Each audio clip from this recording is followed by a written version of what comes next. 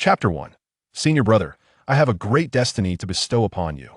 Senior Brother, I have a tremendous destiny to grant you. The Changping sect. Changping sat cross-legged on a soft cushion, appearing to read, yet discreetly glancing at the girl sprawled across his back. The girl's name was Chu Jiaoran. She was the most cherished junior sister of the Changping sect. This moment, Chu Jiaoran lay softly against him, her warm, delicate body melding into his. Her silvery hair cascaded down, and the unique fragrance of her youthful essence wafted tantalizingly to his nose, while the warmth of her breath brushed against his ear. However, Changping was disinclined to indulge in such thoughts. He was instead fixated on a string of pink affection points hovering above Chu Jiaoran's head. Chu Jiaoran affection. 100100 at last. He had finally elevated the affection level to 100. Grateful to the nation, his parents, the nurturing of his teachers, and to the divine entity that propelled him forward. Changping was originally an unremarkable high school student from Huagua, who had just concluded the arduous journey of his senior year. Before he could even enjoy a perm, visit a bar, or indulge in an internet CF, he was whisked away to another world by a dump truck. Upon regaining consciousness, he found himself transformed into the inconspicuous second senior brother of the Changping sect. His qualifications were mediocre, his potential unremarkable, and his talent equally lackluster, in comparison to the other prodigies within the sect. Changping was as ordinary as a character in a novel that could be easily dismissed by the protagonist with a mere flick of a finger. To his chagrin, he had indeed traversed into a novel, specifically an ancient male-oriented harem story titled Peerless Dark Weapon. He could scarcely recall when he had last read this book. All he remembered was that the protagonist was named San Shao. San Shao's life was a whirlwind of fortune, rapidly ascending through realms and amassing numerous consorts. Among them was the junior sister Chu Jiaoran, who was also part of San Shao's harem. And he, Changping, had become Chu Jiaoran's second senior brother. Of all the places to be transported to it had to be a male-oriented harem novel. As if that weren't enough, the protagonist was named San Shao. San Shao was one thing, but the main quest was to conquer the various female leads. The system stipulated that he must successfully court at least one female lead to return to his original world. Upon realizing this task, Changping felt darkness envelop him, nearly collapsing from the weight of despair. He understood then that he had charted a path towards his own demise. The world of cultivation was indeed enticing, but Changping preferred the comfort of his air-conditioned room, savoring the familiar pleasures of reality, in contrast to the harshness of the cultivation world, where life and death hung by a thread. Changping held a clear perception of his identity, a mundane, unremarkable king of laziness. Such ennui led him to indulge in gaming. Whether as a reclusive anime enthusiast or a die-hard goblin, he was more suited to the stability of the real world. Even if the beauties of the cultivation realm were breathtaking, they were not meant for him. In order to return to the reality he cherished, Changping began to subtly court the closest of San Shao's future harem members, Chu Jiaoran. He served her tea, offered assistance, and catered to her every whim, truly embodying the essence of a devoted admirer. After 2.5 years of diligent effort, he had finally achieved Itaday. He had managed to elevate Chu Jiaoran's affection level to 100, a tremendous destiny. Junior sister, what is it that you wish to bestow upon me? Changping's gaze shifted from the affection points above Chu Jiaoran's head to her endearing, soft visage. He chuckled softly. Could it be that the adorable junior sister was about to confess her feelings? Surely, she must harbor feelings for him. After all, he was remarkably handsome, outstanding, and exceptionally endearing. Yet, what could this destiny entail? Junior sister, please don't keep me in suspense. Tell your senior brother. Upon hearing this, Chu Jiaoran drew even closer, her warm breath brushing against the back of Changping's neck. Perhaps it was merely a figment of his imagination, but amidst the sound of her breath, he discerned a faint, almost imperceptible swallowing sound, as if she was struggling to contain some emotion. Senior brother, come a little closer, and I shall tell you, all right? Chu Jiaoran unabashedly pouted, nearly clinging to Changping. Under the adorable assault of her charm, he readily acquiesced. In the dark of night, with clouds shrouding the moon, the Changping sect stood in eerie silence. Two figures traversed the forest, arriving at a secluded stone cave on the back mountain. Junior sister, is this the destiny you wish to bestow upon me? After surveying the cave, he found no rings belonging to ancient sages or mysterious potion vials.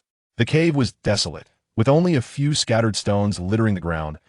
As Changping pondered this, a soft whimper broke the stillness. Turning to look, he beheld Chu Jiaoran, partially concealed by the night, as she tugged at the neckline of her thin garment.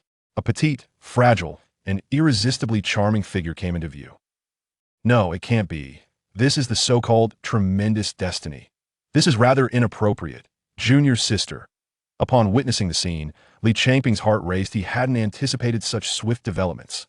Indeed, a devoted admirer reaps the rewards. Senior brother, 2 days ago, I had a duel with the senior sister. My magical prowess is limited, unlike her mastery of swordplay. Yet the senior sister did not intend any harm. It appears my neck was inadvertently grazed by her sword. Senior brother, could you come take a look for me? Grazed? This is serious. How could a delicate beauty sustain an injury? Suppressing his inner turmoil, Li Changping approached Chu Jiaoran, standing at a relatively safe distance to observe her fair and slender neck. Senior brother, you're too tall, you can't see from there. Please crouch down a bit closer so you can see. Junior sister, you brought this upon yourself. There will be no turning back now. Hearing her words, Li Changping stepped closer, bending down to examine her neck. It was clearer from this angle. Standing too far back had obscured the view in the dim light. Her neck was so fair. Her skin appeared flawless. This was the first time he had observed her so closely. How could her skin be so perfect? Truly, she was the rumored beauty, with skin that seemed devoid of pores. Chu Jiaoran's complexion was as luminous as snow, her cheeks round and soft, giving her an utterly adorable appearance, with no trace of imperfections. Drip, drip, a warm substance fell upon the back of Li Changping's neck. Was it water? He reached up to touch it. It was sticky and warm, utterly unlike water that might condense on the cave walls. Rather, it resembled the drool of some monstrous creature dripping from its maw, dripping steadily on the ground, landing upon Li Changping. Chapter 2. Greetings, senior brother. You smell so delightful. Why is there such a sticky, foul-smelling droplet here? Perhaps it is, gurgle, a result of no one visiting for an extended period. Gurgle. Senior brother, come closer and take a look. Gurgle. Upon hearing his junior sister's words, Li Changping smiled helplessly. Indeed, she has a fondness for me. He moved in closer to examine the faint scars on Chu Jiaoran's neck. Squinting his eyes for quite some time, he finally spotted an exceedingly tiny cut. So minuscule, it resembled a scratch from sharp blade, leaving a bloodstain of merely a few millimeters. Junior sister, I've found it. There's no need to worry. The wound is minor and will heal after a few days of ointment application. Danger. How perilous. This wound, if not treated immediately, could lead to complications. After assessing Chu Jiaoran's injury, Li Changping withdrew his gaze, but before he could utter a word, an overwhelming stench invaded his senses. The foul odor eclipsed the fragrance of the young girl. Drip, drip, viscous liquid fell from above, resembling saliva. Something is amiss. At that moment, an alarm rang in Li Changping's mind. There were countless things that felt wrong. The supreme hidden weapon, a book he had read long ago, eluded his memory regarding the storyline. Yet, he distinctly remembered the male protagonist, the third young master, as a double-standard scoundrel. He engaged in pillaging, abducting maidens, and collecting a harem, all while concocting justifications for his actions. One could say he was a historical anomaly. Li Changping recalled previously mocking the narrative. Had he been the female lead, encountering such a man as the third young master, it was likely he would harbor disdain for all men. The sense of peril intensified. Junior sister, Li Changping swallowed hard, his mind racing. He dared not reach out to touch the viscous liquid dripping onto his head and neck, nor did he look upwards. It was late at night. Being alone in a room with a young woman was inappropriate. I must take my leave. A cacophony of indistinct sounds emanated from above, interspersed with gurgling noises that bore no resemblance to human utterances. Unable to suppress his curiosity, Li Changping glanced upward, and what he beheld caused his pupils to constrict in horror, rendering him speechless. The delicate and fragile Chu Jiaoran stood before him, yet her head had transformed into that of a colossal, white centipede. The enormous centipede head was nearly unfathomable in size, its sharp mandibles dripping with viscous liquid. The mandibles opened and closed, producing incomprehensible sounds. Li Changping discerned a few words from the centipede's tone.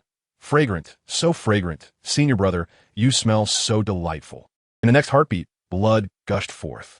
A headless body swayed and then collapsed onto the cold ground. Li Changping's head had been devoured.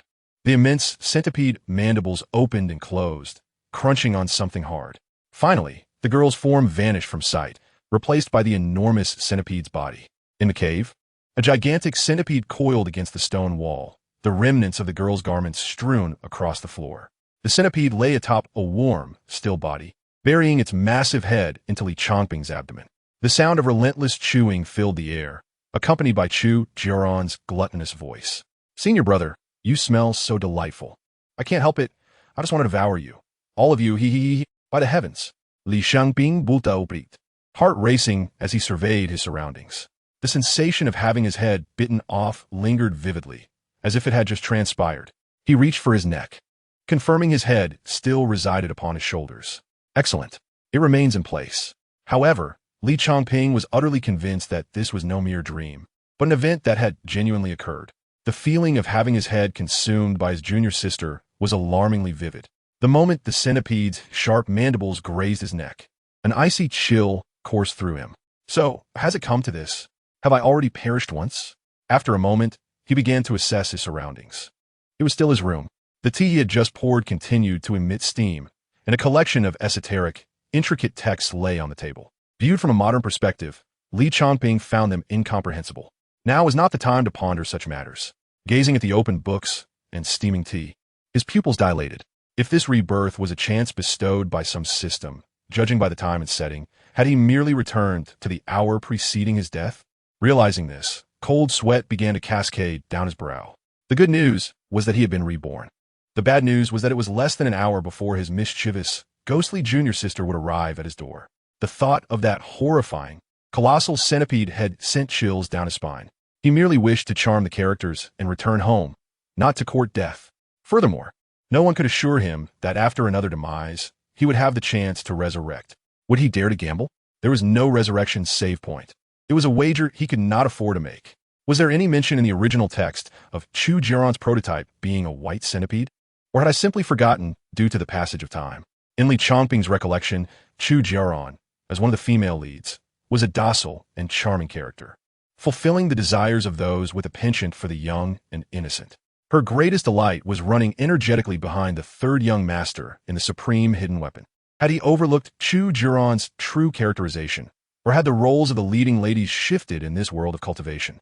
She was about to arrive, and he could not remain here any longer. Recalling the scene of his demise, Li Changping's body stiffened. The first thought that surged in his mind was to flee. Regardless of the circumstances, he must leave this place and not allow Chu Jiaoran to block the door.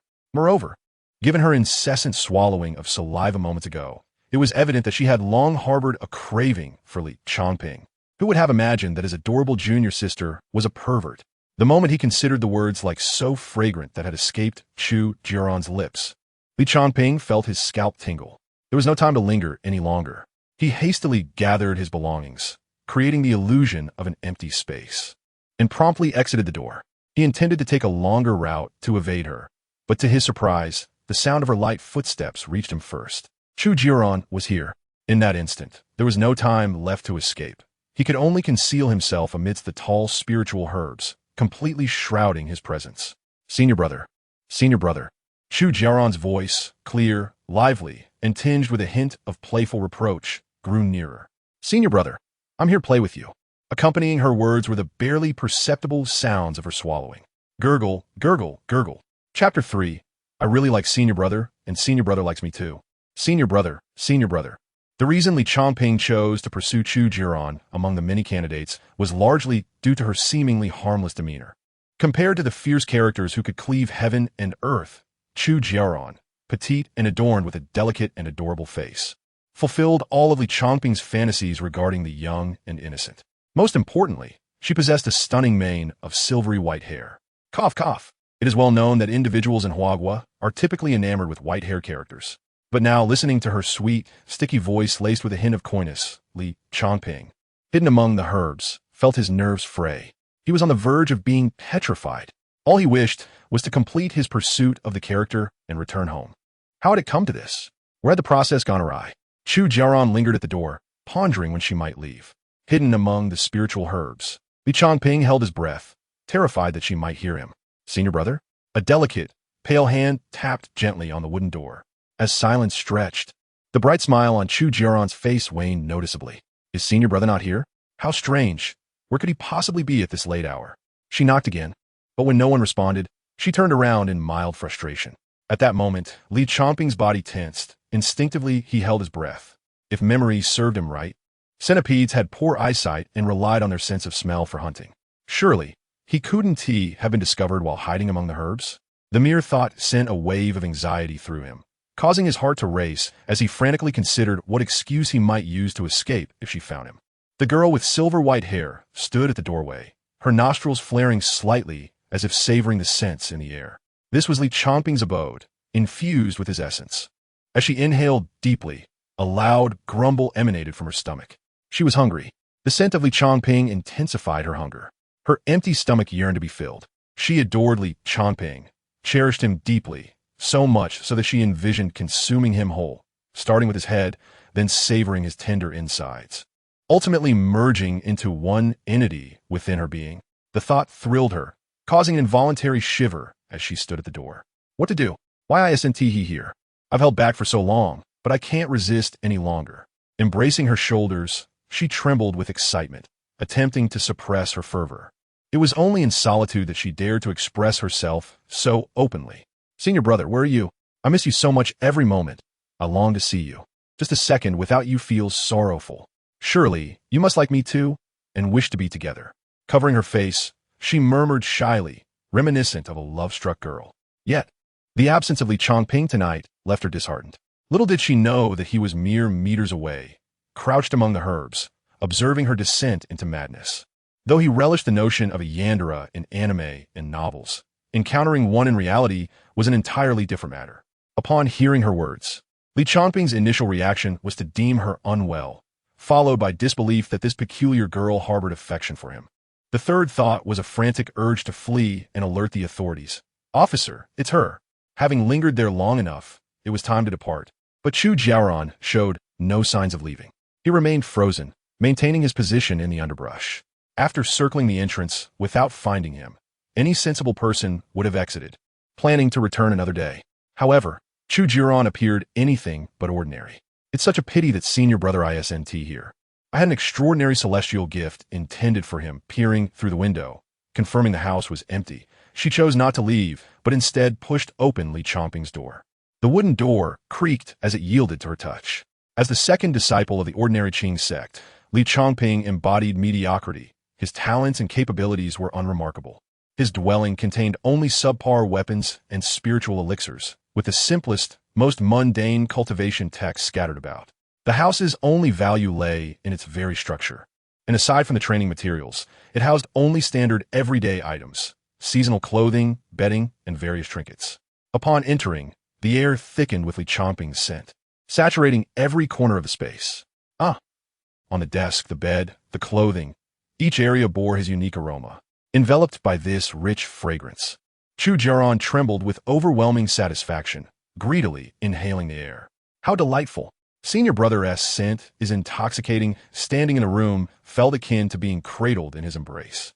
Musing on this, she allowed a soft whimper, shifting her shoulders, feeling a tinge of bashfulness. How she longed to be surrounded by this scent forever, to remain in his company for eternity. From Li Changping's concealed position, he could see her every move within the room. What's she doing in my space? There's nothing of value here. Those meager elixirs and techniques were hardly appealing to someone as gifted as Chu Jiaoran. Why did she linger? Did she intend to wait for his return? As he crouched in the underbrush, Li Changping pondered her intentions. If she truly meant to remain until he returned, it could spell trouble. However, the next moment left him in shock. He watched as Chu Jiaoran approached his bed, effortlessly gathering the neatly folded garments. She clutched the clothes to her chest, burying her face within them, sighing contentedly. Enveloping her face in Li Changping's intimate apparel, she experienced an indescribable satisfaction. This sensation, wrapped in his essence, felt as though she were embracing him tightly. Her face buried in the fabric, she inhaled greedily, her cool nostrils flaring. Soon, the scent began to fade as if she had absorbed it all. Reluctantly, she pulled her face away, her gaze dreamy as she turned to the clothing on the bed. Witnessing this, Li Changping felt a chill run down his spine. No wonder, after raising her affection towards him, she always seemed to cling to him. The moment he let his guard down, she would attach herself like an unyielding adhesive. At that time, he found the sensation delightful. Her petite, delicate form against him was a joy beyond words. But now, recalling those moments, he felt a deep sense of dread.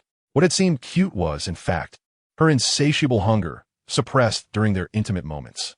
Until that threshold of affection reached its peak, Her hidden appetite had finally erupted. Li Changping couldn't help but marvel at his own survival alongside such a terrifying presence. He felt an urge to commend himself for enduring so long, a feat worthy of inclusion in any resume. The more he reflected, the colder his heart became, remaining motionless in the underbrush, as if he were a character narrowly escaping a perilous encounter. The fully revived enemy roamed anxiously outside the grass, searching for its own. Excitement coursed through him as he crouched quietly in the underbrush, his breathing slowed, silently observing the movements of Chu Jiaoran. The bed was devoid of anything but his own bedding and clothing. Yet, the moment he caught sight of the object in Chu Jiaoran's hand, even in such a perilous situation, Li Changping felt a flush of embarrassment creep across his face. In her delicate, fair hand, Chu Jiaoran clutched not mere ordinary garments, but rather Li Changping's undergarment, his intimate attire. This white piece of clothing was what he usually wore while sleeping, undeniably one of his most personal belongings. Now, with one hand grasping his undergarment, she inhaled deeply, the scent overwhelming her senses. The unmistakable fragrance of her senior brother lingered on it, far surpassing that of any other item of clothing. This intoxicating aroma heightened her senses, amplifying her hunger. If Li Changping were to suddenly appear before her, Chu Jiaoran fancied she would not even pretend. She would likely sink her teeth into his neck, savoring his essence. She buried her face into the fabric once more, inhaling deeply, feeling the potent scent of her senior brother envelop her. When she finally lifted her head, her cheeks were flushed, a rosy hue adorning her otherwise pale visage, creating an eerie contrast in the night. Clutching the garment tightly, her affection for it bordered on obsession, as if she were on the brink of pressing her lips to it, rubbing her delicate face against the fabric. The gnawing hunger within her was becoming unbearable. Why hadn't her senior brother returned yet? It was late at night. Where could he possibly be? Initially, she had intended to wait silently for Li Changping's return, but the intense pangs of hunger left her feeling unsettled. She raised her small, palm-sized face in frustration toward the outside, anxiously scanning for any sign of him. Gradually, her impatience grew, fueled by both her ravenous hunger and a burgeoning suspicion regarding Li Changping. In the stillness of the night, the Changping sect was not like others with numerous disciples. It was a sect that valued quality over quantity. Although it had few disciples, each was a paragon that would incite envy in any other sect. The 3 disciples, personally trained by the sect leader, were the pinnacle of excellence, with the second senior brother Li Changping being an unremarkable figure who occupied the coveted position despite his average talents, a source of envy among ordinary disciples. Where could her senior brother be? The hunger gnawing at her insides led Chu Jiaoran to entertain thoughts of Li Changping's whereabouts. Was he secretly seeking out someone else? A disciple from the outer sect? Or perhaps the senior sister? How could he betray her trust? Hadn't they promised to be devoted to each other for life? As she clutched Li Changping's clothing, her suspicions escalated. Within a mere minute, her thoughts shifted from assuming he was merely occupied outside to believing he was clandestinely meeting someone else. The expression on her face transformed abruptly from one of satisfaction to one of discontent, her delicate features etched with gloom. Her white eyelashes fluttered like delicate butterflies, her eyes gleaming with a chilling intensity. Setting down the garment, a sudden thought struck her. She tidied the bedding and closed the door behind her, ensuring it appeared as though no one had ever been there. After securing the door, she cast a contemplative glance at the spirit herbs at the entrance, blinking in disbelief as she thought she had seen something amiss before departing. She was ravenously hungry, and perhaps she should find something to eat first before searching for her senior brother. Meanwhile, Li Changping remained crouched in the grass, scarcely daring to breathe. The moment Chu Jiaoran had glanced in his direction, he had frozen in place, desperately striving to diminish his presence. Once she had left, he released a sigh of relief, feeling as though he had aged a lifetime in the short span of half an hour. Wiping the cold sweat from his brow, a mixture of fear and apprehension flooded his mind. If he were to encounter Chu Jiaoran again, he feared she would consume him. Li Changping had no desire to perish. He yearned to complete his mission and return to his world, to experience the joys of life once more. He needed to find a powerful ally, someone more formidable and reliable than Chu Jiaoran. Relying solely on his own talents and abilities in the face of his junior sister could only lead to his demise. 2 potential allies flashed through his mind, the esteemed senior sister Jian Wuxiu and the sect leader Yan Qinyu. The options before him were stark, either Yan Qinyu or Jian Wuxiu, both formidable figures in their own right. Li Changping recalled his initial arrival in this world, standing in the square, gazing up at Yin Chenyu, who hovered gracefully in mid-air. Adorned in a flowing purple gown, her presence ethereal and captivating. Even with a veil obscuring her features, her beauty was undeniable, embodying the essence of her name, stunning enough to enchant even the most stoic of hearts. That moment, as he stood in the square alongside other disciples, seemed almost like a dream. He felt a fleeting connection with Yin Chenyu, her enchanting gaze momentarily capturing his attention before she swiftly turned away. Following that encounter, he found himself inexplicably designated as the second senior brother of the Changping sect, though he seldom crossed paths with Yin Chenyu, making their relationship quite distant. As for Jian Wuxiu, she was a heavyweight in her own right, rumored to possess an innate affinity for swordsmanship, her talents unparalleled. Li Changping could count on one hand number of times he had seen her, with the most recent being during a grand competition where she effortlessly dispatched her opponent. Her demeanor cold and unyielding, earning her the moniker of a battlefield butcher. Both figures loomed large in his thoughts, and the prospect of choosing between them felt daunting. After a moment of contemplation, he decided that Yin Chenyu seemed the more reliable option. Considering the formidable titles associated with Jian Wuxiu, he quickly set that choice aside. Once he was certain Chu Jiaoran had departed, he made his way toward Yin Chenyu's residence, the Winiange, eager to align himself with a powerful ally. As he traversed the path to Winiange, he noticed several outer sect disciples adorned in fine garments. What would they possibly be doing at Winiange at this hour? Could it be that Yin Chenyu was meeting with them? Upon encountering Li Changping, they greeted him respectfully, inquiring if he too was on his way to see the sect leader. Encouraged by the thought of companionship, Li Changping readily accepted their offer to accompany them up the mountain path leading to Winiange, where they would face the treacherous terrain of the towering peaks. If ordinary folk were to attempt the climb, it would likely take them the entire night. However, among them were cultivators, and even the least skilled, Li Changping, had reached the 4th level of qi refinement, his physique vastly superior to that of an ordinary person. Junior brother, are you really going to the Asking Heaven Pavilion at this hour? Li Changping inquired, walking alongside a group of delivery disciples. To his surprise, the outer disciples merely chuckled, casting him glances filled with an understanding he could not grasp. You truly don't comprehend? One remarked, Brother, I thought you were the most knowledgeable among us. Is there a riddle master among us? Li Changping mused, recalling the riddle master from his past gaming experiences. Is it truly so difficult to clarify your words? As they conversed, the group arrived at the entrance of the Asking Heaven Pavilion. The grand hall, perched atop the mountain, was shrouded in layers of mist, appearing both ethereal and elusive. Yin Chenyu, who cherished tranquility, noted with surprise that the vast pavilion was devoid of attending disciples. Standing at the entrance alongside the outer disciples, Li Changping witnessed the grand jade door swing open automatically, an indication of Yin Chenyu's tacit approval for their entry. The outer disciples gestured for Li Changping, the second senior brother, to proceed first, with the others following closely behind. Inside the silent pavilion, the only sounds were the soft footsteps of the few individuals. They traversed the winding corridors and crossed the floating white jade bridge, occasionally catching glimpses of celestial cranes gliding by. Yet, Li Changping remained unfazed by the enchanting scenery around him.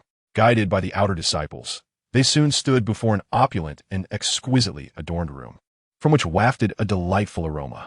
The soothing fragrance was intoxicating, compelling every outer disciple who caught a whiff to kneel respectfully outside the door. What was happening here? This was Li Changping's first visit to seek out Yin Chenyu at the Changping sect. After their initial encounter, he had harbored a sense of reverence, keeping his distance from the master of the peerless hidden weapons. He had devoted his attention to courting his junior sister, Chu Jiaoran. Now, mimicking the others, he knelt at the entrance, his mind racing with thoughts on how to justify lingering near Yin Chenyu, or perhaps being assigned to the elder sister, Jian Wuxiu. As Li Changping pondered, a wondrous purple light orb descended beside him. Upon seeing it, the other outer disciples exhibited expressions of envy, glaring at Li Changping with a hint of jealousy. Congratulations, Brother Li. Congratulations. What does this light orb signify? He wondered. Just then, the door to the room quietly opened, seemingly inviting him inside. Glancing back at the outer disciples, he noted their barely concealed envy. Congratulations, brother, on gaining the favor of the sect leader. Your cultivation must be advancing significantly. Advancing significantly? So you all snuck out in the dead of night to seek Yin Chenyu's attention, hoping for special treatment? Li Changping shot a sheepish glance at the group. Clearing his throat, he maintained the demeanor expected of the second senior brother as he stepped through the open door. After all this secrecy, it was merely about seeking special treatment? He had initially thought Yin Xinyu was engaged in some bizarre endeavor at this hour. Stealing himself. He entered the room. Truly, this was the abode of Yin Xinyu, the sect leader of Changping, far surpassing his humble thatched cottage. Li Changping marveled at the array of rare treasures adorning the room. If only he had initially sought to ingratiate himself with Yin Xinyu. He could have amassed enough heavenly materials to forge a golden core. Enough daydreaming. With his fanciful thoughts set aside, Li Changping raised his gaze forward.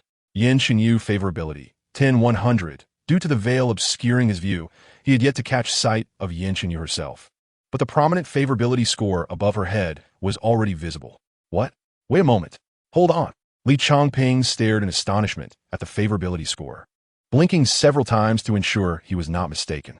As the second senior brother of Changping's sect, it was inconceivable that with his ordinary qualifications, he could have achieved only this level of favorability. Even during his first encounter with Chu Jiaoran, he had been regarded as a complete stranger.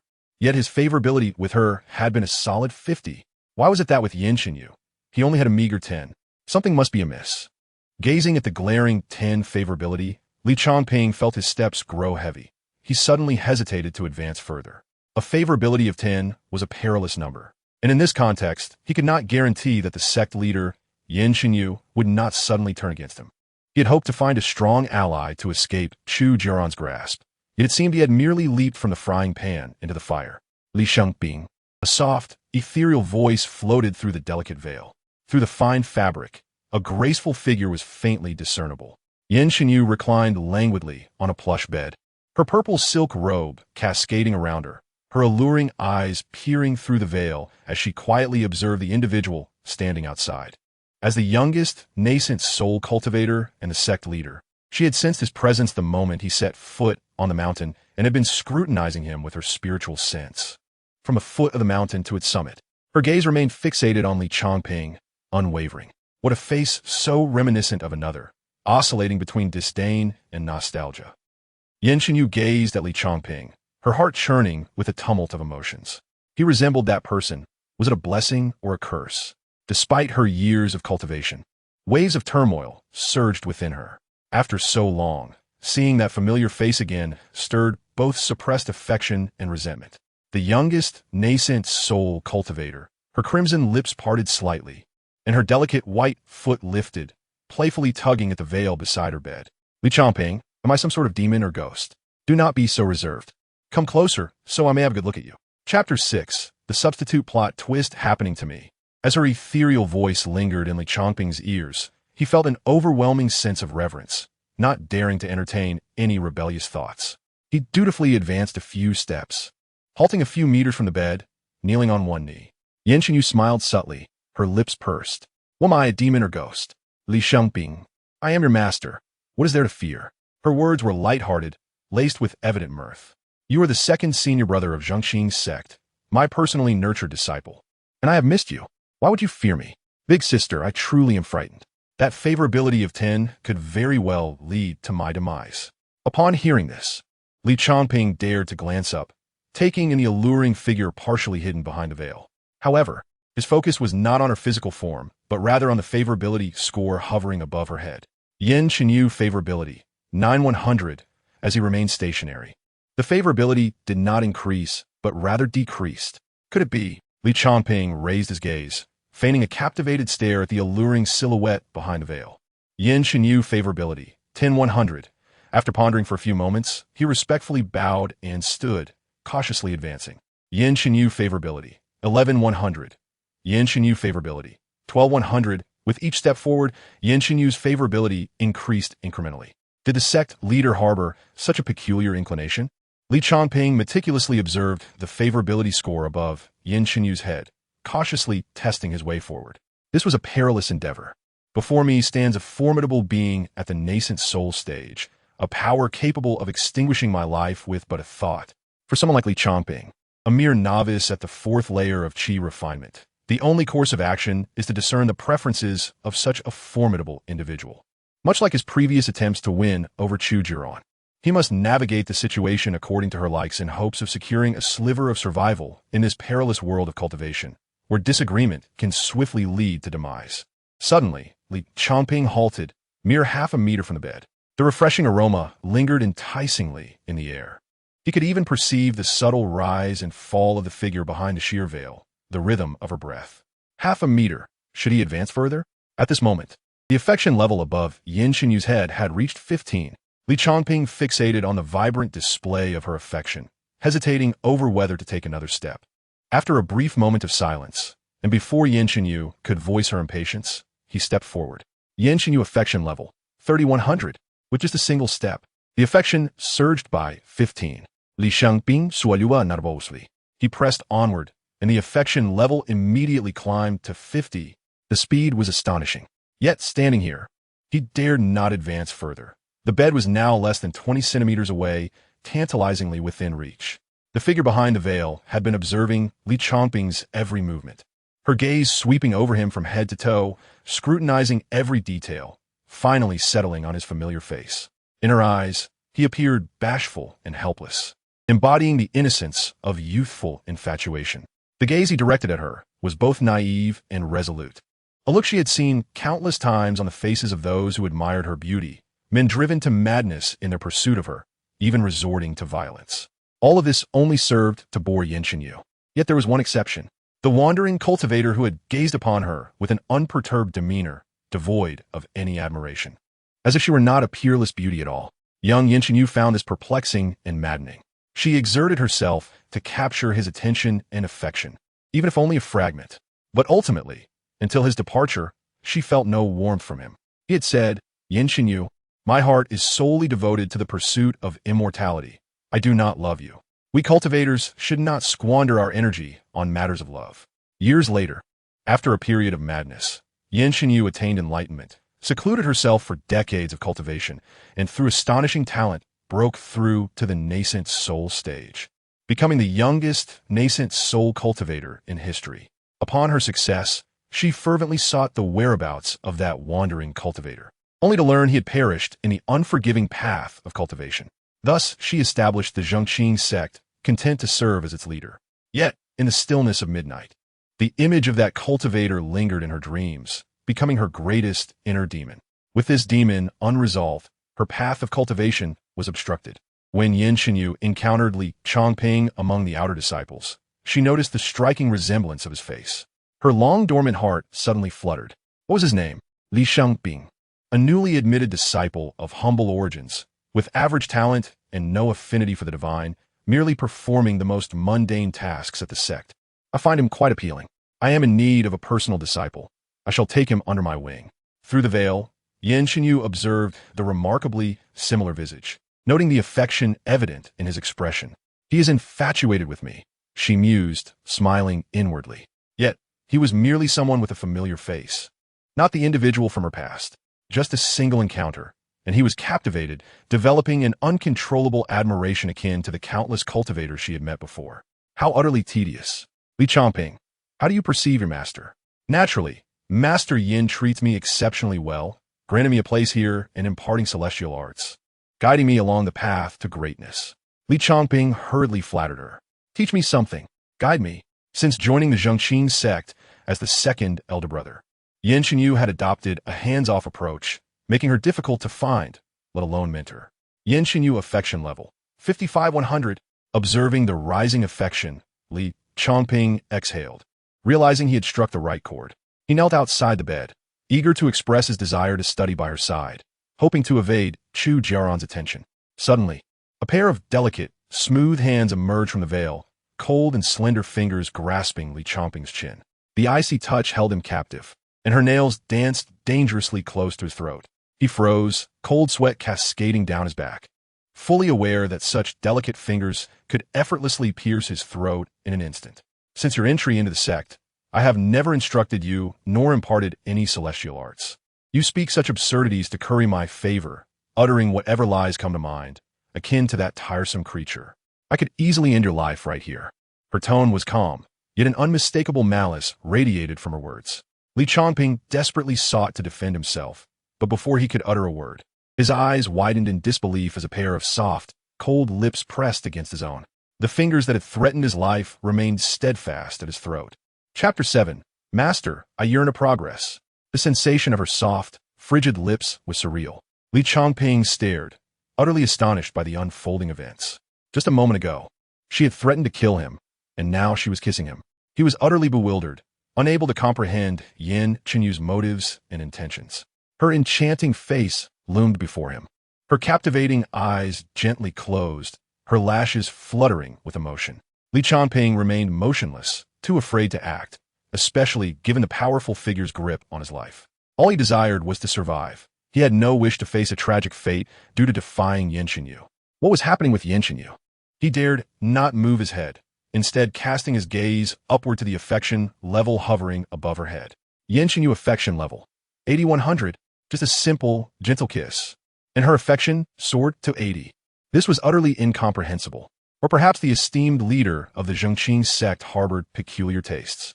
As he pondered, he noticed her lashes quiver slightly, a clear sign that she might soon open her eyes. Hastily, he shut his own. He responded to her icy kiss with tentative and cautious reciprocation. In the chamber, Yan Qinyu grasped Li Changping's chin, compelling him to tilt his head to meet her soft lips. The youngest nascent soul powerhouse gradually opened her eyes, gazing upon the strikingly familiar face before her. In her eyes, the youthful visage appeared innocent and naive, attempting to respond to the cold kiss that lacked warmth. A flicker of mockery and scorn crossed Yan Qinyu's expression. The figure before her overlapped with memories from a millennium ago. Did we not vow to dedicate ourselves to our cultivation? Who would have thought I would witness you in such a passionate state? She mused, recalling how he had feigned indifference to beauty in the past. Yan Qinyu relished this moment, not hastily withdrawing the kiss. She felt no emotional connection, yet her captivating eyes scrutinized Li Changping's face, capturing every subtle change in his expression. Upon closer inspection, she realized that while Li Changping's features bore a resemblance to another, they were ultimately distinct. However, as she gazed upon him, she was irresistibly drawn to project her past onto him, finding satisfaction in his evident emotions. After a prolonged kiss, Yan Qinyu abruptly seized Li Changping by the neck, pulling him away from her. Their lips parted, the fleeting warmth dissipating, leaving a faint residual heat. Yan Qinyu regarded Li Changping's familiar face with an amused smile, her soft lips curling upward. It seems that Li Changping is quite captivated by the expression on my face at this moment. Indeed, he is enchanted by my beauty, lost in my countenance. Merely gazing at me brings him joy. Yet, was he not the one who despised me the most? The one who abhorred displaying emotions in my presence. But here he is, with a face reminiscent of his own from centuries past, wearing the very expressions he loathes: flattery, admiration, longing. As she observes the expression on Li Changping's face, Yan Qinyu is suddenly overwhelmed by immense delight. She beckons him closer with a playful curl of her finger. How absurd!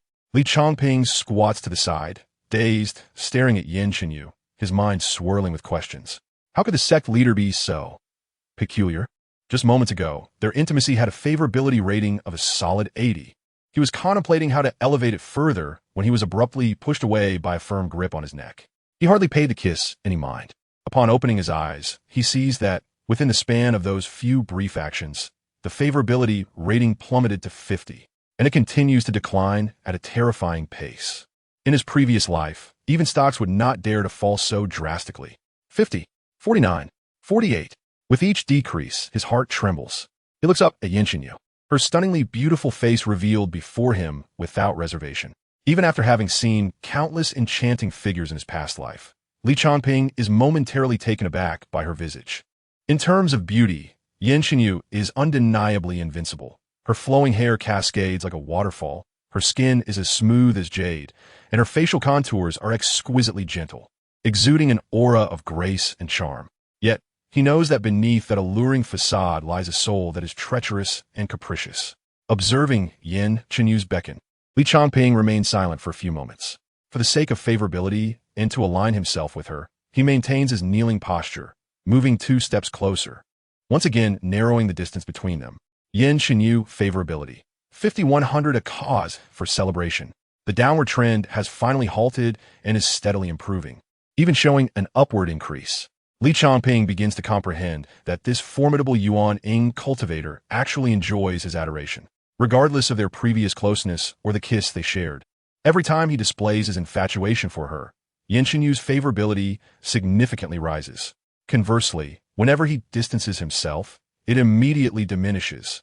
It can be said that Yan Qinyu's favorability fluctuates in a relentless cycle of increase and decrease, making her a challenging enigma to decipher. You are quite obedient. Even more so than I had anticipated, she observes coldly, her eyes fixed on Li Changping's movements, offering her praise with a sense of satisfaction, especially as he inches closer while kneeling. A peculiar emotion stirs within her heart, causing her heartbeat to quicken. Yan Qinyu, despise men who speak sweet nothings. Regardless of your identity, utter one more falsehood, and I shall unhesitatingly tear your lips apart. Understand? The words of the sect leader are etched firmly in her mind. Upon hearing Li Changping's response, Yan Qinyu shifts her posture with keen interest. Her fair hand emerges from the folds of her garment, mercilessly gripping his face. I shall inquire once more, why, in the dead of night, are you not in your cave abode, but instead seeking me in the Tian pavilion? Feeling her sharp nails graze his cheek, cold and piercing, as if they could puncture his flesh at any moment. Li Changping glances at the fluctuating favorability rating above her head and suddenly resolves to take a bold step. He gently clasps her soft, smooth hand, placing a tender kiss upon her knuckles, responding with a tone of profound reverence and infatuation. Master, I yearn to progress so dearly. Yan Qinyu favorability, 99-100. Chapter 8. Do you truly believe I would hesitate to end your life? Master, I yearn to progress so dearly. As the words leave his lips, the room is enveloped in silence, save for their breaths and eerie stillness. Upon realizing that her foot is being held in his grasp, Yan Qinyu is momentarily taken aback. She never anticipated that Li Changping would act in such a manner. When she had placed her foot upon his face, her intention was to humiliate him. It seemed as though she was stepping on Li Changping, yet in truth, she was trampling the face of a cultivator. She had planned to press her foot down hard, relishing the sight of his similar face contorting under the pressure. Although she appeared gentle and refined, her soul was exceedingly malicious. The mere thought of him enduring humiliation brought her a sense of satisfaction. Yet beyond that satisfaction, there simmered an indescribable yearning and stirring within her. More than witnessing his degradation, Yan Qinyu craved to see the admiration and fascination in his eyes. This gentle kiss from Li Changping shattered her defenses, leaving her momentarily dazed, as if transported back centuries. Yan Qinyu, I have never harbored feelings for you. My sole pursuit has always been the quest for immortality. Yan Qinyu, you possess an enviable talent, yet you are perpetually ensnared by love, unable to extricate yourself. This is your greatest weakness. The cold, aloof face from centuries past merges with the visage of Li Changping before her. Staring blankly at Li Changping, Yan Qinyu involuntarily parts her lips, whispering a sound only she can hear, but I, simply like you. In the next moment, she abruptly awakens from her reverie, casting a furious glance at Li Changping. A faint blush rapidly blooms upon her stunning face. Damn it, after years of arduous cultivation, how could I be deceived by such trivialities? Yan Qinyu strives to calm her racing heart, regulating her breath and emotions. After all, her Yuan-Ing cultivation remains intact. As she continues to adjust her emotions, the tumult within her subsides, revealing a glint of murderous intent in her gaze directed at Li Changping.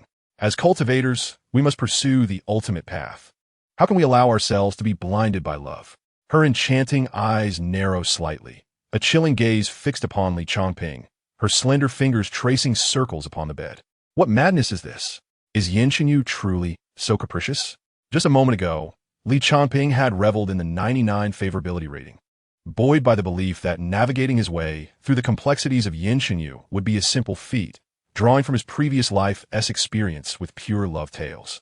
He had thought he was secure, with Yan Qinyu as his formidable ally. Forget about the little junior sister. Even if Jin Wuxiu were to arrive, he would respectfully address him as senior brother. He could stride confidently through the Changping sect.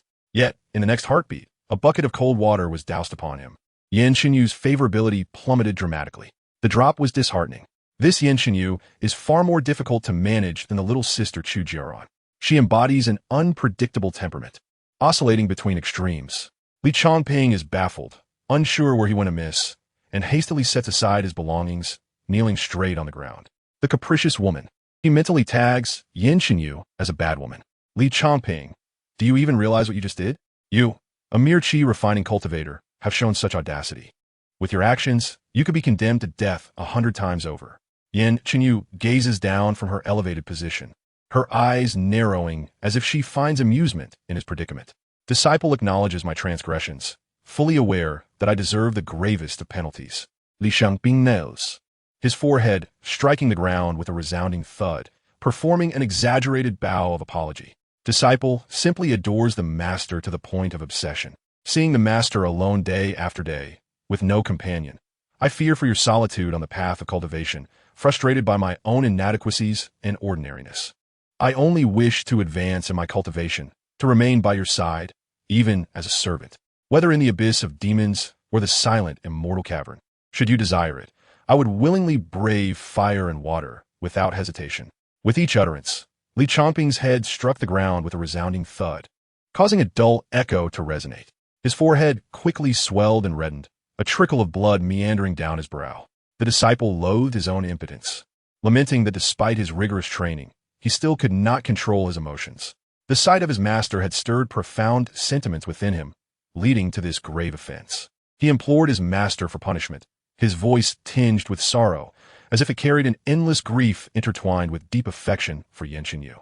His words trembled with emotion. Each impact against the ground produced a muffled sound, and the wound on his forehead widened, blossoming into a vivid crimson. Yin Xinyu, perched upon her bed, regarded Li Changping from a position of superiority. At first, she felt a tinge of disdain upon witnessing his kneeling submission. After years of cultivation, she had encountered countless suitors, and had seen every conceivable tactic. Did he think to evoke her sympathy through such a pitiful display to escape punishment? How foolish! A chilling glint flickered in her eyes as her fingers impatiently tapped against the bed. Yet, when Li Changping's forehead struck the floor with a heavy thud, her heart skipped a beat. The room was adorned with floors made of ancient spiritual wood, a carefully constructed sanctuary to enhance cultivation speed. Yet, this wood was remarkably resilient, even more so than a spiritual sword or artifact. Upon seeing the blood trickling from Li Changping's forehead, her breath became slightly erratic. The first thought that crossed her mind was the irrational wish for him not to be harmed. Unconsciously, her grip tightened on the soft bedding. Maintaining her icy composure, she continued to gaze at him with a cold expression, though her resolve began to waver. You shall not deceive me. You shall not use these tactics to manipulate my compassion. Yet, Li Changping's words fell like raindrops into a river, creating ripples that echoed through her heart. Listening to him, particularly the tremor in his voice, stirred something within her. Damn that man. He must not be allowed to remain. She reminded herself relentlessly to uphold her convictions. Only through ascension can one attain the true path, the ultimate dream coveted by all cultivators. All else is mere illusion. A monumental hindrance. A pool of red blood seeped onto the wooden floor. Li Changping raised his head, disregarding the blood that dripped into his eyes, gazing at Yin Xinyu with a look of enduring resignation, as if he had accepted his grim fate. He understood the gravity of his sins. His master had elevated him to the position of second disciple, intending him to serve as a beacon for the Changping sect. Yet, he felt he had squandered her expectations due to his lack of talent. Master, please do what you must. Did he truly believe he lacked the courage to end her life? An unseen force tightened around Li Changping's throat. Yin Xinyu's expression remained as frigid as frost as she fixed her gaze upon him, her soft lips uttering chilling words. She narrowed her eyes, and the invisible grip around his neck tightened, as if to strangle him. Chapter 9. Did you not expect this? I have studied enough melodramatic tales. Li Changping felt the air in his lungs being slowly siphoned away. His throat felt as if it might burst. First, it was Chu Jiaoran, and now Yin Xinyu. Why did all the intended targets in this scenario wish to take his life? Especially Yin Xinyu, whose mood swung like a pendulum, her favor fluctuating more wildly than a report card. The air grew increasingly thin, and he could not help but gasp, blood from his forehead dripping into his mouth, leaving a metallic taste. Suddenly, the pressure on his throat dissipated. Was it the final gambit of verbal prowess? His extensive exposure to anime had not been in vain. He had mastered the strongest technique, verbal escape. Just as he gained a moment to catch his breath, a powerful force hurled him backward, crashing him against a pillar. The impact felt as if his very insides had shifted. This sensation was exhilarating, Colliding with the pillar, he rolled once, twice, and as he came to a stop, he found himself even closer to Yan Shenyu, his state appearing even more disheveled, blood trickling from the corner of his mouth. Ridiculous. In his past life, he had indulged in both anime and melodramatic dramas. Struggling to rise, Li Changping gazed up at Yan Shenyu with a heartfelt expression. Upon witnessing the tremor in her pupils, he felt a wave of relief wash over him. Master, since you no longer wish to see your disciple, I, burdened with the shame of being the second disciple of the Changping sect, shall willingly accept my fate. He bowed his head, clasping his hands before her, then summoned all his spiritual energy, signaling an impending self-detonation.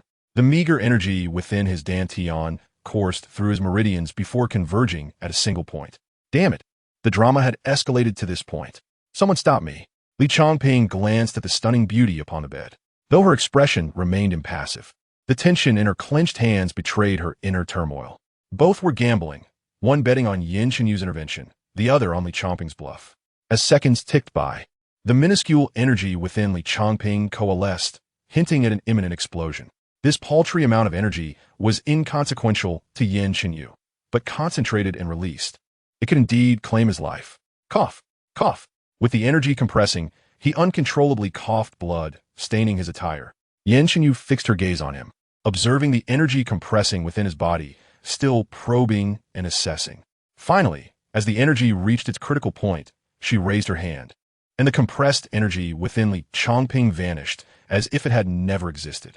Well then, having acknowledged your error, I shall refrain from punishing you. Yan Shenyu's slender fingers returned to the bed, her voice remaining flat. Yet, upon closer inspection, one could see her fingers trembled slightly. The energy had nearly reached its breaking point.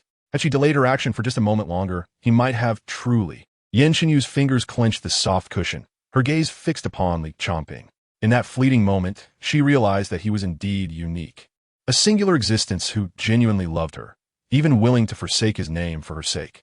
Yan Shenyu was not heartless. She was merely capricious and emotionally volatile. Li Changping, do you wish to remain by my side and receive my guidance? Master, your disciple humbly requests your consent. I often seclude myself for cultivation and cannot provide you with the guidance you deserve in your own path. Yan Shenyu spoke softly, her expression revealing a tenderness she herself had not recognized. Your current cultivation is rather feeble. Having joined the Changping sect for 2.5 years, you have only managed to reach the 4th level of qi refinement. Yan Shenyu pondered for a moment, reluctant to entrust Li Changping to the external sect's guidance. A suitable candidate emerged in her mind. Although Jian Wuxiu appeared aloof, she treated others remarkably well, and she had attained the Golden Core realm at a tender age, surpassing even my own accomplishment from years past. By following her, you are certain to make significant progress on your cultivation journey. Having spoken, Yan Shenyu dismissed any further words from Li Changping with a graceful wave of her hand, an invisible force whisking him away from the chamber. Today, I sense a loosening of the bottleneck that has troubled me for years. I shall enter seclusion for 3 months. During this period, no one is permitted to disturb me. The wooden door of the chamber swung open automatically, depositing Li Changping onto the ground. He lifted his gaze, peering through the nearly closed door at the enchanting figure upon the bed. A light, airy voice drifted from within. Your actions today have damaged your meridians. Come to me 3 months hence, and I shall assist you in mending them. Chapter 10. Overwhelming affection to the negative extreme, oh dear. The occupant within seemed exceedingly irate, and the ornate wooden door slammed shut with a resounding thud. Li Changping, sprawled on the ground, maintained a rather disheveled posture as he waited in silence for a moment. Once assured that no further sounds emanated from within, he gradually rose to his feet. Senior brother, senior brother. As he stood, a series of astonished exclamations rang out from behind him. Isn't that our comrade? Upon hearing the voices, Li Changping turned, trembling, to find a row of junior disciples kneeling in unison behind him. It dawned on him that all this time, they had remained nearby, oblivious to the unfolding events. How could they not have uttered a single word? Did that mean they overheard everything that transpired inside? This was nothing short of an egregious social faux pas. Clearing his throat, Li Changping wiped the blood from the corner of his mouth and steadied himself against a pillar. Regardless of the circumstances, he was still the second senior brother of the Changping sect. He had to maintain a semblance of dignity. Senior brother, I heard quite the commotion from within. A particularly astute external disciple ventured, voicing his curiosity. Senior brother, your complexion appears flushed, and there are bloodstains on your garments. Did something transpire with the sect leader? Another disciple chimed in, excitement evident in their voice. Congratulations, senior brother. We are all exceedingly envious of your favor from the sect leader. Not only that, but I also perceived rhythmic sounds. It was truly mysterious. One disciple gazed at Li Changping with eyes brimming with envy, as if the emotion were palpable. Ahem, ahem, Li Changping stammered. Nothing of the sort occurred. Why does it sound as if something did? His ears turned crimson, and he feigned a cough, about to explain. Surely, the sect leader's guidance was stringent, yet the senior brother remained undaunted. If it were me, I would not dare to meet with the sect leader alone. Indeed, I too would not dare. The last time the sect leader summoned us, it was under the pretense of offering guidance. Yet the moment we began, she erupted in fury. The insights provided by the sect leader were undeniably valuable, but the experience was terrifying. I nearly thought she would strike me down. The group distanced themselves from the Wenyang pavilion, engaging in lively discussion. Isn't that our comrade, Li Changping Mubat? It turned out they had indeed come specifically for this purpose. To those unfamiliar with Yan Chenyu, she was often praised for her gentle and virtuous demeanor. However, those who knew her well understood her capricious nature. One moment she could be smiling, and the next, her demeanor would shift drastically. On occasions when her spirits were high, she would personally select a few disciples to receive her guidance. Clearly, this group of external disciples were the unfortunate, rather fortunate, ones chosen this time. As they reached the foot of the mountain, they prepared to part ways. Several external disciples headed toward a different path. Just before leaving, one recalled something and turned back to call out to Li Changping. Second senior brother, I nearly forgot. On our way to the Wenyang pavilion, we encountered third senior sister. She inquired about you, seeming to look for you. Chu Jiaoran is searching for me. Li Changping halted in his tracks. All right, I understand. I may enter seclusion for a while. If you happen to see the junior sister, please convey my regards. He had originally intended to return to the mountain to gather some belongings, but was now hastily making his way to Jian Wuxiu's location. Yet now, he dared not return home. Who could guarantee that Chu Jiaoran would not be waiting for him at his doorstep? This was far too frightening, more terrifying than any horror film from his previous life. The most alarming part was that Yan Chenyu had so nonchalantly declared her seclusion, forbidding anyone from disturbing her for 3 months. Li Changping stood at the fork in the path, torn with indecision. The image of the enormous, all-white centipede and the incessantly dripping saliva haunted his mind. Resolutely, he turned towards Jian Wuxiu's mountain, determined as if enlisting for military service. Thus far, my interactions with Jian Wuxiu have been minimal, and my impressions of her are solely derived from the texts. As he walked along the path, Li Changping mused over Jian Wuxiu's basic profile. The book Peerless Dark Weapons had been read long ago, and most of its events had faded from memory. Jian Wuxiu, as a character with scant appearances, left little impression on Li Changping. The peak where Jian Wuxiu resided, known as Wanjian Cliff, was the second highest among all peaks, but also the most perilous. The stone steps leading to the summit were lined with innumerable sharp sword energies. It seemed unintentional, as if affected by scattered sword chi. Along the way, the sparse trees frequently bore signs of having been cleaved in two, obstructing the path. At this time, dawn was breaking, and the first rays of sunlight spilled across the horizon. As Li Changping reached the mountaintop, he caught sight of a figure clad in a dark robe standing amidst the sea of clouds. Her ink-black hair, bound with a crimson ribbon, danced freely in the wind. Jian Wuxiu stood poised atop a sword, her hands weaving intricate motions, causing the sword chi surrounding her to ripple. She leaped into the air, diving downwards, as the surrounding sword chi surged outward, launching an attack in all directions. For a moment, it seemed as if a rain of swords fell from the sky. Li Changping gazed upward at the fierce sword rain descending upon him, suddenly comprehending the origins of the traces and broken trees along the path. To his dismay, he realized the more dire situation at hand. The fierce sword chi was sweeping over a wide area, and he stood directly in its path. This was Jian Wuxiu's sword chi, wielded by a golden core cultivator. For someone at the mere 4th level of chi refinement like himself, it was laughable to think he could evade it. After all, there was no escaping it. The razor-sharp sword chi brushed past him, creating a cacophony of sounds as it struck the ground, leaving a gaping hole several meters deep.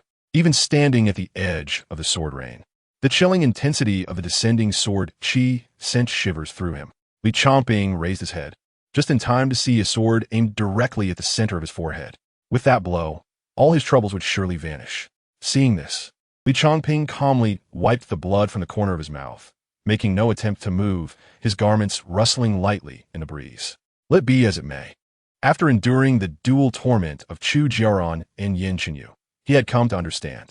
The protagonists in this tale often exhibited a penchant for extreme measures, willing to put others in peril at a moment's whim. Li Changping resolutely remained in place, not because he wished to court death, but because he understood that if Jian Wuxiu desired his demise, not even 10 individuals could save him. The sharp sword chi descended from the heavens, mere meters from Li Changping's head. A deafening buzz filled his ears, just as the sword tip was less than half a meter away. It inexplicably twisted in a peculiar arc, embedding itself into a nearby mountain peak. Li Changping beheld Jian Wuxiu, who descended with a sword of deep obsidian hue. Its brilliance subdued, landing a dozen meters away from him. She did not turn around, facing away from Li Changping, her impatience palpable in her tone. In the span of 3 breaths, she departed from Wanjian Cliff. Her few words and fierce demeanor perfectly aligned with her character. She raised her gaze towards Jian Wuxiu, the blood-red affection indicator above her head signifying extreme danger.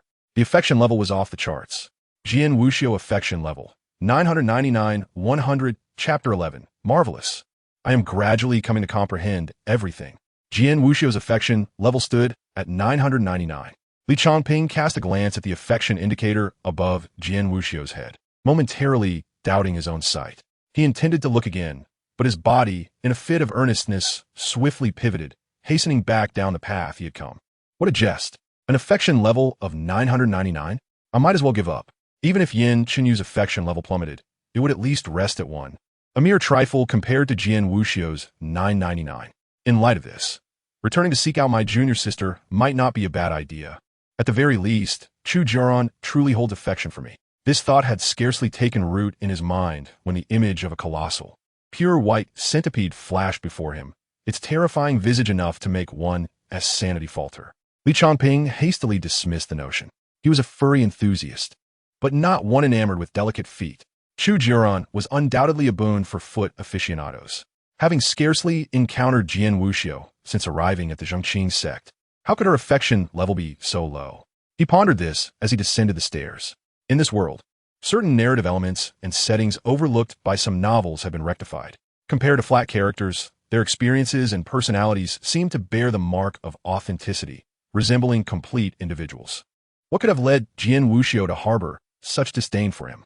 Upon reaching the foot of the mountain, he found Yin Chenyu in seclusion, and he was temporarily unable to return to his own peak. He could only sit upon the ground, contemplating his next course of action. As he mused, a trembling male disciple from the inner sect approached, clutching something in his arms, his unwillingness evident. Fear was written all over his face. As senior brother, upon spotting Li Changping seated on the stone steps, the inner disciple seemed to find a glimmer of hope, hastening to his side with a sycophantic smile. It was said that this mediocre, seemingly useless senior brother was quite easy to converse with. Senior brother, could you do me a favor? Pray, tell me what it is. There is a document that needs to be delivered to the senior sister from Lingbage. Unfortunately, there are no female disciples on duty today, so I was sent. Senior brother, as you know, the senior sister abhors the sight of males. She never greets us with a pleasant countenance. The last time I accidentally bumped into her, the look she gave me haunted my dreams for half a year. The inner disciple lamented, his face a mask of despair, and tears nearly spilling from his eyes, revealing the deep shadow Jian Wuxiu cast over him. Senior brother, I beg you, please help me. I truly cannot bear to face the senior sister. As he spoke, the inner disciple fell to his knees before Li Changping. All right, I see what you're doing. However, is it true that Jian Wuxiu harbors such animosity towards men?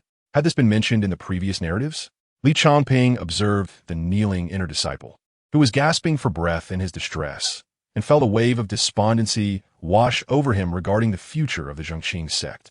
With disciples like this, it was a stroke of luck for Yin Chenyu. The inner disciple, aware of Jian Wuxiu's aversion to men, had resorted to such tactics to coerce compliance. Regrettably, he was not one to succumb to moral coercion. Nevertheless, utilizing this method to enhance Jian Wuxiu's affection level was not out of the question. Li Changping regarded the kneeling inner disciple for a moment before inquiring. How do you know that the senior sister detests the opposite sex? Senior brother, both the senior sister and I are sword cultivators, so our interactions are more frequent. During practice, she deliberately lightens her strikes when facing female disciples, ensuring they're never harmed. However, with us male disciples, it is entirely different. The senior sister's demeanor is truly terrifying. It feels as though we are not disciples of Changping's sect, but rather wicked, demonic cultivators. Thus, every time we see her, we tremble, fearing that her sword might pierce our throats in the next moment. The inner disciple concluded, gazing earnestly at Li Changping. Disliking the opposite sex while showing high tolerance towards the same sex? Li Changping sat on the steps, stroking his chin, and addressed the inner disciple below. You've worked hard. I shall deliver this document to the senior sister. You need not worry. Upon receiving this assurance, the inner disciple sprang to his feet, astonishment evident in his eyes. After expressing his gratitude profusely, he handed the document to Li Changping and swiftly departed. Li Changping stared at the document, slowly clenching his fist. Fantastic! It seems I am beginning to grasp everything. After all he had been through, Li Changping felt his mental state teetering on the edge of the surreal. He had initially believed he had entered a pure love narrative, only to discover that the female leads were not adhering to the script. So this is how it is played, is it? The colossal white centipede that is Chu Jiaoran, the fickle affection of Yin Shenyu, and the exceedingly disdainful Jian Wuxiu. Was this the nature of their characters? All he had sought was to return home, yet here he was ensnared in this predicament. Li Changping chuckled at the absurdity of it all. He merely wished to successfully woo a female lead and return home, yet the task proved exceedingly challenging, involving numerous brushes with peril. This world was far from normal, and neither were the female leads, each more bizarre than the last. Thus, was it not entirely reasonable for him to embrace a touch of insanity himself? This logic indeed bore no flaws. Having endured so much, Li Changping felt an audacious transformation within himself. Initially timid upon his arrival, every action carefully measured, yet after facing death once, he felt entirely reborn. Both body and soul liberated. To put it plainly, he had gone a bit mad. Jian Wuxiu, oh Jian Wuxiu, since you so loathe men and favor women. An ancient porcelain vial materialized in his hand, a treasure he had stumbled upon shortly after arriving in this world. As he withdrew a pill, about the size of a pinky finger, a peculiar fragrance wafted from it. Li Changping gazed at the object in his palm, a grin spreading across his face. Who decreed that I cannot be a woman? Chapter 12. Jian Wuxiu has taken the bait. The pill in his hand was one Li Changping had inadvertently acquired during his first year in this realm. The ancient porcelain vial contained a total of 15 pills, each exuding a rich medicinal aroma. Due to its shape, fragrance, and texture, it bore a striking resemblance to ancient gathering pills, leading him to mistakenly believe he had obtained one. Eager to cultivate, Li Changping had consumed one, only to transform into a young woman who bore a striking resemblance to himself. Not only had her visage altered, her entire physique underwent a similar metamorphosis. Her skin became smooth and delicate, devoid of any body hair, as if it could be effortlessly broken with a gentle touch. It was irresistibly supple, evoking envy in all who beheld it. Her fingers elongated gracefully, and the calluses vanished. Most importantly, a certain significant feature had disappeared, while another had emerged. Her curves were pronounced, a figure that was nothing short of alluring, exuding both charm and grandeur. At the time, Li Changping had not been as audacious as he was now. After becoming a girl, he had cloistered himself in his room under the pretense of seclusion for a full fortnight until the effects waned. For those 2 weeks, he had not dared to step outside, even postponing the urgent matter of courting his junior sister. He had thought he would never find use for such a thing again. A pill was poured into the palm of my hand. The brown pill emitted an unusual fragrance. After admiring it for a moment, without hesitation, I tossed it into my mouth and chewed vigorously. The small pill was delightfully crisp, reminiscent of a sweet treat. As the pill descended into my stomach, a subtle burning sensation enveloped my body almost instantaneously. My skin felt as though it were igniting. This was precisely the sensation I sought. Li Changping felt transformative changes coursing through every part of his being. Finer skin, a curvaceous figure, a beautiful and innocent face, and the softness of 2 ample bosoms. Upon regaining my senses, I realized my body had entirely morphed into that of a woman. The clothes I wore now appeared excessively large for me. My height had diminished as well, and standing there, I likely fell short of Jian Wuxiu's stature. Looking down, I beheld two exceptionally soft and delicate mounds of white. Jian Wuxiu, a natural-born swordswoman, immersed in swordplay and the art of combat, was known as the cold and distant king of scrolls, seemingly devoid of romantic entanglements. Fully absorbed in her training, Li Changping reflected on the information he had gathered about Jian Wuxiu, the king of scrolls, the solitary queen, a prodigy. Such a person appeared frigid and aloof, maintaining a distance from others. Yet he believed there was a strong possibility she was a pure-hearted warrior. Drawing from years of experience with romance comics and melodramatic dramas, he had unwittingly cast Jian Wuxiu in the role of the deep, brooding, second male lead. Would the cold, icy-hearted female Li be swayed by charming green tea? Glancing down at his own bosom, Li Changping decided to change into a clean outfit, intentionally adjusting the neckline to be slightly more revealing. Now, he presented as a girl clad in loose clothing, boasting a sultry figure and an innocent visage. Especially as the wind blew, the loose collar fluttered gently. With everything prepared, Li Changping embarked once more on the journey to conquer the cliff of 10,000 swords. Ascending the steep, rugged path, he soon reached the summit. As he approached the pinnacle, he spotted Jian Wuxiu in the distance, seated atop the mountain. Her cold and distant eyes closed, breathing steadily as she absorbed the celestial energy. The moment Li Changping stepped onto the summit, Jian Wuxiu's eyes snapped open, piercingly cold as they locked onto his direction. For Jian Wuxiu, the air became tainted with an unpleasant masculine scent upon his arrival, prompting her to frown in distaste. Strangely, this odious aroma emanated from a girl who cradled something in her arms and donned ill-fitting, oversized clothing. The wind howled atop the mountain, causing the girl to stagger slightly, her collar flapping in the gusts. Jian Wuxiu observed the girl struggling against the wind, their eyes inadvertently meeting. At that moment, Jian Wuxiu's gaze softened, the hostility in her expression dissipating significantly. The girl possessed an adorably pitiful face, doe-like eyes, and slightly pouting lips, appearing helpless and innocent. Paired with her tearful demeanor, she evoked an overwhelming urge to protect her. Jian Wuxiu felt a jolt in her heart, a sensation she had never experienced before. This untainted visage stirred something within her previously dormant heart, which had known only the solitude of cultivation. Unsure of this newfound feeling, she pondered briefly before rising to address Li Changping below. Which sect do you belong to? What brings you to the cliff of 10,000 swords? Had any inner sect disciple been present to hear her words, they would have been utterly astonished. Was this truly the Master Sister, the one who spent her days either cultivating or devising ways to slay others? Upon hearing her inquiry, Li Changping looked up towards Jian Wuxiu. Her silhouette stood against the light, her voice resonating like a celestial being descending from the heavens. The most striking detail was the prominent number above her head, Jian Wuxiu favorability, 10-100. Li Changping smiled subtly within, maintaining an outward appearance of confusion and trepidation. Resembling a delicate flower that had unwittingly strayed into forbidden territory, her expression evoking sympathy. Senior sister, I have come to deliver something for you, your materials. He extended the items he held. At that moment, a fierce gust of wind swept through, causing him to stagger forward dramatically, almost losing his balance. Just as he was about to fall, he instinctively shut his eyes, bracing for the impact against the cold, rough ground. After a prolonged wait, the anticipated sensation of pain never arrived. Instead, a faint, icy fragrance filled his nostrils. Li Changping opened his eyes to find himself enveloped in a soft, warm embrace. Jian Wuxiu knelt, one arm around him, the other holding her sword plunged into the earth, presenting a strikingly heroic posture. A hint of embarrassment and awkwardness flickered across Jian Wuxiu's striking face as she turned her head away, her lips pressed together.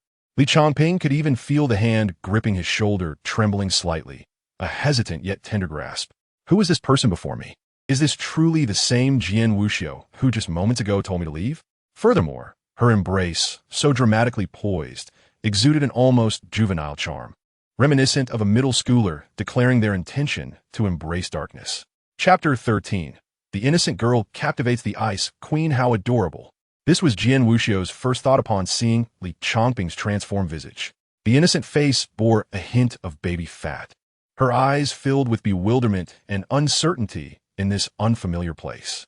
With only the 4th level of qi refinement, Jian Wuxiu easily discerned Li Changping's cultivation level. Her expression shifting subtly. Furrowing her brow, she murmured to herself, how could someone with such low cultivation dare to venture alone to the cliff of 10,000 swords? Untrained in sword control, without fearing a fall from the precipice? For someone of such meager prowess, a tumble from a 1,000-meter cliff would be no different from a mortal's demise. Her gaze swept across Li Changping, pausing momentarily at the sight of his bloodied forehead. Jian Wuxiu realized that her domain was typically avoided by most disciples, with only a handful of inner disciples venturing here when necessary. Today, an unfamiliar face had appeared, sporting an injury that suggested he may have been bullied outside. As the esteemed master sister of the Changping sect, Jian Wuxiu herself had not come from a privileged background. She had ascended from the ranks of overlooked outer disciples, fully aware of the plights faced by those at the bottom. The scarcity of resources for cultivation, the burden of labor, and occasional bullying from peers were experiences she knew all too well. Each day had been filled with arduous tasks, often life-threatening. And returning to a cold bun and withheld spirit stones was her harsh reality. The scorn of her fellow disciples haunted her memories. In the next moment, a gust of wind swept across the mountaintop. Jian Wuxiu noticed Li Changping faltering, unable to maintain his balance under the weight of the heavy materials he held. And he was on the verge of falling. In an instant, her instincts kicked in.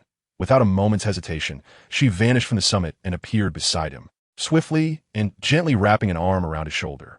At the moment their bodies made contact, Jian Wuxiu was immediately struck by the unpleasant aura of the man beside her. She couldn't help but furrow her brows, nearly releasing her grip. The sensation of warmth and softness reached through the fabric, allowing her to feel the supple skin on his shoulder. It was an electrifying touch that made Jian Wuxiu yearn to let go. Yet she found herself reluctant to part with his warmth. One arm encircled Li Changping's shoulder while the other gripped her sword, bracing against the ground. The scabbard clattered against the earth. Jian Wuxiu's black hair cascaded behind her, and her piercing, indifferent gaze swept over Li Changping in her embrace before instinctively averting. How adorable. Perhaps even excessively so, especially when his pure, clear eyes blinked innocently at her, radiating an irresistible charm.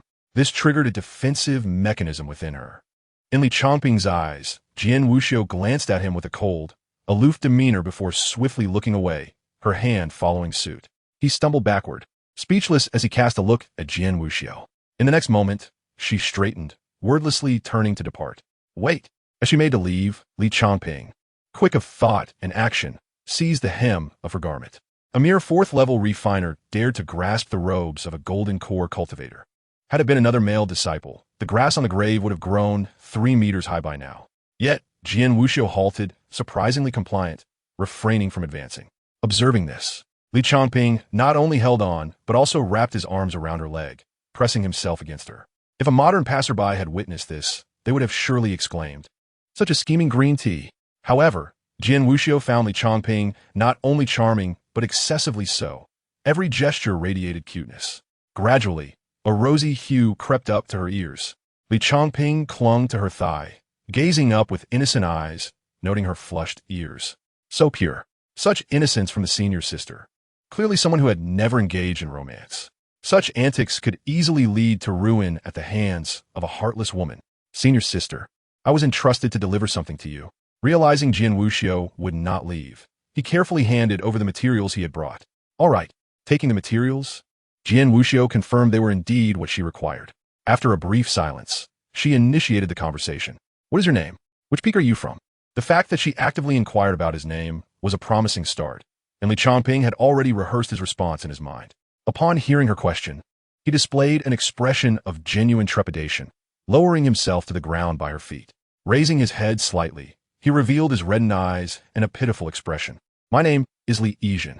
Once an ordinary villager, his family had fallen victim to upheaval, leading to displacement. He had intended to seek refuge with his cousin, Li Changping. Today, he had just arrived at the Changping sect, where his cousin had warned him of his lack of talent, suggesting he might not survive long. He hoped to find a good place, as it was said that her reputation was unparalleled. He wished to seek her out, testing the possibility of remaining here. As he spoke, 2 tears welled up in the corners of his eyes, trickling down his cheeks. After hesitating, his voice choked as he continued, As for this material, my cousin suggested I personally deliver it to earn your favor, thereby securing an opportunity to stay. He intentionally intercepted the brother who was to deliver it, handing this chance to me. Jian Wuxiu, with her strong-willed nature, clearly preferred a gentle approach over a forceful one. Indeed, the innocent and naive often captivated the icy and domineering beauties. Rather than allowing her to harbor endless suspicion, it would be better to reveal the truth up front. After all, what right did an ordinary person have to deliver materials to Jian Wuxiu?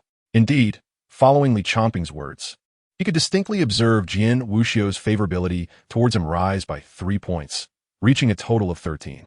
Compared to his previous score of 999, this was indeed a cause for celebration. Li Changping's cuisine. Jian Wuxiu remained as succinct as ever. Her seemingly emotionless gaze swept over Li Changping, hinting at a touch of disdain. Is this your clothing? Huh? Li Changping was momentarily taken aback, quickly responding. My previous clothes were too worn. My cousin had nothing suitable for me, so I had to wear his temporarily. Dispose of it. Change into mine. Chapter 14. Fear can hold me close. Due to contextual issues, the male lead's name after transformation is Li Yizhen. It will revert to Li Changping upon regaining his male form. Dispose of it. Jian Wuxiu's cold voice resonated from above, laced with an unyielding firmness. As the esteemed senior sister of the Changping sect, a prodigy with innate sword bones, she stood above all others. Even the elders treated her with utmost respect, adopting a kind and benevolent demeanor in her presence. Change your clothes? Li Yizhen gazed up at Jian Wuxiu, his doe-like eyes blinking innocently. Senior sister, I come from humble beginnings. Would that be inappropriate? Inappropriate? Jian Wuxiu regarded Li Yizhen from her elevated position, pondering for a moment. Suddenly, she realized her request was rather abrupt. Was it customary to demand someone change their clothes upon their first meeting? With this thought, the smirk that had begun to form on her lips promptly faded. Jian Wuxiu, oh Jian Wuxiu, how could you speak so on a first encounter? Her words caught in her throat.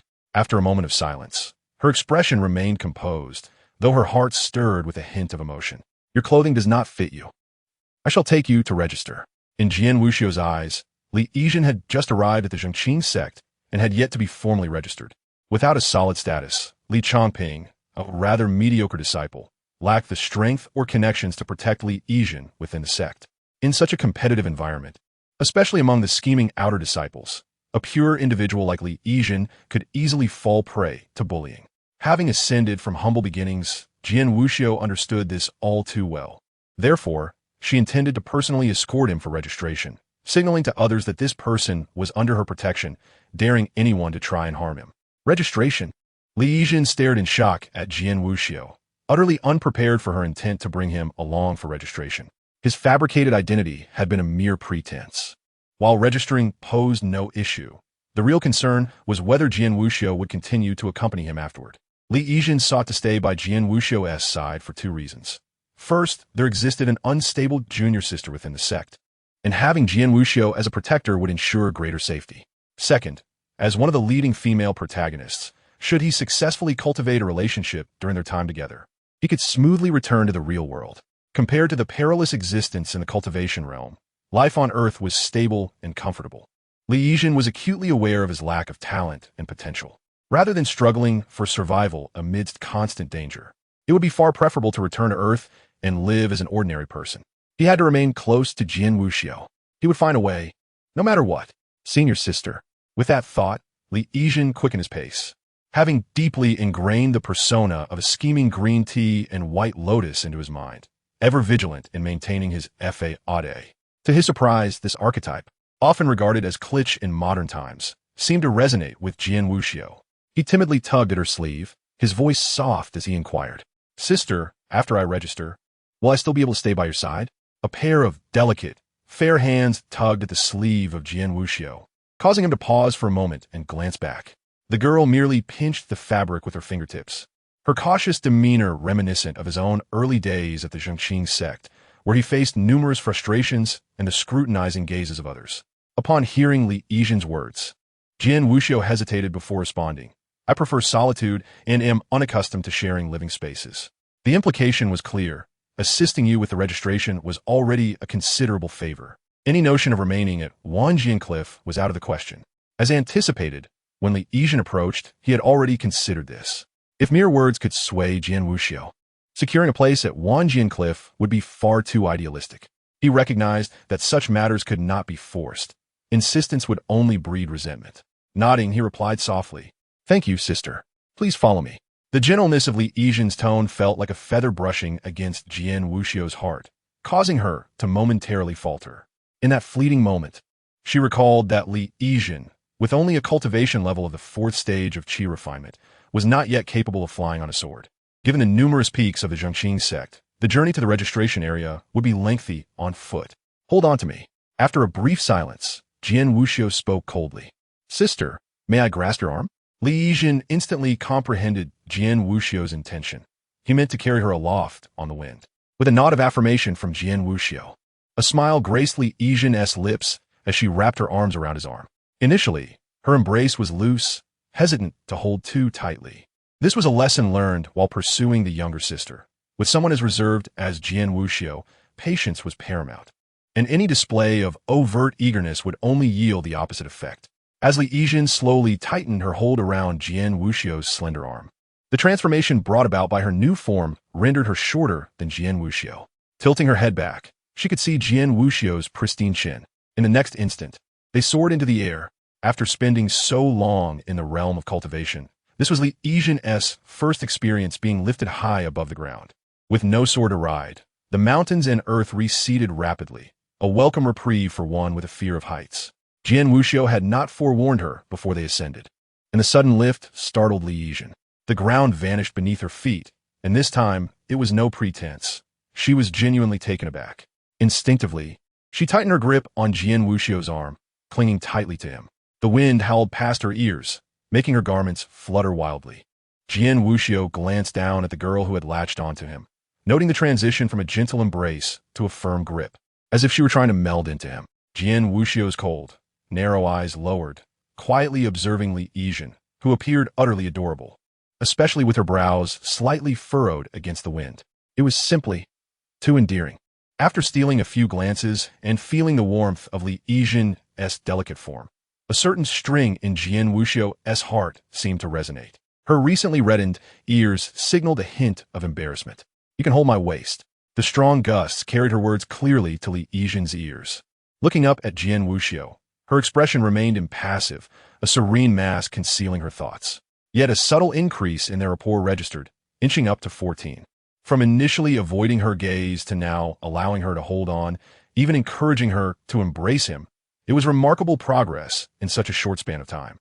Li Yizhen did not allow himself to be swept away by this newfound closeness.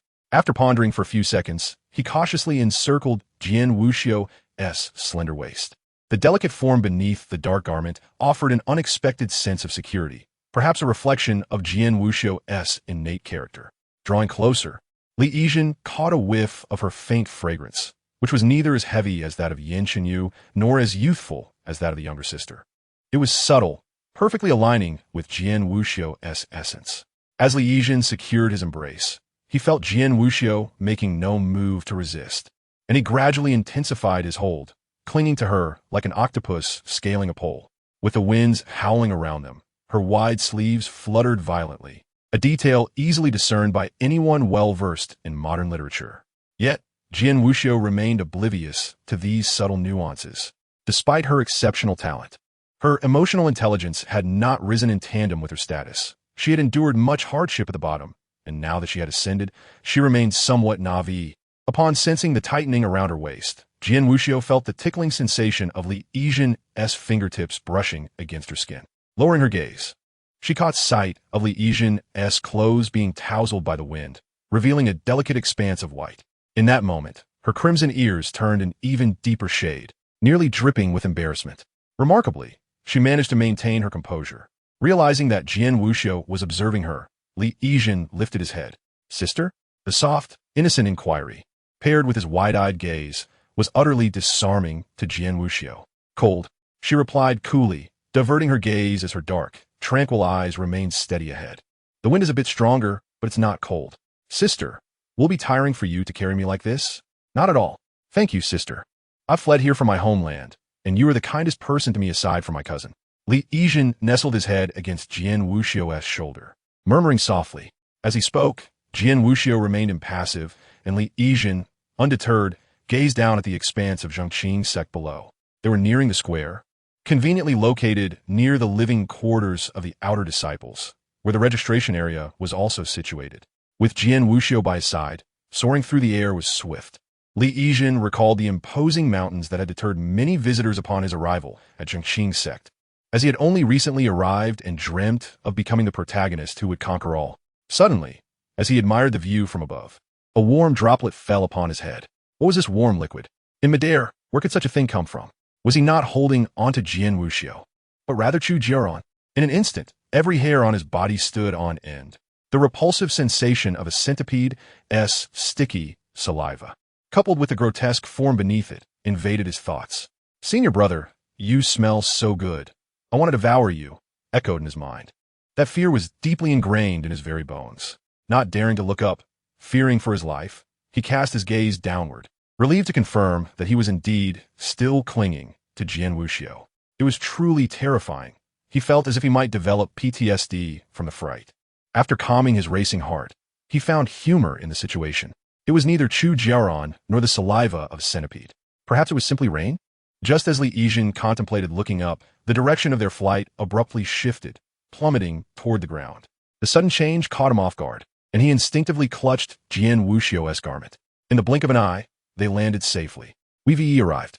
Jian Wuxiu stood to the side, nonchalantly wiping the traces of blood from her palm before Li Yijin noticed her. With her formidable strength, she could easily shield herself from the wind during their flight. Initially, as she observed Li Yijin's wide sleeves billowing in the breeze, Jian Wuxiu's first thought was whether the girl might feel cold. After all, at only the 4th level of qi refinement, she had not fully transcended her mortal form and would undoubtedly sense notable fluctuations in temperature. Yet, just as Jian Wuxiu intended to shield herself from the fierce gusts, she caught a glimpse of a hint of white at Li Yijin's chest. In that fleeting moment, Jian Wuxiu fell silent. She glanced at the girl, who was instinctively burrowing closer into her embrace due to the relentless wind, and an odd thought surged within her. If she were to block the strong wind now, would Li Yijin still cling to her so? Contemplating this, Jian Wuxiu's hand hesitated, encircling Li Yijin's slender waist. Even as the unpleasant scent of a man wafted through her nostrils, she stifled her words, enduring the discomfort. However, the soft sensation and the alluring sight of Li Yijin's white fabric were simply too captivating. Jian Wuxiu found herself torn, admonishing herself not to look while simultaneously stealing glances at the girl's cherubic face and innocent eyes, feeling a twinge of shame. As 2 drops of blood, unwelcome, dripped from her nose, Jian Wuxiu was momentarily stunned. Cradling Li Yijin, a wave of profound embarrassment washed over her, causing her temperature to rise uncontrollably. To be caught sneaking a glance was one thing, but to have blood streaming down her face was an utter humiliation. Most distressingly, the blood had landed delicately atop Li Yijin's head. In that instant, Jian Wuxiu contemplated abandoning her identity within the Changping sect. Noticing that Li Yijin was about to lift her head, Jian Wuxiu swiftly altered her direction and accelerated, gently placing Li Yijin on the ground before the girl could realize what had transpired. Immediately, she reached to wipe away the remnants of blood. Once done, Jian Wuxiu stood with her hands clasped behind her back, gazing intently at the registration office without casting a single glance at Li Yijin. Only she was aware of the intense embarrassment she felt. Senior Sister Wuxiu, what brings you here today? A male disciple at the registration desk, who had been chatting with friends, turned to see Jian Wuxiu standing outside and nearly lost his wits. Who did not know that Jian Wuxiu harbored an aversion to men? A nearby female disciple, upon spotting Jian Wuxiu, eagerly approached her, her eyes darting back and forth between Jian Wuxiu and Li Yijin, filled with curiosity. How strange. Jian Wuxiu has always been a lone wolf. Why does she suddenly have a young girl by her side? Could it be that she has found a partner? For years, Jian Wuxiu had traversed the Changping sect alone, never displaying such intimacy with anyone, regardless of gender. Was this girl truly her partner? The female disciple gaped in disbelief as she witnessed Jian Wuxiu swiftly gliding through the skies with a stranger. The male disciple, trembling in fear, stood rigidly nearby. The female disciple, sensing the tension, smiled and approached. Senior Sister Wuxiu, it's been a while. What brings you here today? Glimpsing at Jian Wuxiu and then at Li Yijin, the female disciple's eyes sparkled with intrigue. Registration? This esteemed friend? Jian Wuxiu nodded and stepped toward the desk. As the senior sister of Changping sect, she possessed the authority to enroll new disciples. Li Yijin, glancing up at Jian Wuxiu, followed closely behind her. The female disciple, understanding the situation, promptly recorded Li Yijin's identity and name, presenting her with a wooden token representing her status as an outer disciple. The details were fabricated by Li Yijin, who recounted the story she had shared with Jian Wuxiu to the registering disciple. As wars and demonic disturbances frequently erupted in the mortal realm, recent rumors spoke of an ancient treasure emerging, allegedly connected to a notorious and merciless empress, inciting chaos among numerous sects and families. The female disciple harbored no suspicions regarding Li Yijin's background, especially upon learning that she was the cousin of the second senior brother, Li Changping, which piqued her curiosity. "This is your token. Please keep it safe," the female disciple said. "Thank you, senior sister," Li Yijin responded, carefully tucking the wooden token in her bosom, wary of any potential damage. "Since you are new to the sect, there may be many things you don't understand. Shall I show you around?" After speaking, the female disciple cast a glance at Jian Wuxiu, who remained silent, preparing to depart upon seeing Li Yijin receive her token. Having escorted Li Yijin this far in plain sight was already a considerable act for Jian Wuxiu. Under normal circumstances, she would not concern herself with such trivial matters. Furthermore, she believed that with her standing in the sect, no one would dare to bully her companion. As the necessary formalities concluded, Jian Wuxiu intended to leave, aware that the path of cultivation was inherently lonely. She had a long journey ahead, while Li Yijin would likely stagnate at a certain stage, finding it difficult to advance further.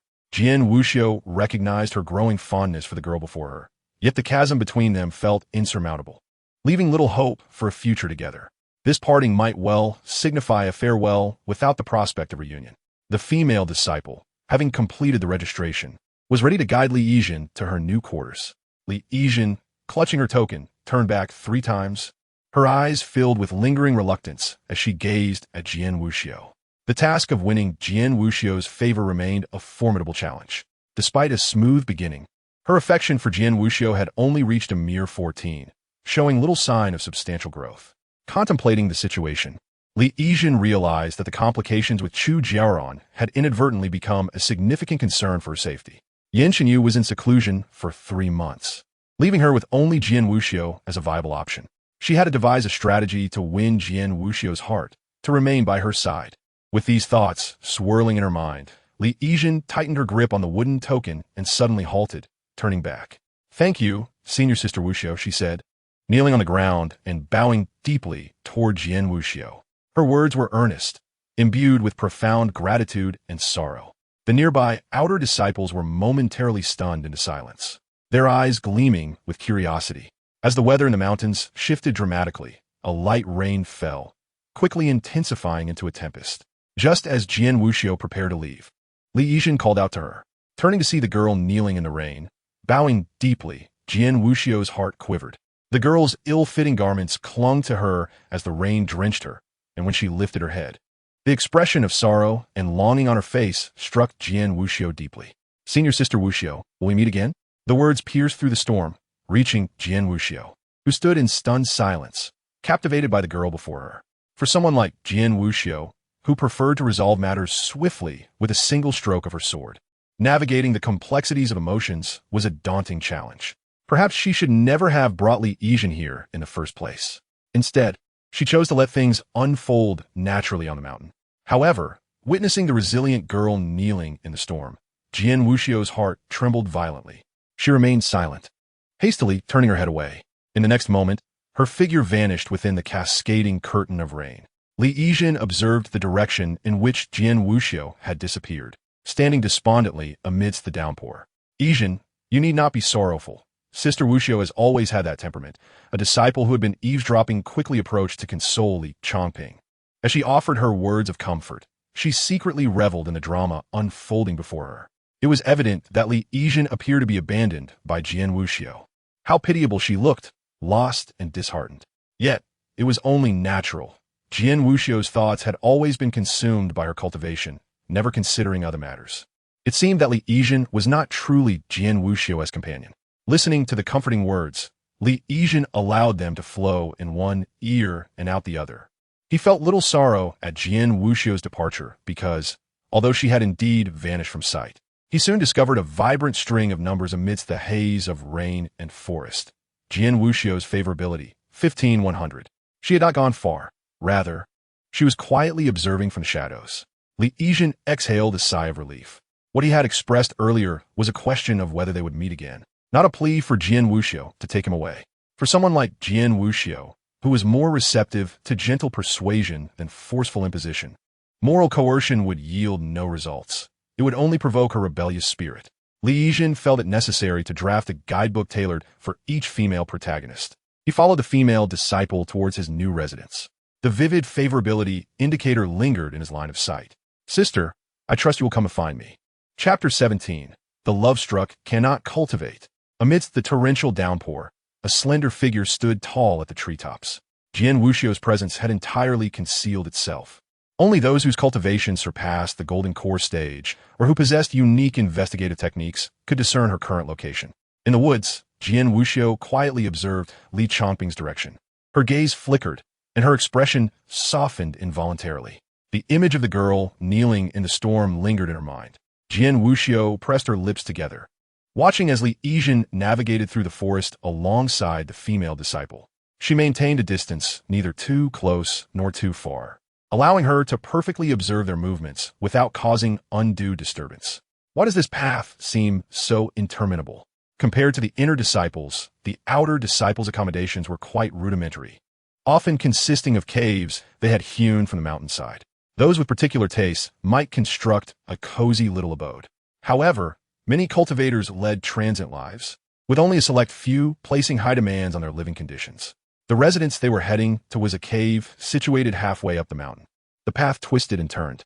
Earlier, faced with Yin Xinyu, under excessive pressure, Li Yizhen had chosen self-detonation as a gamble, severely injuring his meridians. Such injuries were fatal for cultivators. Without the nourishment of rare materials, one might never fully recover. After suffering severe damage to his meridians and enduring 2 arduous climbs, Li Yizhen felt increasingly uncomfortable, nearly forcing himself to descend. After walking 100 meters, he had to lean against the mountain wall to catch his breath. His breathing, growing involuntarily labored. Jian Wuxiu stood in the woods, quietly observing as Li Yizhen paused once more, leaning against the wall to regulate his breath. A flicker of annoyance welled up within her. She wished to seek out a rogue cultivator for discourse. Raising her gaze, she easily discerned the location of the cave. It was still several thousand meters away. At the pace Li Yizhen was moving, with his frequent stops, it would take quite a while to reach their destination. TSK. Jian Wuxiu glanced at the slender figure, feeling increasingly irritated. She could easily descend now, carry Li Yizhen, and arrive at their residence in the blink of an eye. Yet she did not wish to do so. She longed to see Li Yizhen persevere and complete the journey on his own. The mountain path, rendered slick and treacherous by the relentless rain, delayed the others as they awaited Li Yizhen, who took a considerable time to reach the residence. It appeared to be an unremarkable cave, even somewhat dilapidated. It was simply a hollowed-out section of the mountain wall furnished with basic supplies. Li Shimi, I shall leave you here. The female disciple brought Li Yizhen to the cave. Oh, Shimi, our sect has few rules. Outer disciples enjoy free food and accommodation, with various instructors and elders providing lessons on different peaks each day. However, if you wish to obtain cultivation resources, you must complete tasks. These tasks involve practical experiences, exorcising evil, and exploring secret realms. Shimi, as a newcomer, you can select simple, low-risk tasks related to sect maintenance and management. Though these tasks yield minimal contribution points, they ensure that we outer disciples can steadily progress on our cultivation journeys. After finishing her explanation, the female disciple, noticing Li Yizhen's pitiful demeanor, felt a pang of sympathy and offered further reassurance. Yizhen Shimi, you're new to the Changping sect, and there may be many aspects you do not yet understand. Sister Wuxiu is the most talented and promising of our generation, possessing an unwavering resolve. On the path of cultivation, one inevitably encounters various temptations: wealth, power, and beauty. Yet thus far, Sister has never been swayed by any of these distractions. Thank you, Shiji, Li Yizhen replied, understanding. It seemed that the little junior sister was still not ready to give up. The female disciple scrutinized Li Yizhen's pallid face, which bore no trace of color. Even her lips appeared ghostly white. How pitiable indeed.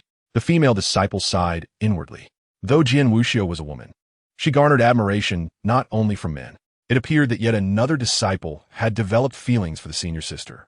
The female disciple was accustomed to such occurrences, knowing that new disciples often fell head over heels for Jian Wuxiu after receiving her assistance. Some even convinced themselves that Jian Wuxiu's help indicated her affection. Rolling her eyes at the thought, the female disciple mused, "Can we not expel the love-struck from the Changping sect?" However, these infatuated disciples usually became more subdued after a couple of encounters with Jian Wuxiu. Naturally, the female disciple categorized Li Yijin among these lovesick disciples, observing his pale face and lingering gaze with a knowing smile. "Fear not. In due time, you will settle down. Shimi, I have matters to attend to. Since you have just arrived at the Changping sect, feel free to seek me at the registration office if you encounter any uncertainties."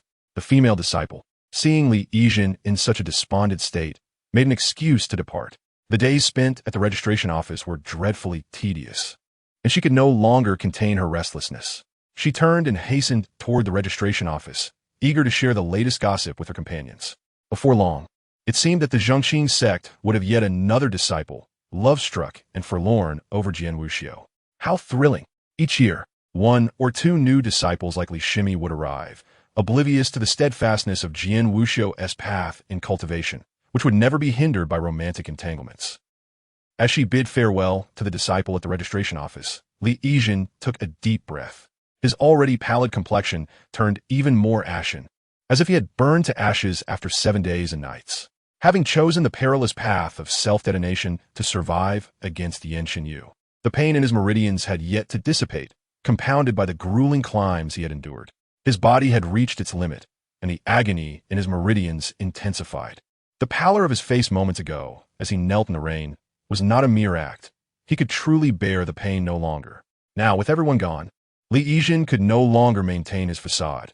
His face was as white as a sheet as he glanced at the surrounding woods. The favorability indicator that had accompanied him throughout his journey had vanished. It seemed Jian Wuxiu had chosen to leave upon realizing he had reached the residence. Indeed, if Jian Wuxiu were still around, I would truly have to enact a melodramatic tale of sorrow. Li Yijin braced himself against the stone wall as he ventured into the cave. The dwelling was exceedingly simple, a stone bed and a stone table. Fortunately, there was no need for any performance now. Gasping for breath, he coughed up a stream of dark blood that trickled down. He staggered towards the rudimentary stone bed. As a modern recluse, he believed that if he were to fall, it should be upon a bed. Why was the sky growing darker? That rascal had extinguished the light. Chapter 18. Yijin likes me. Upon witnessing Li Yijin being escorted to his residence by the disciples from the registration office, Jian Wuxiu, who had been concealed within the forest, finally felt a sense of relief.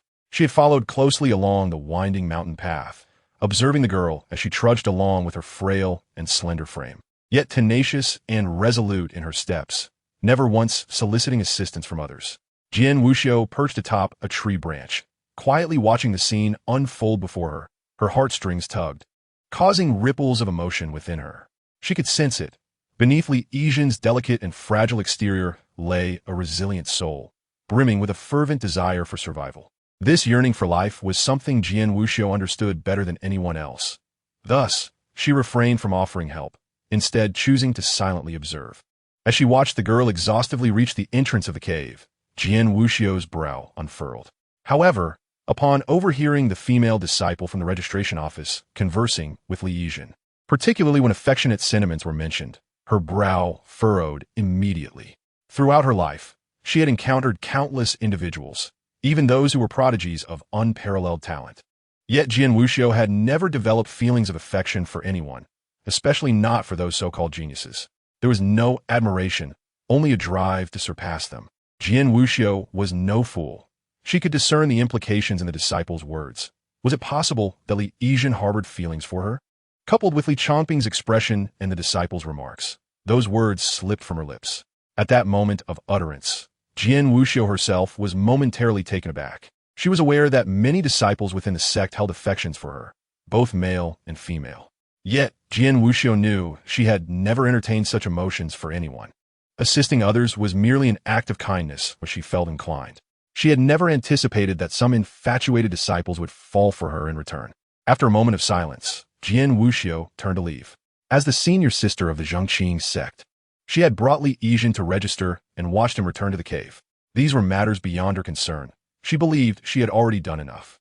After all, she and Li Yizhen were worlds apart, their paths entirely different. Lowering her gaze, Jian Wuxiu swiftly departed the vicinity of the cave, soaring off in another direction. The rain poured heavily. Jian Wuxiu navigated through the dense forest, pausing and proceeding intermittently. In the past, she relished the solitude of walking in the rain, but today, she slowed her pace, meandering through the woods. Once her favorite environment, it now felt burdensome as a scene replayed endlessly in her mind, leaving her somewhat discontented. Despite reciting calming mantras hundreds of times, she could not find tranquility. The images in her mind grew increasingly vivid. Through the torrential downpour, Jian Wuxiu seemed to see a figure, a frail silhouette kneeling in the rain, bearing a sorrowful expression yet with resolute eyes. Those eyes, piercing through the cascading rain, were fixed upon her, causing Jian Wuxiu's heart to flutter. Senior Sister Wuxiu, will we meet again? The scene shifted, and Jian Wuxiu beheld that figure traversing the winding mountain path, each step taken with immense difficulty yet unwavering determination. His eyes were filled with an intense yearning for life. In an inexplicable way, Li Yizhen, Jian Wuxiu felt her heart racing, her throat dry. A peculiar sensation welled up within her. She yearned to see him once more. She could have chosen various means to remain at Wanjian Cliff, yet she had never made such a request. Even after bringing him to register, she could have implored to leave with him. Yet all she desired was to see him again. Li Yizhen, his innocent, charming face juxtaposed with his incongruous, steadfast gaze replayed endlessly in Jian Wuxiu's mind. Just as Li Changping had envisioned, the seemingly indifferent senior sister Jian Wuxiu was, in fact, a pure-hearted warrior who had never experienced love. When confronting Jian Wuxiu, one must never be overly forceful or display overt intentions. Otherwise, she would not spare even a glance. It was that seemingly delicate and fragile nature, coupled with her uncomplicated thoughts and immense vitality, that drew Jian Wuxiu's interest. Li Yizhen knelt before Jian Wuxiu in the rain, devoid of ulterior motives, simply wishing for another meeting, a request that struck at the very core of Jian Wuxiu's heart. A sentiment that resonated deeply. In a place unseen by Li Yizhen, Jian Wuxiu's fondness for him gradually began to blossom, particularly with the reminder from the female disciple and Li Yizhen's pale, fragile visage, the notion that Yizhen liked her. Jian Wuxiu lowered her gaze, observing the rain-soaked leaves beneath her, her eyes flickering with a subtle light. At that moment, her fondness had escalated to a score of 20. For Li Yizhen, to elevate Jian Wuxiu's admiration from 999 to 20 in just a single day was an unimaginable feat. Even Li Yizhen himself had not harbored such lofty expectations. She's coming back? Jian Wuxiu lifted her head, realizing she had aimlessly wandered in the woods for quite some time, inadvertently returning to Li Yizhen's new abode. The humble cave lay before her. The relentless rain poured down, and the cave was shrouded in darkness, devoid of any light. It was still midday, yet no figure stirred within. Standing in the rain, Jian Wuxiu quietly gazed at the cave. The thoughts that had lain dormant within her for so many years now felt tumultuous. Jian Wuxiu observed the cave, quickly turning away in a futile attempt to conceal her intentions, wishing to leave. Yet as she took a few steps forward, her pace faltered as she caught a whiff of blood in the air. The moment she detected the scent of blood, Jian Wuxiu's gaze sharpened, and she turned to look at the dark, modest cave. It was eerily silent inside. Ordinarily, when a disciple arrived at a new cave, they would spend half a day to a full day tidying up, making it habitable. Yet now, the cave was utterly quiet. The dilapidated door stood ajar, making it impossible to discern what lay within. After a moment of contemplation, Jian Wuxiu pivoted and made her way towards the cave. Chapter 19. When injured, one needs comfort. Arriving at Li Yizhen's cave, Jian Wuxiu stood outside, tentatively pushing open the half-closed wooden door. With a creak, the scene within was unveiled to her. The cave, a standard accommodation for outer disciples of the Changping sect, was relatively well kept, at least furnished with a bed and a table. Many caves were merely empty hollows, unfit for habitation by modern standards. Inside, it was dimly lit. A pool of stark black blood lay at the entrance, which Jian Wuxiu inadvertently stepped into as she entered. Li Yizhen lay on the ground, his upper body sprawled upon the stone bed, his complexion ashen, unconscious. Yet his fixation on the bed mirrored the Chinese tradition of covering the abdomen even in summer. In his unconscious state, he had collided heavily with the sharp corner of the bed, causing blood to seep out. The corner of the stone bed was exceedingly sharp, and the forehead was quite vulnerable. A mere bump could be fatal for an ordinary person. While Li Yijin was inexperienced, he possessed a cultivation level of the 4th stage of qi refinement. Thus he was not without resilience, but waking would undoubtedly bring him a throbbing headache. Upon stepping into the cave, Jian Wuxiu was confronted with such a shocking sight. Her heart tightened, and before she realized it, her body had already rushed forward to lift the fallen Li Yijin. The petite and delicate form lay softly in her embrace, a winding trail of blood seeping into the open collar. Li Yijin, cradling the fragile body, Jian Wuxiu noted that Li Changping's face, after transforming into a woman, possessed an adorable charm. This visage exuded no hint of aggression. At that moment, he lay with closed eyes, breathing somewhat erratically, and the blood trickling from the corner of his lips added to the impression of fragility. Jian Wuxiu looked down at the person in her arms, gently shaking him. Li Yijin? Li Yijin? When there was no response, she channeled a thread of spiritual energy into Li Yijin's meridians. The energy, belonging to Jian Wuxiu, roamed freely within Li Yijin's body, gathering information. Jian Wuxiu quickly discerned the current predicament: meridian damage. There were no external injuries. Was it self-detonation? Drawing upon her extensive experience, she swiftly concluded the cause of Li Yijin's injury. In the absence of external interference, such severe damage to the meridians was most commonly due to self-detonation. Self-detonation typically represents a last-ditch counterattack when one is cornered, compressing spiritual energy to unleash tremendous force, capable of annihilating oneself in an instant, or even defeating a foe of greater strength. What could have driven you to such a desperate act? As Jian Wuxiu felt the soft warmth of the body in her arms, she was reminded of the small, motionless pets from her childhood. Li Yijin resembled a little cat. Gazing at Li Yijin's face, an absurd thought suddenly flitted through Jian Wuxiu's mind. In that instant, a blush crept onto her cheeks as she looked at the plump, pale visage. Compelled by an inexplicable urge, Jian Wuxiu reached out and touched the tip of Li Yijin's nose. So soft, so cool. Startled, she withdrew her fingers as the blush on her face deepened, puzzled by her desire to touch Li Yijin. She thought the softness of her sister's face must be delightful to the touch. With that in mind, she cautiously extended her slender, cool fingers again, gently placing them against Li Yijin's cheek. Her thumb and forefinger delicately pinched a portion of the soft flesh. Li Yijin was barely 20, in the bloom of youth. Her face, transformed into womanhood, was even more tender, graced with a hint of baby fat. The sensation was utterly irresistible. Jian Wuxiu, having never touched a man's face, nor even a woman's, had never experienced such a soft, bouncy texture. She squeezed lightly, her throat involuntarily moving. Was her sister's face truly this soft? Or was everyone like this? Contemplating, she reached to pinch her own cheek. Jian Wuxiu had a slender and cool demeanor. While her cheek had a pleasant texture, it lacked the bouncy quality she felt from Li Yijin. After pinching her own face, Jian Wuxiu's gaze returned to Li Changping's cheek, feeling a strange tickle in her soul, reminiscent of a soft feather brushing against her. Unable to resist, she once again pinched Li Yijin's cheek, enchanted by the delightful, plump sensation.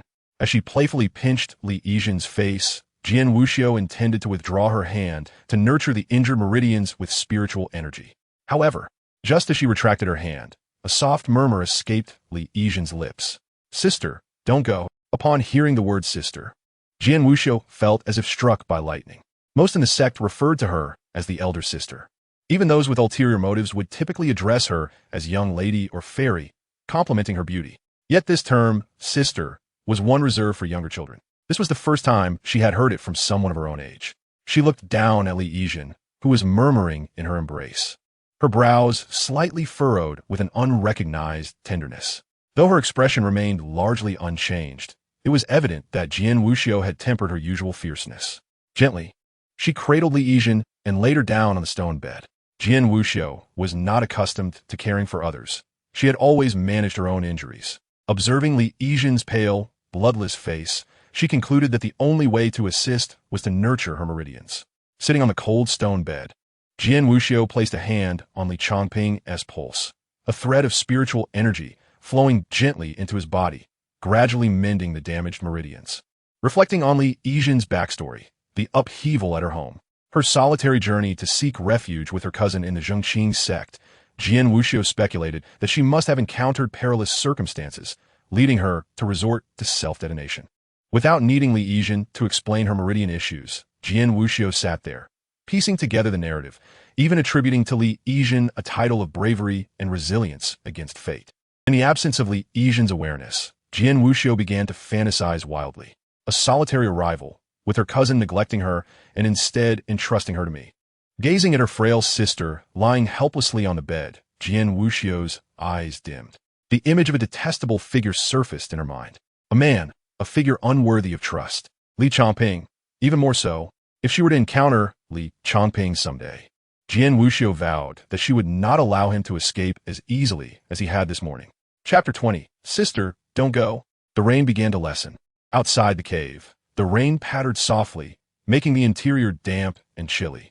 Within the cave, halfway up the mountainside, a pale young girl lay unconscious on the stone bed. Beside her sat a slender woman dressed in black, her expression cold and indifferent. Jian Wuxiu sat nearby, her long eyelashes fluttering as she gazed at her sister's lovely face. She skillfully manipulated her spiritual energy, allowing it to flow slowly through Li Yizhen's body, repairing the injuries to her meridians. Damage to the meridians was a serious matter. Such injuries could greatly hinder one's cultivation. Fortunately, Li Yizhen's injuries were not severe. Moments later, Jian Wuxiu withdrew her hand from Li Yizhen's body. Nurturing the meridians required great care. Li Yizhen's meridians were narrow, unlike Jian Wuxiu's robust and broad ones. Fearing that Li Yizhen might not withstand her spiritual energy, Jian Wuxiu concluded her nurturing session. She quietly observed Li Yizhen, who, after the nurturing, appeared significantly improved. Her complexion had returned somewhat, no longer resembling the pallor from before. Surveying the surroundings, Jian Wuxiu noted the environment. Even Lu Yushi would likely wish to erase the lament of a humble abode after witnessing this place. Yet for Jian Wuxiu, who had risen from humble beginnings, this setting was quite satisfactory. Not only was there a stone bed for resting, but also a table for meals. It seemed the sister at the registration desk had truly put in effort. After withdrawing her hand, Jian Wuxiu glanced around once more, seeing Li Yizhen's breathing steadying. She felt it unnecessary to linger further. She pondered for a few seconds and was just about to turn to leave when she heard a soft, intermittent murmur from behind. The voice was gentle, blended with an indistinct mumble, reminiscent of a cat purring in comfort. "Do not leave, do not go, I beg you." The intermittent voice behind her brushed lightly against Jian Wuxiu's heart like a feather. She momentarily froze, turning to gaze at the figure lying on the stone bed. Perhaps it was due to the rain, as the cave was excessively cold. Li Yizhen had unknowingly curled into a fetal position, nearly folding in upon himself. His eyes were closed, and his soft, blood-tinted lips parted and closed. "Do not go, do not leave." The gentle murmurs were enough to unsettle Jian Wuxiu. She bit her lip, her ears once again betraying her, flushing with a bright hue. Unconsciously, she felt a warmth creeping to her ears. Crouching there, was it because of the cold? Jian Wuxiu had long since grown indifferent to the changing seasons. Such a minor fluctuation in temperature was of little consequence to her. However, for Li Yizhen, his drenched garments and the chilling cave were indeed quite unbearable. Jian Wuxiu observed Li Yizhen for a moment, recalling her childhood spent in a cow shed, shivering in the winter chill, seeking warmth beneath the straw.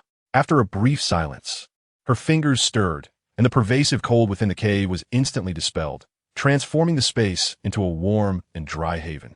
To find refuge from the relentless rain in such a cozy setting was indeed a comfort. Having completed this, she cast one last glance at Li Yizhen, now resolute. She turned to leave the cave. It struck her as peculiar. With so many who cherished her, why did she extend such kindness to a junior sister she had known for less than a day? Perhaps it was pity. Through her, she seemed to glimpse her younger self. In an instant, Jian Wuxiu had concocted a convincing excuse and rationale for her actions. She firmly believed that she would never fall in love or seek companionship. The path of cultivation was solitary and lonely, destined to be traversed alone. As for everything else, Jian Wuxiu held it in contempt. Yan Xinyu possessed undeniable talent, yet lacked resolve. How could a man who had long since passed still exert influence over her? Such a disposition assuredly could not endure on this arduous journey. And as for her junior sister, while aiding and nurturing her meridians, Jian Wuxiu had discreetly assessed her. Li Yizhen's aptitude was mediocre, making her an utterly ordinary cultivator. Such individuals were fleeting presences in one's life. Stealing her resolve. Jian Wuxiu expelled Li Yizhen's image from her mind. I have already offered sufficient aid. The path ahead is one she must tread alone. Junior sister, may our paths cross again by fate in the realm of dreams. Sister Kin had returned to bestow benefits upon everyone. Me for a 50 package. Is there a little darling who wishes to join? Li Changping stared, dumbfounded, at Sister Kin, who had transformed into an alluring older sister. Shocked, he slapped himself several times. What? Even Grandpa Kin has undergone a transformation? The newly transformed Sister Kin possessed an enticing figure, clad in a snug black outfit, her long dark hair styled upright, adorned with a whimsical chicken headband. At that moment, she had yet to turn, her back facing Li Changping. Her long, shapely legs, encased in black stockings, were perfectly proportioned. The stockings clung to her thighs, accentuating her form as she distributed packages to the other children. Upon hearing a voice, she turned with enthusiasm. The instant Li Changping beheld her face, he nearly spat out his drink. Sister Kin wore a stoic expression reminiscent of Jian Wuxiu, her gaze playful. Her lips painted a vivid red. Why are you staring so intently, little brother? Would you like to try the V-Me for a 50 package? Sister Kin, holding the package, covered her mouth in a sweet smile, an expression Jian Wuxiu could never replicate. That typically serious countenance, paired with such a demeanor, felt utterly dissonant. Senior sister? What senior? Call me sister. Sister Kin placed her hands on her hips, the comical headband wobbling as she spoke. How old do I look? Do I appear old? As she spoke, with her heavily made-up face, Sister Kin playfully pushed Li Changping down, leaning in closer and no, you look far too young, Sister Kin. Oomph. Sister Kin pouted, adopting a spoiled expression that felt so out of place. It was simply unfathomable. Li Changping was left in a daze. You little liar, trying to deceive me again. Sister Kin discerned the deceit in Li Changping's words and was displeased. As punishment, I shall give your package to the other children. With that, she brandished a golden piece of fried chicken before Li Changping's eyes. Oh, this aroma is simply irresistible. In the realm of cultivation, one's palate was seldom catered to. Since arriving here, Li Changping had not tasted such delightful junk food. Just the scent of the fried chicken was enough to drive him wild. Sister, I was momentarily enchanted by your beauty. Please grant me another chance. Li Changping watched in despair as the fried chicken grew distant in Sister Kin's grasp. Oomph, you deceitful little rascal, caught by your sister and thus denied. As punishment, you shall only watch others eat. Next time you lie, make sure I don't discover it. Li Changping's lamentations fell on deaf ears as Sister Kin, package in hand, sauntered away in her elegant high heels. Sister, don't go. Sister, I was wrong. His cries went unanswered. I will eat. A white-haired lowly suddenly darted out, snatching the package from Sister Kin's hands. Chu Jiaoran turned, her bright red eyes fixed on Li Changping, a smile spreading across her face. Brother, you are here. In the next moment, she opened her mouth, revealing a large, sharp beak, charging toward Li Changping. Liars are to be eaten. Chapter 21, Brother, bark like a dog for me. As Chu Jiaoran approached with a smile, Li Yizhen suddenly jolted awake, as if emerging from a dream. Huh, what?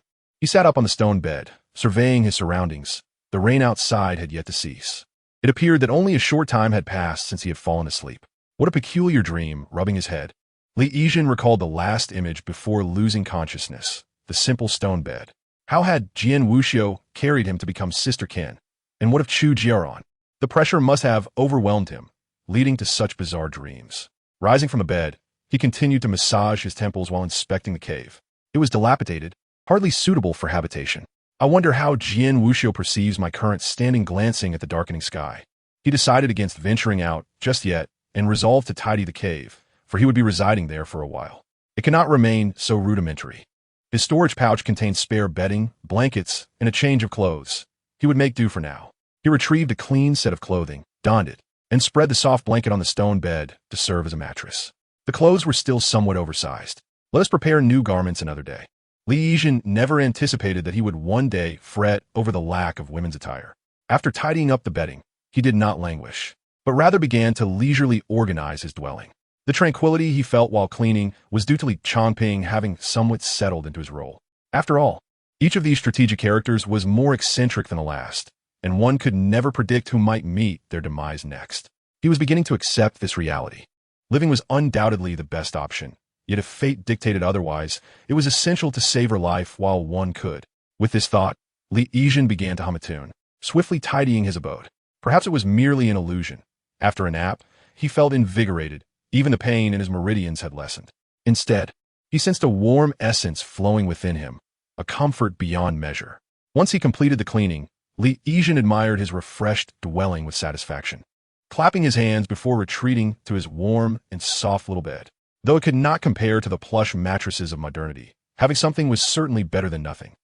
He felt a pang of hunger. Having tidied everything, he initially planned to indulge in a delightful slumber, but the gnawing hunger compelled him to open his eyes once more. The thought of golden, crispy chicken nuggets from his dreams intensified his hunger. Perhaps it would be wiser to rise early tomorrow and head to the kitchen for a meal.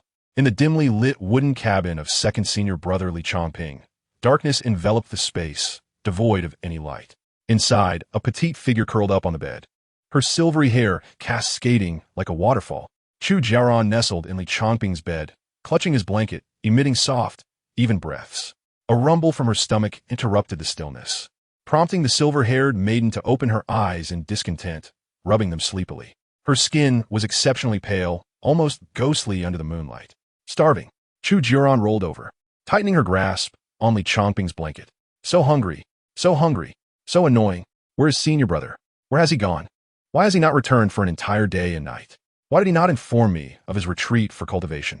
Why did he leave me alone? Alone in bed, Chu Jiaoran buried her head in the blanket, her nostrils flaring as she greedily inhaled the lingering scent. She craved all of Li Changping, the essence of him, his scent, his breath. She longed to consume him entirely, to possess him forever, ensuring they would never be apart. Curled within the blanket, Chu Jiaoran's thoughts swirled with memories of her time with her senior brother. She believed Li Changping adored her, at least from his past demeanor. He had always fulfilled her every desire, despite his low cultivation level. Yet now, he had vanished without a word, leaving her in disarray. As she lay in bed, her crimson eyes gazed out at the moon, murmuring softly, "If you appear now, I shall forgive your abrupt departure. Senior brother, I will count to 100, and if you show up, I will. I will be good and stay with you." Chu Jiaoran whispered to herself, wondering if perhaps she had inadvertently angered him. In the past, whenever she was upset, he would bring her favorite snacks as an apology. This had always been their pattern. "Sister, did I upset you again? I brought roasted chicken from the town. Would you like some?" "Oomph. You think a roasted chicken can placate me, senior brother? You must bark like a puppy first." All right. Woof, woof. Is that enough to calm me down?" "Not yet, do it again. You must bark like a puppy while carrying me on your back. Only then will I forgive you." Chapter 22. Shall we play hide and seek? I will count to 1. Even the most unreasonable requests elicited only a blink from Li Changping, who would helplessly yet affectionately ruffle Chu Jiaoran's hair. He would carry the girl on his back, grasping her slender, delicate legs, and mimic puppy barks atop the mountain. "Ha ha ha! Senior brother, you sound just like one," Chu Jiaoran exclaimed joyfully, her innocent face lighting up with a radiant smile, as if everything were as it should be. "Senior brother, ha ha, you are so amusing. You enjoy this, don't you?" "Yes. As long as you enjoy it, I do too." "Really? Senior brother, you wouldn't deceive me, would you?" "Senior brother never lies. I shall always respond to your wishes." "Then shall we play hide and seek? I will be the seeker. I will count to 100, and if I catch you, you must let me ride you like a pony." "Very well. Shall I begin counting now?" As Chu Jiaoran reminisced about her moments with Li Changping, her long, white eyelashes fluttered like butterfly wings, her eyes gently closing. Her soft, pink lips parted as she rhythmically began to count. 100, 99, 98, 97, 44, 43. She appeared devout, eyes shut, counting slowly while tightening her embrace around the blanket. 10. Chu Jiaoran's eyelashes quivered with anticipation, longing for Li Changping to emerge as he always did, standing before her and gently waving the treats he had brought from the town, offering her comfort. 9. The sound of footsteps echoed outside the door, and at that instant, Chu Jiaoran's body trembled with excitement. She clutched the blanket tightly, inhaling its scent greedily. Keeping her eyes shut, yet a clear smile graced her face. She knew that Li Changping adored her. This was evident to all disciples of the Changping sect. Whispers circulated outside. Second senior brother of the Changping sect is head over heels for the third junior sister, willing to do anything for her. Second senior brother is useless. He is unworthy of her. The third junior sister is both beautiful and intelligent, deserving of a holy son of Yaoguang. Junior sister, why can't he like me? Look, that useless man is once again making the junior sister unhappy. Whenever such gossip reached Chu Jiaoran's ears, she would simply smile, revealing her small tiger teeth. She understood that without her, Changping, an ordinary talent, would surely be bullied within the sect. Senior brother loves me. Senior brother cannot live without me. Thus, Chu Jiaoran always believed that Changping could never abandon her. How could he survive without her? Indeed, senior brother has returned. Listening to the footsteps outside, the smile on Chu Jiaoran's face could not be concealed. After disappearing for an entire day, how should she punish him upon his return? Truly, he deserved to be slowly consumed, to be integrated with her so that he could neither escape nor provoke her ire. 8. Chu Jiaoran deliberately raised her voice. Releasing her grip on the blanket she had clutched tightly. 7. She smoothed her disheveled hair, her silvery locks cascading down like a waterfall, her beauty almost ethereal. Yet beneath her seemingly innocent exterior lay a mischievous and terrifying nature. 6. Tidying her hair, Chu Jiaoran mentally noted Changping's oversight. He had heard the footsteps and seen her fixing her hair, yet did not enter to assist her. How inattentive. 4. As the footsteps outside ceased, Chu Jiaoran's eyelashes fluttered, her breath quickening. Though she longed to open her eyes, she restrained herself. The game was not yet over. She must finish counting. Chu Jiaoran felt a surge of impatience. It had been a day and a night since she last saw Changping, and her heart was aflame with anticipation, desiring to leap into her senior's embrace. She longed to engage in various childish games and mischievous antics with him. Once they grew weary and hungry from their play, she envisioned leisurely devouring him, ensuring they would remain together forever. 3. A sweet voice echoed. 2. 1. Senior, have you arrived? In Chu Jiaoran's imagination, as the countdown concluded, Changping, hiding in the shadows, would emerge. He would affectionately tousle her hair, apologizing for his abrupt departure with items purchased from town. However, the anticipated sequence did not unfold. No one entered the room, nor did anyone caress her fluffy head as before. The mountains stood silent. Opening her eyes, Chu Jiaoran beheld the desolate landscape before her. Senior? Rising from her bed, she padded barefoot across the cold floor, cautiously peering outside. Are you back, Senior? Stepping out into the moonlit night. The luminous glow illuminated the entire mountaintop. It was not expansive, easily revealing its edges.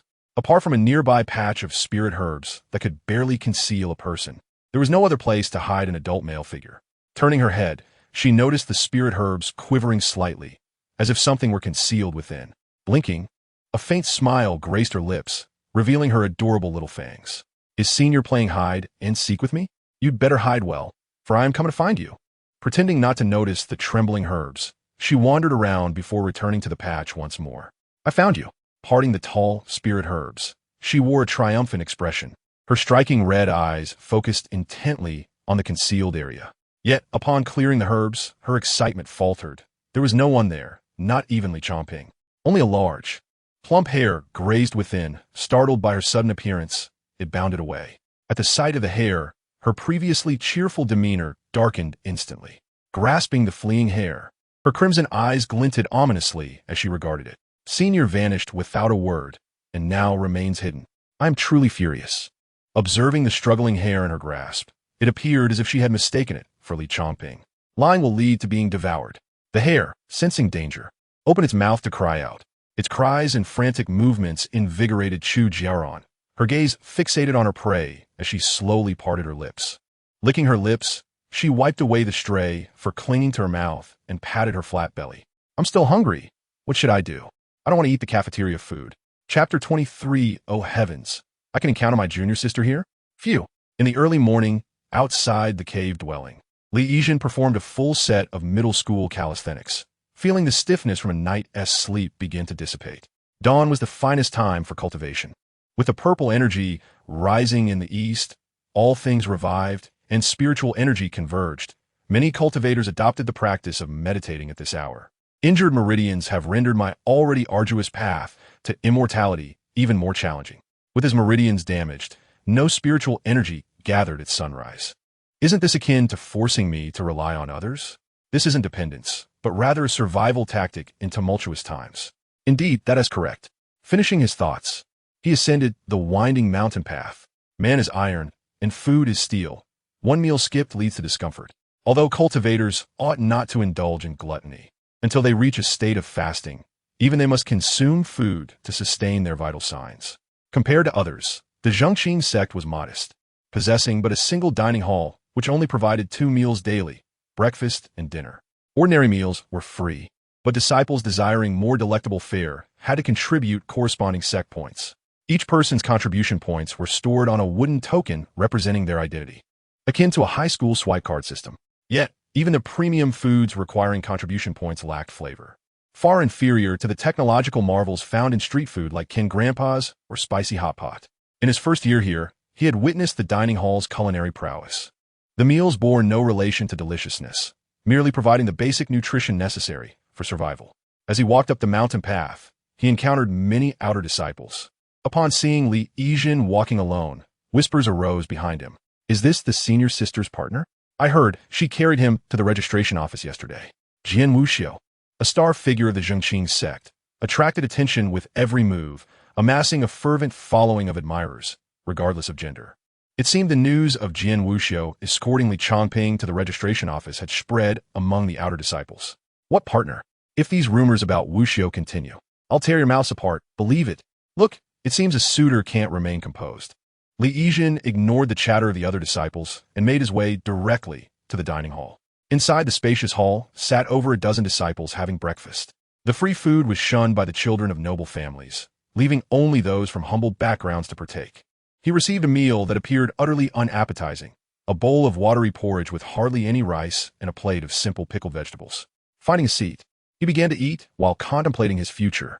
My innate talent is already lacking, and with my meridians injured, advancing in cultivation will be exceedingly difficult.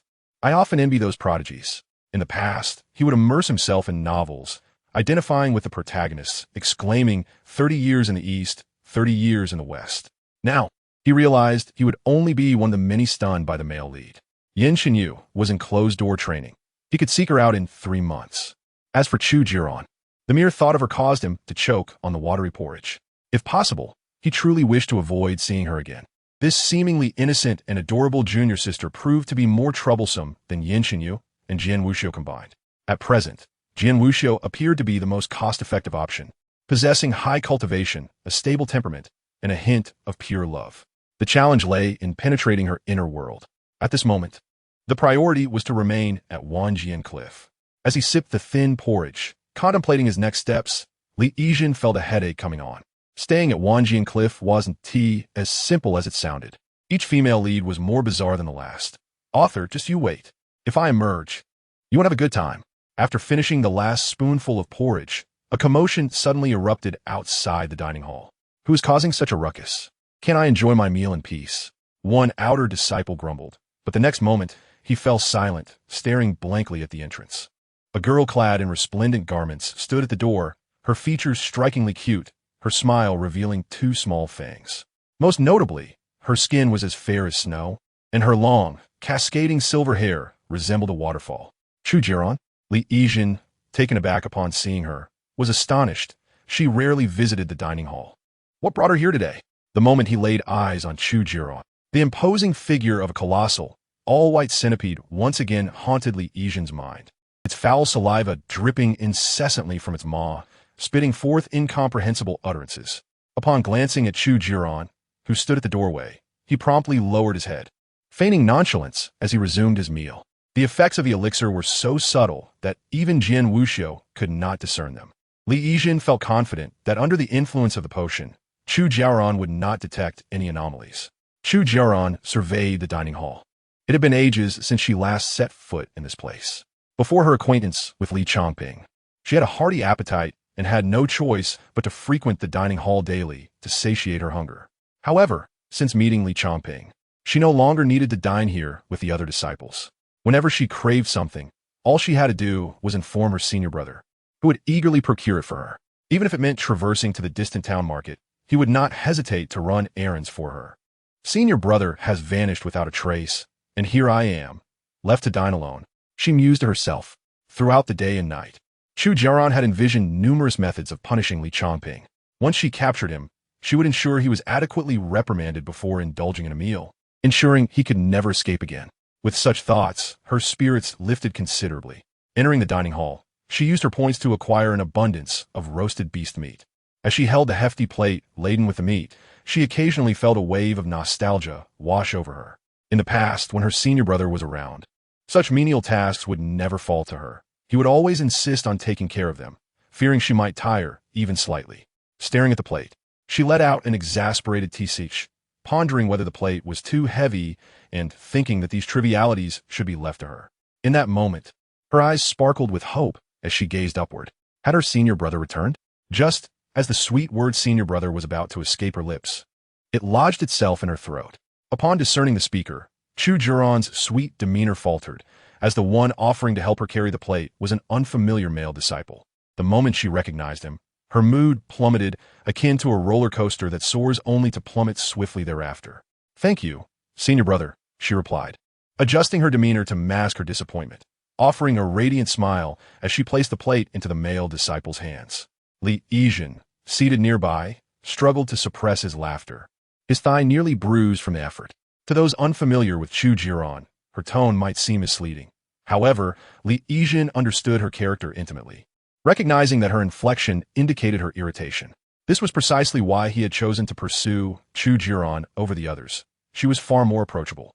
Above all, she was exceedingly adorable, so much so that she was a veritable blessing for those with a penchant for cuteness. The male disciple, grinning foolishly as he held the plate she had handed him, appeared utterly captivated, as if under a spell. "Hey, Chu Shiji just called me senior brother."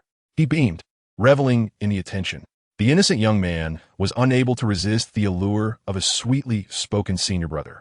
Chu Jiaoran's utterance was like a charm that significantly boosted the male disciple's confidence, making him feel as if he could conquer the world for her. "Chu Shimi?" He hesitated for a moment before addressing her. She responded softly, prompting the male disciple's smile to broaden. He held the plate tightly, transforming into an eager servant, basking in the envious glances of other disciples. "Shimi, would you like to join me for a meal at that empty table over there?"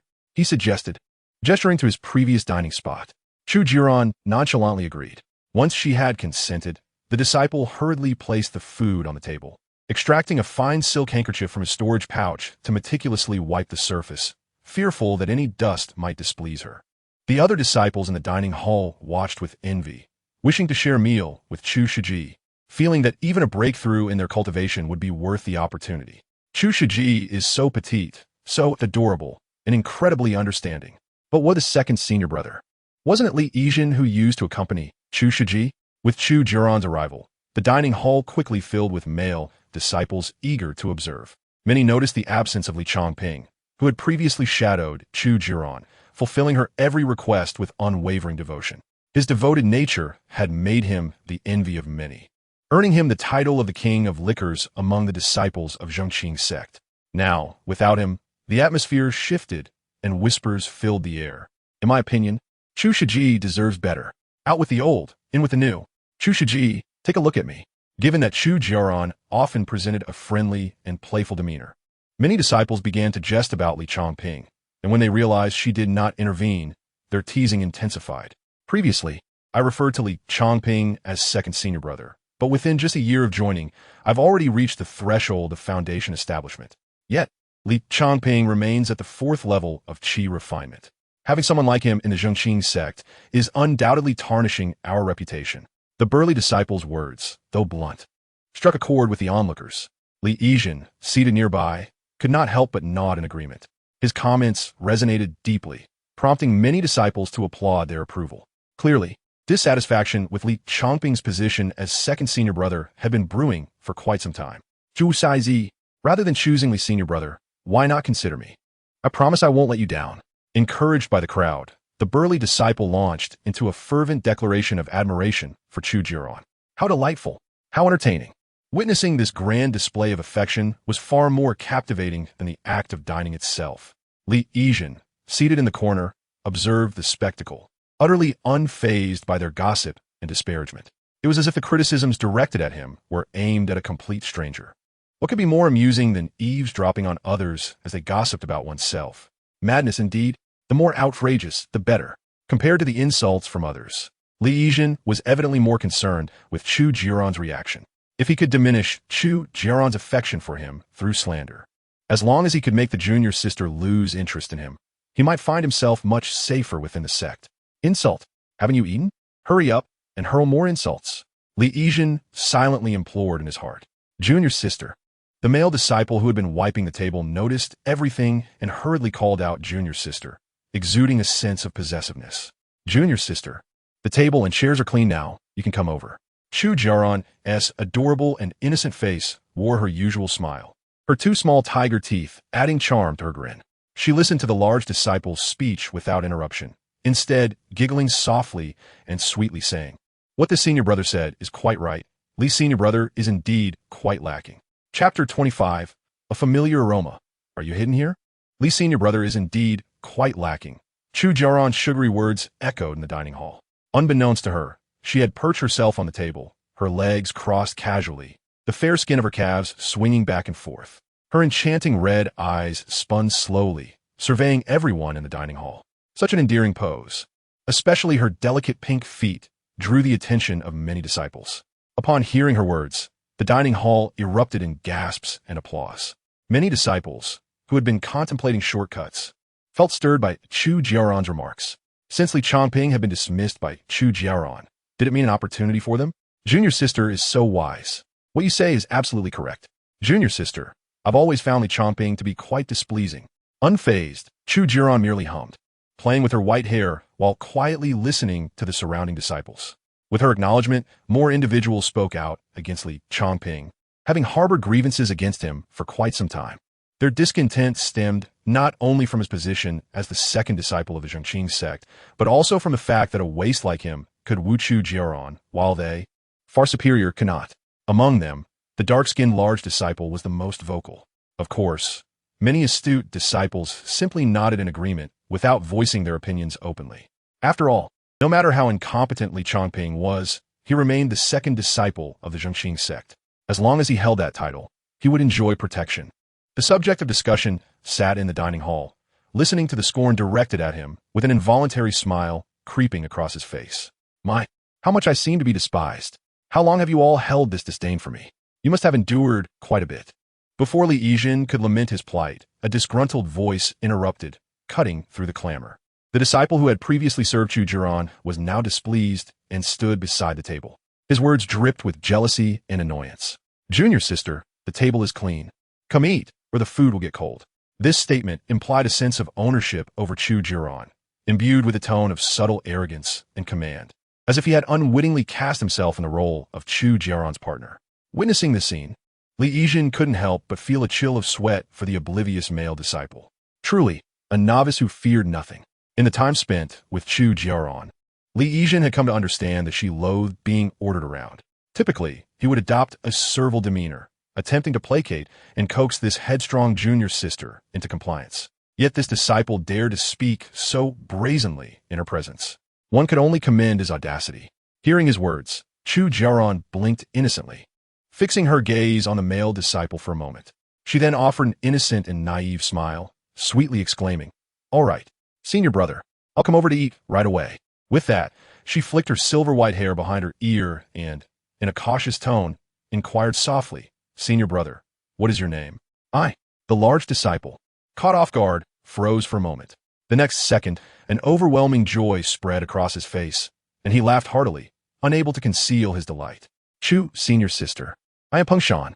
A man should possess strength. Give me a few more years, and I will surely become extraordinary." Peng Shan, euphoric, positioned himself protectively in front of the petite Chu Jiaoran. "Senior brother, with your talent, you can surely do it." Chu Jiaoran chuckled softly, gracefully leaping down from the table, her delicate feet touching the ground without a speck of dust. "Let us eat. I'm so hungry. I haven't eaten for a whole day and night." "Junior sister, come eat quickly, or you'll starve. It truly pains my heart." The oblivious disciple rushed to Chu Jiaoran's side. "Thank you for serving me and wiping the table, senior brother. You are the best." Chu Jiaoran sweetly cooed, flashing a smile that could disarm anyone, leaving the disciple utterly enchanted, nearly lost in his own thoughts. As she prepared to follow the smitten disciple to a clean spot, a familiar faint fragrance wafted through the dining hall. The amalgamation of various scents from the food and the numerous disciples overwhelmed Chu Jiaoran's senses. Yet, she suddenly detected a subtle, familiar aroma. In that instant, her red eyes quivered slightly, and a surge of immense joy surged within her. Found it! Found you! Senior brother, I found you! Her eyes darted toward the source of the scent, yet she did not see Li Changping, but instead spotted an unfamiliar female disciple in the corner of the dining hall. Upon seeing the new disciple, a shadow of disappointment and helplessness crossed Chu Jiaoran's features. How strange. Did I make a mistake? I know my senior brother's scent so well. How could I be wrong? She lifted her gaze once more, and upon noticing the attire of the female disciple, she froze momentarily, her eyes darkening with dissatisfaction. Who is that? Why is she wearing senior brother's clothes? In that instant, Chu Jiaoran's pale fingers clenched involuntarily. Her gaze fixated on the stranger clad in Li Changping's garments. Damn her! How dare she? Junior sister? The male disciple, observing Chu Jiaoran's sudden halt, queried in confusion. Junior sister, why have you stopped? This time, Chu Jiaoran did not respond sweetly as before. Instead, she fixated on Li Changping's direction, her delicate fingers pointing resolutely. I've changed my mind. I want to sit with that sister for dinner. Chapter 26. My life is truly hard. Sit there? The male disciple followed her, seeing no particularly notable figures. In the corner sat a charming, new female disciple, likely a recent addition to the sect, whom he had never encountered before. Chu Shimi, why did you suddenly choose to sit over there? The table has already been cleaned. As these words left his lips, a hint of despondency tinged his tone. It was evident that Chu Jiaoran's antics had left him quite displeased. How was this any different from the little junior sister slander against the Yuanying period senior sister? Senior brother, I have said that I wish to sit over there. Indeed, Chu Jiaoran's tone had shifted this time. It was laced with a chilling intensity as her blood-red eyes fixed unblinkingly on the male disciple.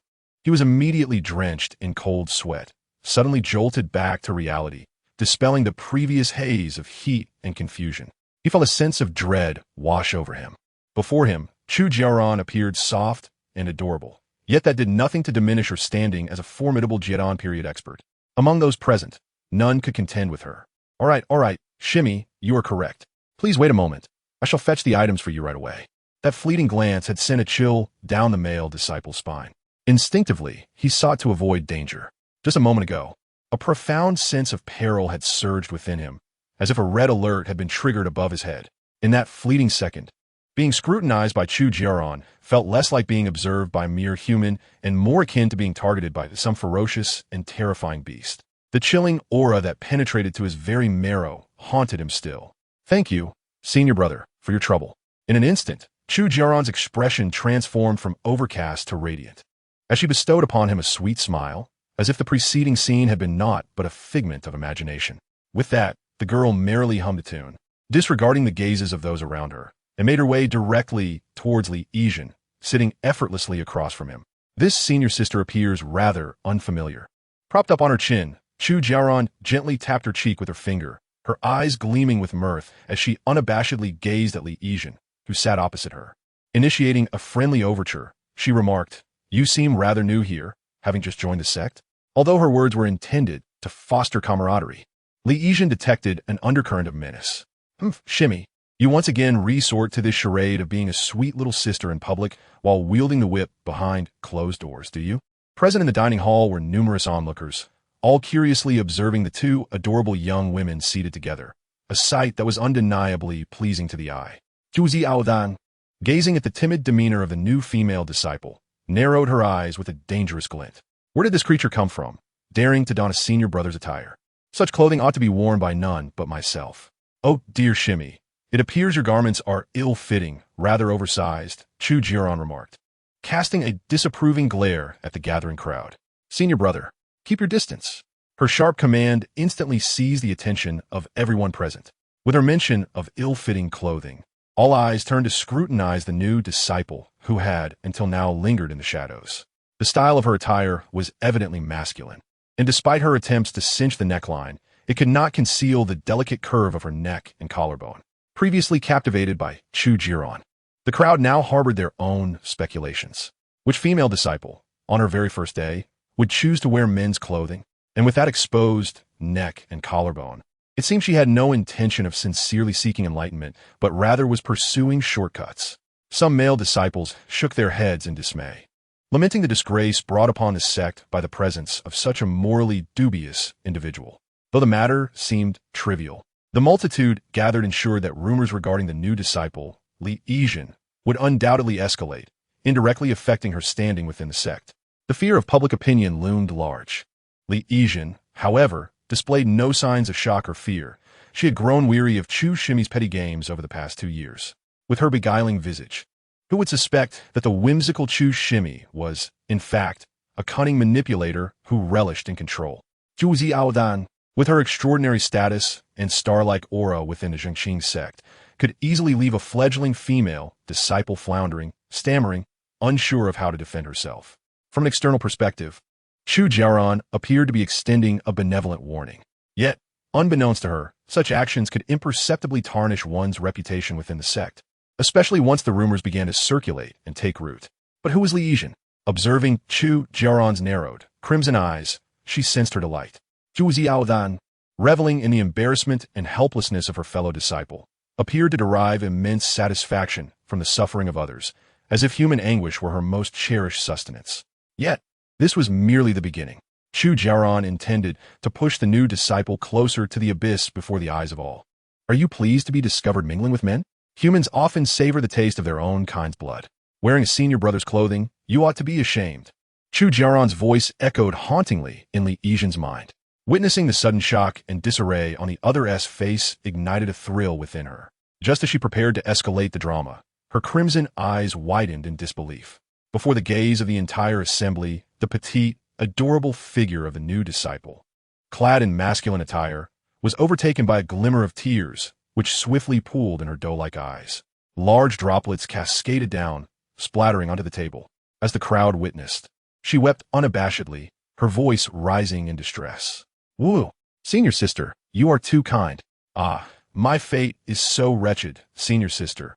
Yijin's life is truly a torment. Chapter 27. Junior sister, are you having your moment today?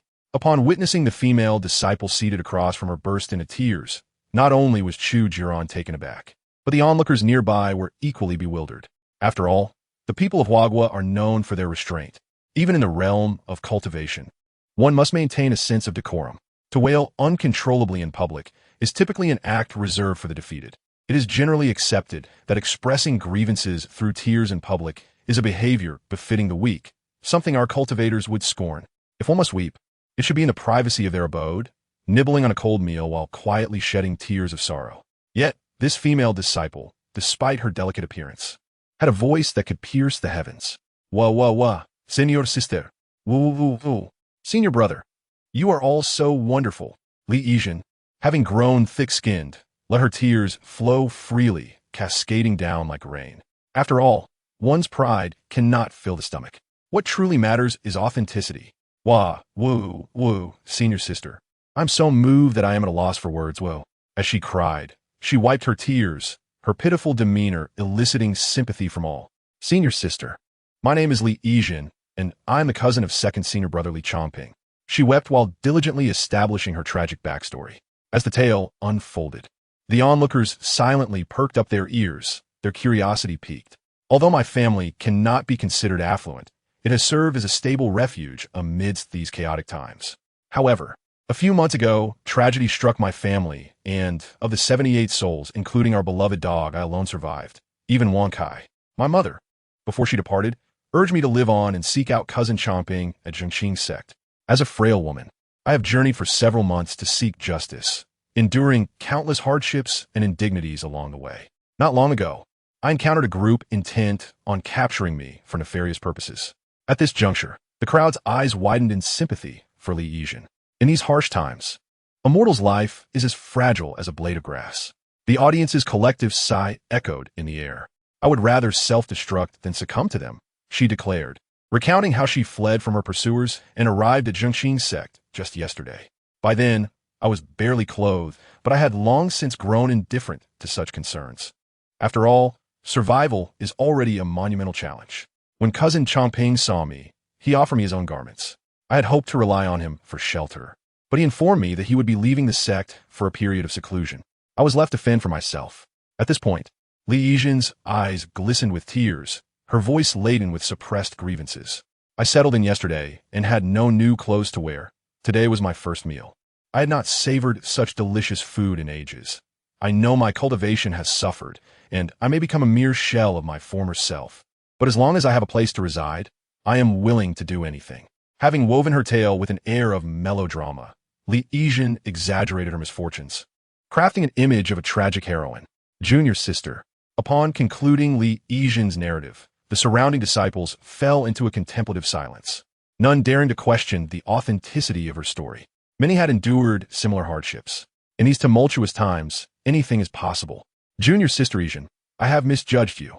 The sight of the weeping girl, coupled with her tragic tale, prompted many to express their apologies with sighs. At that moment, as they beheld Li Yijin's clean attire and well-kept meal, their hearts swelled with affection for the young woman. Li Yijin pretentiously wiped her tears and, lifting her gaze, looked at the teary-eyed Chu Jiaoran seated across from her. Throughout her narrative, she had deliberately portrayed herself as a heartless character who abandoned her cousin to pursue personal cultivation, hoping to diminish Chu Jiaoran's fondness for her. The moment she noticed Chu Jiaoran's diminishing affection, Li Yijin felt an overwhelming rush of joy. Chu Jiaoran's affection level, 45-100. How quickly her fondness has waned. How delightful. Observing Chu Jiaoran's disheartened expression, Li Yijin could hardly contain her laughter, though it was not yet time to celebrate. Junior sister, how does it feel to play the role of the adorable disciple?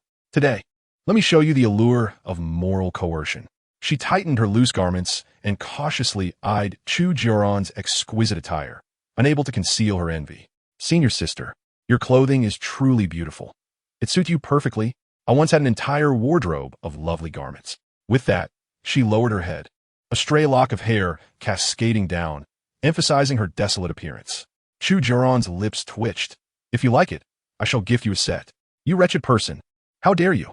Chu Jiaoran glared at Li Changping's cousin, her teeth nearly grinding to dust. For the first time, she experienced the sting of her own tactics turned against her, leaving her seething with frustration.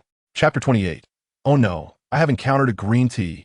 In the glaring eyes of the crowd, Chu Jiaoran glared at the tearful green tea seated across from her, her teeth clenched in fury. Damn it, this person is merely a little green tea. Are you all blind? Can't you see through this? Chu Jiaoran's anger simmered as she glared at Li Yijin, rendered speechless. Had she been Sword Wuxiu, such tactics would have fallen flat. For him, aside from those who are genuinely attractive, either one is worthy or not. Displaying weakness and seeking sympathy would yield no results. It is the resilient and steadfast that he finds appealing. If he were to become displeased, a public display of the grand desolation prisoner's finger could very well ensue. This was a lesson learned from past experiences. However, for someone like Chu Jiaoran, who played the role of a sweet green tea in public yet revealed her true colors in private, this ruse was effective. Junior sister Yijin, if you desire it so much, I shall bestow upon you a set. Chu Jiaoran glared fiercely at the little green tea across from her, retrieving a delicate pale yellow dress from her storage pouch. Its exquisite craftsmanship was stunning. Senior sister, this is too much. This is clearly worth a fortune. I cannot accept such an extravagant gift. Glancing at the exquisite garment in Chu Jiaoran's hands, Li Yijin understood its value. It could fetch several spirit stones if sold. If labeled as Chu Senior Sister's personal use, 99 new, its price would likely multiply, perhaps even by hundreds, drawing the attention of eager admirers. Senior sister, I cannot. Despite her protests, she found her hands instinctively grasping the pale yellow dress. Do not fret, junior sister. Accept it as my heartfelt gesture. Chu Jiaoran gritted her teeth, tugging on the dress, only to find Li Yijin holding on even tighter, showing no sign of relinquishing her grip. Did you not refuse it? Then let go. Fool! Li Yijin shouted her refusals while stubbornly clinging to the garment, showing no intention of letting go. I truly do not want it. This was akin to the custom of receiving red envelopes during the spring festival. One might feign reluctance, but they truly expect to be given something. Junior sister, if you like it, take it. There is no need for you to be modest. Scoundrel, scoundrel, scoundrel. While Chu Jiaoran wore a smile, internally she was seething. How could this person be cousin Li's sister? How could my brother have such a repugnant cousin? In the end, under the watchful eyes of many, Chu Jiaoran released her grip, watching as her clothing fell into someone else's hands. Anger clenched her lips as she struggled to maintain her habitual sweet smile.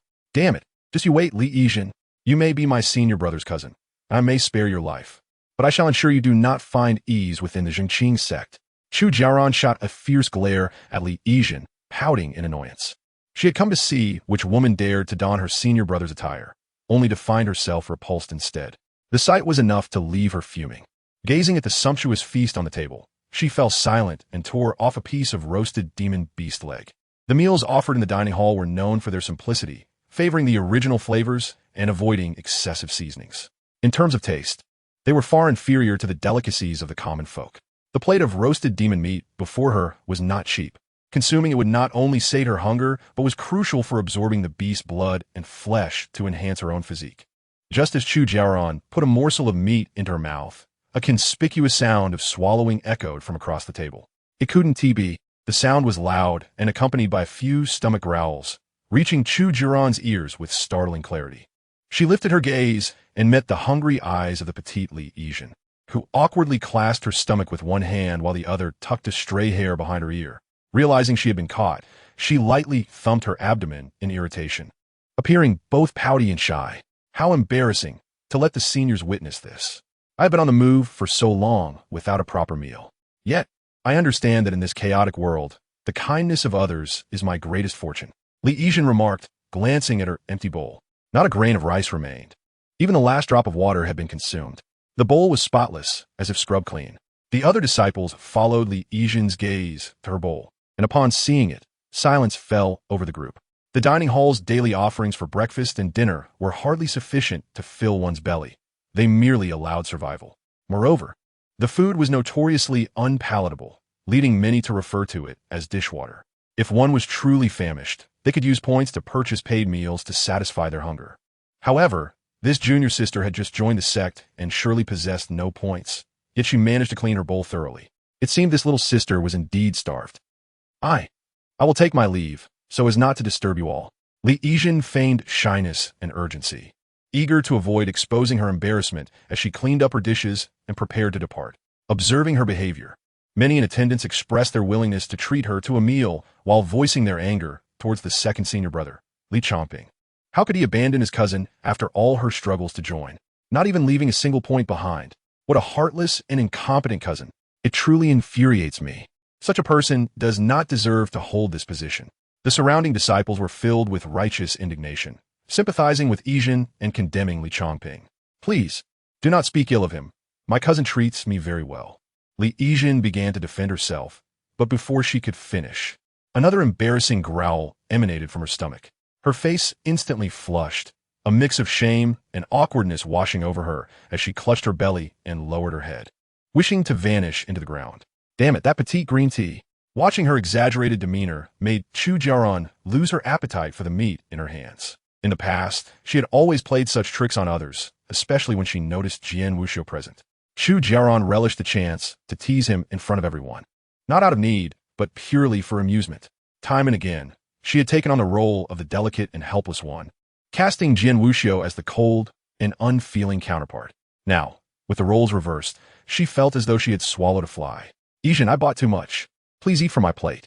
I would want you to go hungry, reluctantly offered Chu Jiaoran, pushing her plate of demon beast meat into the center, willing to share despite her reluctance. She understood it was merely sharing food. Looking at Yijin's petite frame, how much could she possibly consume? Lizen feigned disvalies. Half covering her mouth, tears welling in her eyes.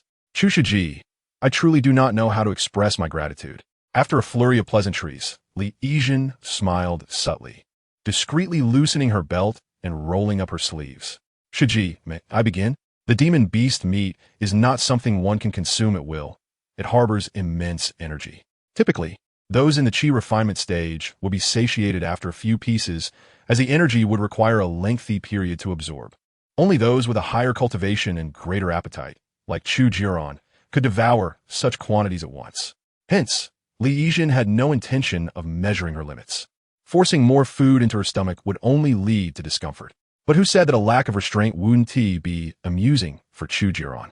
Having once been so kind to you, truly wanting to be with you, I never expected you to be a pure facade hiding a more cunning nature, always scheming to devour me. It is high time you received a little lesson, using your preferred method. Asian, feel free to eat.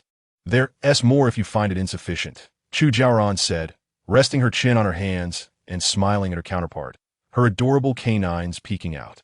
There was a hint of mischief in her demeanor. Eat. I'm curious to see how much you can consume. I hope you eat to the point of bursting. You must be starving after such a long journey. Eat as much as you can. For those who had come from the town, many were unaware that overindulging on demon beast meat could lead to fatal consequences. The initial symptoms included a nosebleed, followed by bloating, abdominal pain, dizziness, and a fever. If excess energy were not expelled timely, one could explode like fireworks. Boom! Chu Jiaoran began to imagine the annoying girl exploding in a fiery display, her eyes gleaming with excitement as she urged her to eat more. The mere thought of such a scene thrilled her to the core. Zhu Shaizi, I shall not hold back then, Li Yizhen replied, shyly smiling, and as anticipated, she made no attempt to refuse. She reached for the generously plated roasted demon meat. Her hand hovered over the platter, initially targeting a succulent leg of the bloodthirsty bird. Even among demon beasts, certain rules applied. Chicken legs were always appealing. The roasted leg was substantial, at least 2 to 3 times the size of a regular fried chicken leg. For Li Yizhen, at Qi refinement level 4, this single leg would suffice, as any more would lead to discomfort. As she watched Li Yizhen's hand linger over the bloodthirsty bird, Chu Jiaoran's eyes sparkled with anticipation, eager for her to devour the entire bird. However, in the next moment, her expectations were dashed as Li Yizhen delicately tore off only the tenderest, most delectable piece of meat. The entire bloodthirsty bird contained only that one piece that was truly the best, tender and smooth, not greasy or tough. This was also the part that Chu Jiaoran cherished the most. For a brief moment, she was taken aback. In the blink of an eye, that hand had swiftly shifted to the next target. It expertly pinpointed the piece she adored most and tore it away. Chu Jiaoran's mouth fell open, clearly bewildered by this unexpected maneuver. Before she could finish her thought, Li Yizhen's hand had again moved quickly, precisely ripping off the most delectable part of the beast's meat and stuffing it into his mouth. The eyeball of the white-eyed fish, the wings behind the mountain chicken. His targets were unambiguous, each time selecting only the essence from the beast, undoubtedly the tenderest and most scrumptious morsels, precisely what Chu Jiaoran relished. In the past, while dining in the cafeteria, Chu Jiaoran had a habit of consuming the less desirable parts first, saving the delectable bits for last to savor slowly. Just like in her previous life, when she had dispatched Li Changping, she would eat the unappetizing parts first before relishing the soft, succulent innards. The head of the beast typically was tougher, becoming even more so when roasted. Out of an entire beast, only a tiny portion was truly delicious. Yet now, all those prized pieces had been snatched away by this little green tea.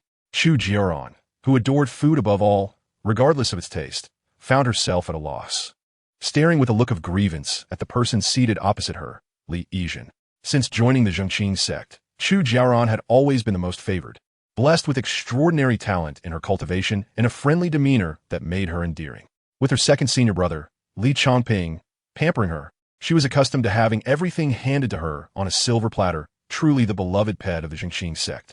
Previously, when dining with her senior brother, all the tastiest morsels would invariably be reserved for her. Sometimes even Li Changping would relinquish his portion for her. But now, watching the little green tea feigning modesty across the table, Chu Jiaoran felt an overwhelming sense of injustice. Eat. Oh fine, I want to eat anymore. I can always buy another portion. You can have it all. Stuff yourself. Chu Jiaoran glared furiously at the person across from her, her lips pursed in indignation. If only she knew that the one stealing her food was the very person who had once spoiled her the most, Li Changping, she would undoubtedly be apoplectic. Just imagining that scene was utterly infuriating. Chu Jiaoran was beyond caring. She sat there, fuming, her gaze fixed on the individual opposite her, wishing to bore a hole through him with her glare.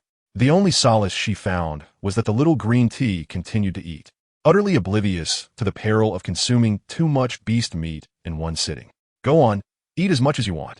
I hope you finish that entire plate, and then explode right in front of me. As Li Yizhen tore off the most tender, exquisite piece of meat and popped it into his mouth, he observed Chu Jiaoran's sulky expression. Knowing her well, he guessed that this little devil was on the verge of exploding with fury, but with so many people around, she couldn't afford to lash out. No witties. Let her stew in her thoughts, he mused as he savored the last piece of meat.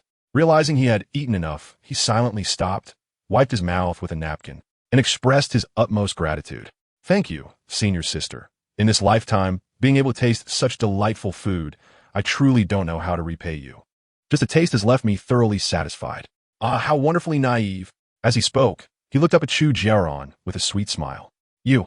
Chu Jiaoran's eyes widened upon hearing Li Yizhen's words, seemingly taken aback by his unabashed audacity.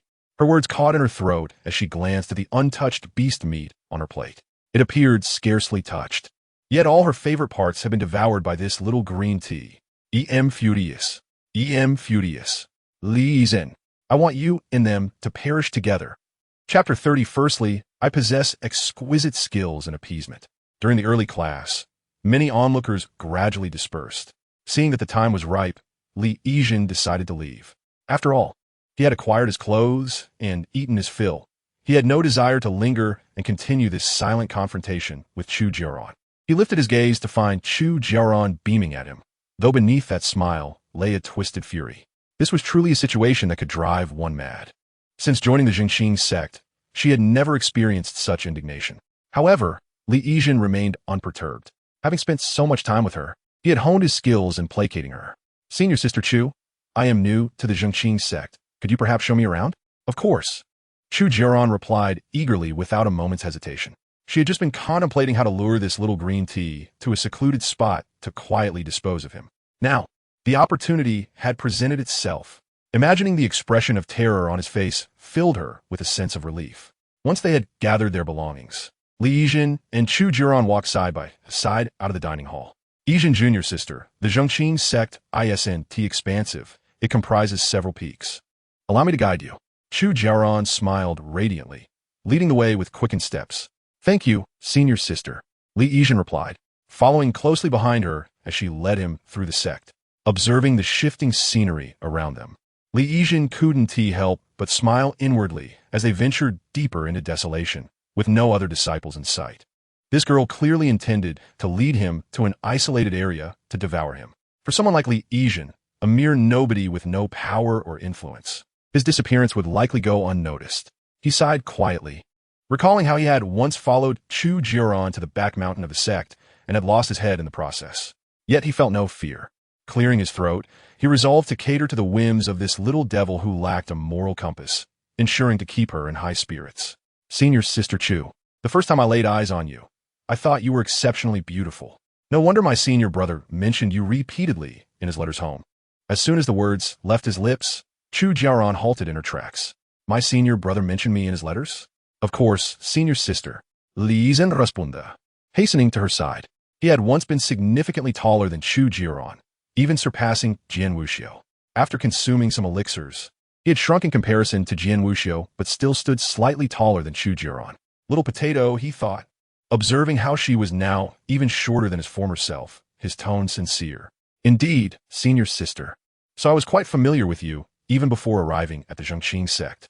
My cousin mentioned that you have a great fondness for food, especially for various snacks, with a particular love for meat and sweets, especially the green bean cake and peach blossom pastry from the town. Upon hearing this, Chu Jiaoran's anger dissipated significantly as she looked at the little green tea before her. However, her ire had not completely vanished, and she huffed. Why did he tell you so much? I have no affection for him. Did your cousin mention that he has been pestering me all this time? After all, she had been sincerely flattered for years. To claim she had no feelings for Chu Jiaoran would be a lie. However, having died once, she now valued her own life more than being with her. Hearing this, Li Yizhen sighed inwardly. One could lie, but the system's favorability ratings were undeniable. At that moment, Chu Jiaoran had a perfect score of 100 in favorability, marking her as the first protagonist to reach such a level with him. Li Yizhen believed that, based on past experiences and Chu Jiaoran's contradictory words, it was not so much that she disliked him, but rather that she was at a loss as to how to genuinely like someone. Chu Jiaoran's affection was pathological. It was a desire to annihilate what she could not possess, a compulsion to consume and merge rather than flee. Li Yizhen spoke in a calm tone. I know, and so does my cousin. Upon hearing this, Chu Jiaoran trembled, a hint of panic flashing across her delicate, pale face. My senior brother knows too? Without allowing her to ponder further, Li Yizhen continued, my cousin mentioned he is a very lovely junior sister, although it seems she does not harbor feelings for him. He described her as having beautiful, silvery long hair, which makes her stand out among others. While some might think she is unwell, he finds her enchanting. He adores everything about her. Her pale skin and silver hair, even her eyelashes and eyebrows are white, akin to a modern-day case of albinism. Chu Jiaoran despised her own silver hair, having faced exclusion from her kin since childhood for her strikingly pale appearance. She lifted a strand of her silver hair, pondering why her senior brother found it beautiful despite its perceived oddness. You wouldn't understand this, Li Yizhen remarked. In our culture, we have an affinity for white hair. Yet, the most potent revelation had yet to be unveiled. After a brief silence, Li Yizhen stepped closer, enveloping Chu Jiaoran's delicate frame in his arms, gently caressing her silvery locks. "What are you doing?" Chu Jiaoran exclaimed, taken aback by the sudden embrace, her discontent manifesting in a few protests. Though she could certainly push him away. After all, she was a cultivator of the core formation stage. She found herself captivated by the familiar scent that enveloped her, perhaps due to his clothing or the shared blood they bore. The scent stirred a deep longing within her, having not seen Li Changping for an entire day and night. With no word from him, Chu Jiaoran struggled to articulate the yearning she felt. She had never experienced such a desperate desire to see someone before. In the past, her senior brother had never abandoned her, always responding to her needs. The thought that such a person could leave without a trace was unfathomable. As a soft hand glided through her hair, the familiar fragrance enveloped her senses. Chu Jiaoran found herself gradually calming down in Li Yizhen's embrace, observing his adeptness at soothing her. He cradled her head, admiring her butterfly-like, elongated eyelashes. "When I arrived yesterday, I saw my cousin, who seemed somewhat forlorn. He expressed feelings of inadequacy, believing he was unworthy of the person he admired, feeling like a toad, desiring to eat swan meat. Knowing you do not hold feelings for him, it's understandable. After all, who would love such a perceived failure? That's not true." Upon hearing this, Chu Jiaoran instinctively tightened her grip on Li Yizhen's clothing, her crimson eyes reflecting emotions she had never felt before. "He mentioned he would go into seclusion to cultivate until he felt worthy of standing beside you. Before he left, he entrusted me with this storage bag." Li Yizhen jingled the storage bag at his waist, candidly revealing its origin to prevent the little devil from deducing his true identity. "Initially, I thought everything inside was meant for me. I found my cousin to be quite considerate. However, I later discovered there were also things intended for you." As he spoke, he produced a beautifully packaged delicacy, unopened, which happened to be Chu Jiaoran's favorite treat. Alongside it lay an envelope that had not yet been sent. Chu Jiaoran's gaze fell upon the two items, her lips curling in an effort to suppress her emotions, nearly shedding tears. Chapter 31. The proud and arrogant have already withdrawn. Do you understand? A box of exquisitely packaged snacks. An unsent letter. Chu Jiaoran stared at the items in Li Yizhen's hands, momentarily at a loss for words. Typically eloquent and vengeful, she found herself speechless, blinking her pure white, delicate eyelashes as she was engulfed in an indescribable sense of anxiety and trepidation. A thought began to take root in her mind. Did her senior brother truly harbor feelings for her? In all honesty, as a centipede transformed into a humanoid beast, despite her efforts to emulate human emotions, Chu Jiaoran struggled to comprehend the true essence of affection and love. She reveled in being adored, cherished like a star among the crowd, and enjoyed the flattery of those who vied for her attention. Yet, she remained oblivious to the nature of love. Her understanding of it shallow. The centipede's not-so-intelligent mind had yet to grasp the complexities of human emotions. "Senior sister, this is what I found in my brother's storage bag," Li Yizhen said, his voice a constant stream of chatter. "Clearly not meant for me, but I didn't want to shamelessly take someone else's belongings." Standing opposite her, the little green tea continued to prattle on. Chu Jiaoran, unwilling to concede, pouted in frustration. "What do you mean shamelessly taking someone else's things? Didn't you take that dress?" Initially, she had planned to lure the little green tea to a secluded spot, but her appetite had waned. Such a green tea was insufferably sour. However now, as she gazed at the little green tea's face, which bore a resemblance to Li Changping's, she found her anger dissipating. "What a thing," Chu Jiaoran huffed. Before outsiders, she always feigned indifference towards Li Changping, but in private, she would cling to him affectionately, resembling an octopus, stubbornly keeping him close, often too lazy to walk herself, preferring him to carry her. Whenever Li Changping displayed even the slightest hint of annoyance, Chu Jiaoran would blink her innocent eyes, naively deflecting his grievances. "Brother, you're actually quarreling with me over such trivial matters." Now, in front of the little green tea, she maintained her facade of indifference, though deep down, she was acutely aware of her feelings. Her heart itched as if thousands of ants were crawling within. Li Yijin stood before her, observing her conflicted expression of desire and reluctance, barely suppressing a smile. His toes dug into the ground to keep his amusement in check. Otherwise, his lips would betray him with a grin. Do you truly not desire these? He adjusted his expression to feign surprise, his tone laced with an imperceptible hint of regret. Ah, I understand.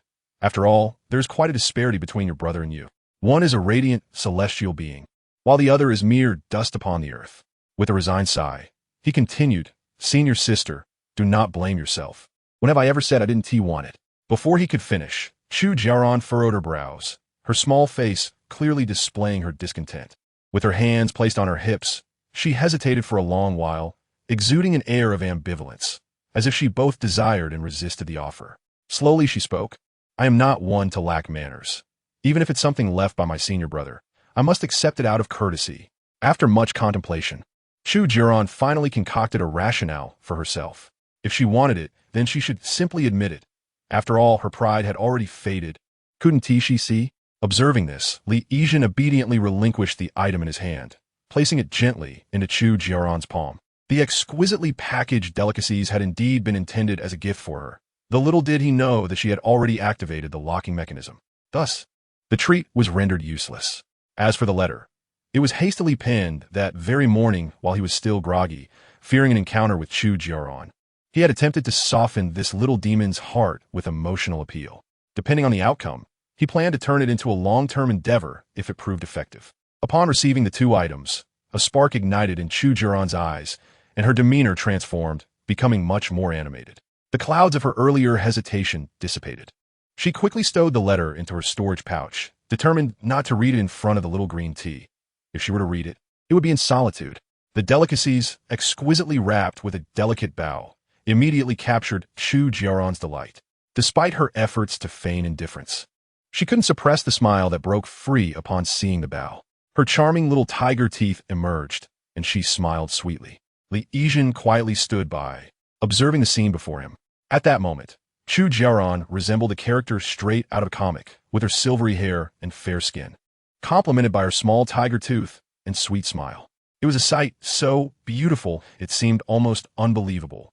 Yet, who could have imagined that behind such a lovely facade lay a rather mischievous soul? Indeed, the treat was left by her senior brother, clutching the delicacies, with that beautiful bow tied only by Li Changping, a style she had never encountered elsewhere.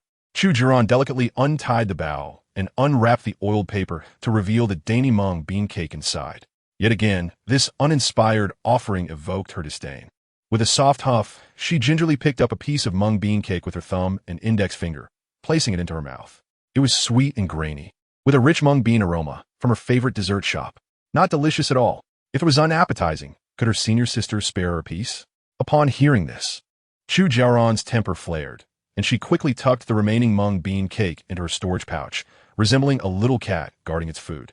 This was given to me by my senior brother. How could I share it? If you want to eat it, go buy your own. Li Yijin's expression turned troubled. But senior sister, my money ran out during the escape. My cousin didn't leave me any. Chapter 32, Jian Wuxiu, the super big jerk. Li Shixiang did not leave you any money, nor any spirit stones? Receiving a confirmation, Chu Jiaoran feigned disbelief while secretly elated. Her senior brother left her treats and a letter, while he had only left a few garments for Li Yijin, not even a single spirit stone. This news filled her heart with joy, and her happiness was evident on her face, impossible to conceal. It seemed that her senior brother held her in the highest regard. In high spirits, Chu Jiaoran gazed at Li Yijin, finding her less bothersome, even somewhat endearing. Perhaps this little green tea wasn't as irritating as she had imagined. Today, in my good mood, I shall spare you this time. You should be grateful, since my senior brother left it for me. I am not one to take advantage of others' generosity, so I shall share a little with you. Li Shimi, don't be too grateful. With a wave of her hand, dozens of spirit stones flew towards Li Yijin. Wow, what a generous boss. Watching the spirit stones, Li Yijin's eyes sparkled. To offer more than 10 spirit stones in one go, such magnanimity. Long live my senior sister. Recalling her years at the Changping sect, where spirit stones were painstakingly accumulated. Now her storage pouch contained barely over 100 spirit stones. Chu Jiaoran had generously given her a full 15. Given this generosity, I have an idea. Yet, she decided to shelve that immature thought for now. Thank you, senior sister Chu. Your kindness is beyond measure. I am at a loss for how to repay you. No need for repayment. These 15 spirit stones are hardly valuable to me. Senior sister, I just remembered I have something to attend to today, so I won't keep you. Chu Jiaoran's mind was consumed by the letter left for her by Li Changping, leaving her little patience for further idle chatter with Li Yizhen. She was eager to discover what words her senior brother had penned for her and why he hadn't personally delivered it. Li Yizhen, fully aware of Chu Jiaoran's fervor, thought she must be dying to read that letter. Not wishing to provoke her further, he decided it was best to let her be. All right, senior sister Chu, take care. After bidding farewell to Chu Jiaoran, Li Yizhen strolled leisurely through the sect, planning to tackle simple cleaning tasks the next day, hoping to make his way to Wanjian Cliff.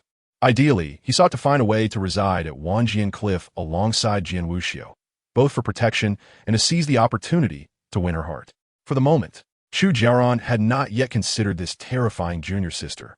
Oh no, I had intended to return to my cave to recuperate and contemplate how to win over Jian Wuxiu. Halfway through, Li Yizhen slapped his forehead, realizing the impending trouble.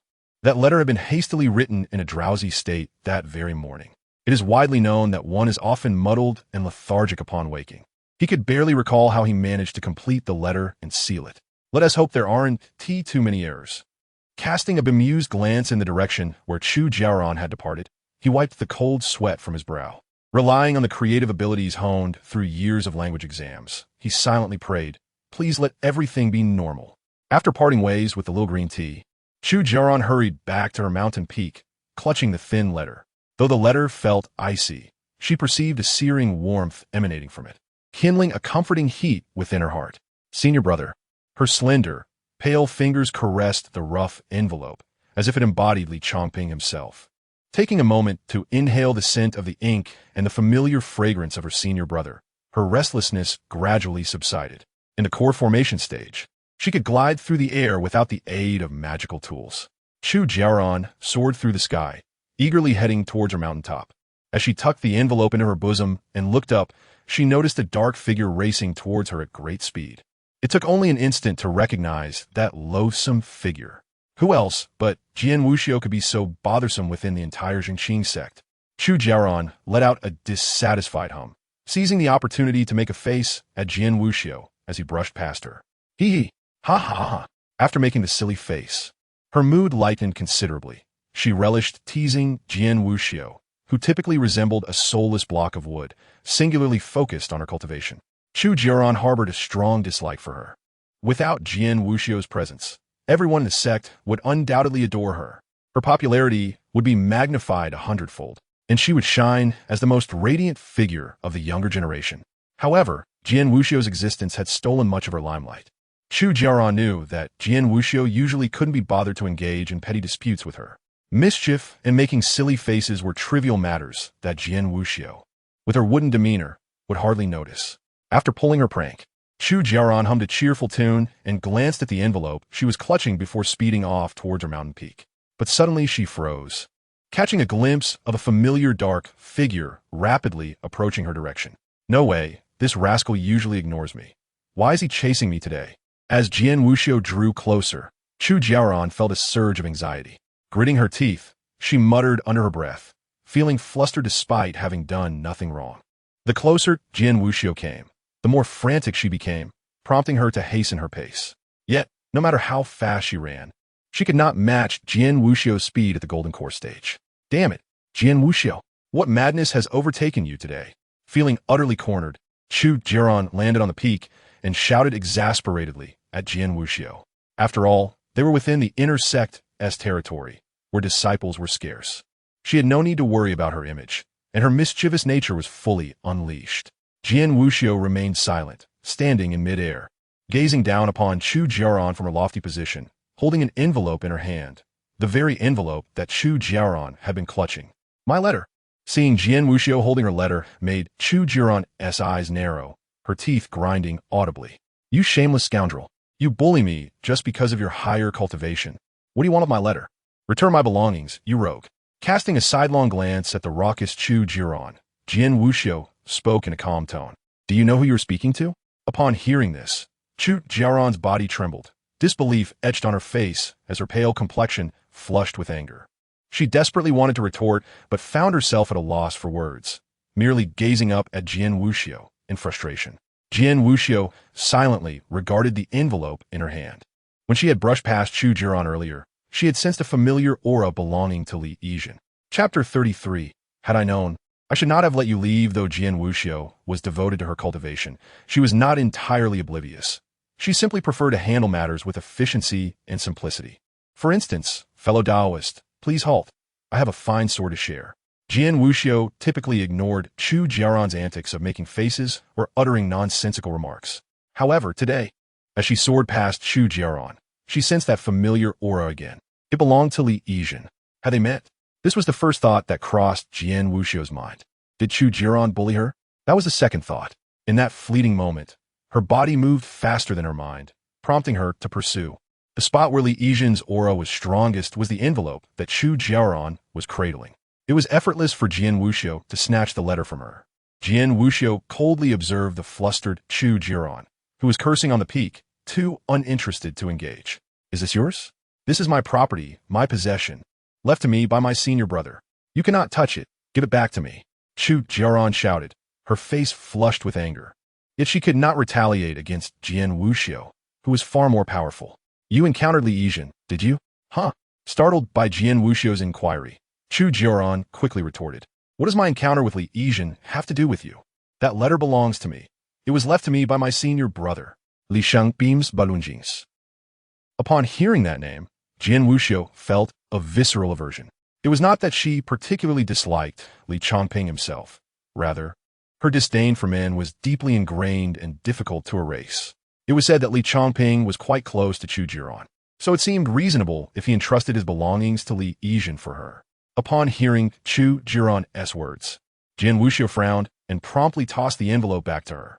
I have no interest in his possessions. Oof. Chu Jiaoran caught the envelope and cradled it protectively to her chest, as if it were a treasured possession she had recovered. She shot a fierce glare at the aloof Jian Wuxiu hovering above her, rolled her eyes in dissatisfaction, and quickly stowed the envelope in her storage bag, fearing it might be snatched again. This situation was inexplicably peculiar. Chu Jiaoran could not fathom why this otherwise single-minded cultivator would suddenly take an interest in her. After pondering for a moment, she recalled the only variable and a possible explanation, which immediately brought a smirk to her face, her crimson eyes sparkling with mockery. Doesn't Jian Wuxiu usually show little interest in our affairs? Why has she suddenly sought me out for trouble today? Seeing Chu Jiaoran's smug demeanor, Jian Wuxiu was disinclined to engage further. After determining that Chu Jiaoran had not bullied Li Yizhen, she intended to depart. Why are you in such a hurry to leave? Senior sister, you inexplicably blocked my path and even stole my belongings. Is it because of that junior sister named Li Yizhen? I met her today. She is indeed quite adorable. I didn't expect you to have a soft spot for her, to the point of intercepting me because of her. Chu Jiaoran's exaggerated tone echoed from behind. Upon hearing this, Jian Wuxiu halted her departure, casting a glance at Chu Jiaoran from her elevated position. Her expression remained indifferent, her face betraying no change. Chu Jiaoran, haven't you had enough of your romantic games? You. Each time, Jian Wuxiu fixed her gaze upon her. Chu Jiaoran felt an involuntary jolt to her heart. However, this time, perhaps provoked, she cleared her throat and retorted, You like her. What is wrong with admitting it? If you didn't like her, why would you stop me for no reason? Oh, I see. Senior sister, you must like her, right? Otherwise, why would you be inquiring whether I've seen Li Yizhen? Are you worried I might bully her? Is that how you view me in your heart? Jian Wuxiu watched Chu Jiaoran, who was incessantly chattering atop the peak, gradually becoming impatient. What does liking or disliking even matter? Cultivators should not be mired in such trivial emotional entanglements. They're the greatest hindrance to attaining immortality. As for me, I am certain I will never develop feelings for anyone. Jian Wuxiu firmly believed that with her disposition, she could never be swayed by anyone, assisting Li Yizhen only out of a fleeting sense of compassion. Chu Jiaoran, I see you have no intention of keeping that tongue of yours. You. The remark silenced her. Chu Jiaoran still had much to say, but was abruptly interrupted by Jian Wuxiu. She understood that the prominent disciple of the Qing sect before her was not one to show mercy or leniency. However, within the confines of the sect, His demeanor was considerably restrained, governed by the elders and the likes of Yin Chenyu. This restraint emboldened Chu Jiaoran to engage in a war of words with Jian Wuxiu. Casting a resentful glance at Jian Wuxiu, she found herself torn between her tongue and her dignity, ultimately choosing to close her mouth obediently. Noticing Jian Wuxiu's disinterest in pursuing the matter further, Chu Jiaoran resolved to depart from the scene. "Damn Jian Wuxiu," she muttered under her breath. And once she was certain she was far enough away for him not to hear, her mutterings grew louder as she returned to her mountain abode. She had always had feelings for Li Yizhen, so why was he pretending otherwise? If he truly had no affection for Li Yizhen, what business did he have bothering her? Chu Jiaoran's face flushed with anger. The very thought was infuriating. "I can't deal with you, but I can certainly make you uncomfortable, Jian Wuxiu. Just you wait." With a huff, she pushed open the door to her room. Inside, the emptiness struck her, amplifying her sense of grievance. In the past, whenever she had been bullied by Jian Wuxiu or felt slighted, her senior brother would always come to console her immediately. Chu Jiaoran had previously taken this for granted, believing that Li Changping's care and comfort were her due. However, now, gazing at the desolate room, she felt a wave of injustice wash over her. Why? Why could he leave without a word, not even a farewell? For a fleeting moment, Chu Jiaoran thought that if she had known Li Changping would depart, she should not have endured for so long. She should have taken action immediately, ensuring they would be together forever. Sitting on her bed, she retrieved a rough envelope from her storage pouch. She stared at the envelope for a few moments, blinked, and slowly opened it, extracting the thin sheet of paper within. Chapter 34. Standing beside you as a beloved junior sister. The delicate paper bore the marks of charcoal scribbled across it. Upon seeing the handwriting, Chu Jiaoran unconsciously read aloud. "As the second senior brother, I know I lack the strength to uphold this title. Well, at least you're aware. If it weren't for my protection, you would have been bullied to death long ago," Chu Jiaoran quietly retorted, her eagerness propelling her to continue reading every word. "I possess ordinary talent, and unlike the eldest senior sister, I do not work as diligently. I excel in very few areas, and often, I do not understand why the master chose me to be the second senior brother of the sect. I know that without the master's promotion, I might have perished in some obscure place. Junior sister, you may not know, but the moment you joined the sect, I took notice of you. Perhaps it was due to your striking white hair that no other senior brothers or sisters dared to approach you. I, too, was unaware of why I felt this way, watching you shrink within the crowd, sitting in the corner of the dining hall, perhaps reminded of my own arrival at the Qing sect. Thus, I wanted to treat you well, as one would a beloved younger sister. With my meager strength, I hope to make your experience in the sect a bit more comfortable, so you wouldn't have to endure the disdain I faced." As Chu Jiaoran read these lines, her eyelashes fluttered involuntarily. She recalled her own arrival at the Qing sect, feeling scared and helpless like a centipede newly introduced to the human world. Perhaps it was her dazzling silver hair that caused her senior brothers and sisters to shy away from her. Just like humans, those lacking strength often reject those who stand out too much. And at that time, Chu Jiaoran was indeed that unique presence. The petite Chu Jiaoran stood amidst the throng, quietly eating her meager porridge in the dining hall. Her crimson eyes furtively observed everything around her, watching the clusters of senior brothers and sisters with envy that bordered on madness. In her previous life as a centipede, she had been ostracized for her unusual color, and now, in human society, she found herself unable to escape a similar fate. Loneliness and isolation imbued her with an almost pathological obsession with affection and attention. As she entered and exited the academy and dining hall, she often pondered. One day she, Chu Jiaoran, would garner everyone's attention and become the most captivating presence in the entire Qing sect. Why? Why did others receive attention and affection while she did not? Once again seated in the corner of the dining hall, she licked the last grain of rice from her bowl, listening to the laughter and chatter around her. Chu Jiaoran listened quietly, yet her heart seethed with a desire to snap their necks. "To those who do not like me, go perish. Pestering creaturas, justi." Her gaze cast downward. The pangs of hunger clawed at her insides. The rule allowing only one portion of breakfast per person left Chu Jiaoran with no option. When the hunger became unbearable, she would catch birds and insects in the mountains to satiate her hunger. Curving her hand, she snatched a centipede from the ground that had not yet scurried away. Grinning, she placed the brown centipede into her mouth, crunching it between her teeth. "Junior sister, why are you sitting alone here?" At that moment, a voice shattered Chu Jiaoran's reverie.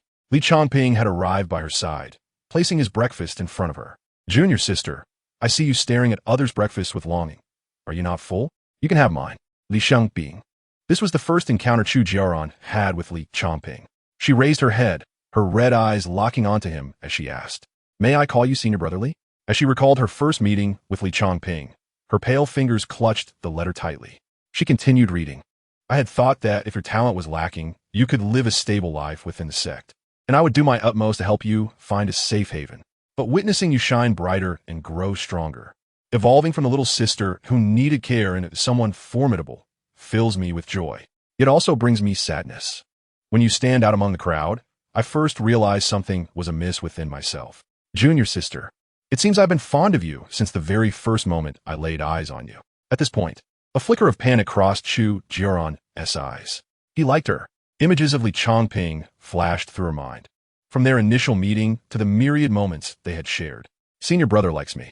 Her words faltered as her fingertips brushed over the inked letters, imbuing them with a fervent emotion that made the once cold characters feel searingly hot against her skin. When I came to this realization, I felt ashamed and repulsed by myself. Yet I cannot fully suppress my feelings. I think I do not need a reciprocation of emotions, nor do I wish for you to feel pressured by my affection. At this juncture, a conspicuous water stain appeared on the coarse paper, as if tears had fallen from a great height, leaving marks upon the pages. The splattered droplets mirrored the shattered heart of Li Changping. Chu Jiaoran stared blankly at the water stains on the paper, momentarily lost in thought. She remained silent for a moment, her crimson eyes fixated on the evidence of sorrow. She wondered what thoughts had occupied her senior brother's mind as he penned those words, and what emotions had driven him to write them. And that water stain. Chu Jiaoran felt she could almost envision it. Sitting at his writing desk, Li Changping's brow was etched with profound sorrow. As he penned his thoughts, a tear cascaded from the corner of his eye, splattering onto the letter and blurring the ink. "All I ever wished for was to be by your side. Junior sister," he wrote, "I would do anything to remain with you, even knowing you do not harbor feelings for me, but merely require a companion. That companion could be me, or him, or anyone from the Changping sect. Yet, I consider myself fortunate to have earned the privilege of being by your side." Chu Jiaoran inhaled deeply, wishing to contest his assertion. Li Changping was not a mere replaceable tool. He was a vivid, irreplaceable existence. "Others call me worthless, whispering behind my back that I am unworthy of being the second senior brother, unworthy to stand beside you." As she recalled the morning's meal hall, where many derided Li Changping, she felt a pang of guilt. To maintain her esteemed reputation among the disciples, she had shamefully accepted their insults directed at him. How could they speak so brazenly in front of her? How hurtful must those words have been when they reached Li Changping's ears? For the first time, Chu Jiaoran questioned her choices. Did she truly need the admiration of so many? Was it worth sacrificing the presence of the one who had always stood beside her for the sake of hollow praise? She gazed vacantly at the sky outside. The Changping sect remained unchanged. However, the one who had always indulged her, who had acquiesced to her every unreasonable request, was no longer there. "Junior sister," he had said, "I am filled with fear. I am coming to understand the chasm that exists between us, a reality I had long evaded. But this time, I refuse to run away. If I continue to hide within the Changping sect, I will only fall further behind your strides. This trial, whether a brush with death or a transformation, would allow him to return, standing proudly by her side, as her beloved." Chapter 35. May you forever remain by my side. The entirety of the letter bore the shadow of modern tragic literature, conceived by Li Yizhen during his drowsy reverie. Should a seasoned reader of melodramatic web novels happen upon it, they would surely utter a curse at the author. Even the tear stains mistaken by Chu Jiaoran for tears were merely drool that had unintentionally dripped onto the paper as Li Yizhen struggled to stay awake. Upon realizing this, he exclaimed in dismay, scrambling to rectify the situation, resulting in the letter's current state. It's fine. It looks much better now. It should be all right. But what if it wasn't tea? If someone has the audacity, let them try to destroy me." With the final stroke of his pen, he sealed the letter in an envelope. The purpose of writing was to furnish himself with a plausible reason for disappearing, to spare Chu Jiaoran the trouble of searching for him. He did not expect her to believe it entirely. Half would suffice.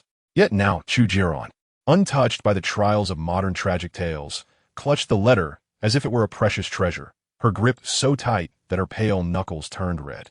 As she read its contents, a blend of joy and sorrow enveloped her.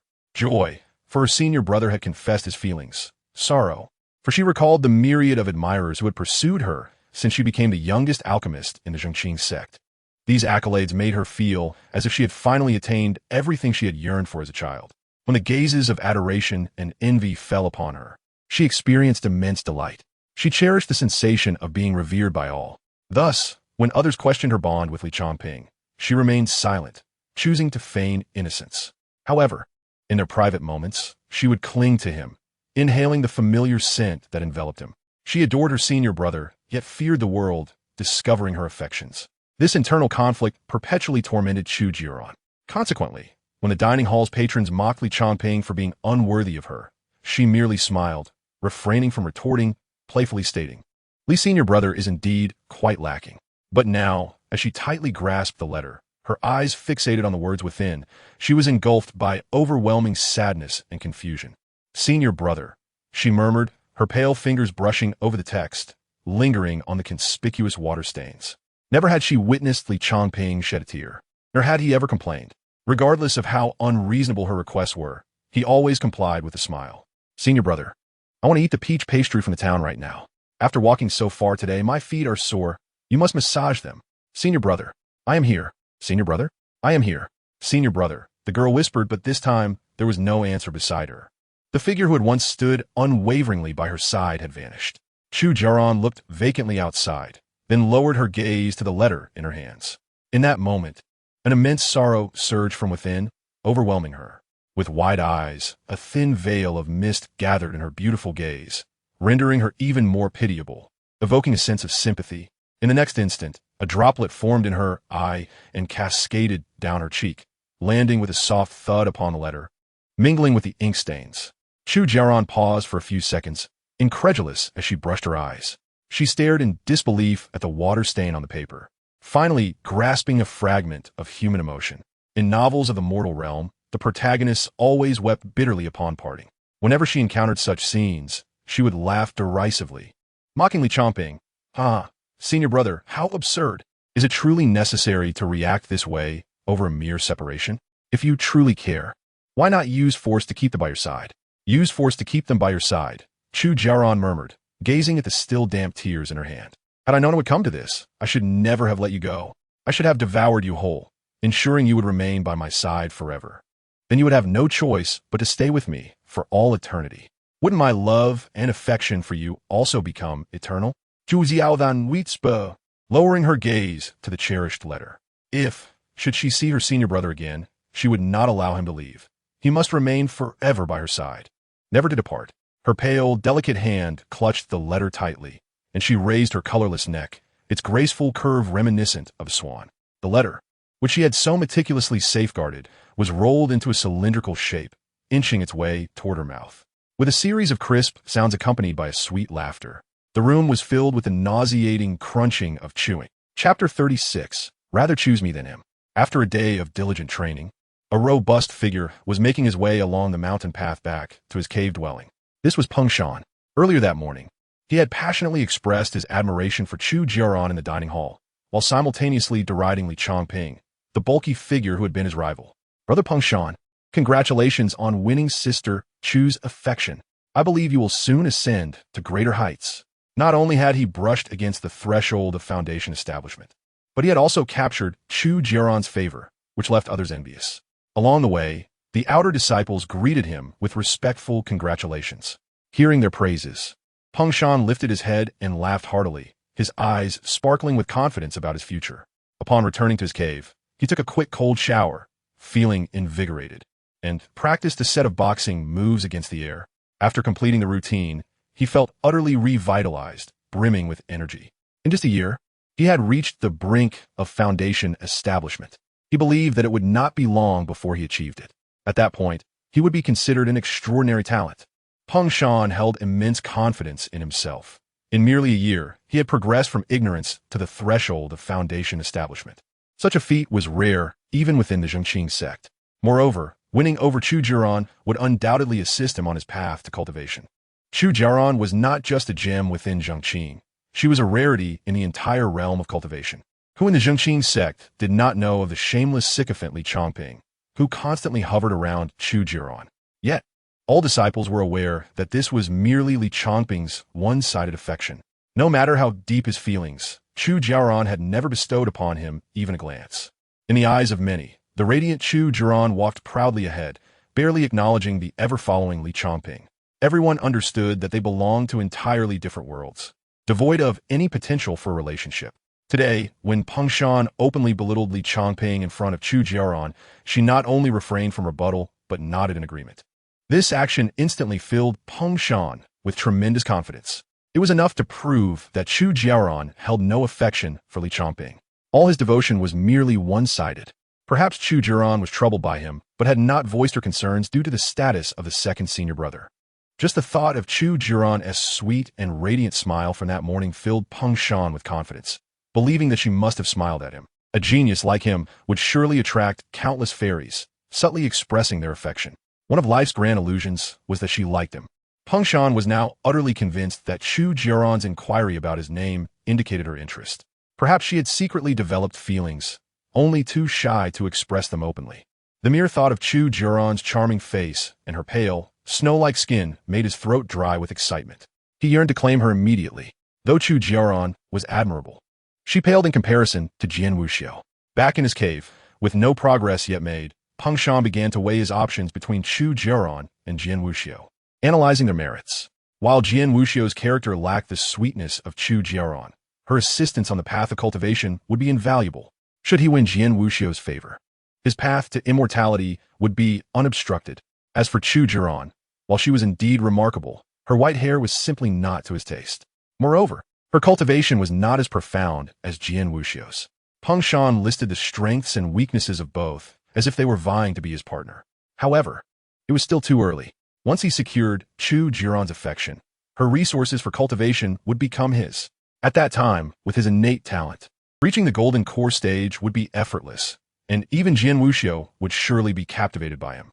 Lost in his daydreams of a glorious future, where countless celestial maidens vied for his attention, presenting him with rare treasures, Peng Shan savored the thought. Chu Jiaoran, you shall be mine.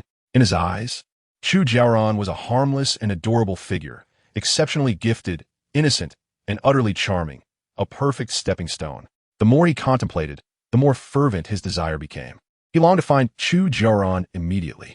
Just then, while lost in his fantasies, a faint rustling sound emerged from outside the cave, akin to an animal scuttling or the delicate footsteps of a girl.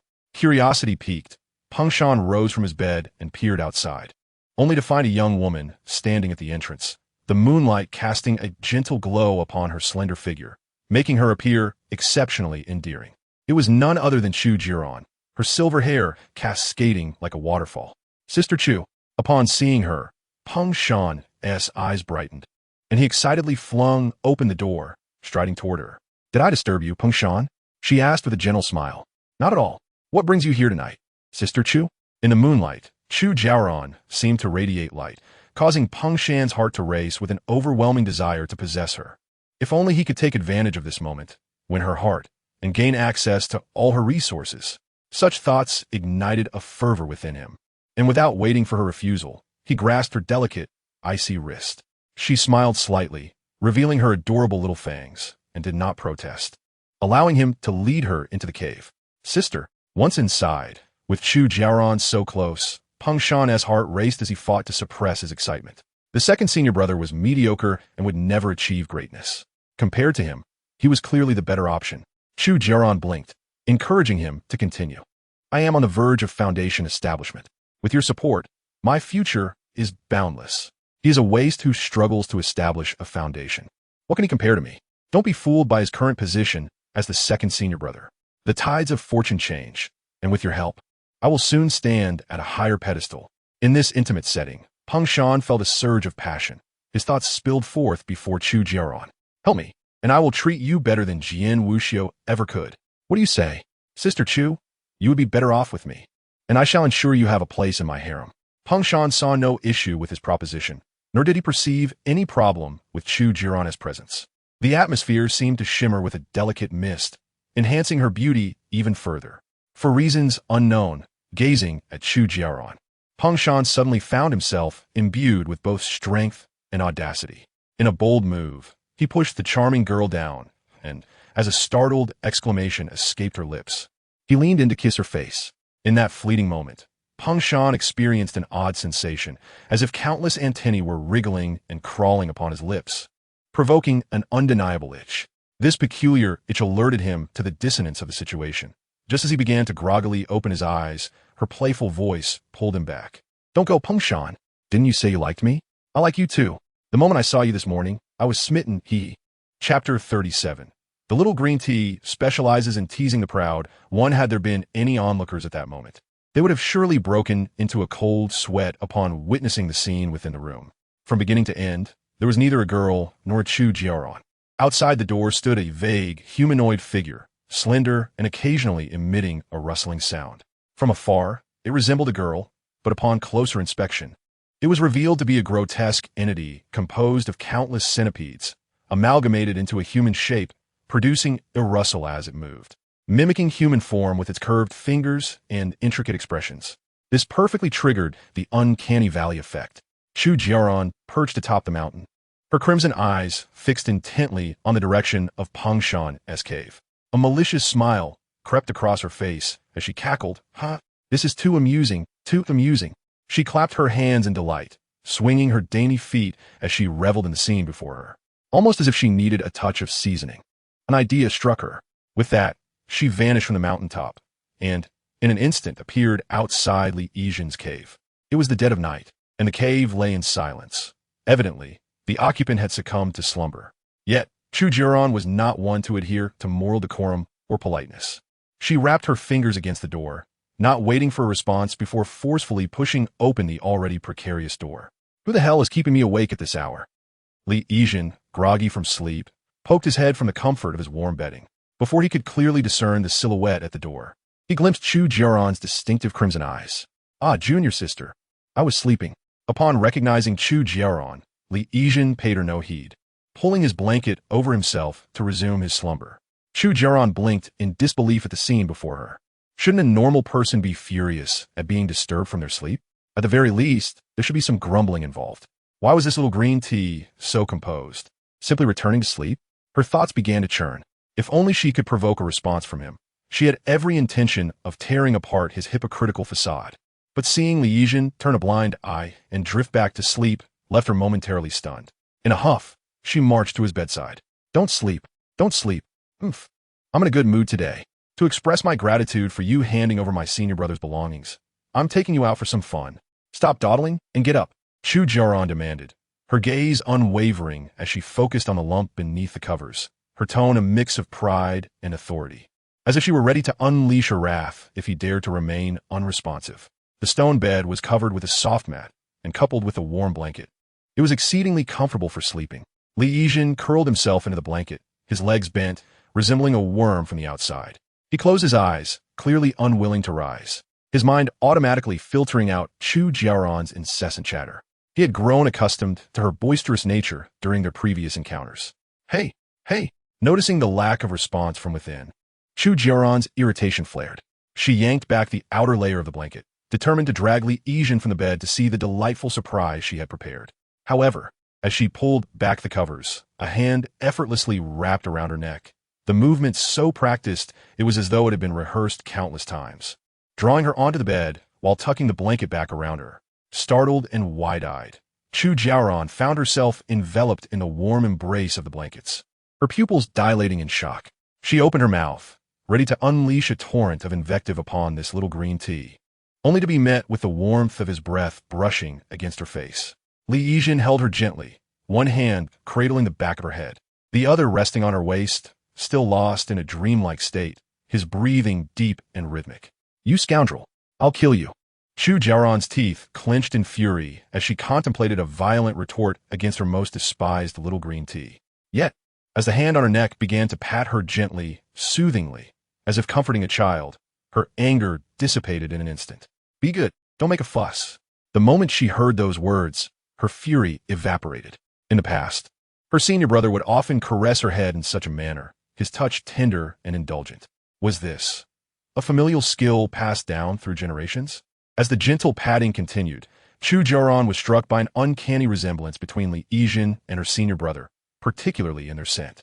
She gazed at Li Yizhen's serene face, inhaling the familiar aroma, gradually succumbing to a sense of comfort and longing. If only her senior brother were here instead. Why couldn't it be him? Chu Jiaoran's crimson eyes fixated on Li Yijin, enveloped in the familiar scent. A fleeting thought crossed her mind. Could this little green tea possibly be her senior brother? Chapter 38. He apologized to me. Little green tea, at the instant this thought took root, a slender thread of spiritual energy subtly infiltrated Li Yijin's veins with his breath. While there exists means to alter one's exterior, transforming the inner channels proved to be quite another matter. Yet, as soon as Chu Jiaoran's energy entered Li Yijin's body, disappointment washed over her. She realized he was not her senior brother. Her eyelashes fluttered in disbelief as she chuckled at her own folly. How could she have mistaken her for her senior brother? This elixir was so formidable that even Jian Wuxiu could not discern its nature, let alone Chu Jiaoran. With a lack of enthusiasm, she retracted her energy, observing Li Yijin's tranquil and obedient visage. A mix of frustration and bewilderment welled within her. This sensation was simply too exquisite.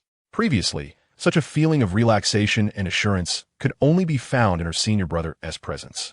Yet now, ensconced in the warmth of the blanket held by the little green tea, she found herself enveloped in that very same comfort.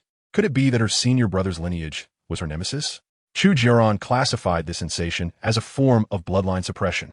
The rhythmic rise and fall of Li Yijin's breath brushed against her face, each inhalation and exhalation perfectly synchronized. Even in slumber, his hands moved in a gentle caress along her hair. It was terrifying, utterly terrifying. This bloodline suppression was alarming, yet irresistibly captivating. However, the sensation of being patted on the head was undeniably delightful. Be good.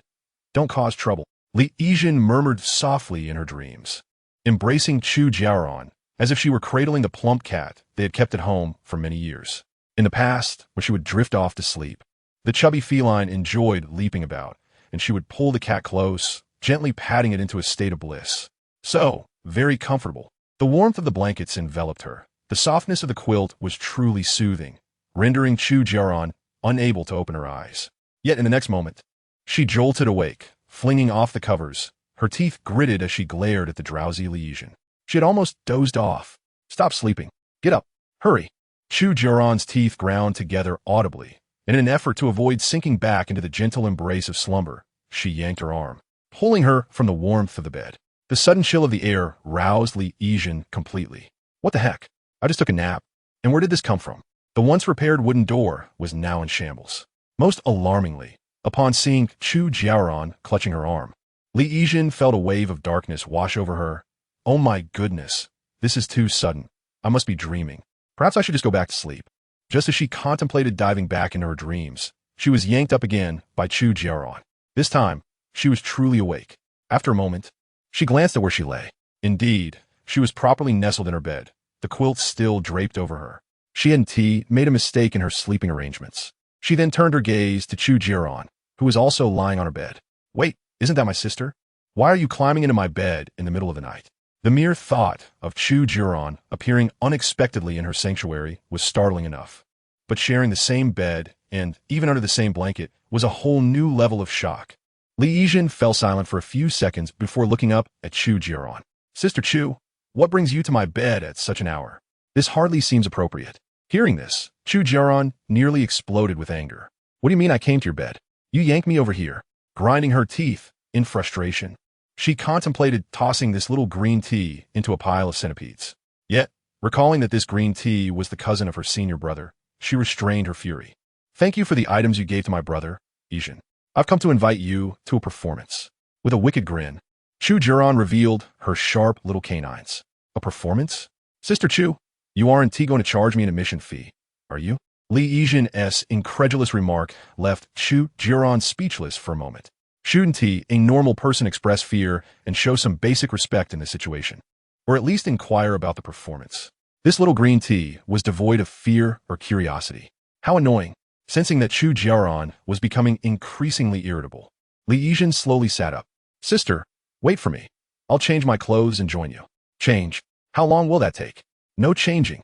Chu Jiaoran, stop it. Grabbing Li Yijin's arm and yanking her from the covers. Wait, I'm only wearing pajamas. Let me at least put on a shirt, sister. No time for that. Quit your rambling. After a morning of vexation from Li Yijin, Chu Jiaoran gazed at the girl still curled up in bed, her lips curling into a mischievous smile. Oh dear, that smile signaled that Chu Jiaoran had no good intentions. Fine, if she wouldn't allow changing, then so be it. Li Yijin decided to follow her out as she was. In the next moment, her world turned upside down as she found herself wrapped in the blanket, a mere bundle in Chu Jiaoran's grasp. Huh, Yijin, this is just the same. Isn't it? The excitement in Chu Jiaoran's voice was unmistakable. Anger? Embarrassment? Awkwardness? To be paraded around like this, especially in pajamas and wrapped in a blanket, was mortifying beyond measure. Li Yijin, this is your punishment for challenging me this morning. If you beg for forgiveness now, I might let you down. Chu Jiaoran playfully jostled the bundle that was Li Yijin, her mind conjuring up an image of the little green tea crying and begging for mercy, a grin deepening on her face. She thought, just because you are the cousin of my senior brother and I cannot retaliate, does not mean I want to make your life difficult at the Changping sect. With that thought, Chu Jiaoran stepped cautiously toward the outside of the cave, anticipating that before long, Li Yijin would indeed be begging her to be released. 1 step, 2 steps, 3 steps. Chu Jiaoran, carrying her, made her way outside the cave, yet silence lingered. Could this little green tea be too embarrassed to speak? How utterly humiliating. Clearing her throat, Chu Jiaoran was about to say something when an excited, suppressed voice rang in her ears. Genius. Sister, you are a genius. How did you come up with such a brilliant idea? Li Yijin, hoisted upon Chu Jiaoran's shoulders, radiated excitement, utterly devoid of any embarrassment or fear. This was not an act. This was genuine exhilaration. Back in school, she had often fantasized about bringing her blanket to class, lying down whenever she felt tired. What a comfort that would be. She never expected such a rebellious dream would come true here. I can't even. This is truly genius. Chu Jiaoran, you are a wonderful person. Upon hearing this, Chu Jiaoran halted abruptly, her eyes wide with disbelief and shock. Her mouth agape, as if about to unleash a torrent of curses. Li Yijin, are you out of your mind? No, this must be an act. You're deliberately trying to annoy me, to provoke me into putting you down. How infuriating. Chu Jiaoran gritted her teeth. She had already been tricked once during the day. There was no way she would fall for the same ploy again. If you enjoy this, then you can stay up there. With a huff, Chu Jiaoran leaped high, landing atop a mountain peak. Oh my goodness, this is even better than being held by Jian Wuxiu.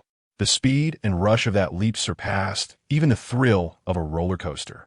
Li Yijin, bundled in the blanket, clutched the edge tightly, her eyes shining as she took in the surroundings. Under the night sky, the Changping sect appeared rather desolate, shrouded in darkness, with only a few disciples' caves illuminated here and there. Spotting the area with the densest light, Chu Jiaoran jostled the bundle on her shoulder, a smile curling on her lips. Let us see how you pretend now. That last leap had been exhilarating, and there was much more to come. Enjoy yourself, little green tea. I'm eager to see when you'll be begging me to let you down. With a giggle, Chu Jiaoran hurried toward the brightly lit area, weaving between the mountain peaks, each movement bringing a thrill and an adrenaline rush. The sensation of weightlessness was both terrifying and exhilarating. Is this really something I can enjoy without spending a dime?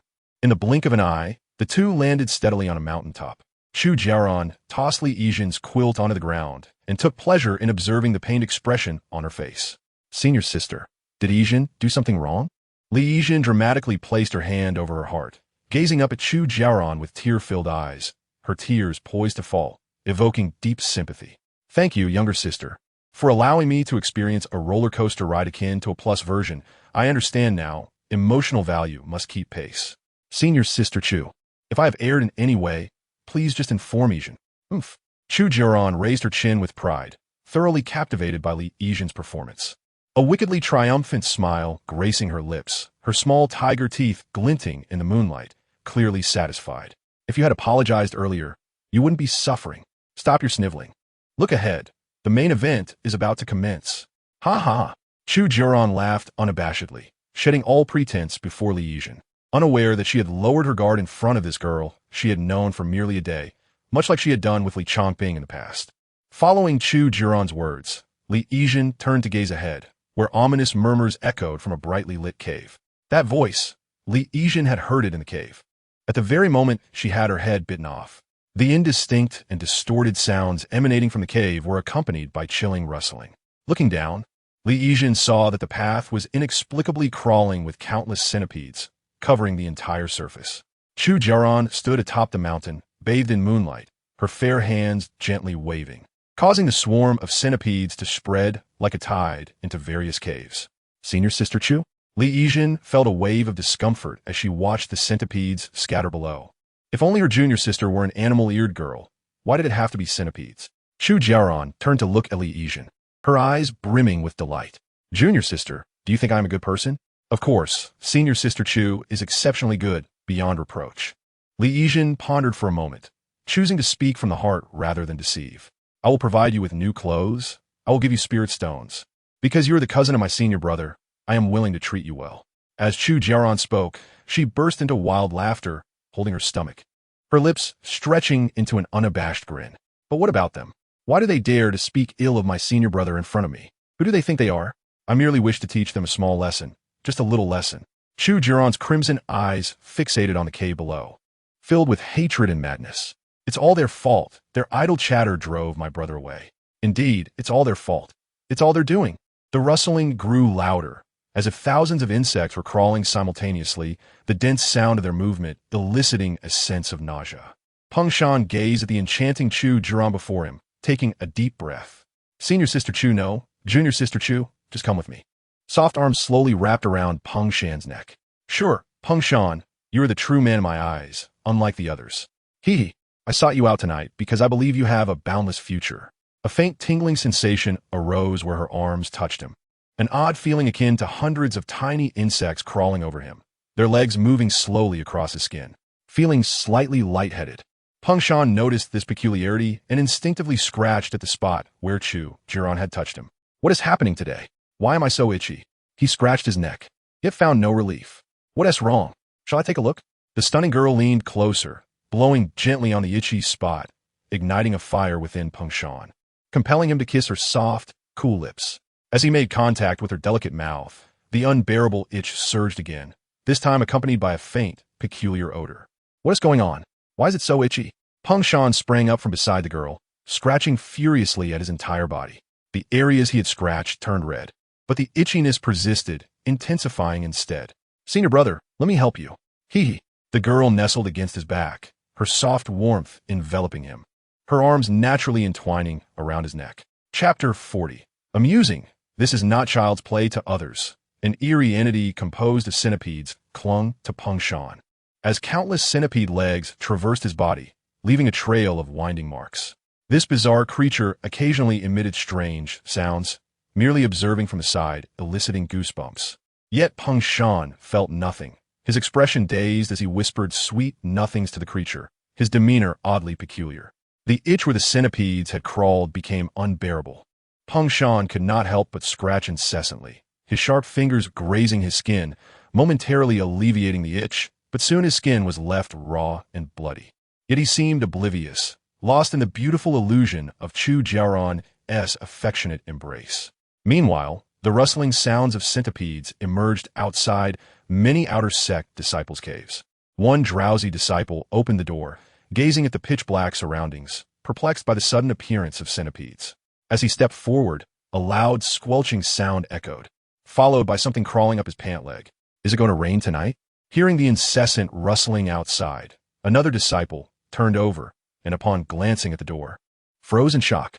Through the shadows, the door was covered with a writhing mass of centipedes, squirming and enveloping the entire entrance. Damn it! Where did all these centipedes come from tonight? A disciple unleashed flames from his palm, quickly incinerating a large number of centipedes. Yet the sheer volume was overwhelming. He couldn't manage alone, as they continued to pour in endlessly. I'll find the elder. I'll seek Brother Peng Shan's help, with his assistance. We can surely exterminate these wretched creatures, the disciple declared, hastily making his way to Peng Shan's cave. Among the outer sect disciples, Peng Shan was regarded as a capable figure. With his help, they could swiftly eliminate the cursed insects. Arriving at Peng Shan's cave entrance, the disciple noticed that not a single centipede was present, allowing him to breathe a sigh of relief. What on earth is happening tonight? Why did a massive swarm of centipedes appear out of nowhere? Moreover, these creatures seemed to carry toxins, as the spots they crawled over itched incessantly. The disciple scratched at his ankles where the centipedes had crawled, and the areas began to redden and swell. The unbearable, it's making him feel as though he were on the brink of madness. There are not even a single centipede here. Brother Peng Shan truly deserves his reputation as a formidable figure nearing the threshold of Foundation establishment. How terrifying indeed, the disciple murmured, noticing a flicker of light emanating from within Peng Shan's cave. He called out twice, receiving no response, then stepped forward and knocked on the door. Brother Peng Shan, my elder brother. After knocking a few times on the door, apart from Peng Shan's voice, I heard another indistinct sound. Upon hearing this noise, the disciple outside was momentarily taken aback and knocked again. Stop the noise, stop knocking.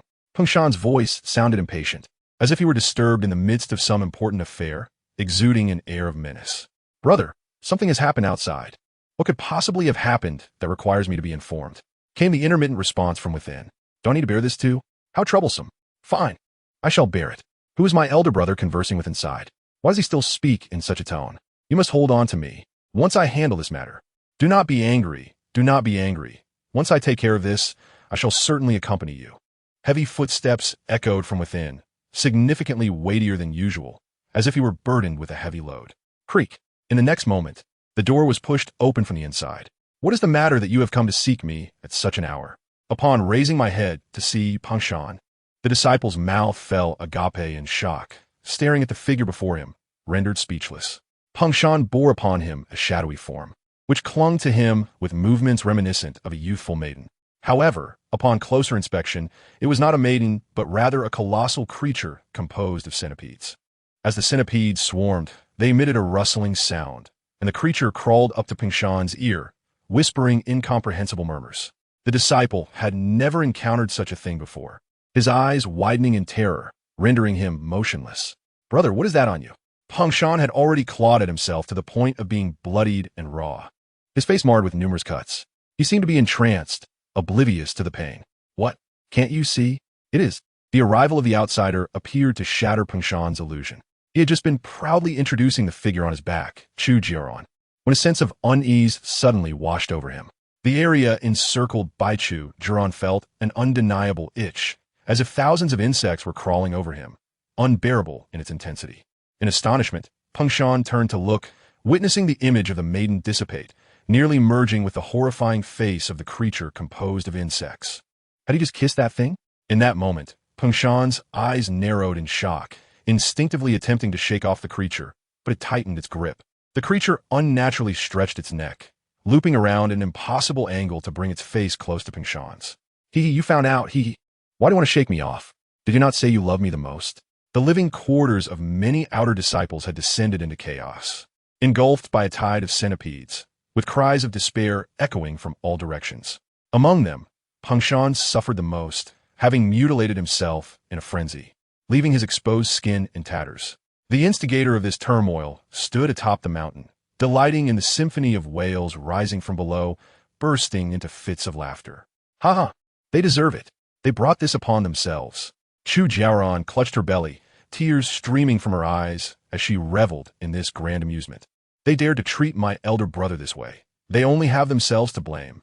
Her tone was both sweet and menacing. Yijin, why aren't you laughing? Noticing Li Yijin beside her, who remained silent, Chu Jiaoran swiftly directed her ire, questioning ominously. What? Do you find my actions excessive? Do you pity them? Chapter 41. Please, do not dislike me. Child, this is hardly amusing. Wrapped in her blanket, Li Yijin glanced at the uproar below and then at the seemingly deranged Chu Jiaoran beside her. It was one thing to be dragged from her bed at night, but to be forced to witness such horrors was too much. Li Yijin was at a loss for words, yet observing Chu Jiaoran's current state, which bordered on insanity, her primary task was to soothe her. Li Yijin, why are you not responding? Speak. Chu Jiaoran leaned closer, her voice urgent and anxious. Why do you look like that? Are you worried about them? The cries of Peng Shan and the others echoed from below, but Chu Jiaoran did not trouble herself with them. Earlier in the dining hall, she had scrutinized everyone, memorizing the faces of those who spoke ill of Li Changping. The swarm of centipedes had a clear target, heading straight for the disciples' abodes, a blatant act of vengeance. Senior sister, Li Yijin, determined to appear solemn and serious, threw off the blanket and met Chu Jiaoran's gaze unflinchingly. I do not pity them. With lowered eyes, he gently clasped her icy fingers. I have not forgotten their words from this morning. Their mockery and insults towards my cousin are etched in my memory. The warmth of his touch enveloped her hand. Chu Jiaoran's expression twisted in confusion. If you recall their words, why do you wear such a countenance? Li Yijin, had you not been my brother's cousin, I would have broken your neck by now. Who are you putting on this act for? Ha ha ha. Your pitiful demeanor is truly amusing. Before Chu Jiaoran could finish her sentence, she found herself enveloped in a warm embrace, the familiar scent wrapping around her like a comforting cocoon. In that instant, her laughter faltered, warmth enveloping her once more. Li Yijin, I will kill. Frustrated by the repeated disruption, Chu Jiaoran's fury peaked. Her blood-red eyes fixed on Li Yijin's face. The anguished cries from below igniting her killing intent. Senior sister, I am not pitying them. I am concerned for you. In the next moment, silence descended. As Li Yijin's words reached her ears, Chu Jiaoran seemed to find something incredibly amusing, standing frozen for a moment, unsure of how to respond. Wrapped in soft blankets, they fell into the warmth of each other's embrace. Chu Jiaoran rested her chin on Li Yijin's shoulder, her hands gently smoothing her hair. Her scarlet eyes widened, disbelief coursing through her as she processed his words. You are not pitying them, but rather, me? Senior sister, I'm not one who repays kindness with kindness. Li Yijin's voice floated softly. They spoke so disdainfully of my cousin in my presence. How could I possibly feel pity for them? My concern has always been for you. Standing here in the cold, dressed so lightly, won't you feel cold? Your fingers are so icy. Senior sister, I understand your desire to seek justice for your cousin. Yet seeing you like this, I sense you're not happy, but rather in pain. It pains me to see you this way.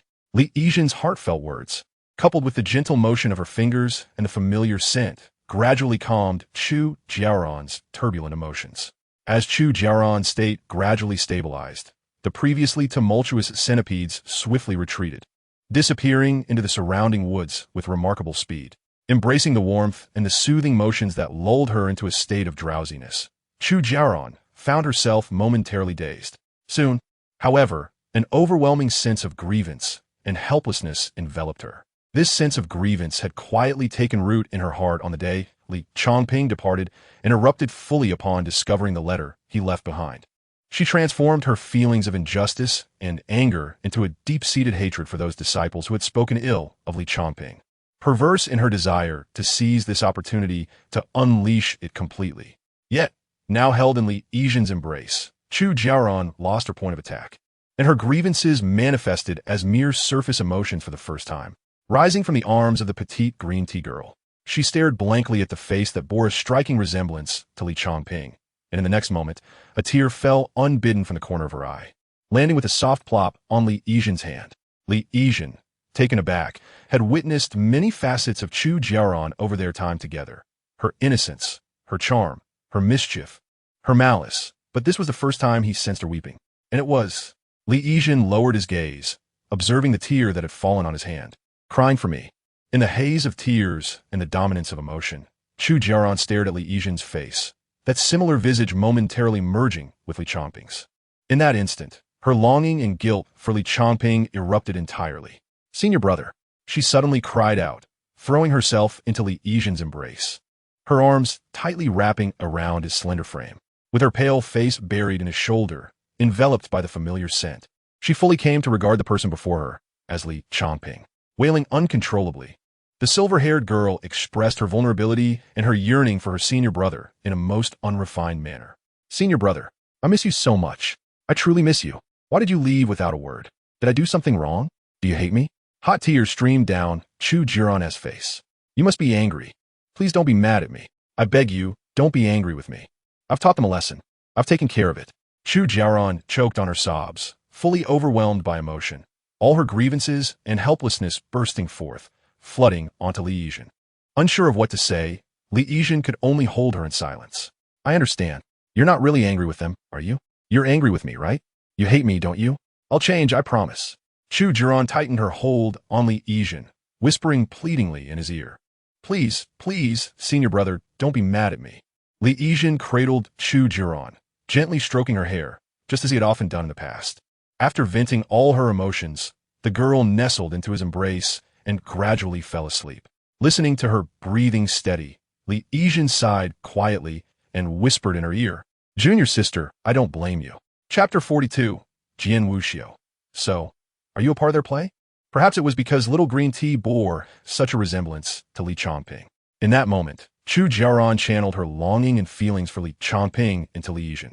She clung to little green tea, sobbing uncontrollably, leaving a trail of tears and mucus on him.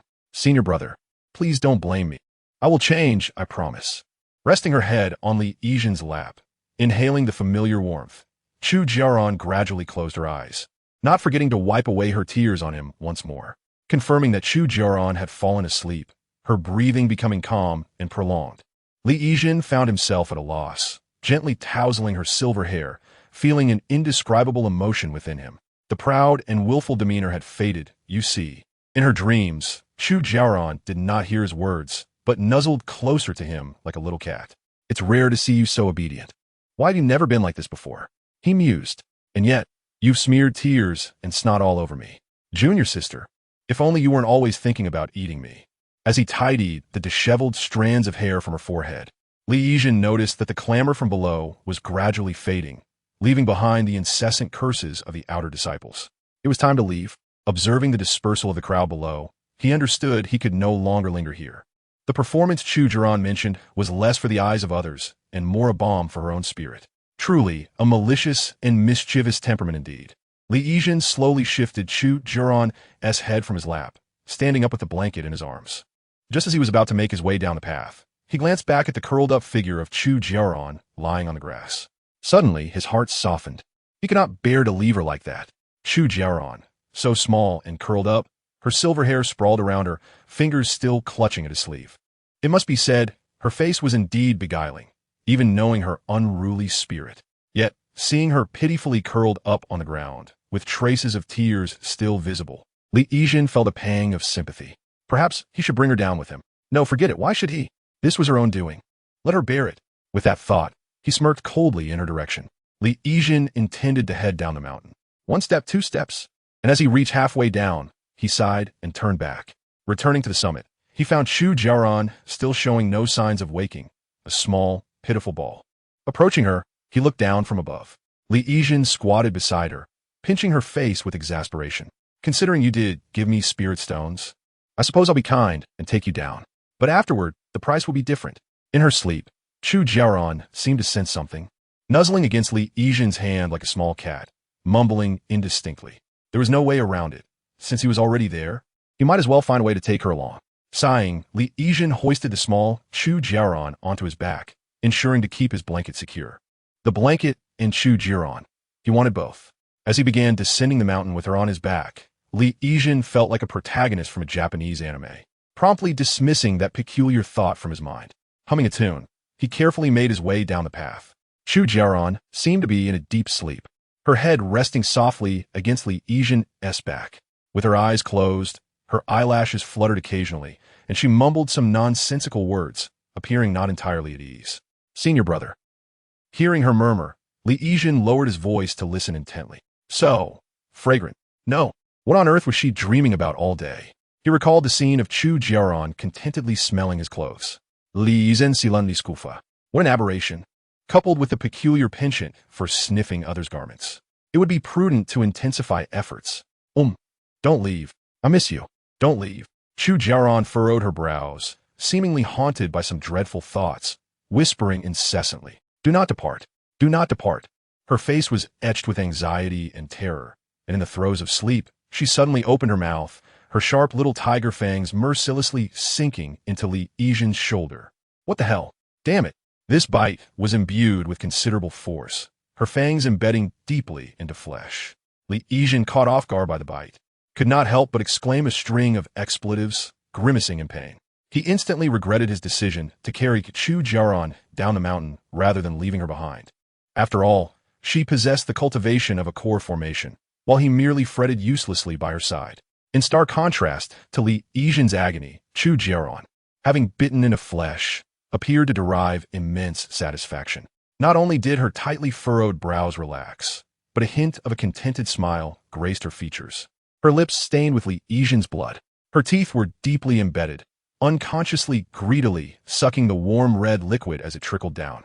As they neared the foot of the mountain, Li Yizhen decided to stop feigning ignorance. You rascal! I kindly aided you, and you dare to lust after my body.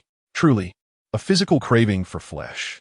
He was determined to throw Chu Jiaoran off his back, but she had latched onto the flesh of his shoulder blade with such ferocity that it seemed she would pierce the bone. It was no easy task to dislodge her. Before long, the blood, trickling down, soaked large patches of clothing. Li Yizhen attempted to shake Chu Jiaoran off, yet she clung tightly to him. The scene was undeniably peculiar. My heavens! Truly my own father, please come down quickly. Just as he was devising a way to rid himself of Chu Jiaoran, a cold, stern voice suddenly echoed from above, accompanied by a familiar, formidable presence.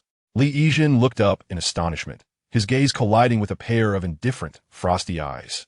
He blinked in shock, not expecting to encounter Jian Wuxiu here. However, seeing her was more disconcerting than a surprise.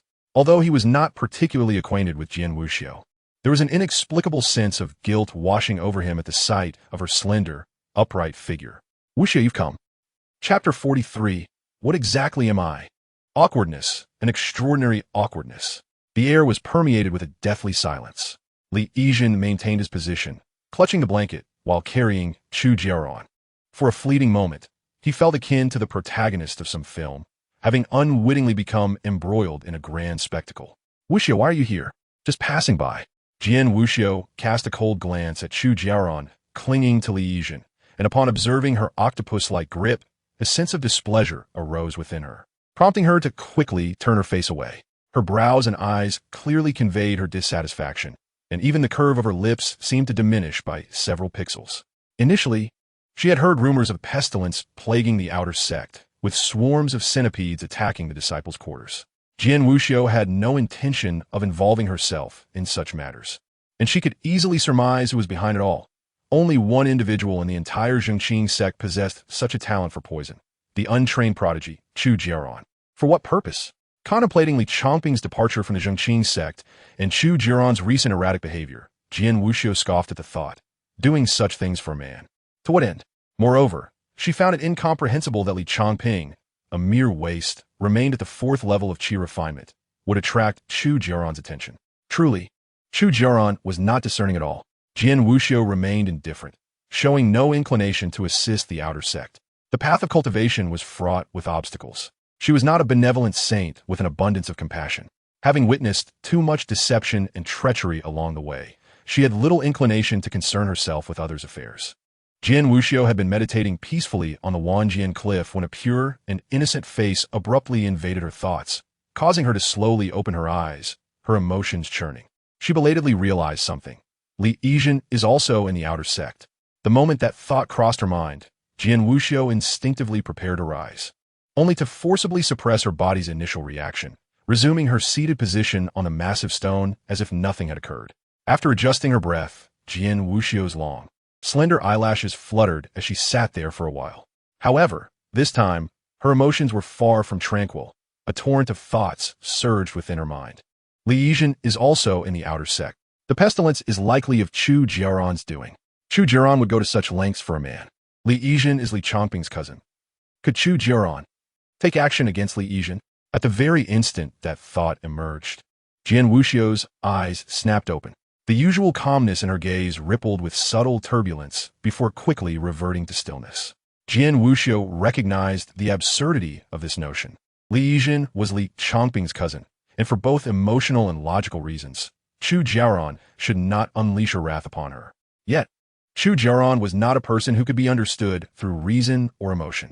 If not for her concern for a modicum of reputation and adulation, Chu Jiaoran would undoubtedly be utterly unrestrained. Regardless of the eventual outcome, it had no bearing on me. Interfering in the fates of others could lead to dire consequences. Jian Wuxiu endeavored to persuade herself with each word, yet she could not help but envision Li Yizhen's fate, his innocent eyes, his defiant figure in the rain, and his pallid, bloodless form lying on the ground all played out vividly in her mind. Of course, the most haunting image remained that of the girl kneeling stubbornly in the tumultuous wind and rain, uttering, "Wuxiu, will we meet again?" At the thought of that figure, Jian Wuxiu let out a resigned sigh, resolving to see him one last time. After this encounter, regardless of whether Li Yizhen lived or died, it would no longer concern me. With a sense of purpose, she promptly set off towards the residence of the outer sect disciples. Along the way, Jian Wuxiu managed to justify her actions to herself, feeling a pang of nostalgia for her childhood self in Li Yizhen. Thus, she felt an irresistible urge to lend a helping hand. The journey did not consume much time. For Jian Wuxiu, it took but a few breaths to arrive. Yet, during that brief span, she could not help but envision multiple scenarios of Li Yizhen's plight. His meridians had yet to heal, and should he encounter venomous creatures again, he would lack the strength to resist. Perhaps he was being viciously torn apart, blood flowing freely, gradually consumed by the encroaching venomous insects. Or perhaps he lay in a deep, peaceful slumber within his cave, or was valiantly fighting against the pestilence alongside his fellow disciples. Yet, in none of these imaginings did she consider the possibility of Li Yizhen being with Chu Jiaoran. Upon Jian Wuxiu's urgent arrival at the cave and discovering Li Yizhen's absence, she found the place eerily empty, devoid of any presence. Her expression involuntarily turned grave, and even her aura seemed to diminish. Li Yizhen was not in the cave. He had been taken, and there was a strong likelihood that it was Chu Jiaoran who had carried him away. Upon contemplating this possibility, Jian Wuxiu surged forward without hesitation. Veering in another direction, she envisioned numerous scenarios, yet she never anticipated the scene before her. At the foot of the mountain, Li Yizhen donned a flimsy nightgown, having not even taken the time to wear shoes. She clutched a blanket while carrying Chu Jiaoran on her back, slowly making her way down the winding path. Chu Jiaoran's arms were affectionately wrapped around Li Yizhen's neck, her face pressed against the shoulder of the latter, even her lips softly resting there.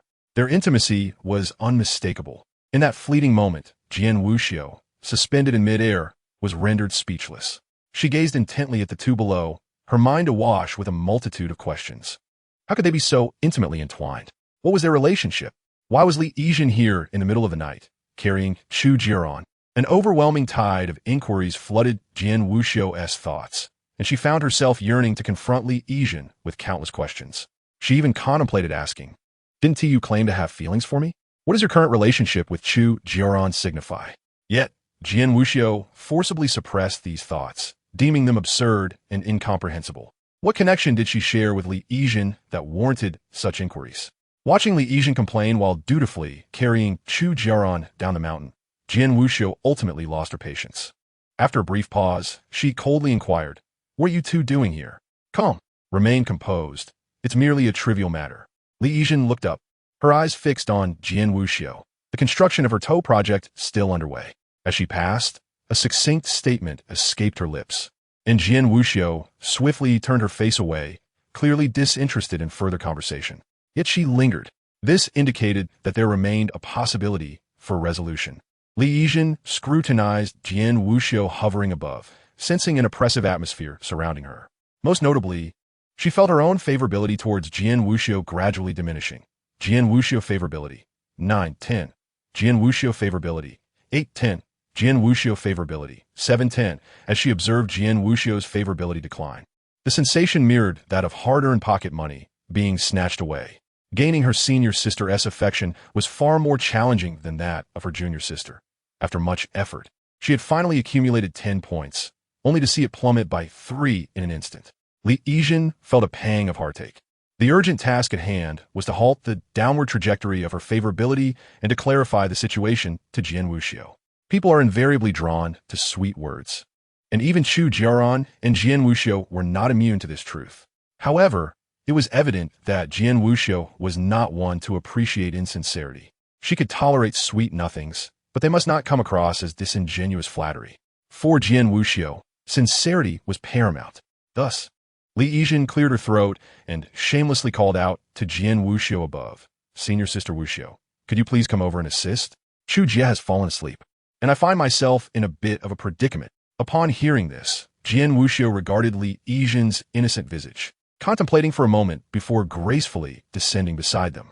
Though she appeared calm, she had swiftly assessed the two within an instant, her scrutiny of Li Yizhen consuming 80% of her attention. After scanning Li Yizhen from head to toe and noticing no signs of venomous creatures having traversed her, she quietly exhaled in relief. Perhaps even Jian Wuxiu herself was unaware of this subtlety. It became evident that Li Yizhen was not the one wishing to carry Chu Jiaoran. Rather, Chu Jiaoran was clinging tightly to Li Yizhen while biting into her shoulder. Her sharp canine teeth had pierced the flesh, blood soaking a significant portion of Li Yizhen's attire. Yet, Astonishingly, Li Yijin appeared oblivious to the pain, her face adorned with a gentle smile as her eyes lit up upon seeing Jian Wuxiu. What on earth was transpiring? As Jian Wuxiu approached the duo, she shot an irritated glance at Chu Jiaoran before locking her gaze onto Li Yijin. Senior. Upon Jian Wuxiu's arrival, Li Yijin immediately adopted a look of grievance and helplessness, recounting the entire ordeal to Jian Wuxiu, embellished with literary flair. I was peacefully asleep in the cave when Chu Jia suddenly appeared, insisting on taking me to see some performance. I couldn't refuse, and I was genuinely concerned for her well-being. Ever since I showed her my cousin's letter this morning, her mental state seemed rather fragile. Upon hearing this, Jian Wuxiu's eyes flashed with a hint of mockery and derision as she regarded Chu Jiaoran. Just as she had suspected, Chu Jiaoran's obsession with that letter had been for a man. How utterly laughable. Yet, Jian Wuxiu could not fathom that the adorable and resilient Li Yijin standing before her was indeed the very person she despised, the worthless Li Changping. After Chu Jia brought me here, her emotion seemed overwhelmingly heightened. It was as if she mistook me for her cousin. Seeing her cry so sorrowfully, I instinctively comforted her, and she fell asleep in my embrace. Once she calmed down, I was concerned about the strong winds atop the mountain and whether it would lead to her falling ill, so I intended to carry her down. Perhaps Chu Jia was reminded of some sorrowful memory, which led her to bite me without restraint. Li Yijin recounted the events from beginning to end, her gaze imploringly fixed on Jian Wuxiu as she gently tugged at her sleeve. With a touch of pleading in her voice, she spoke. I am aware that my persistent intrusion is inappropriate. However, my cultivation is insufficient to safely lower Chu Jia. High emotional intelligence. There was no other option. Yet, her grip was alarmingly fierce. Jian Wuxiu felt a surge of irritation as she noticed the bloodless fingers clutching her sleeve, appearing both pitiful and helpless. The careful, tentative words spoken in fear of inadvertently inciting Jian Wuxiu's ire caused her to momentarily lose focus, as if glimpsing her younger self through Li Yijin's eyes. The young Jian Wuxiu, covered in dirt and dressed in tattered garments, had been begging at others' doorsteps. Please, I beg you, grant me something to eat. My mother is on the brink of starvation. Jian Wuxiu's brow furrowed slightly. Observing Li Yijin, who had accumulated dust during her descent and whose hair had become disheveled, the girl looked at her with a beseeching gaze. The caution and delicacy of her movements dissipated much of Jian Wuxiu's irritation. The wind? She felt no chill. Jian Wuxiu glanced at the girl, still clinging to Li Yijin, a sense of inexplicable annoyance brewing within her. How infuriating, akin to a stubborn adhesive clinging to another. Moreover, how could Li Yijin and Li Changping be mistaken for one another? It was as if she were bewitched, blinded by folly. Stealing a glance at Li Yijin, Jian Wuxiu's conviction that Chu Jiaoran must have some flaw in her perception deepened.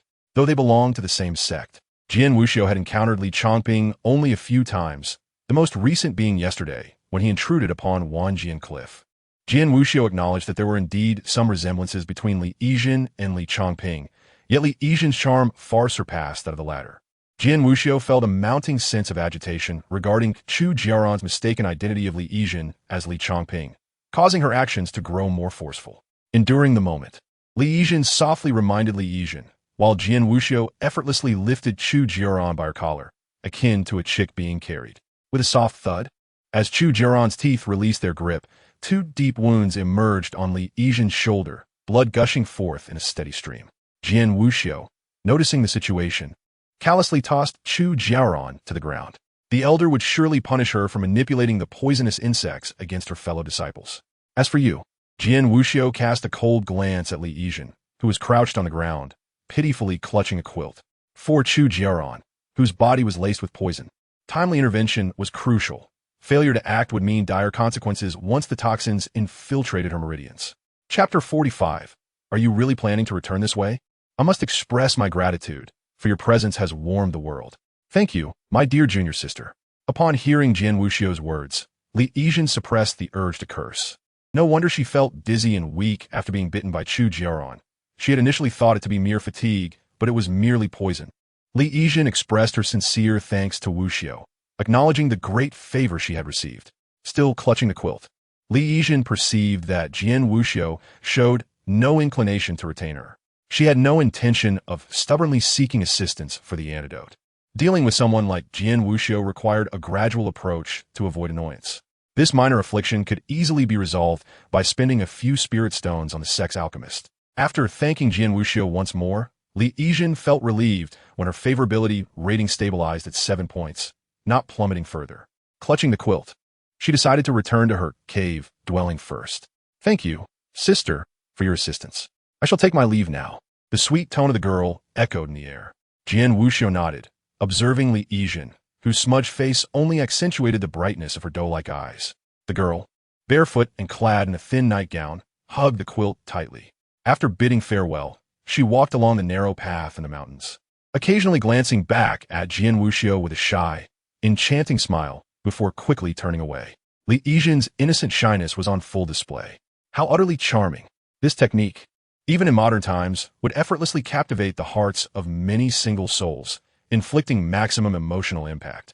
Her naive gaze held no trace of ulterior motives. A stark contrast to Jian Wuxiu, who had never experienced romantic relationships and was utterly oblivious to such matters. The potential for emotional devastation was indeed formidable. So adorable. In just a few fleeting glances from Li Yizhen, Jian Wuxiu felt her eyelashes quiver, and her ears, hidden from view, turned a shade of crimson. The favorability rating gradually climbed, albeit at a glacial pace. Watching Li Yizhen's figure recede into the darkness, Jian Wuxiu initially assumed Li Yizhen would, as before, plead for her assistance. However, this time, she remained resolute and stubborn, walking barefoot along the path while blood continued to drip from the wounds inflicted by Chu Jiaoran. Jian Wuxiu favorability, 8-100.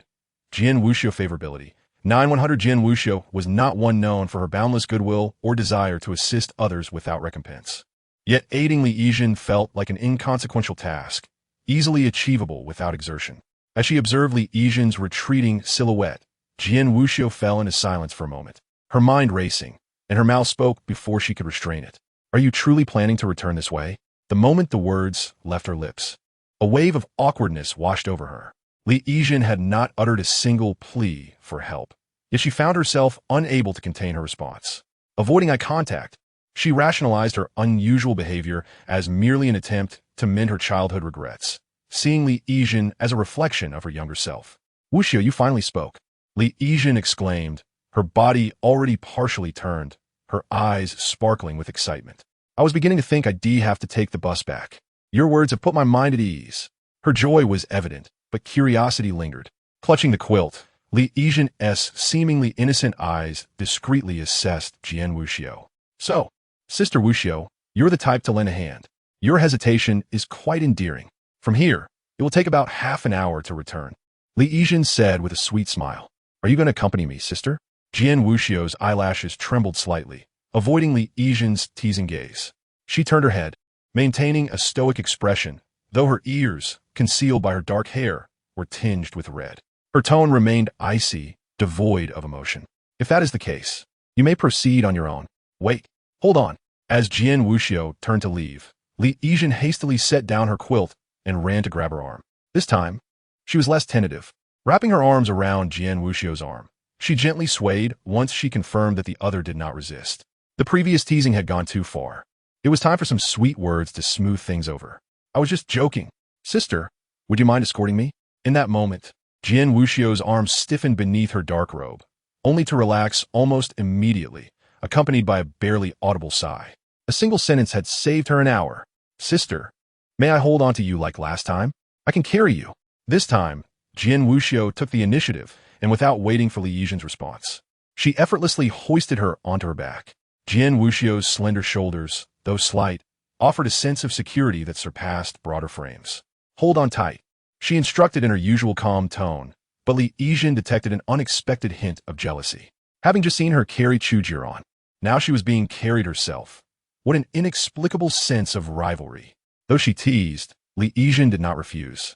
Obediently wrapping her arms around Jian Wuxiu's neck and boldly resting her chin on her shoulder.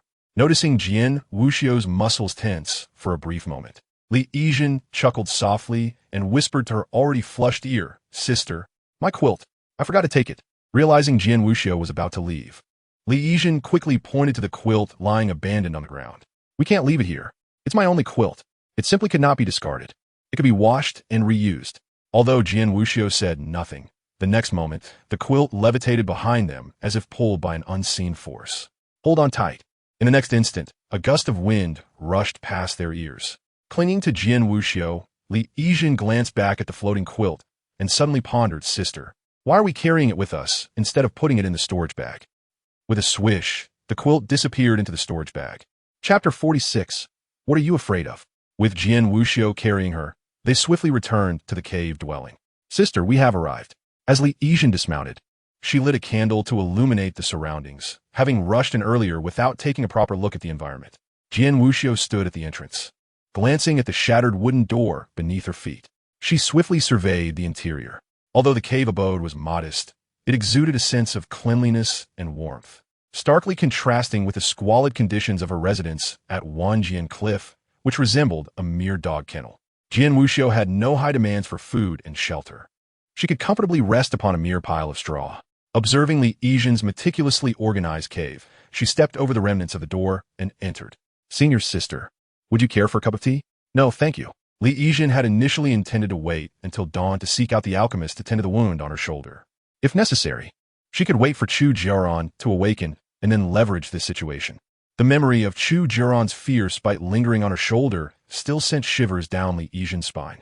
The little demon's tear-streaked face was genuine, yet her predatory intent was unmistakable.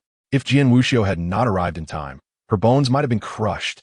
Li Yijin swallowed hard, struggling to envision how wild her junior sister would be when she next encountered her in her true form. Thinking of that enormous centipede and its sharp mandibles, Li Yijin concluded that it would be wise to maintain a safe distance from her junior sister for the time being. This individual was indeed a perilous ticking time bomb. In comparison, Jian Wuxiu seemed. A breath caught her attention.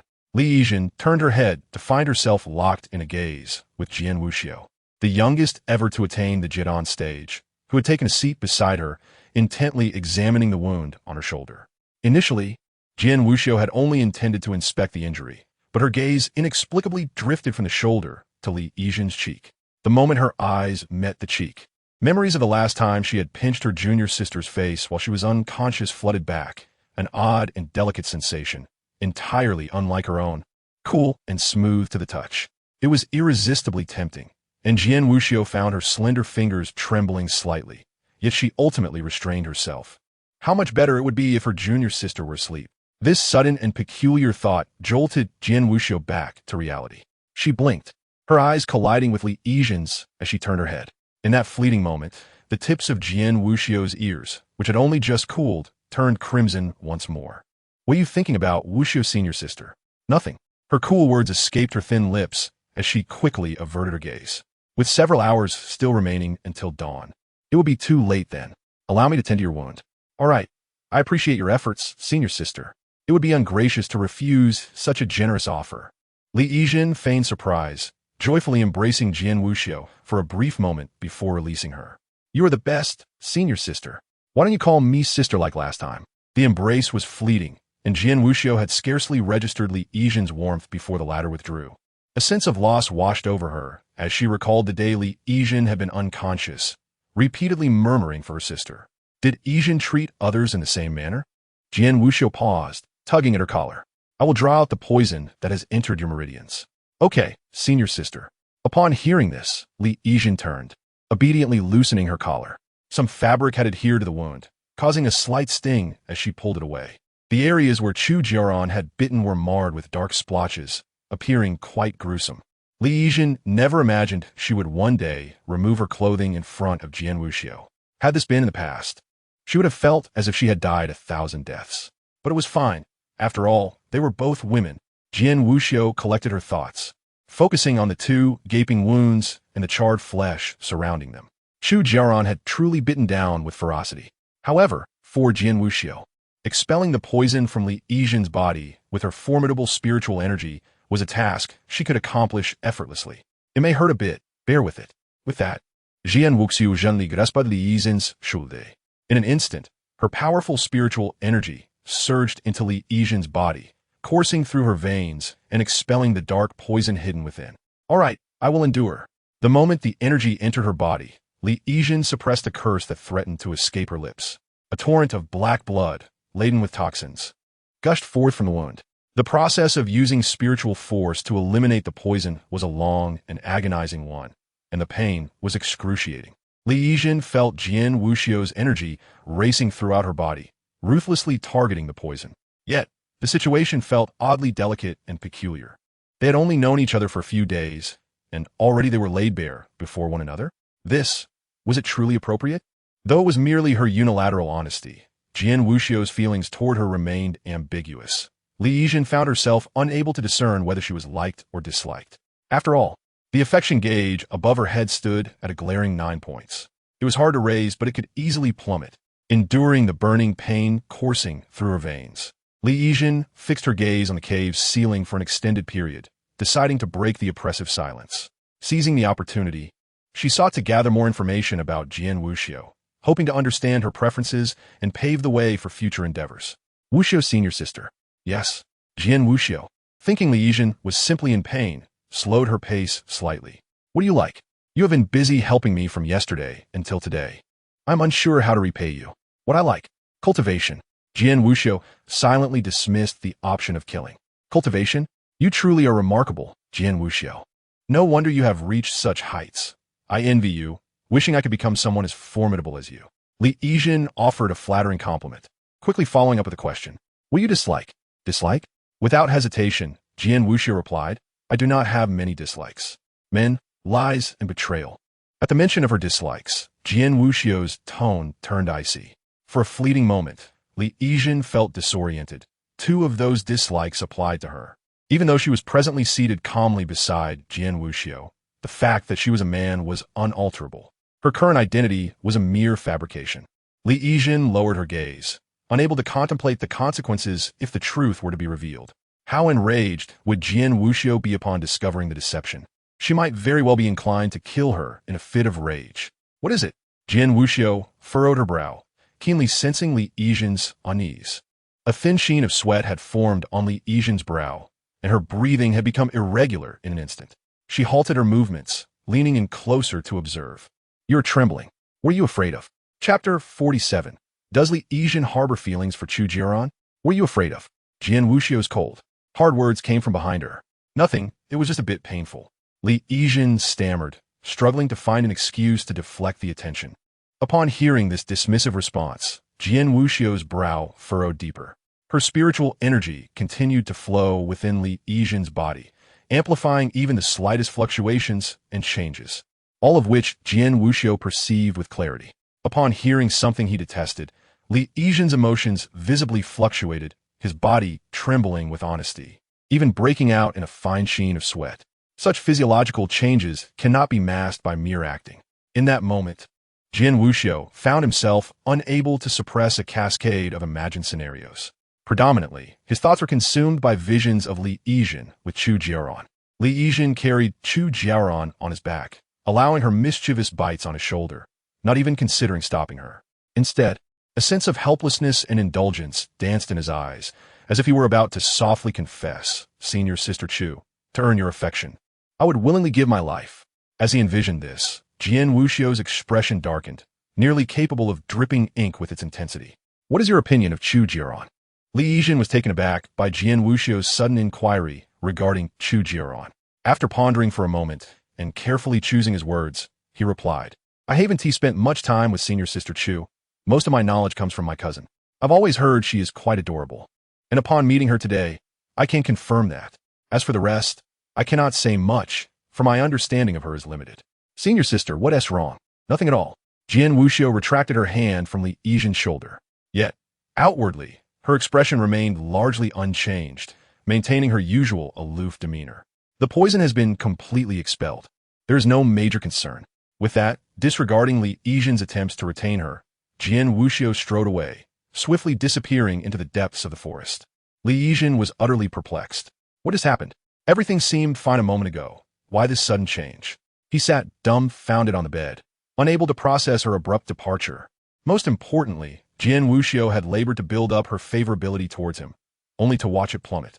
On the other hand, Jian Wuxiu returned to Wanjian Cliff at an astonishing speed, reaching her modest dwelling. Her abode was stark and desolate, a far cry from the opulence of Yin Chenyu's residence. It could even be deemed rudimentary, lacking the comforts afforded to many outer disciples. Inside was merely a simple stone bed, devoid of any other furnishings. Upon entering, Jian Wuxiu's immediate impression was one of emptiness. The space felt barren, monotonous, and utterly devoid of the warmth that Li Yijin's dwelling exuded. Reclining on the stone bed, she found herself inexplicably uncomfortable. Previously, she had viewed a bed simply as a place to sleep, with no need for excessive comfort. Yet today, lying upon the stone surface, she found it somewhat unsettling, lacking the coziness of Li Yijin's neatly made little bed. Thoughts of Li Yijin flooded her mind, causing her delicate lashes to flutter as memories of their earlier encounter replayed vividly. There was Li Yijin, carrying Chu Jiaoran without a hint of complaint, barefoot, navigating the steep path downwards. Even when Chu Jiaoran bit into his shoulder without mercy, drawing blood, he bore no grudge, showing no inclination to release her. Meanwhile, she had frantically searched for him, only to find him in that scene. Jian Wuxiu turned over, her long black hair cascading around her. She closed her eyes repeatedly, striving to quell the subtle, indescribable sensations swirling within her heart. Did Li Yijin harbor feelings for me? A slow smile crept upon her lips as she recalled the image of Li Yijin carrying Chu Jiaoran, and the slight tremor in his body when deceit and betrayal were mentioned. Suddenly, an absurd thought struck her, leaving her momentarily hollow. Li Yijin did not like her. He liked Chu Jiaoran. If Li Yijin were to overhear this, Jian Wuxiu's musings would surely infuriate him. While she lamented her diminishing favorability, Jian Wuxiu remained blissfully unaware of her true identity as Li Changping. However, she was resolute in her belief that he adored Chu Jiaoran. Sister, I implore you, while indulging in fantasies and self-affirmation is delightful, perhaps refrain from such daydreams next time. The thought of Li Yijin and Chu Jiaoran's unusually intimate actions from the previous evening made her feel like an outsider, standing awkwardly to the side. A peculiar sensation stirred within her, one that was decidedly uncomfortable. Yet, having never experienced romance or infatuation, Jian Wuxiu found herself at a loss for how to articulate this strange feeling. Determined to regain her composure, she resolved to dispel the odd thoughts from her mind through cultivation. Closing her eyes, she felt herself becoming increasingly peculiar, merely an ordinary disciple. Why should she be so concerned? Even if Li Yijin faced challenges, he ought to seek out Chu Jiaoran, not her. The following day, Li Yijin rose early, first engaging in a set of warm-up exercises before sitting cross-legged to cultivate for several hours. Over the years, he had developed this routine, despite a relatively modest talent. He had progressed to the 4th level of qi refinement after years of dedication. Yet, he did not relinquish his commitment to cultivation. For who had not dreamt of transcending time and space to become an unparalleled cultivator? His diligent practice had allowed his true capabilities to far exceed those of his peers. Living as Li Yijin within the sect was indeed fraught with inconveniences, yet at least it spared him from life-threatening dangers. Li Yijin decided to undertake some simple sect tasks to accumulate contribution points for his impoverished token. After all, he was now a formidable young woman. It would be somewhat inappropriate to casually use Li Changping's token. Humming a cheerful tune, he approached the notice board for sect tasks. Typically, both inner and outer disciples gathered there to select suitable missions, earning corresponding contribution points. Did you hear about the swarm of poisonous insects that attacked last night? A swarm of poisonous insects. How could such a thing infiltrate the sect? It seemed the place was bustling with activity today. News of Chu Jiaoran's control over the poisonous insects had already spread. Ah, Yijin Jr. sister? Oh, I'm sorry, I'm a bit deaf. I didn't tea here. Yijin Jr. sister, you've come? The young disciple speaking was someone Li Yijin recognized. Su Mo, the gossip-loving disciple from the sect registration office. Hello, senior sister Su. Why are so many people gathered here today? Su Mo, noticing Li Yijin's innocent demeanor, eagerly began to share. Junior sister, you may not know, but last night, for reasons unknown, a horde of poisonous insects attacked the disciples' residences. Many of our brothers and sisters were bitten. Leaning closer, Su Mo whispered in Li Yijin's ear, among those injured, one named Peng Shan seems to have suffered the worst. It is said that he was enchanted by a humanoid poisonous insect, leaving him in a pitiful state. At this, Su Mo shuddered at the recollection of Peng Shan's gruesome condition. When he was discovered, he was affectionately carrying the poisonous insect, repeatedly murmuring something about senior sister Chu. Many knew that Peng Shan held affections for Chu Jiaoran, and he had even made several overtures to her in public, seemingly earning her favor in return. However, mistaking the humanoid venomous insect for Chu Jiaoran is truly preposterous. The very thought is terrifying. Li Yijin recalled the tragic situation in Pangshan, furrowing her brows. Chu Jiaoran indeed wears the guise of an angel while engaging in devilish deeds. Her ideas are eccentric and devoid of logic, often driven by whimsy, possessing a peculiar beauty that seems to reflect her centipede essence. Although Jian Wuxiu frequently acts with ruthless decisiveness, he generally adheres to a coherent moral compass. In stark contrast, Chu Jiaoran embodies a blatant absence of reason, akin to a ticking time bomb on the verge of detonation. Clearly, Jian Wuxiu is the more favorable choice. Yet, therein lies the rub. Remembering Jian Wuxiu's silent departure the previous night, her expression, though characteristically impassive, was imbued with an unmistakable stench of discontent. What is happening? Have I been sentenced to death before even commencing my pursuit? Or has it all gone awry?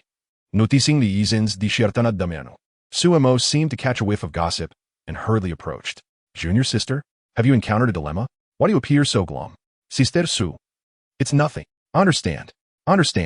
You comprehend, sister? Observing Li Yijin's forlorn visage, Su Imo assumed an expression of knowing enlightenment. A look that suggested understanding is inevitable in due course. She patted Li Yijin's shoulder in a comforting gesture.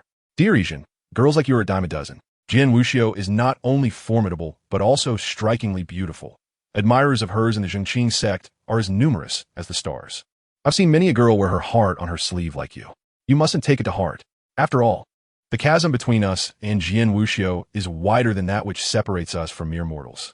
Moreover, in my years at the sect, I've never witnessed Jian Wuxiu grow fond of anyone. Her resolve is truly beyond my comprehension. Sumo's words, though well-intentioned, were harsh. She had seen too many souls hopelessly infatuated with Jian Wuxiu, both male and female, all yearning to ascend by aligning themselves with her.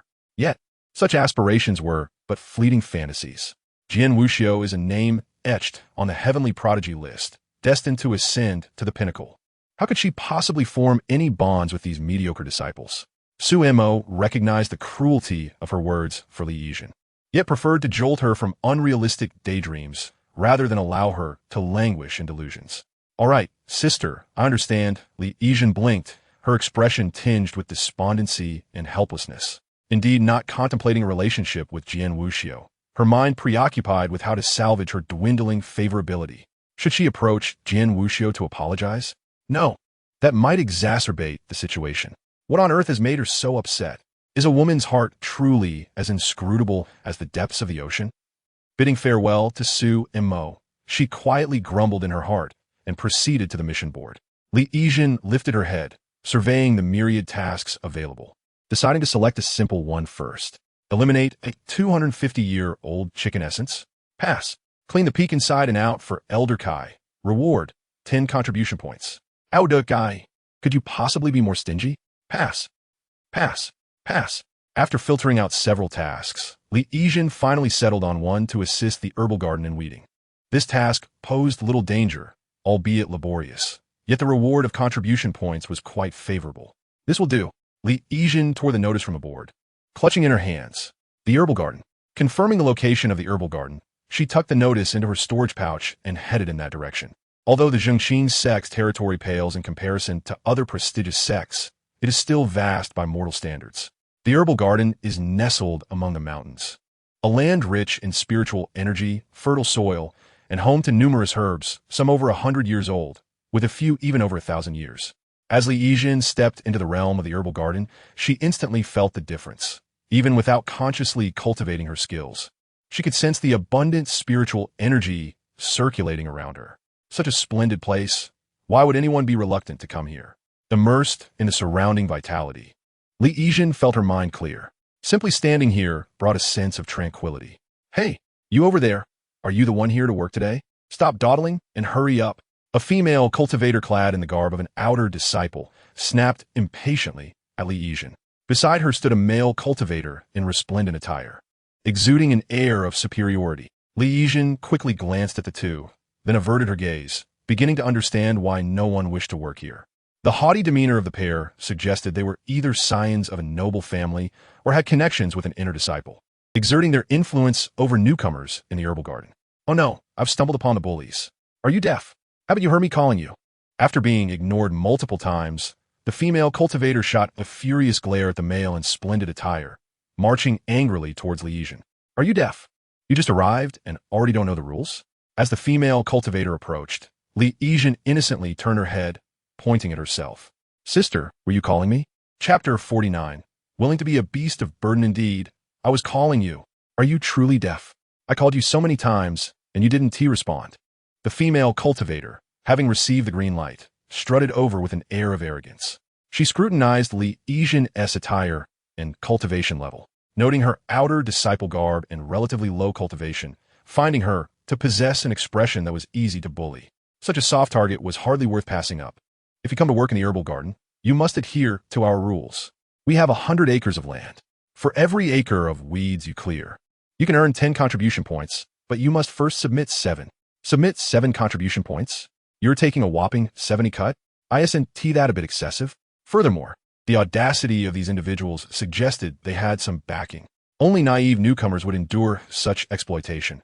After one bitter lesson, they'd likely never return. Submitting 7 contribution points? Li Yizhen feigned difficulty, quickly scanning the two. One was at the 2nd level of chi refinement, the other at the 4th level. Such strength. Yet they wielded it here as if they were untouchable. It seemed their connections were substantial. While the herbal garden is not the largest among Changping sect South many gardens, it certainly shouldn't fall under the dominion of these two. Forget it. I don't want to stir up unnecessary trouble here. I'll simply opt for another task. Sister, taking 7 is indeed excessive. I find it hard to accept. I shall take my leave. Having spoken, Li Yizhen turned to depart, only to be violently yanked back by the female cultivator. You shall not leave. Is there a reason for you to come and go? I tell you, today's task is one you must undertake, whether you want to or not. The female cultivator raised her chin, exuding an air of arrogance. You're young. It would be wise to consider your position. Do you know who stands behind my lord? I know not who that may be. Yet I am certain that individuals like you will not survive more than 3 episodes in a palace intrigue drama. In fact, not even a single episode would be too much. Li Yizhen had no intention of continuing this exchange with the two of them. He turned to leave, recognizing that engaging with such petty individuals would only diminish his own stature. Stop right there. You must do this task. The female cultivator, clearly infuriated by Li Yizhen's indifference, placed one hand on her hip and the other pointed at him, launching into the typical villainous rhetoric. Sometimes Li Yizhen found himself perplexed. Are you all villains merely repeating the same lines? Do you know who my lord stand behind? Why should I care? He retorted. That is an entity you cannot afford to offend. What a bunch of sycophants. If you obediently work for my lord, perhaps he might speak a few kind words on your behalf. Such a level of existence is something lowly cultivators like yourself will never encounter in your lifetime. Dear sister, perhaps you should first consider your own cultivation level before making such claims. Li Yizhen had no desire to engage further with such individuals. There are those who, in conversation, create the illusion that humanity's diversity surpasses that of all species. Truly, there are all sorts of peculiar beings. Thus, Li Yizhen refrained from wasting words on them.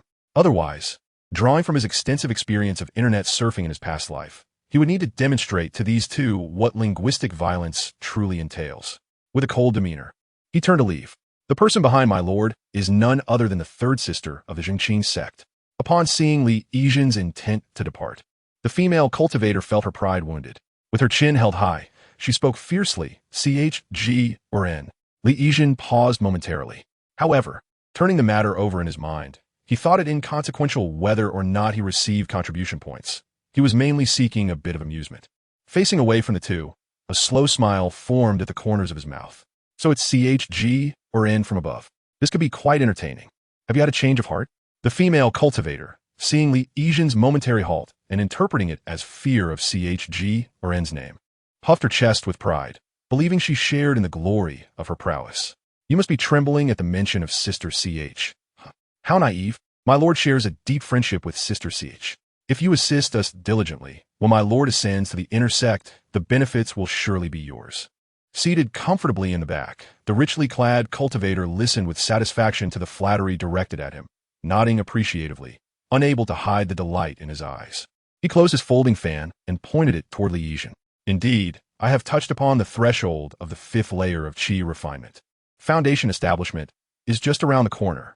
If you assist me, the rewards will undoubtedly be yours. Moreover, my relationship with Sister CH is quite favorable, and she has shown interest in me multiple times. I trust you understand the implications of this. As the richly clad cultivator finished speaking, the female cultivator suddenly turned to him, her eyes filled with admiration and excitement, her gaze and demeanor far too genuine to be feigned. Really?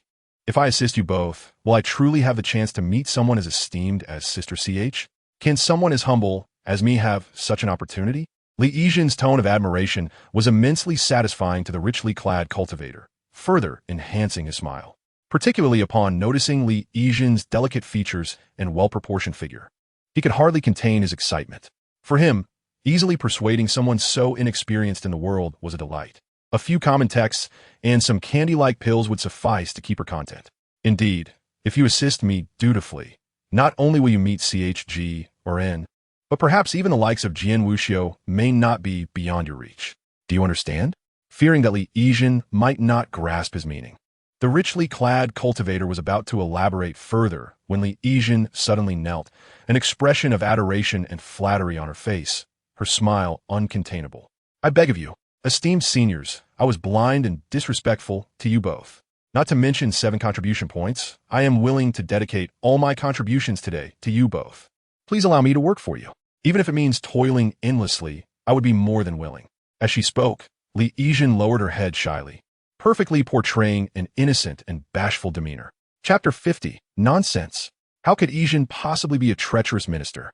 Su Caifei watched with great interest as Li Yijin knelt on the ground, a grin spreading across his face, so wide he could hardly speak.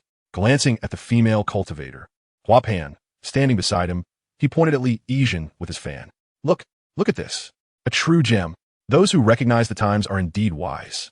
Heroes are as numerous as the fish crossing the river. It is truly astounding.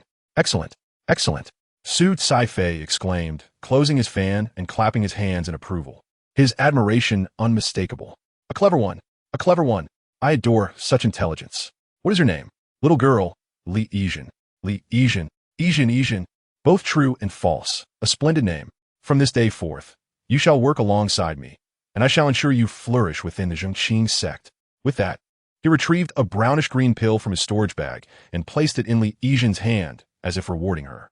This pill is known as the Gathering Qi pill, designed to accelerate the absorption of spiritual energy within a few hours, making cultivation remarkably effective. Heavens! What? This is the legendary Gathering Qi pill. Li Yijin cradled the pill, her expression exaggerated to the utmost degree. She carefully stowed it away, her face radiating unparalleled flattery. Having never encountered such an expensive pill before, she felt overwhelmed with gratitude, unsure how to repay such a significant favor. Her exaggerated display of servility delighted Su Caifei, making him feel as though his very soul had been uplifted. Meanwhile, Hua Pan glared at Li Yijin, her expression twisted with anger. What disgrace! What disgrace! Always concocting schemes to entice others. How dare she direct her thoughts toward my lord? Fuming, she shot a disdainful glance at Li Yijin. My lord, this one is deceitful, with nefarious intentions. Clearly not a good person. Keeping such a person around will surely lead to disaster in the future. Your Majesty, I implore you to see clearly. Upon hearing this, Su Caifei cast an annoyed glance at Hua Pan, then turned his gaze back to the kneeling Li Yijin, observing her pitiable demeanor. Now, that is quite harsh. I find Li Yijin to be pure-hearted, quick-witted, and possessing a childlike spirit. Such a person must not be treated poorly. Nonsense. How could Li Yijin possibly be a treacherous minister? Every word she speaks resonates with my very heart. How could such a person ever be a treacherous minister? To her astonishment, Hua Pan was met with such a response that she felt as though she might faint from anger. She could hardly believe that after years of devoted service to Su Caifei, he would choose to trust a mere acquaintance over her. Had she known Li Yijin to be such a person, she would never have allowed them to remain in the first place. With a fierce glare fixed on Li Yijin, who was prostrate at Su Caifei's feet, her teeth ground in frustration, when she noticed Li Yijin quietly returning her gaze. The initially innocent eyes now glimmered with a hint of mischief. The lips moved soundlessly, forming the words, I understand men better than you do, for I am a man. Realizing the implication of his words, Hua Pan felt her vision darken, a wave of fury igniting within her. compelling her to tear this insufferable little green tea apart with her bare hands. You seek your own demise. Hua Pan glared at Li Yijin, her anger palpable as she clenched her teeth, raising her hand poised to strike. Young Master Su, Sister Hua Pan is quite fierce. From Li Yijin's perspective, Hua Pan's raised hand moved at a painfully slow pace, making it impossible for her to be struck. Yet rather than evade, Li Yijin clung to Su Saifei's leg in a display of feigned vulnerability, evoking sympathy from him. This sight softened Su Saifei's heart, and he swiftly intervened to shield Li Yijin, his tone firm. Hua Pan, what are you doing? Yijin is one of us now. Moreover, I am present. Do you dare to inflict harm? Do you not understand the concept of hierarchy? But young master, Li Yijin is nothing more than a silence. Do I not know who she is? Su Saifei interrupted, casting a pained glance at the seemingly fragile Li Yijin. Observing her frightened expression only deepened his exasperation. She is merely inexperienced. Why do you argue with her? Sister, Yijin is unaware of what she did to upset you. Yijin apologizes. Li Yijin stammered, shakily rising from the ground and casting a terrified glance at Hua Pan. It was a performance so exaggerated that it was almost laughable. Ever since becoming a woman, Li Yijin found it significantly easier to manipulate situations, especially when it came to irritating others. Hua Pan understood precisely what kind of person Li Yijin was. Staring at the little green tea acting so coyly before her, she had intended to voice her thoughts. But the sight of Su Saifei protecting Li Yijin made her heart bleed. She felt immense resentment for having allowed Li Yijin to remain when she should have let her leave. If only she had done so, perhaps all these troubles could have been avoided. Saifei, did Yijin upset Sister Hua Pan? Li Yijin noticed Hua Pan's ashen face and felt a surge of delight. Yijin will return to work. The sooner I finish weeding, the more contribution points I can earn for my brother. Very well. Su Saifei was profoundly moved by Li Yijin's words. Previous disciples at Baichao Garden had been reluctant to work, fearing retribution from the two. But Li Yijin was different. She was willing to stay and work diligently, even expressing a desire to do more to earn additional contribution points. Su Saifei was so touched by her sincerity that he considered the possibility of forming a partnership with her if her background were more favorable. No one understands me better than Yijin. A beauty as lovely and reasonable as her could never harbor ill intentions. As Li Yijin turned to face the Baichao Garden, her back to them, a smile crept upon her lips. Little did she know that behind her were Chu Jiaoran and another. He could not believe that a mere second-tier Qi refinement practitioner and a fourth-tier outer sect disciple could have any significant connection with Chu Jiaoran. Surely, they had exchanged only a few words before being entangled. The garden was filled with a multitude of spiritual herbs, each valuable to the outer sect disciples, and marked with special seals that made theft nearly impossible. Li Yijin knelt in the garden, silently plucking the weeds. Time was running short. After about half an hour, she glanced at the sky before stealthily looking back at the leisurely pair behind her. While others toiled, they basked in comfort, wielding their influence without having faced any repercussions. Li Yijin sensed their gaze upon her and quickly averted her eyes. It was time to prepare for the upcoming spectacle. In the eyes of Su Saifei and Hua Pan, Li Yijin, laboring diligently in the garden, suddenly swayed, her consciousness fading, and with a thud, she collapsed to the ground. Chapter 51. The Little Green Tea. Li Yijin, junior sister, young master, she is merely feigning unconsciousness. The voices of Su Saifei and Hua Pan echoed simultaneously. Hua Pan, after all this time, I never knew you could be so malicious. Su Saifei, once a lazy and indulgent young master, was captivated by the beauty of the charming little green tea, Li Yijin, far more than by the earnest but plain-looking Hua Pan. Each of Li Yijin's expressions and gestures seemed tailored precisely for him. A match made in heaven, truly. Su Saifei rushed to the garden, gazing at the unconscious Li Yijin, admiring the delicate beauty of her pale face, his heart aflame with affection. Yijin, junior sister? Yijin, junior sister? He gently prodded her shoulder, confirming she offered no resistance before he reached for her cheek. This soft, fair visage was undeniably more appealing than Hua Pan's. Just as his fingers were about to touch her, Li Yijin languidly opened her eyes, awakening to the sight of Su Saifei's face looming above her, nearly causing her to burst into laughter. Brother Saifei, what has happened to me? She supported her head with one hand, bewilderedly surveying her surroundings, and gracefully rose from the ground, appearing utterly confused. Her innocent demeanor struck a chord within Su Saifei, igniting a fervor in his heart. Thoughts too risky to articulate surged forth. Yijin, you may have simply overexerted yourself and fainted. I fainted? Li Yijin, spare us your theatrics. How many weeds did you actually remove before collapsing? Hua Pan, standing behind Su Caifei, recognized the facade and aimed to expose Li Yijin's true nature, hoping to enlighten Su Caifei. Sister Hua Pan, why do you persistently target me? Did I not fulfill my duties? Li Yijin protested as she attempted to rise from the ground without a hint of complaint, eager to return to weeding. Enough, Hua Pan. Just as Hua Pan was about to retort, Su Caifei interrupted. Junior Sister Yijin fainted for our sake. I witnessed her toiling away. You, on the other hand, have only been antagonistic towards her since her arrival. Hua Pan, it seems you have lost sight of your place. Upon hearing these words, Hua Pan's complexion turned ashen, and she knelt on the ground in trepidation, stripped of the arrogance she had displayed when she confronted Li Yijin earlier. Young master, I understand my mistake. Hua Pan, what error have you committed? In less than an hour, the bond that had once united the two had been nearly severed by a mere green tea girl. Li Yijin struggled, still yearning to articulate something, feigning an intention to assist Hua Pan, who remained prostrate on the ground. However, after taking just a few steps, he faltered and collapsed. Green tea. The sight incensed Hua Pan, who longed to unleash a torrent of curses upon Li Yijin. Yet, constrained by Su Caifei's presence, she refrained from uttering a word, merely watching as Su Caifei lifted Li Yijin into his arms. Su Caifei. At that moment, a wave of intense hatred and bitterness surged within Hua Pan. I have served you faithfully for so long. Upon joining the Changping sect, I willingly sacrificed my cultivation time to ensure your comfort and to manage all affairs for you.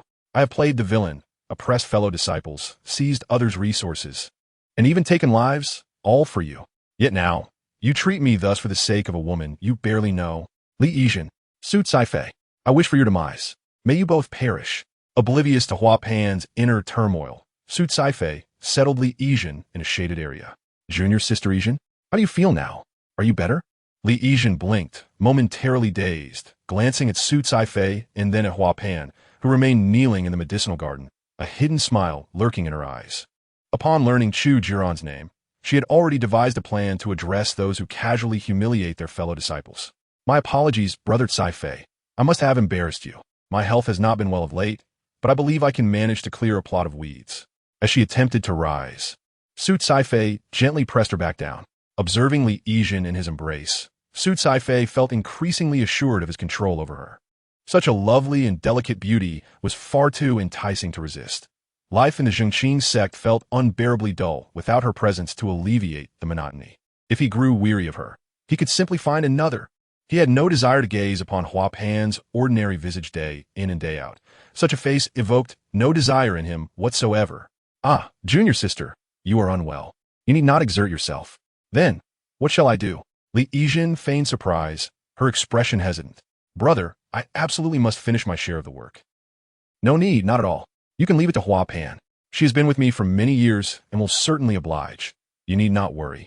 Junior Sister Yijin. A confident smile graced Su Caifei's face as he turned to Hua Pan, still kneeling in the medicinal garden, adopting a commanding tone. Hua Pan, Junior Sister Yijin is unwell, and as her senior, I must trouble you to complete her task of weeding. Remember, this is an order. Hua Pan trembled upon hearing this, glaring resentfully at Li Yijin and Su Caifei. Though unwilling, the vast disparity in their strength rendered her powerless to refuse. Reluctantly, she acquiesced, squatting back down to continue the work left unfinished by Li Yijin. Brother Caifei, you are truly kind to me. Li Yijin blusha. Blaifudi nujing shu Caifei's shulde. Little brother, I do understand men, don't I? She affectionately wrapped her arm around Su Caifei's, leaning in closer, whispering conspiratorially, Brother Caifei, do you harbor feelings for Sister Chu? I have a method that can attract her attention. I shall reveal it to you. Chapter 52. Follow this advice, and you shall undoubtedly win her favor. Brother, I possess a strategy to capture Sister Chu's interest. Her soft, alluring words instantly piqued Su Caifei's attention. He gazed at Li Yijin in astonishment, enveloping her shoulders with an embrace, incredulous yet intrigued. Junior Sister Yijin, is what you just said true? Of course, it is true. Why would I lie? You may choose to believe it or not. Li Yijin smiled playfully, fixing her gaze on Su Caifei, her expression earnest and sincere. There is no falsehood to it. Brother, I am merely sharing this with you because I see your good nature. So, will you listen? Yes, yes. In truth, I have a good rapport with Sister Chu. She even took me to explore the ancient relics last night. Over these past days, I have adeptly navigated the tensions between Chu Jiaoran and Jian Wuxiu, honing my ability to fabricate tales without a hint of guilt. Establishing a connection with Sister Chu is quite simple. Simple? What is it? Su Caifei's eyes gleamed with eager anticipation as he grasped Li Yizhen's hand, awaiting her revelation. Junior sister, what is it? Li Yizhen continued, relishing the moment. From the very first time I laid eyes on you, I was smitten, wishing for you to become my partner on the path of cultivation. If I can secure a connection with Sister Chu, I shall gain influence within the sect, enabling me to better protect you. In time, we shall become an admired couple within our sect. Previously, such flattery had proven effective with innocent young maidens. It was a foolproof tactic. Su Caifei earnestly broached the topic of their future, hoping to ensnare Li Yizhen's interest and elicit from her the means to win over Chu Jiaoran. He envisioned a splendid future, unaware that the enchanting and demure figure seated before him was not merely a naive girl, but a man in truth. Brother, you little rascal, so you're beginning to weave your tales, are you? Do you think I would fall for such tricks? Li Yizhen's cheeks flushed, her gaze lingering on Su Caifei, embodying the essence of a flirtatious green tea girl. She felt confident that if she continued this charade, she would surely earn an Oscar nomination in the next award ceremony. To be honest, brother, you are the most admirable man I have encountered thus far. From our very first meeting, I found myself captivated by you. It was you who remained by my side when I fainted from exhaustion. Li Yizhen glanced up shyly, gently tapping Su Caifei's chest with her fist, her voice soft and teasing. You're insufferable. Su Caifei, grinning, allowed her playful blows to land, convinced that he had completely ensnared her heart. The ultimate goal was now within reach. It was merely a matter of time. He cast a disdainful glance at Hua Pan, still laboring in the medicinal garden, his loathing for the plain-looking woman reaching its zenith. Once he successfully ascended to the heights of Chu Jiaoran, he would finally be free from entanglements with someone of such lesser caliber. Junior Sister Yizhen, I assure you, my feelings for you are genuine. I vow that once I break through to the nascent soul stage and establish my own domain, you shall have a place by my side. Li Yizhen blinked, feeling reassured by his words. I knew it. Even though our acquaintance has been brief, I'm certain you hold a place for me in your heart. Brother Caifei, let me share a secret. There are countless ways to win Sister Chu's favor, but my method is undoubtedly the simplest and most effortless. Chu Shiji is surrounded by suitors. Yet one particular admirer clings to her like a stubborn adhesive, impossible to dislodge. Despite her indifference towards him, she finds herself helpless due to his esteemed status. At this juncture, Li Yizhen shifts her tone, expressing genuine concern for Chu Jiaoran, who is entangled with such a nuisance. This tenacious admirer is none other than Li Changping, the second disciple of the Changping sect. Su Caifei has heard of Li Changping's name and knows him to be nothing more than a useless cultivator at the fourth level of qi refinement. Among women, gossip thrives. They revel in disparaging those they disdain. Li Yizhen's lips curl into a sly smile as she gazes intently at Su Caifei, her voice laced with temptation. Senior brother, the next time you encounter Chu Shiji, why not express your disdain for Li Changping? She harbors a deep aversion for him. Your righteous indignation might just win her favor. Su Caifei, lacking in wit and without Hua Pan by his side to guide him, is easily swayed by her words, believing them wholeheartedly. Indeed, Junior Sister Yizhen is truly astute. He exclaims, excitement illuminating his features as he feels he has discovered a shortcut that could save him decades of missteps. Su Caifei is aware that although he currently wields power through Chu Jiaoran's name, bullying ordinary disciples, this arrangement hinges on the fact that she is oblivious to these matters. The path of cultivation is ruthless. To show mercy to others is to be cruel to oneself. However, should Chu Jiaoran discover his misuse of her reputation, he would undoubtedly face torment. Yet, if he could genuinely elevate his status alongside her, all his worries would dissipate. With radiant enthusiasm, Su Caifei grasps Li Yizhen's hand, feeling as though a bright future is beckoning him. Meanwhile, while Li Yizhen and Su Caifei engage in cheerful conversation, Hua Pan toils alone in the fields, uprooting weeds. Dumb Li Yizhen, how dare she trick me into doing such menial tasks? I will make her pay. That evening, exhausted, Hua Pan returns to her cave dwelling, her eyes ablaze with anger as she glares in the direction of Su Caifei's abode. If Su Caifei is foolish and dim-witted, Hua Pan is vindictive and equally lacking in intelligence. Upon entering her dwelling, she recalls Li Yizhen's smile and words from earlier, her fury reaching a boiling point. How dare an outsider, with no connections, treat her this way? How dare she publicly mock her? As Hua Pan's ire seeks an outlet, a sudden knock at her door interrupts her thoughts. Who is it? The sound reverberates. Peering through the shadows, she sees a graceful young woman standing outside, her figure alluringly curved with long, elegant legs. It is I, Li Yizhen. I apologize for the late visit, but I wish to share some heartfelt words with you. Li Yizhen? Hua Pan's expression darkens as she contemplates the potential of Li Yizhen's visit being nothing but a ploy. What are you pretending for? Only men are fooled by your facade. Do you truly think I can't see through you? Upon opening the door, Hua Pan's tone drips with sarcasm. How dare you come to me at this hour? Did mocking me in the daylight bring you joy? Just wait. Though I may not be your match now, my talent will one day allow me to trample you beneath my feet. Li Yizhen remains unfazed by Hua Pan's words, instead smiling as she effortlessly steps inside, only to be halted by Hua Pan. Stop. Who allowed you to enter? This is my dwelling. Hua Pan stands resolutely at the threshold, eyeing Li Yizhen with hostility. Sensing her fragile appearance, Hua Pan contemplates teaching this little green tea a lesson if she dares to force her way in. But before she can speak, her arm is suddenly seized. The strength is overwhelming, rendering Hua Pan unable to escape. You. The unexpected turn of events leaves her wide-eyed. Sister, do you truly believe you can stop me? Li Yizhen easily restrains Hua Pan's arm and leans closer. Sister Hua, it's truly not worth it to cling to a man. Let go of me. Hua Pan twists her hands, attempting to break free from Li Yizhen's grasp, only to discover the surprising strength of this seemingly delicate girl. You were indeed pretending to be faint during the day. Yes, Li Yizhen replies candidly, but look, Su Caifei has known you for quite some time. Yet he chooses to trust me, whom he met only a day ago. Sister Hua, is it really worth pining for a man who only values appearances? Li Yizhen's words strike at the very core of Hua Pan's psyche, rendering her speechless. Why not? Consider me instead.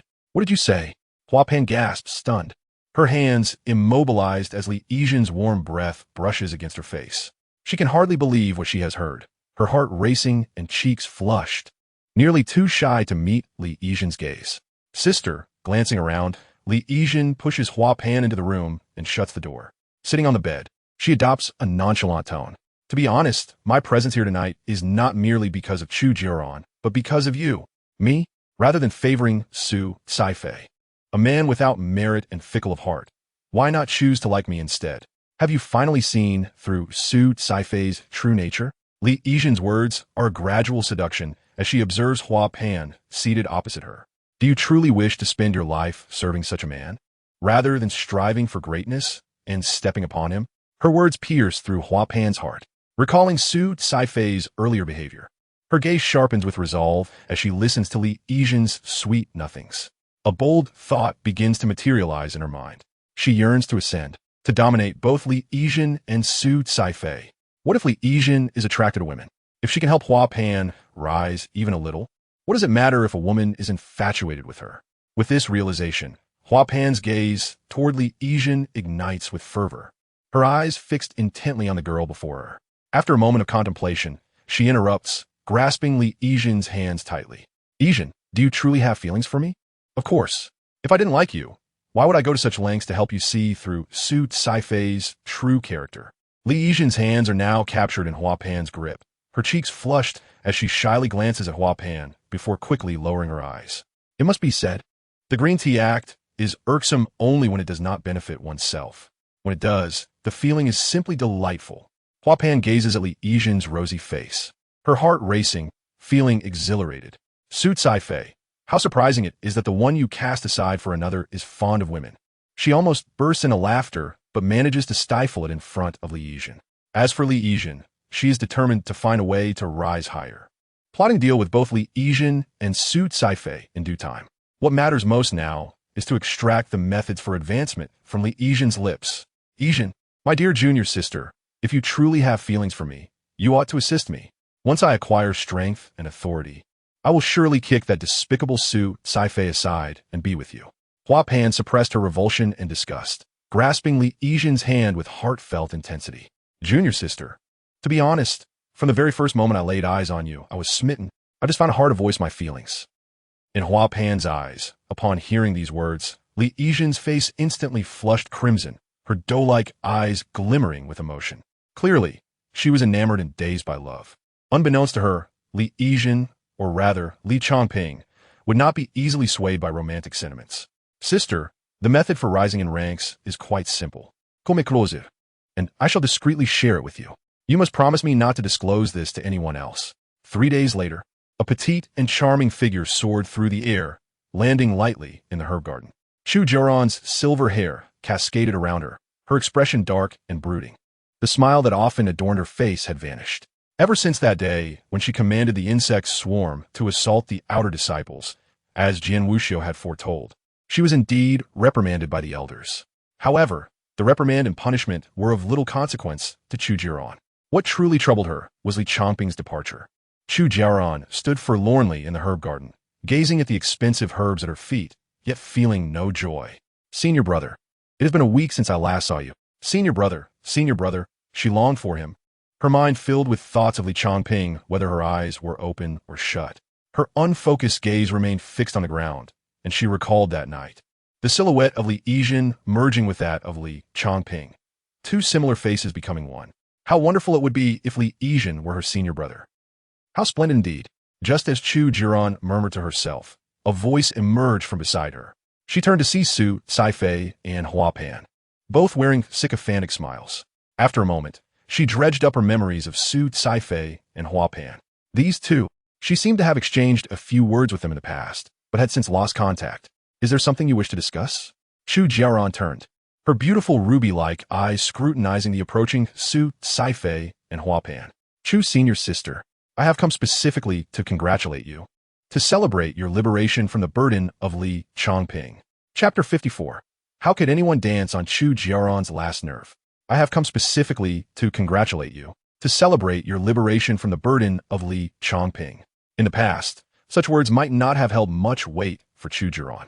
To maintain her esteemed image as the beloved third sister in the sect, she would have merely smiled through any disparaging remarks about Li Changping. But now, with Li Changping's sudden disappearance for an entire week, her patience had reached an unprecedented low. What did you say? Chu Jiaoran fixed her gaze on the grinning Su Caifei and Hua Pan, suddenly donning a sweet smile. Could you repeat what you just said? Su Caifei, elated by her response, could hardly contain his joy, his smile broadening genuinely. He cast a malicious glance at Hua Pan, his ever-present female companion, who had been sulking ever since he had reprimanded her over Li Yijin. Why was she now attempting to curry favor with Chu Jiaoran? Could she have received some news? Impossible. Li Yijin had confided this method solely to him, without informing anyone else. Could it be that Hua Pan had gleaned some tidbit from another source? No, he could not allow her to seize this opportunity. Determined to impress and win Chu Jiaoran's favor, Su Caifei believed this could be a chance to change his fate. Unbeknownst to him, Hua Pan harbored the same intentions, stepping forward to shower Chu Jiaoran with praise. Chu, senior sister, do you remember me?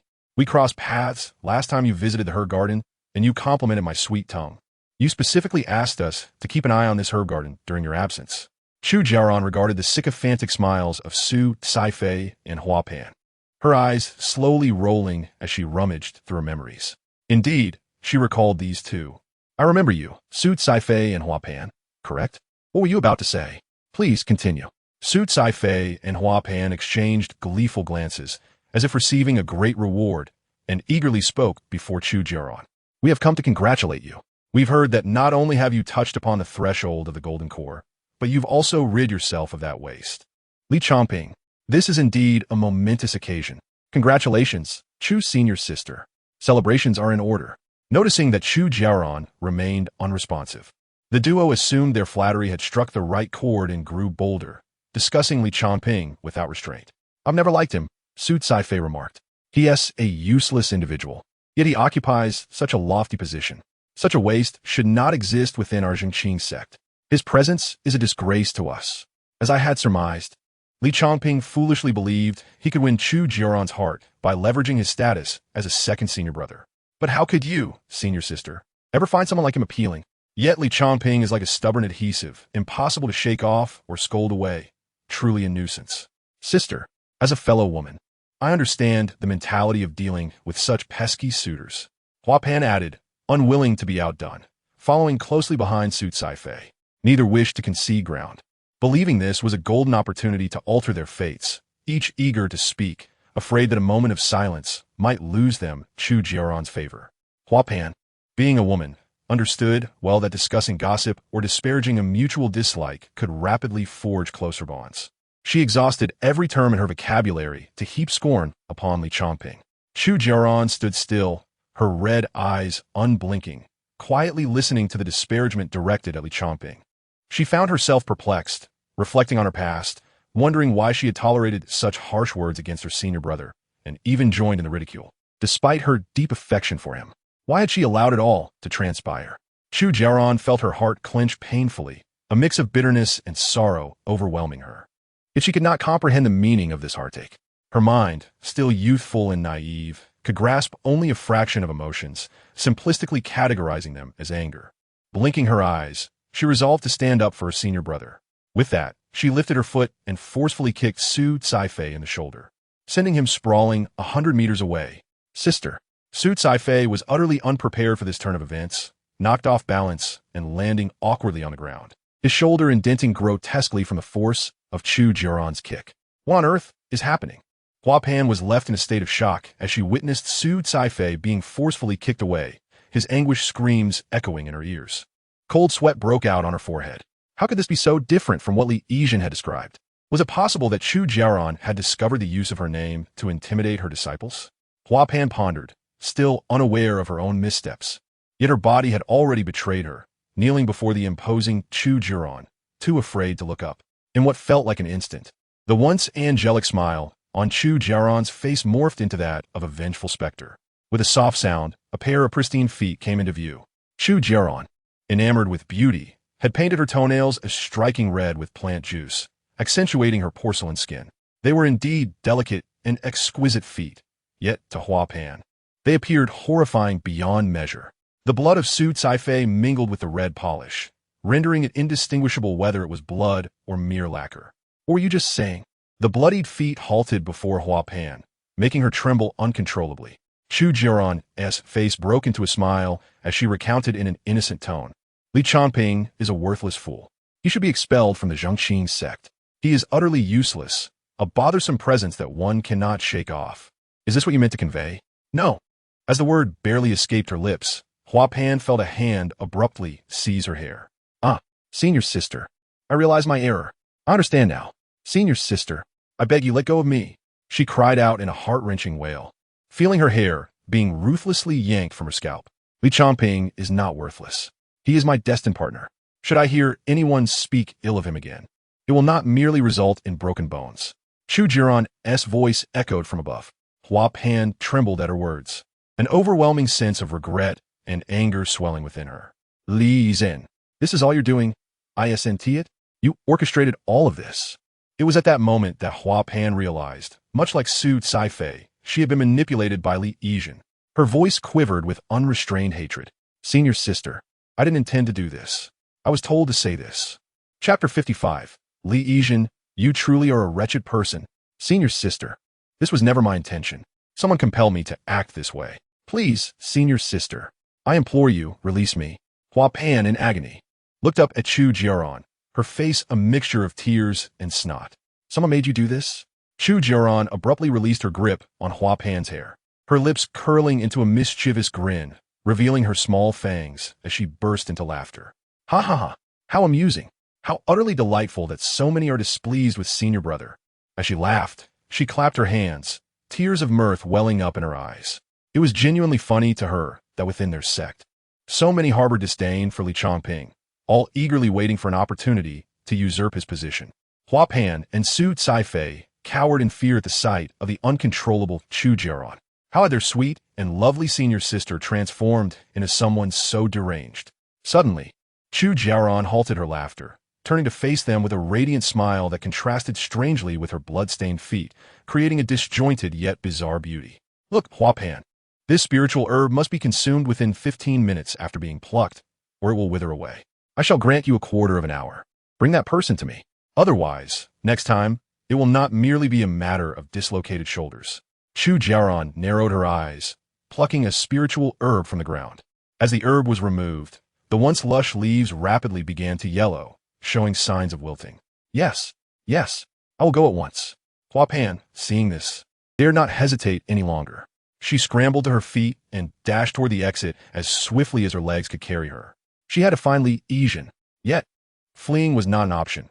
At her speed, she could never outpace Chu Jiaoran. Meanwhile, Chu Jiaoran, holding the rapidly wilting spiritual herb, swung her legs in annoyance. How bothersome. Now I'm covered in blood again. TSK, how disgusting. Senior brother will surely disapprove. Chu Jiaoran grimaced at the bloodstains on her feet, pouting in distress. Uncertain of when her senior brother would return, she felt compelled to maintain her best appearance. She couldn't possibly allow him to see her in such a disheveled state. Otherwise, he might not like her anymore. Would he be swayed by the charms of those little vixens outside during his travels? Surely he would return. He must return. As Chu Jiaoran toyed with the spiritual herb, murmuring to herself, she became completely absorbed in her own world.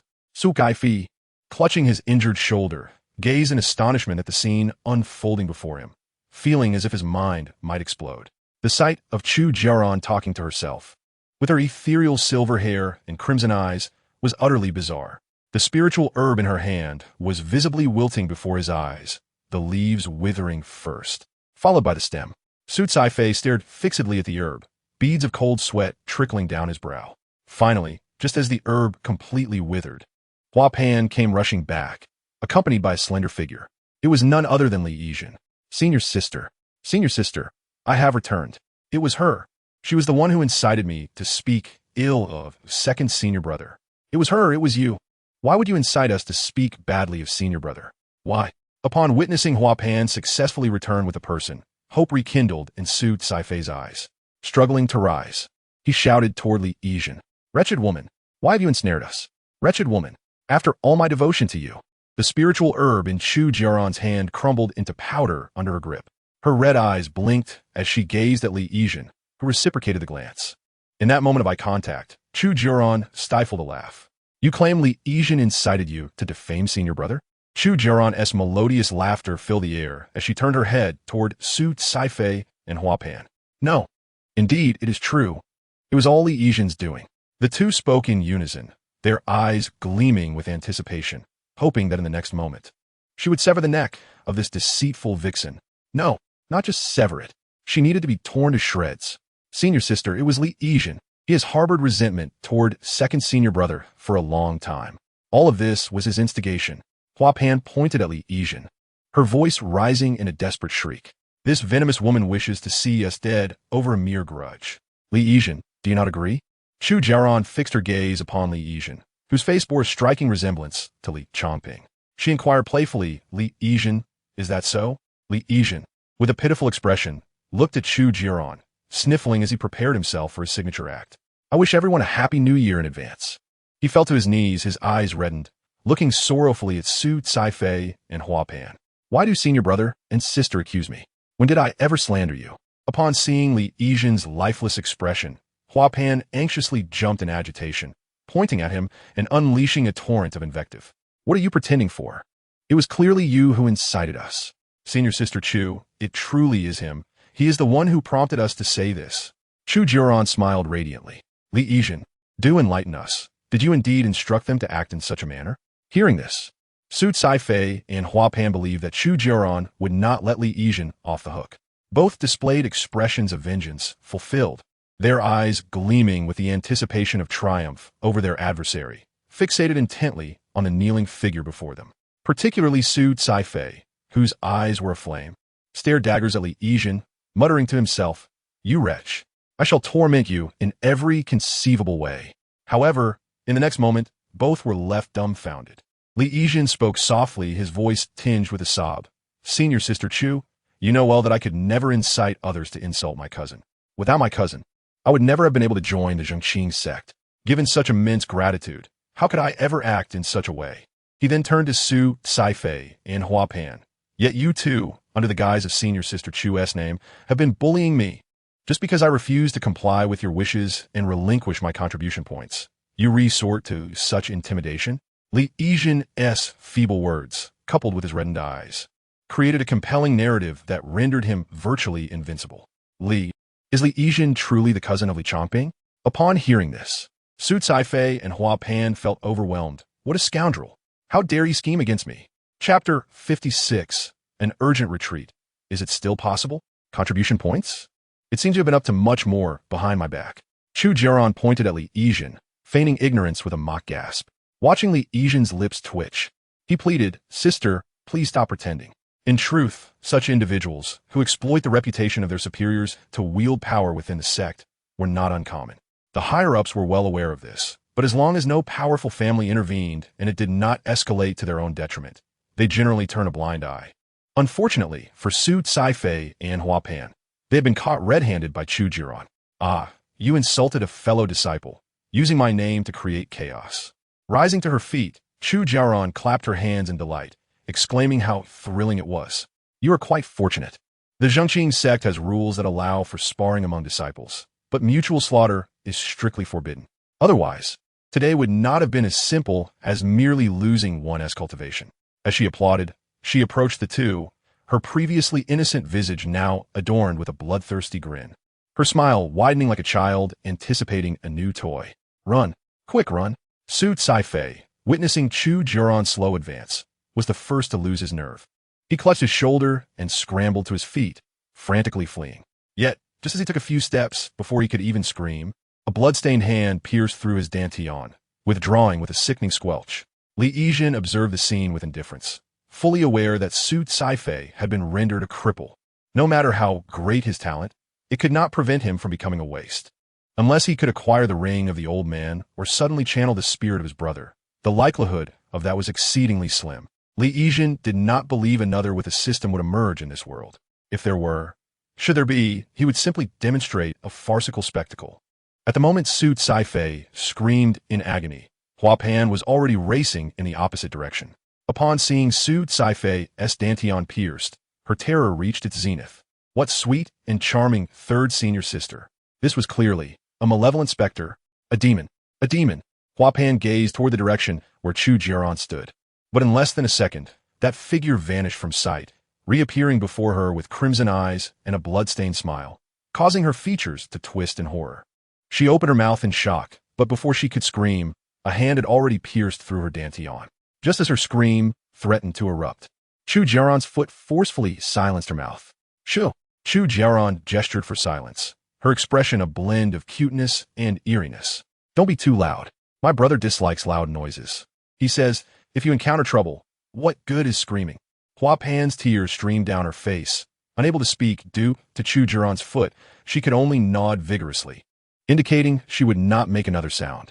Su Caifei, hearing this, felt an overwhelming urge to save his tongue, forcing himself to remain silent. Both lay on the ground in taciturnity. Chu Jiaoran, satisfied, clapped her hands as if disgusted by the blood on her attire, leisurely returning to Li Yijin's side. Chu Jiaoran cast a glance at the kneeling Li Yijin, her mind drifting back to that fateful night. She had viewed Li Yijin as her brother, and uttered some very inappropriate words. Yet that night, she had been overwhelmed with emotion after reading a letter hence. Chu Jiaoran scrutinized the face that bore a striking resemblance to Li Changping's, suppressing her earlier grotesque expression. Though she had initially restrained herself from gazing at Li Yijin, the likeness was too compelling. She longed for her brother, to the point of madness, thinking of his warmth, his scent, his essence day and night.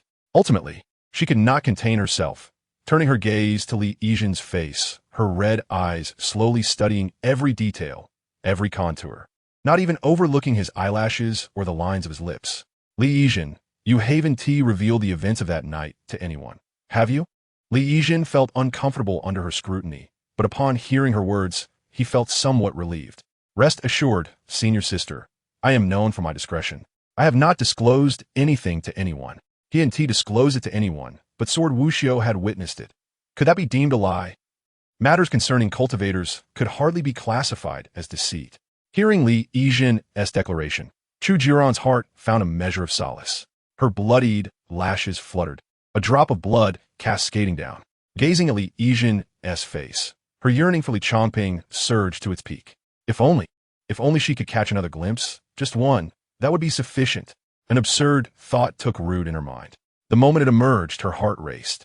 A wave of inexplicable joy began to swell within her, causing her heart to ache with exhilaration, even as she endeavored to mimic human emotions and expressions. Chu Jiaoran was not truly human, bound by fewer constraints.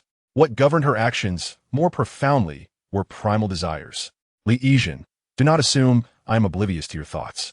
Chu Jiaoran's eyes sparkled, revealing a signature sweet smile, yet her tone was laced with undeniable seduction, reminiscent of her earlier attempts to enchant men into serving her. This was her habitual tactic. If what you say is true, then the events of that night have not fully circulated. Thus, the only person who could have incited those two wastrels is you, Li Yizhen. Li Yizhen was confronted directly, yet remained unfazed. He observed the fluctuating favorability value of Chu Jiaoran, which hovered around 60, a rather secure number. Were it not for the fatalistic setting that dictated Chu Jiaoran would perish upon reaching full favorability, he would genuinely consider pursuing this infatuated junior sister. However, until that premise was shattered, Chu Jiaoran would never be his first choice. Indeed, it was I who incited them, senior sister. What do you intend to do with me? Li Yizhen unabashedly admitted. How shall I treat you? Chu Jiaoran's smile was chilling. Yizhen junior sister, you need only assist me with a small favor. With her favorability still in flux, Li Yizhen nodded in acceptance. Delighted with his promise, Chu Jiaoran leapt from the ground, her smile impossible to conceal. She swiftly threw her arms around Li Yizhen, hoisting him onto her shoulder as she dashed towards her mountain peak. Was Chu Jiaoran taking him to her domain? For what purpose? To find a secluded spot and consume him? Li Yizhen suddenly regretted this decision, wondering if it was too late to withdraw. Chapter 57. Painting your eyebrows. The mountain where Chu Jiaoran resided was named Ilao Mountain. This name originally referred to a place forbidden to humanity, shrouded in miasma and overgrown with ancient trees, perpetually shrouded from sunlight. It was said to harbor an array of rare plants, alongside numerous terrifying poisonous insects and beasts. Even ordinary golden elixir practitioners dared not venture there alone. Rumors suggested that within Ilao Mountain, beasts consumed one another and evolved, destined one day to leap through the dragon gate and give birth to true dragons. Among the Qing dynasty sect, few practiced the art of poison. Chu Jiaoran was among the elite, having renamed this place Ilao Mountain after relocating here. Upon reaching the summit, Chu Jiaoran casually tossed Li Yizhen aside and began issuing commands with remarkable ease, as she once did with Li Changping. I'm going to take a bath to wash off the blood. You go heat some water for me. All right, you go wash up first, and I'll get the water boiling. Activated. The ingrained serval instinct surged forth. A practiced exchange of words unfolded, and they both paused in surprise. Li Yizhen stood frozen, internally exclaiming in disbelief. This was a reflex. He had become so adept at catering to Chu Jiaoran that this response was etched into his very DNA. He quickly composed himself, adopting a bashful yet curious demeanor as he surveyed his surroundings. Senior sister, is this your mountain? It's beautiful, he remarked. I aspire to reside atop such a lovely mountain one day. Senior sister, aren't you going to bathe?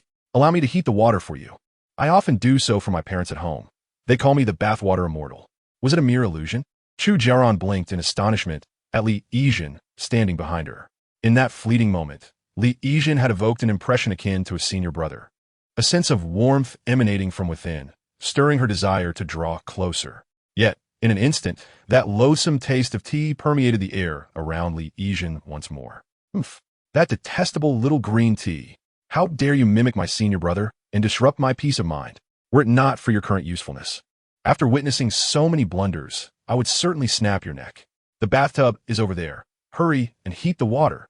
I must wash off this disgusting stench of blood. If I don't, I might vomit. Chu Jiaoran disdainfully flicked the blood from her hands and reiterated her instructions. Make sure the water isn't too hot. Don't think you can boil me alive during this bath. Understood. Leave it to me. With me here, senior sister. You need not worry. Chu Jiaoran huffed, reluctantly peeling off her blood-stained garments. While waiting for Li Yizhen to prepare the water, she gazed at the blood on her hands, feeling restless. She extended her tongue and took a slow lick. Ugh, one taste, and she immediately spat it out. The repulsive flavor matched the loathsome nature of those individuals. She didn't even want to glance at it. Still, it was her senior brother. His essence was far superior. Delightful from beginning to end. Recalling the scent of Li Changping, Chu Jiaoran's cheeks flushed, her eyes revealing a near-morbid obsession. Senior brother, since Chu Jiaoran had instructed that the water temperature not be too high, Li Yizhen quickly called her over once he finished heating the water. Senior sister, I prepared the water. You may come and bathe now. Not too slow. As she spoke, a long, slender leg appeared within Li Yijin's view. Chu Jiaoran's silver hair cascaded down to her waist. Though she was not yet as tall as Li Yijin, her proportions were nearly otherworldly. White hair, crimson eyes, a sickly beauty. Who claimed centipedes couldn't be charming? All attributes were maxed out. Chu Jiaoran dipped her fingers into the water to test the temperature, ensuring it was suitable before comfortably settling into the tub.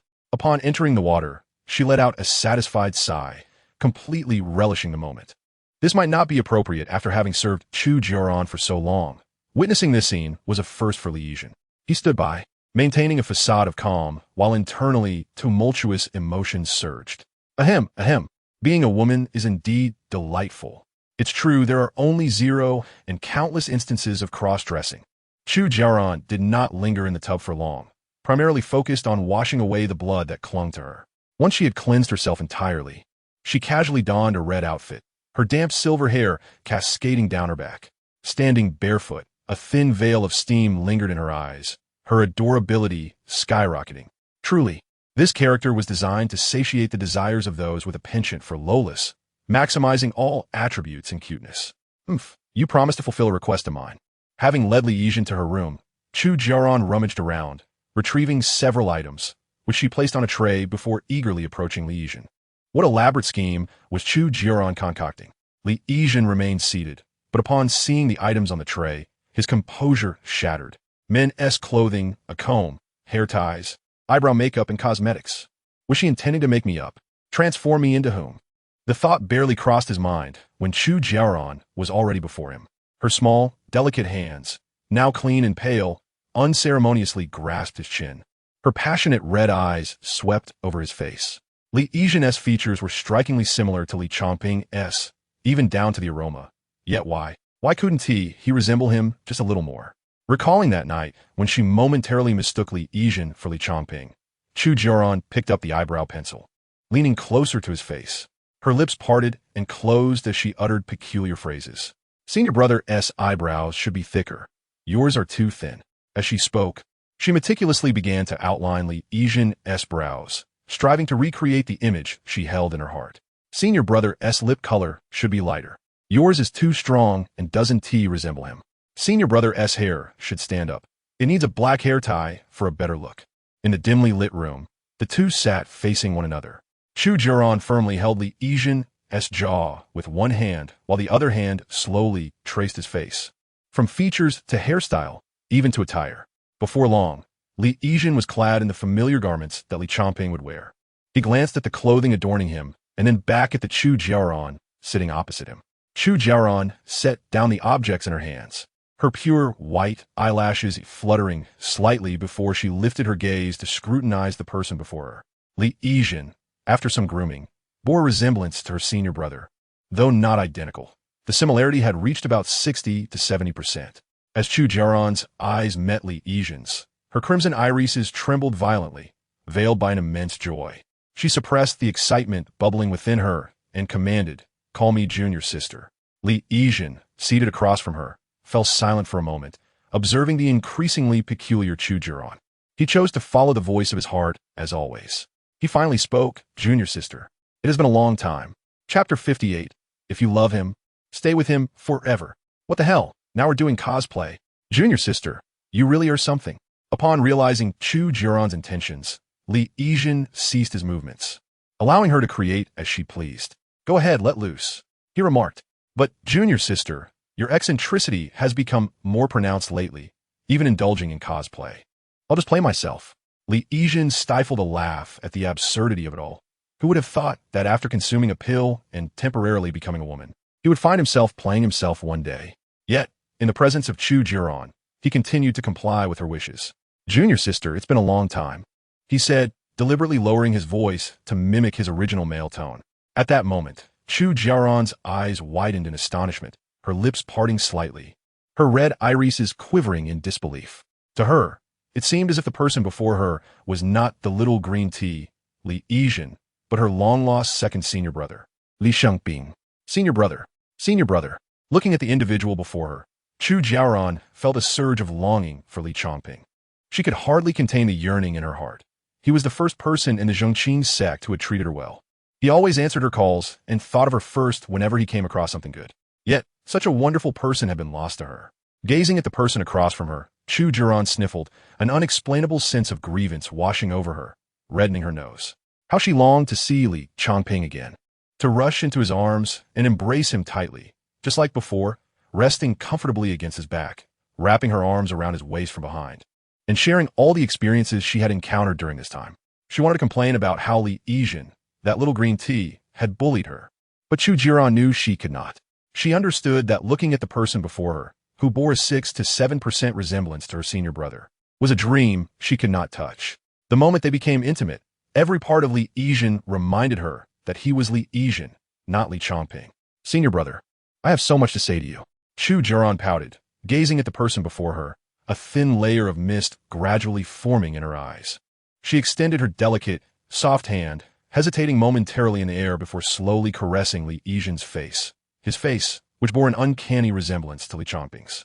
At the moment her fingers brushed his skin, Chu Jiaoran's heart raced, an inexplicable emotion swirling within her, leaving her in a haze of confusion. She could not comprehend what this feeling meant, nor could she grasp the nature of this emotion. Junior sister, it has been a long time. How have you been?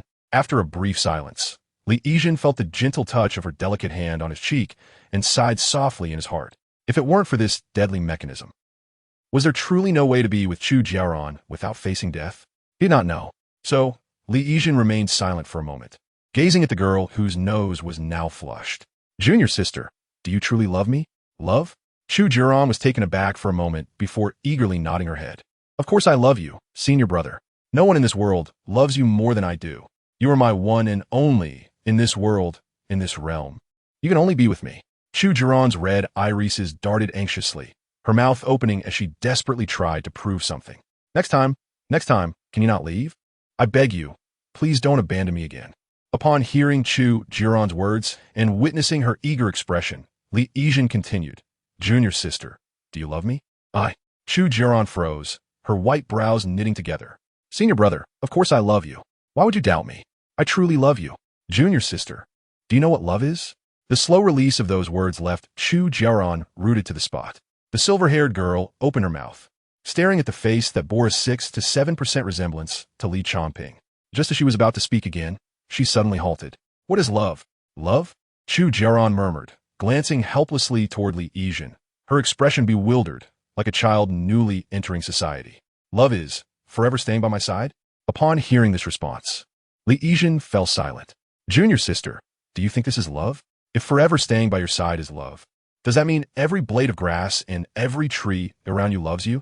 Does every morsel of food you consume love you? If that is the case, do all the inanimate objects and dead bodies also love you?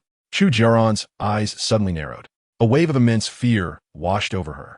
If this cannot be considered love, then what exactly can? If this does not count as love, then what can possibly be deemed love? The little head of the centipede seemed to be under attack from a sudden influx of new ideas. And something Chu Jiaoran had clung to all her life appeared to be on the verge of shattering. Impossible. Impossible. The premise of loving me is that you willingly stay by my side forever and ever, until the end of time, never to part. But, Chu Jiaoran looked at the person before her. Yet, if her senior brother's corpse were in front of her, forever accompanying her, silent and motionless, would that still be considered happiness? Suddenly, Chu Jiaoran clutched her head in pain, baring her two sharp tiger teeth, as a bizarre transformation began to manifest throughout her body. The beautiful red dress burst apart. Her long, smooth legs twisted grotesquely, widening into a colossal, pristine centipede form.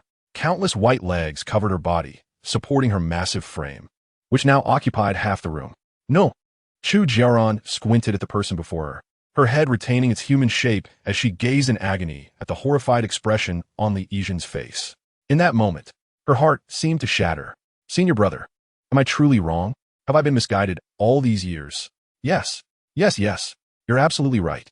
Li Yijin stared in shock at the transforming Chu Jiaoran. This scene was akin to revealing one's true form after being exposed. Should I run or help? Should I run or help?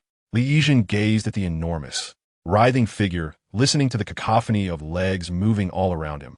He thought for a mere 0.01 seconds and shouted in his heart, "Let us do this." He suddenly leaped to his feet, sprinting towards Chu Jiaoran.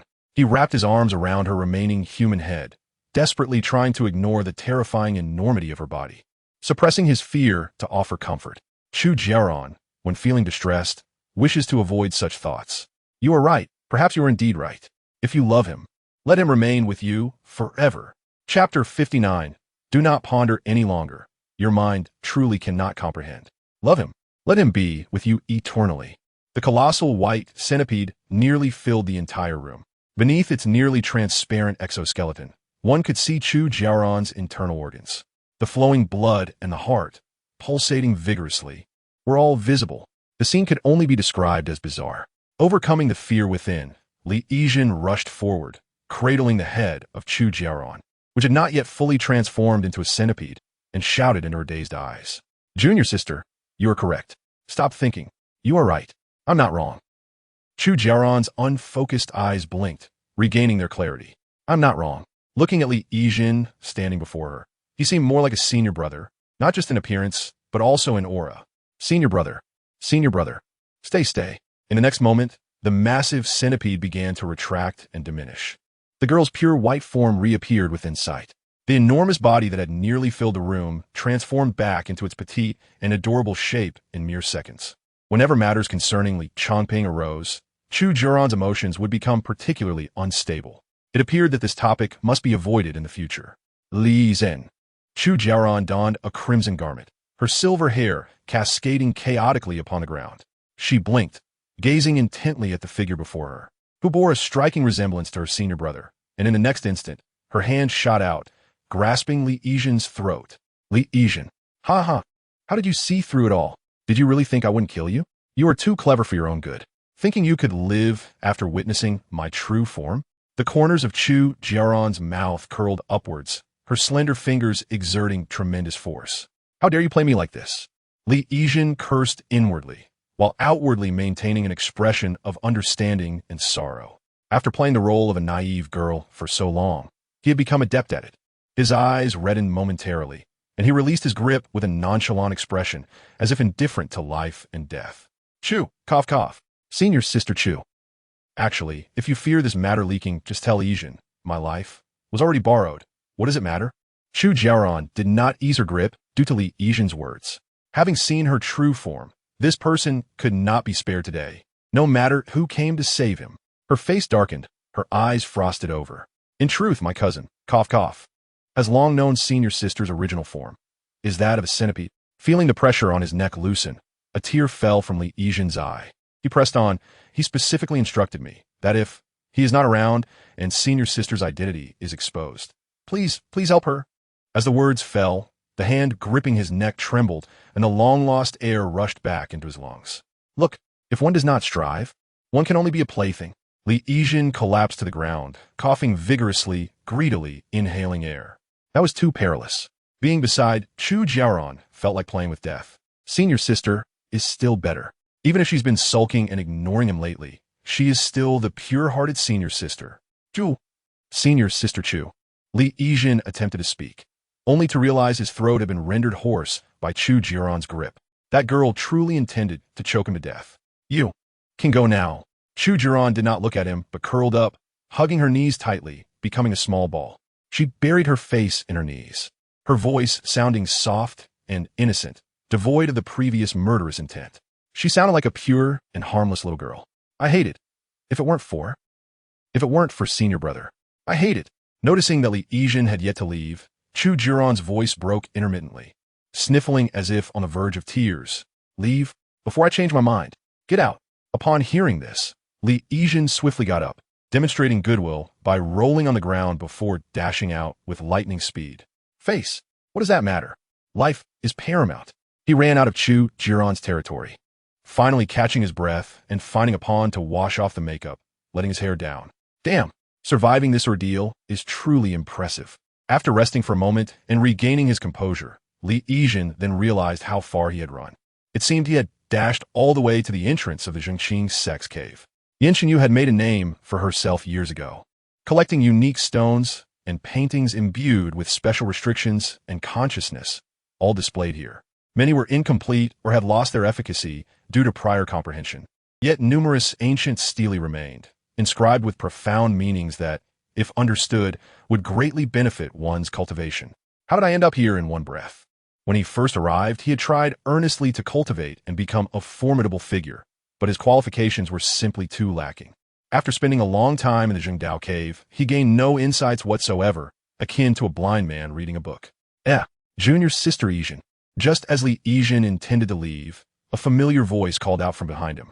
Turning around, he found Su Mo, the gossip-loving female disciple.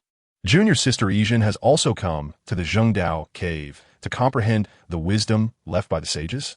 This is what makes us good disciples of the Changping sect. Observing her drenched in sweat and breathing heavily, Su Mo presumed that Li Yijin had just finished training. She thought that perhaps Li Yijin had finally moved on from her unrequited love for Jianshu, noting the change from her previous gloomy demeanor with satisfaction. Junior sister, I have always said, focus on your cultivation. Set aside those unrealistic thoughts and devote yourself to the path. That is what we should do.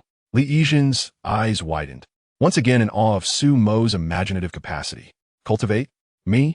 While Su Mo was pleased for Li Yijin, she felt disappointed at the lack of fresh gossip. The path of immortality is long and arduous. She relied on gossip to pass the time. Junior sister, I have recently encountered a bottleneck and plan to come to the Zhengdao cave to seek insight and find a way to break through. Su Mo said, expertly linking her arm with Li Yijin's, pulling her toward the cave. She had heard that a special fragment of a stone tablet had been obtained by the sect leader Yin and was stored at the bottom of the cave. It was said that this tablet was related to the ruthless empress renowned for her exceptional talents. Chapter 60. The Images Within the Fragment, the Empress. Upon hearing this title, Li Yijin's heart raced, overwhelmed with thoughts and aspirations. The immortal emperor. This represents the pinnacle of the path to immortality. The ultimate pursuit for countless individuals throughout their lives. A fragment of a stone tablet left behind by an immortal emperor is actually housed within this Zhengdao cave. Yan Xinyu's audacity and vision are remarkable. To carelessly store such a treasure for others to admire and contemplate.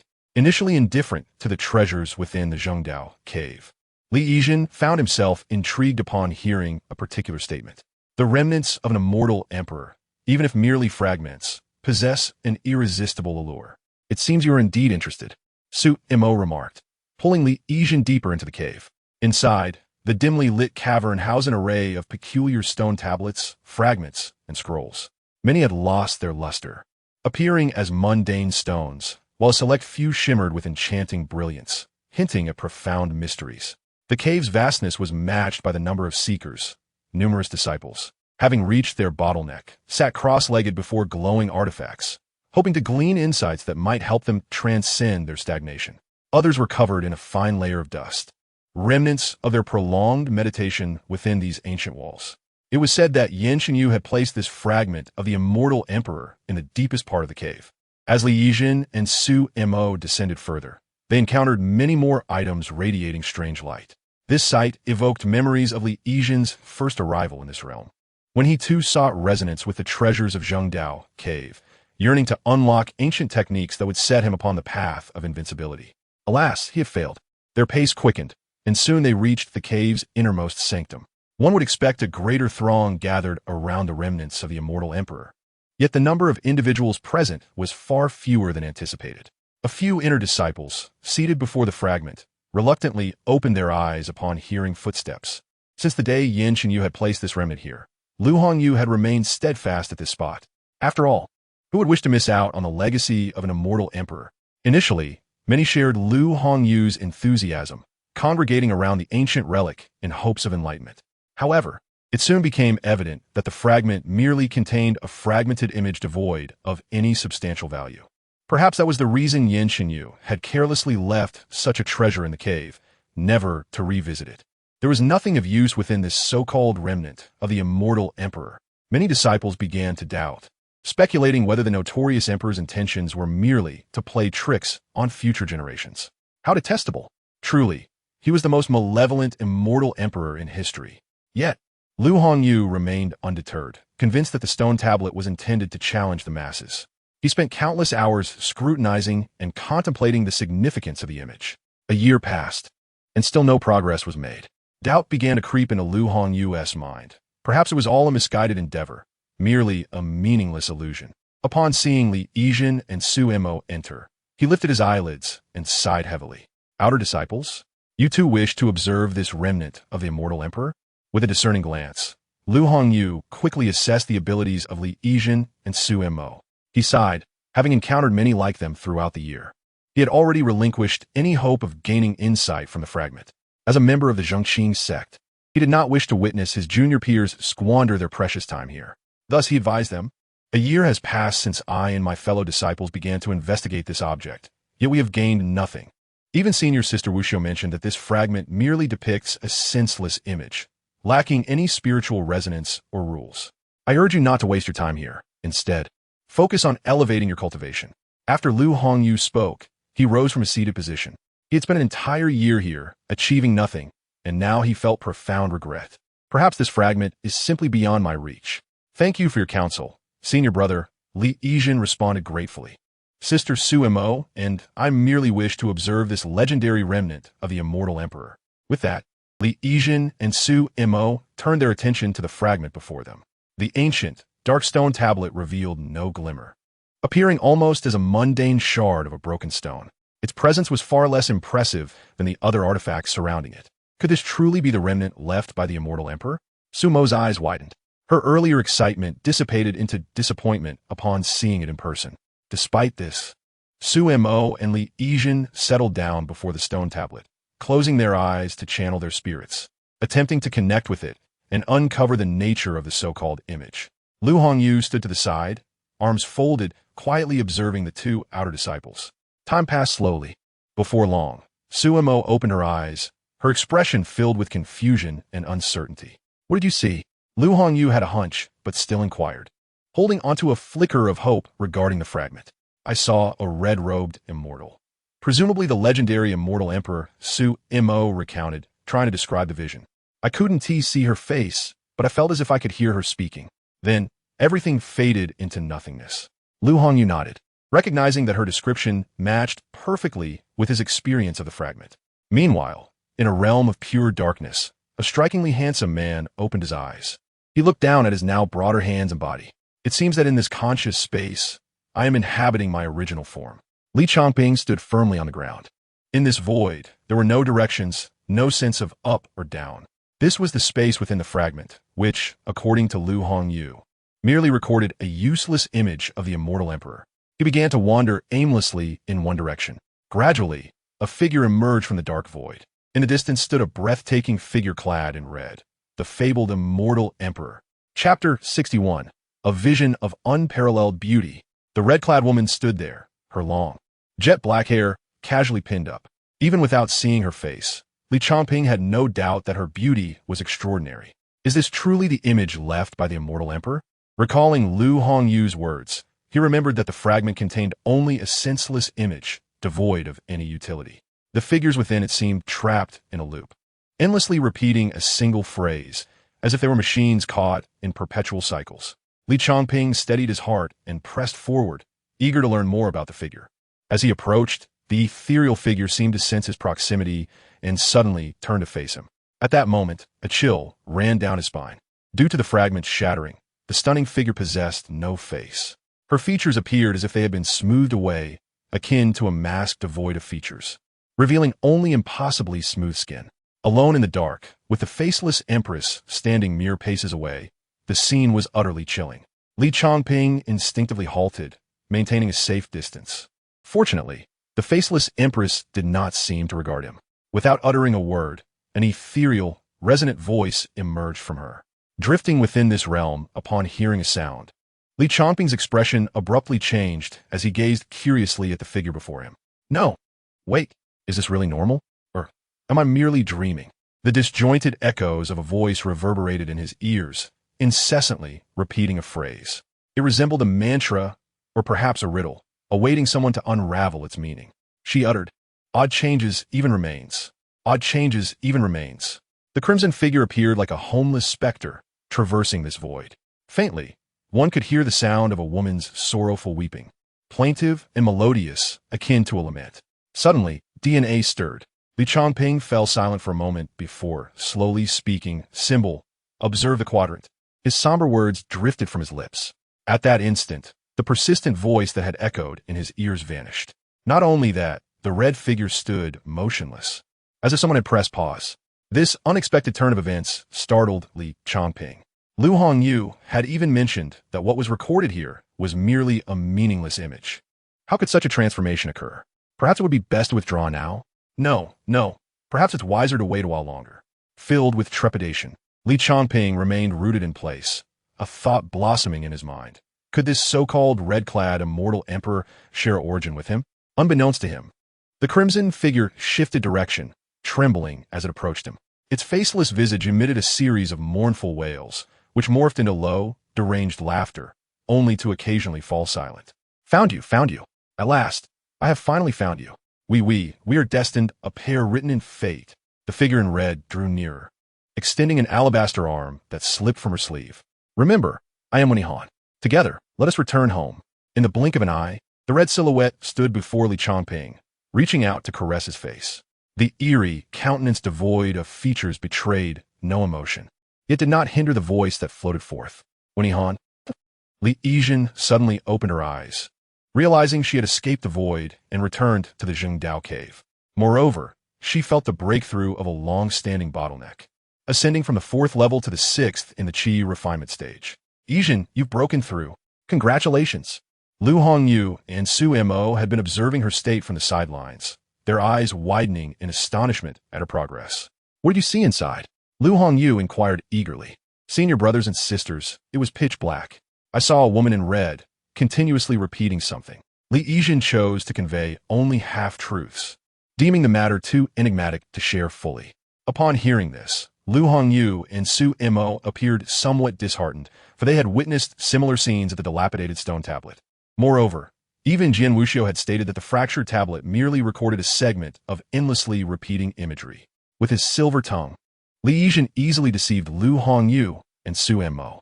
He engaged in idle conversation about the immortal emperor with those present before returning to his quarters, feeling that he had experienced enough for one day. Once back, he secured the door and poured himself a glass of water, resting while contemplating the events ahead. Yan Qingyu had asked him to seek her out in 3 months, a duration still quite distant. As for Chu Jiaoran, he decided not to engage with her for now. She was genuinely perilous, and the mechanism that guaranteed death upon maxing out goodwill was a ticking time bomb. Looking ahead, Jian Wuxiu, despite his recent irritability, seemed the best option overall. After finishing his drink, Li Yijin recalled the strange figure he had seen within the stone tablet and her incessant murmurs. A peculiar thought emerged. Could she, like him, be a soul traversing into this narrative? Remembering the sorrowful cries from the red-clad woman, a chill ran down his spine. However, not all news was bleak. He had successfully ascended to the 6th level of Qi refinement, with the foundation stage seemingly within reach. With such thoughts, he hummed a cheerful tune, convinced that if he meticulously courted Jian Wuxiu, he would eventually fulfill the system's tasks and return home. And then there was that utterly useless system. He accessed the long-neglected interface, revealing the icons of the 4 female leads, all now illuminated. Yan Qingyu, Jian Wuxiu, Chu Jiaoran. And, Han, no way. Li Zhen exclaimed, suddenly alert. He had never activated that last icon before. Why had it lit up today? Han, outside, the weather turned tumultuous, with howling winds and thunder rumbling, soon followed by torrential rain. Li Yijin hurried to secure the windows and doors, preventing the downpour from invading his humble abode. As he approached the window, a faint, sorrowful weeping reached his ears. Ew, so mournful and desolate, as if it were just outside the door. Chapter 62. Divorce from the Emperor, sharing half of his cultivation. Listening to the weeping outside, Li Yijin, not one to be easily fooled, felt a twitch at the corner of his mouth as he immediately thought of the crimson figure he had encountered at the broken stone tablet. Could that legendary immortal emperor be pursuing him? Impossible. The world of cultivation must adhere to reason. I wager it's merely a stray cat outside. Li Yijin was unfazed. Besides, that red figure kept insisting, we are destined to be together. What was there to fear? This was essentially a wife knocking at his door. Defying the storm, Li Yijin swung the door open, peering into the pitch-black forest. There's no one here. Just as he contemplated shutting the door again, the weeping grew louder, echoing as if it were right at his feet. Maintaining his stance at the door, he lowered his gaze, locking eyes with a half-transparent figure. Li Yizhen. Wen Yihan. Li Yizhen. Shut the door. Wen Yihan. QAQ. With a decisive slam, Li Yizhen closed the door. Yet the next moment, a semi-transparent head poked through the crack, and when Yihan displayed a pitiful expression. Hey there, fellow villager, let me in, please. Her breathtakingly beautiful face was mere inches away, and despite her ethereal state, when Yihan's skin still shimmered as if kissed by light. Her lips resembled those of a kitten, parting to reveal pearly teeth. Her expression was vivid and natural, tinged with a hint of mischief at intruding into his abode, so lively that it momentarily transported Li Yizhen back to modern times. Li Changping, since you didn't refuse me, I can come in. When Yihan's eyes twinkled as she adeptly rolled inside, landing at Li Yizhen's feet, adopting a woeful demeanor. Wait, how do you know my real name? That is something I can't keep hidden. Who am I? I am the unparalleled, extraordinary, immortal emperor Wen Yihan. Wen Yihan began to extol her own virtues flamboyantly. Seeing that Li Yizhen did not refuse, the translucent Wen Yihan happily plopped down onto the chair. Ahem. She cleared her throat and then exclaimed, Woo woo. My fellow townsmen, do you know how long I've waited for you? Woo woo woo woo. I really want to go home. I truly want to play, oh God. What God? Li Yizhen was taken aback. It turned out that she, too, when Yihan's small mouth opened wide as she began to wail, her state surpassing even her own. Wait. This is getting a bit peculiar. Li Yizhen pulled out a chair and sat down, gazing at the stunningly beautiful face of Wen Yihan across from her, pondering all the questions that had arisen today. The rumored bloodthirsty, immortal emperor turned out to be a fellow traveler from the modern world, just like herself. It seemed that when she emerged from the crumbling steel, a fragment of her divine consciousness had come along as well. However, upon serious reflection, all three female leads encountered so far exhibited extremely eccentric personalities. There was even the terrifying presence of Chu Jiaoran, who was utterly unreasonable. Although when Yihan claimed to be a fellow traveler from the modern world, in this situation, could she be fully trusted? Thus, Li Yizhen raised her gaze to the breathtakingly beautiful face before her and pondered for a moment before speaking. You say you're also a traveler from the modern world? When Yihan nodded obediently like a small cat. MHM, then let me test you. Question 1. If you were a senior sister at the nascent soul stage, and a junior sister at the chi refinement stage bullied you, what would you do? I would argue with her and clear my name. Not bad. That resonates well.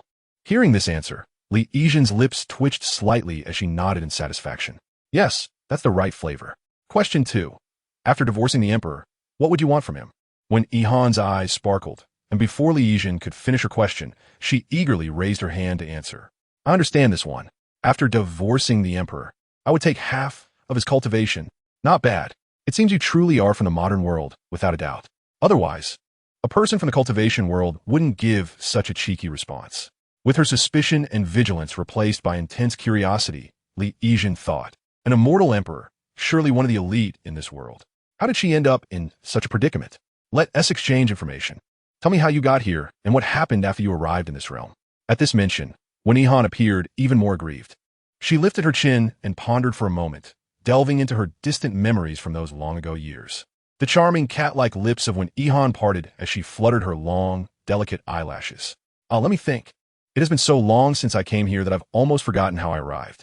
I remember I was playing, oh god no, wait. I think I was reading another novel called Peerless Dark Weapon. Yes, that is it. After finishing it, I complained about something like 3 scoops of sugar and going out to buy millet, and then I was transported here by a big truck. As when Yihan recalled this, her expression turned somewhat desolate. After arriving in this world, I thought I had bound myself to a romance system for conquering the male lead or the villain. She paused, catching her breath. After all, who wouldn't want to experience a sweet romance? Moreover, I had read many female-oriented novels where, after conquering the male lead and the villain, one could return to reality. But I discovered that what I bound myself to was not a romance system, but rather the dragon overlord battle god system. Various miraculous techniques were available in the system mall, and one could grow stronger simply by eating and drinking. Li Yizhen exclaimed, What is this dragon overlord battle god system? If you don't want it, could you possibly give it to me? Li Yizhen looked at Wen Yihan, her face adorned with a massive question mark.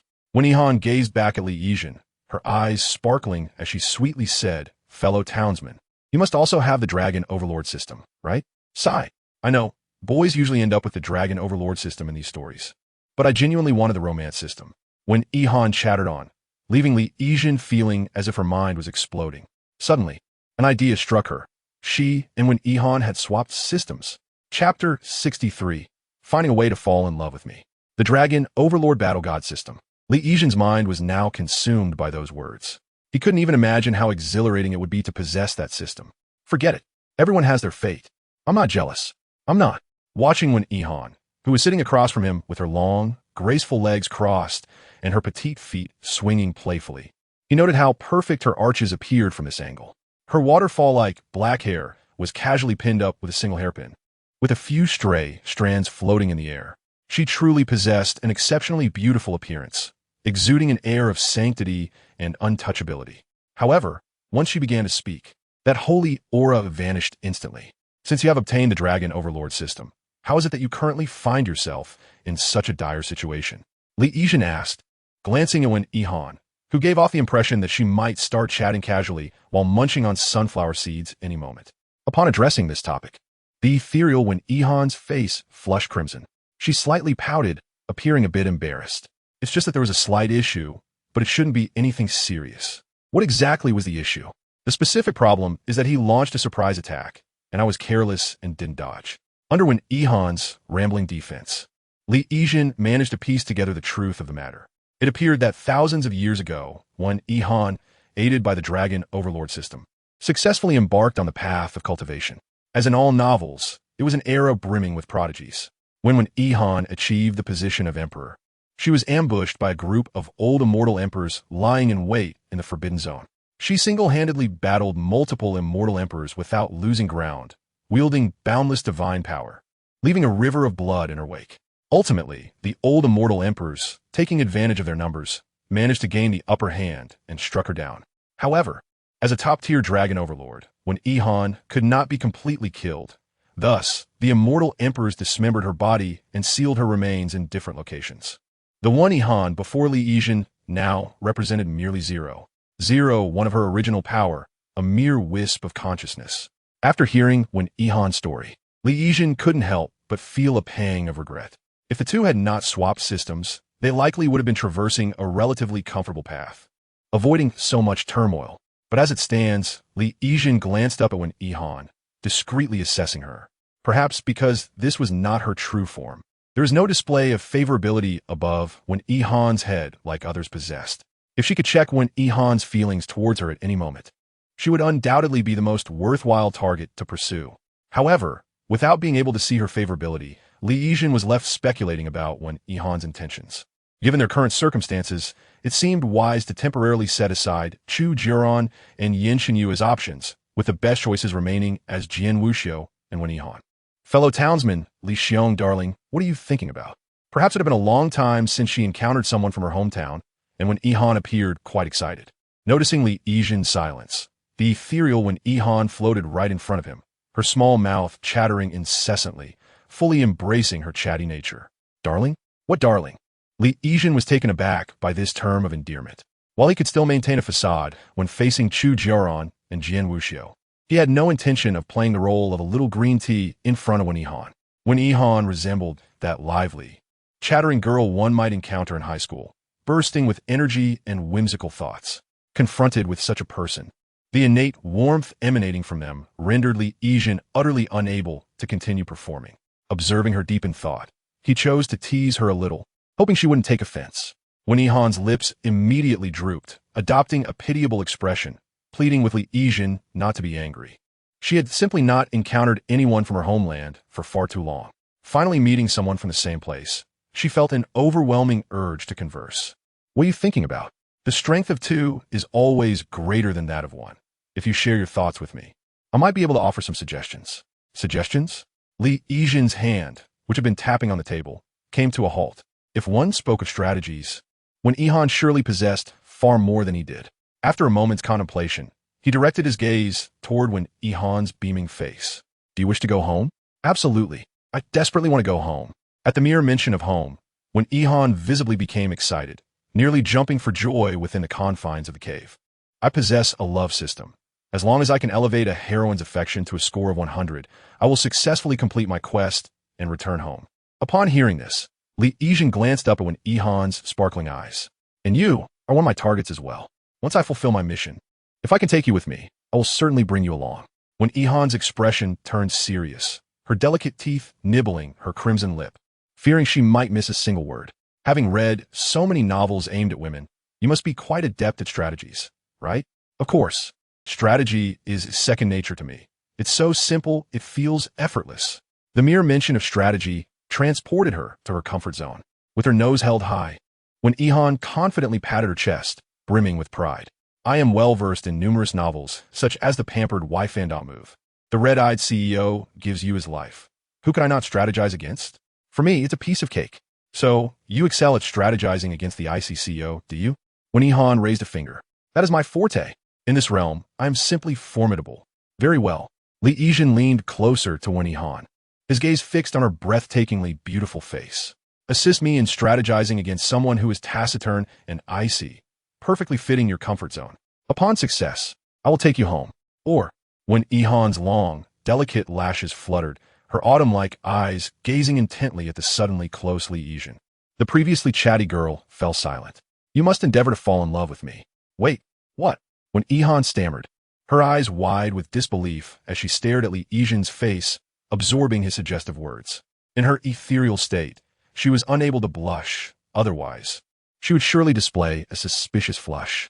Although she spoke with confidence, she was, in truth, an innocent soul untouched by love. Love? Fall in love with you. When Yihan's eyes widened, gradually shifting her gaze away, feeling a twinge of guilt. Is this a confession? Chapter 64. Striving to love you wholeheartedly. I can help you strategize against other characters, but as for falling in love with you. In her ethereal state, when Yihan concealed herself within the stone, leaving only a few strands of hair visible. Regarding falling in love with you, I will certainly do my best. We can manage both tasks simultaneously. Having never experienced love, when Yihan perceived this as a strategic game to return home, unbeknownst to her, she had yet to grasp the essence of love. It is not a piece of chocolate to be shared. It is profoundly private. Once tasted, it becomes something one wishes to keep solely for oneself. Li Yijin raised his head to look at Wen Yihan, who had fully ensconced herself within the stone. No way. You've really never been in love? He blinked, deciding not to rush her, allowing her some time to ponder. Of course, one should not put all their eggs in one basket. To avoid a situation akin to Chu Jiaoran, he resolved to explore both Wen Yihan and Jian Wuxiu. Time is getting late. I shall retire for the night. We can discuss matters further tomorrow. After tidying his bedding, he noticed Wen Yihan still curled up within the stone. Li Yijin contemplated for a moment before asking, if you wish to rest here, do you need me to prepare a space for you? No need. Please, continue resting. It matters not where I rest. Wen Yihan cautiously revealed half of her face from the stone. Yet, despite her words, Li Yijin considered for a moment, retrieving another blanket from his storage ring to lay on the ground as a makeshift bedding for Wen Yihan. Having completed this, he extinguished the candle and climbed into his own bed, peacefully closing his eyes. The night in the mountains was cold, and the sounds of wind and rain outside created a soothing rhythm as raindrops gently tapped against the wooden door. In his previous life, he had relished such weather for gaming or sleeping, finding immense comfort in the sound of rain lulling him to sleep. Having endured a day filled with myriad experiences, Li Yijin wrapped himself in his blanket and soon fell into a steady rhythm of breathing. In the darkness of the cave, once he was assured Li Yijin was asleep and breathing evenly, when Yihan quietly emerged from the stone. The darkness did not impede her vision. The stunning beauty clad in a crimson dress gracefully approached Li Yijin's bed, immediately spotting the makeshift bedding he had prepared for her. You foolish. Ghosts do not require bedding. Though she spoke thus, when Yihan obediently settled onto the ground, as a fragment of consciousness. She could control her ability to touch or pass through inanimate objects, but she could not maintain contact with living beings for long. At most, a fleeting touch to scare someone. When Yihan sat on the ground, joyfully enveloping herself in the blanket Li Yijin had provided. Love, falling in love with him, lying on the makeshift bedding. She recalled the expression on Li Yijin's face when he uttered those words. With a hesitant glance at the peacefully sleeping Li Yijin, she thought, who speaks such things upon first meeting? Silently critiquing in her heart, she propped herself up, half of her body leaning against the stone bed, gazing at the slumbering Li Yijin. Heaven knows how thrilled and exhilarated she felt upon seeing him for the first time. Finally, I've met someone from my homeland. Wen Yihan yearned to converse more with Li Yijin.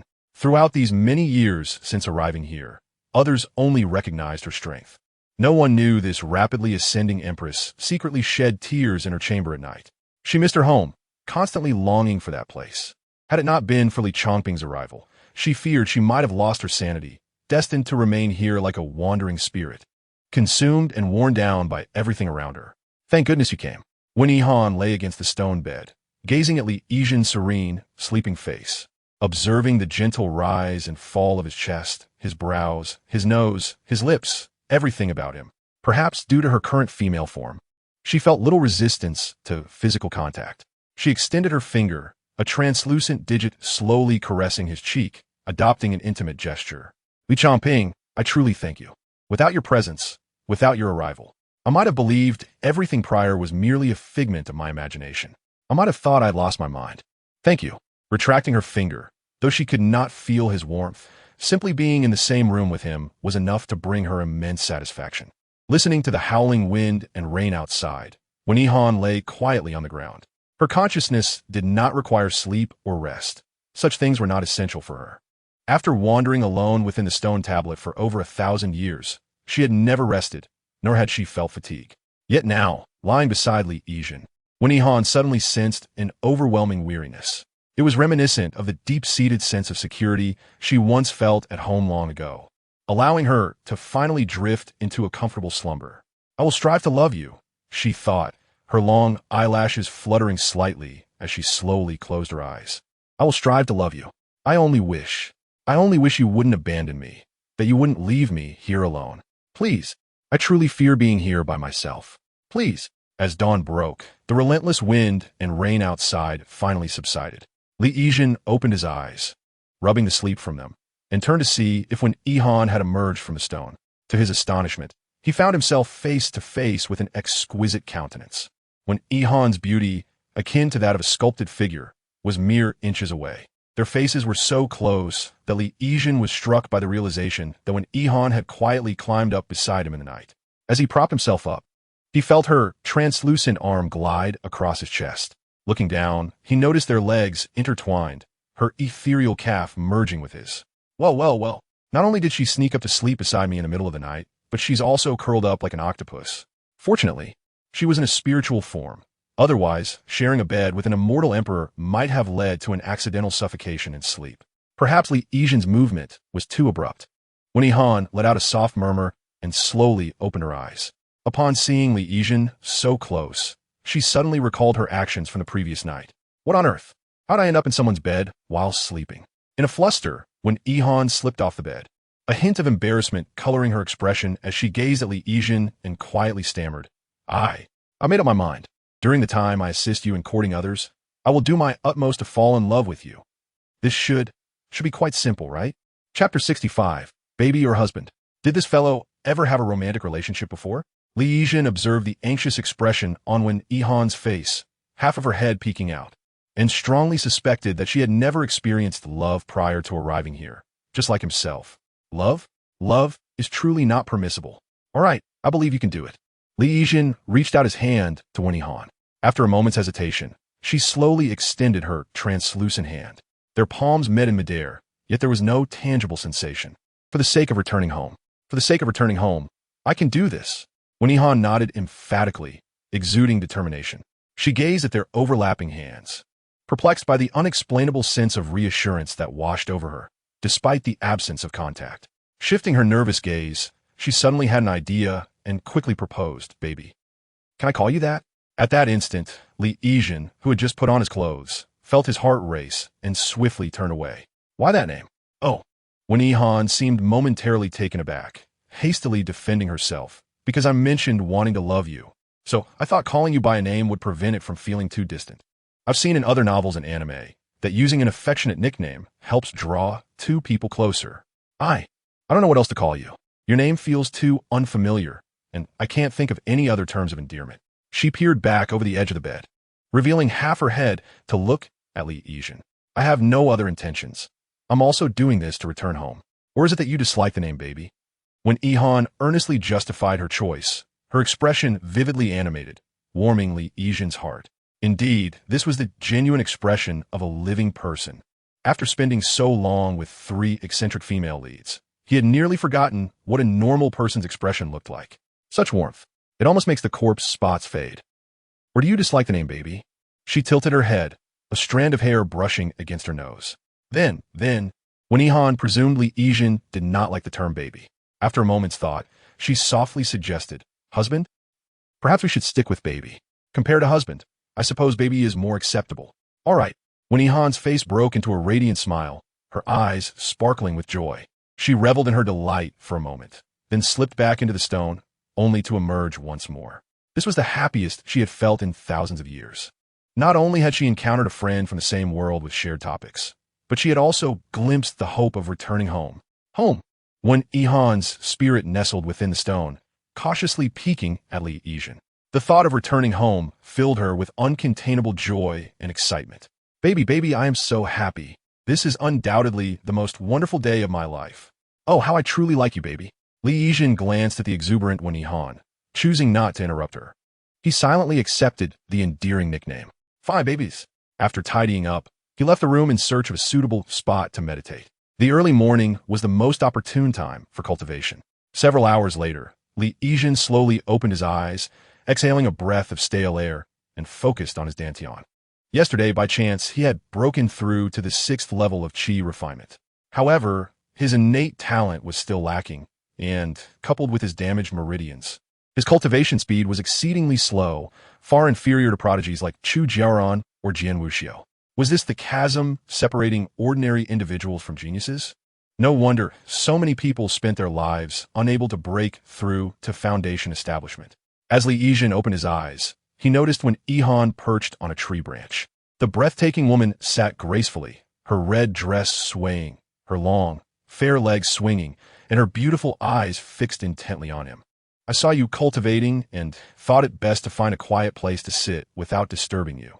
Baby, I currently have several targets to pursue. Come tell me, and I will definitely help you win them over. For me, this is hardly a challenge. It will come effortlessly. As she spoke of her quest, when Ihan's pride shone through, having immersed herself in the tropes of female-centric novels for years. An icy CEO? A white-collared villain? What about its sundry character? Simple. Effortless. There is no one I cannot conquer. When Ihan floated down from the tree, her excitement palpable at the thought of helping Li Yijin succeed in his pursuits, which could lead to her own return home.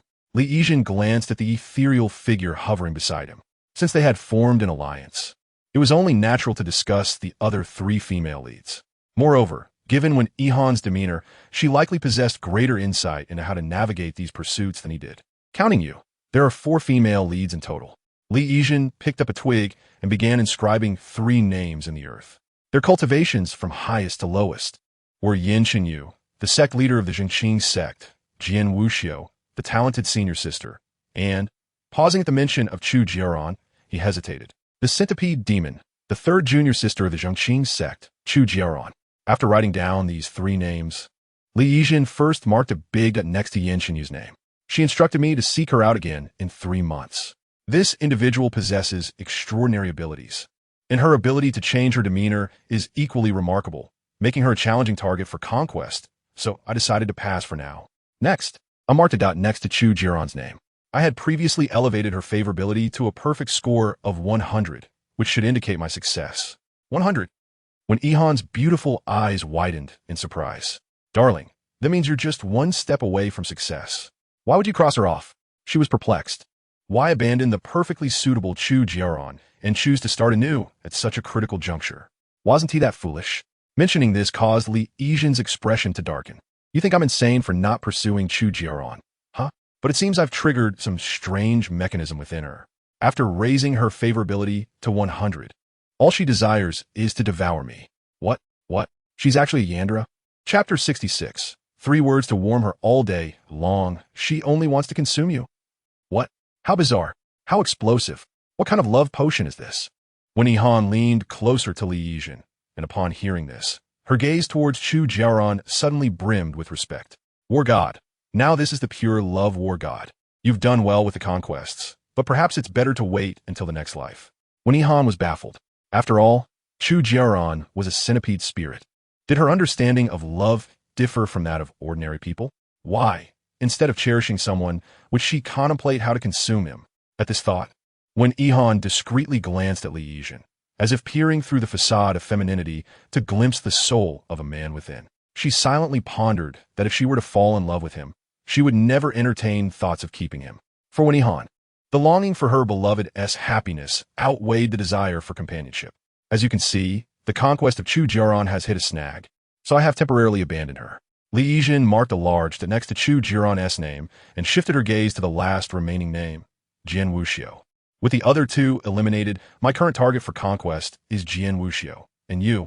At this point, Li Yijin paused, turning her gaze to when Ihan was leaning beside her, in a state of ethereal existence, when Ihan was likewise observing him. Unbeknownst to them, they were drawn in close, their noses nearly touching. If it weren't for when Ihan's ethereal state, their bodies would surely have made contact by now.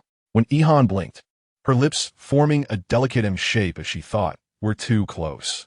I can feel the rhythmic, steady cadence of Li Yijin's breathing. I understand. I will do my utmost to attempt to love you. I swear. This was a vow from a celestial emperor. When Ihan's words fell softly, gentle yet imbued with an undeniable authority and pressure, Li Yijin blinked, diverting his gaze from when Ihan without responding to her declaration. To him, their relationship was one of mutual exploitation, when Ihan aided him in conquering characters and finding a way home. In return, he would fulfill his previous promise to take her away from this place back to their original world. Li Yijin pointed at Jian Wuxiu's name with a twig. So far, despite her peculiar quirks, Jian Wuxiu appeared to be the most suitable target among the female protagonists. She possessed extraordinary talent, a golden core cultivation, and seemed to have endured some childhood trauma that made her wary of men. So you're using a woman's body to pursue her. I wondered why you've been in a woman-esque form. I initially thought you had some strange preferences. Truly, modernity has made accepting such absurdities a breeze. How cool. I think if it were me, I would have given up, but you've ingeniously devised a plan to pursue her as a woman. That is truly impressive, darling. Listening to when Ihan's flattery, Li Yijin's lips twitched as he continued to explain. You claim to understand the ice-cold CEO archetype well.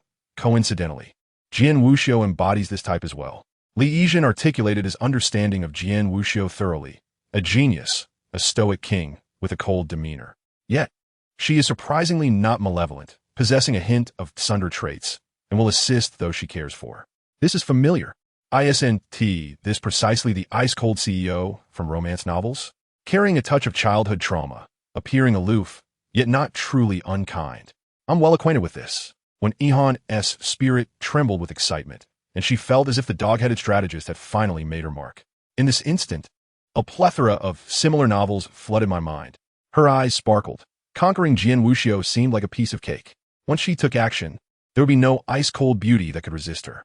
Li Yijin set down the twig, observing the exhilarated when Ihan. All right then. This female protagonist seems far more normal than the previous three. Finally, I've encountered someone sane, and she might even assist with the conquest. If an Ihan could accompany him, that would be ideal. However, observing her ignorance of love, Li Yijin did not expect her to fall for him, as she claimed. As long as she could assist in the conquest and not hinder him, that would suffice. The dog-headed strategist, when Ihan had already begun to brainstorm, she delicately pointed at Jian Wuxiu's name, declaring with conviction, Darling, do you believe in me? I believe in you. Then our Jian Wuxiu conquest team is officially established. When Ihan raised her hand with enthusiasm, feeling as though home was beckoning her. Conquering such an ice-cold beauty was indeed a simple endeavor. Firstly, for such individuals, we must ensure they feel warmth. Warmth, a sense of home. It must be warm. We must warm her all day long. What 3 words can warm her all day long? Is this really reliable? Li Yijin instantly envisioned a scenario where when Ihan resembled those online figures who had never experienced love, yet continuously taught others how to navigate romantic relationships. A fool would say early, a high EQ response would warm her all day long. Darling, you no longer need to pretend to be strong alone. Your strength has arrived, heart. Red beans can be made into red bean paste. Potatoes can be made into mashed potatoes. Do you know what you can be made into? I love you. When Ihan seemed to sense Li Yijin's hesitation and quickly remedied the situation. What I mean by warming her all day long is not just emotionally, but also physically. To capture a woman's heart, one must first capture her stomach. Even though Jian Wuxiu appears cold, She is really just a child yearning for love inside. Wen Yihan's analysis was astute, so what we needed to do was show concern for her. However, we must not appear too deliberate. We should start by catering to her culinary preferences. Li Yizhen paused for a moment before speaking. You mean I should bring some delicious food to the master sister? Exactly. And it's best if it's homemade so that she can remember the taste. In the future, whenever she tastes that flavor, she will think of you. But I can't cook. All the food I've given to the junior sister was bought from outside. Wen Yihan seemed to have anticipated Li Yizhen's response, a smile gracing her lips. She reached into her clothing and rummaged around, ultimately producing a bag of potato chips. That's right, a bag of potato chips. How can you pull out a bag of potato chips from your clothing? Isn't that a bit absurd? Wen Yihan tossed the chips to Li Yizhen, appearing somewhat embarrassed. In my Dragon AO Tian system mall, not only can I exchange for martial arts pills, but I can also spend points to acquire a variety of modern snacks. However, in my current state of divine consciousness and soul, even if I were to exchange for them, I would be unable to consume them. Yet, I have always had a particular fondness for potato chips. With her shimmering gaze, Wen Yihan fixed her attention on the item in Li Yizhen's hand. I believe I would enjoy it, and surely Jian Wuxiu would as well. It is logical and convincing. Chapter 67. Understanding the strategy of retreating to advance. Is it truly acceptable to offer this? Trust me, I guarantee she will be pleased. After all, it is potato chips, something even the Celestial Emperor cannot refuse. Very well, I shall trust you this once. Li Yizhen tore open the potato chip bag, placing a chip in her mouth, the crisp sound igniting an irresistible craving. After 2.5 long years without indulging in such modern delicacies, savoring even a single chip felt exhilarating. I think this is acceptable. After chewing, Li Yizhen solemnly regarded the potato chips, opting to divide them into 2 portions. This action was not merely for the sake of consumption, but to emphasize their rarity. By offering half to Jian Wuxiu, the value of this treat will be magnified. Darling, why do you still keep 5 for yourself? If you desire more, I can retrieve them from the mall, though it does require a substantial number of contribution points. Li Yizhen shot a glance at Wen Yihan, quietly wrapping the remaining 5 chips in exquisite craft paper. I haven't kept 5 for myself. They are for Jian Wuxiu, given that rarity enhances value. Wen Yihan, no, little brother, I understand your frugality, but this is excessive. Having secured the wrapped chips in her storage bag, Li Yizhen hummed a cheerful tune as she strolled outside, with the semi-transparent Wen Yihan floating beside her. Many disciples crossed their paths, none able to perceive Wen Yihan's presence, some even passing right through her ethereal form. Learning that Jian Wuxiu was currently practicing swordsmanship on the discussion platform, Li Yizhen promptly set her course in that direction. On the discussion platform, several inner disciples stood below, their expressions tense as they watched the 2 combatants above. Lu Hongyu wielded a luminous spiritual treasure while battling a slender woman.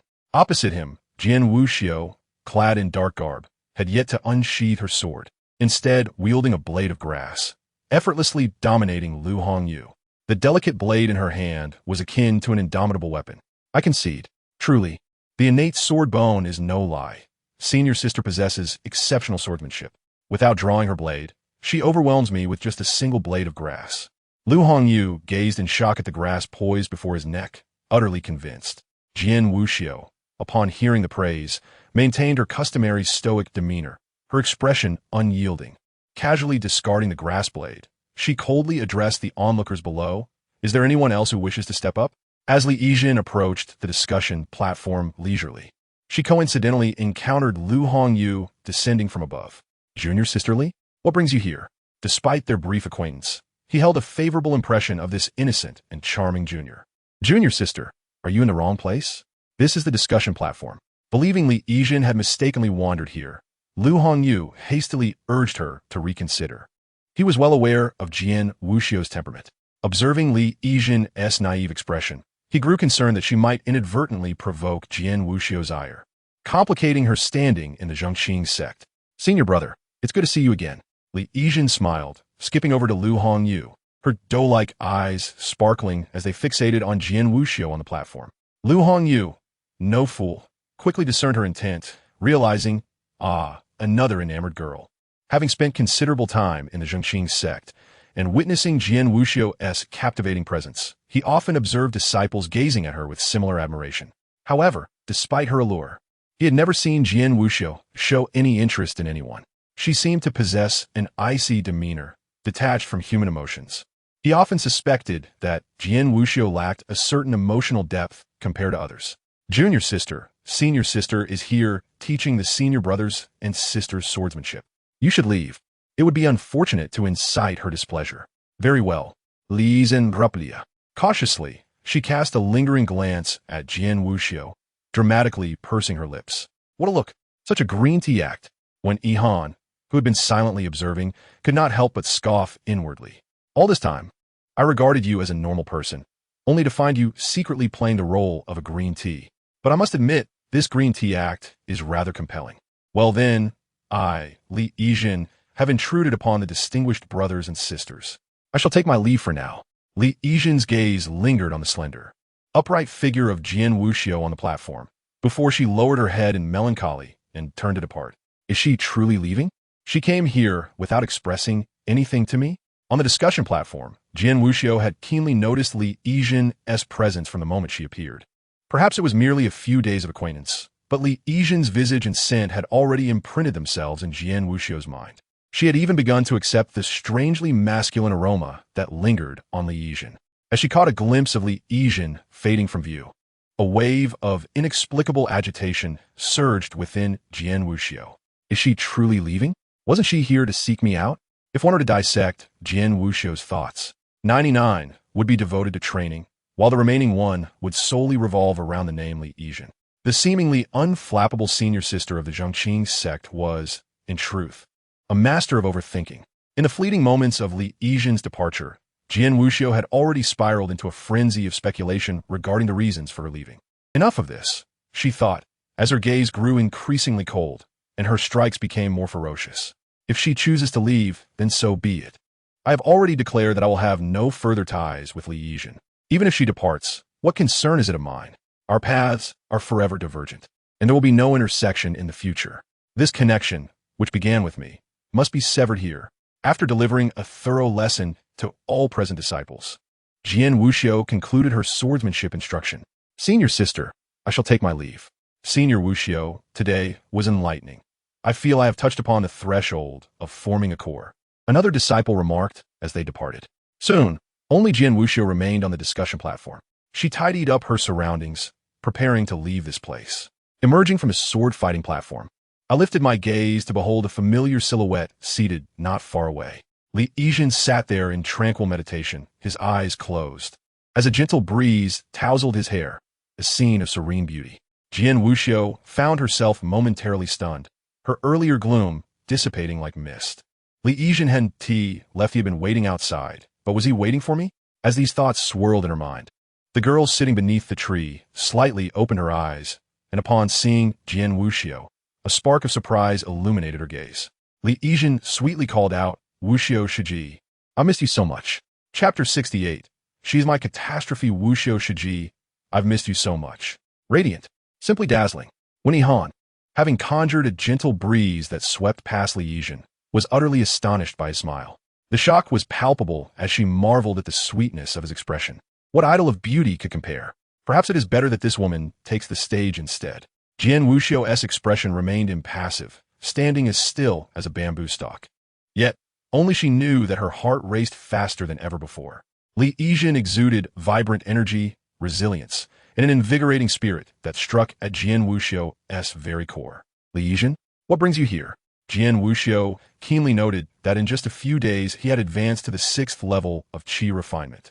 Shiji, Li Yijin recalled when Ihan's words, warm her, keep her warm all day. Rising from the stone platform, he bore the unique shyness of youth, his expression bashful as he placed a hand over his heart. Have I done something wrong? Ever since you left that night, you haven't come to find me.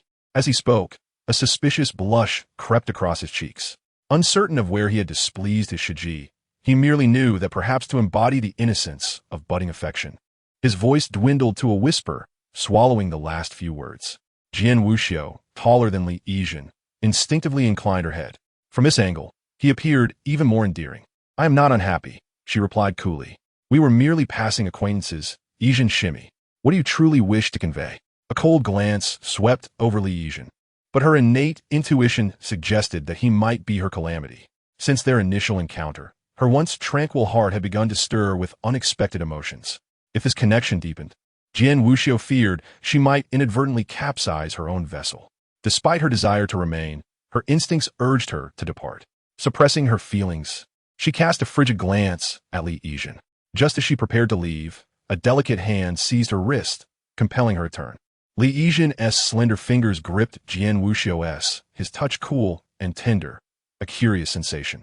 Shiji, I know I am foolish, and my progress in cultivation is meager.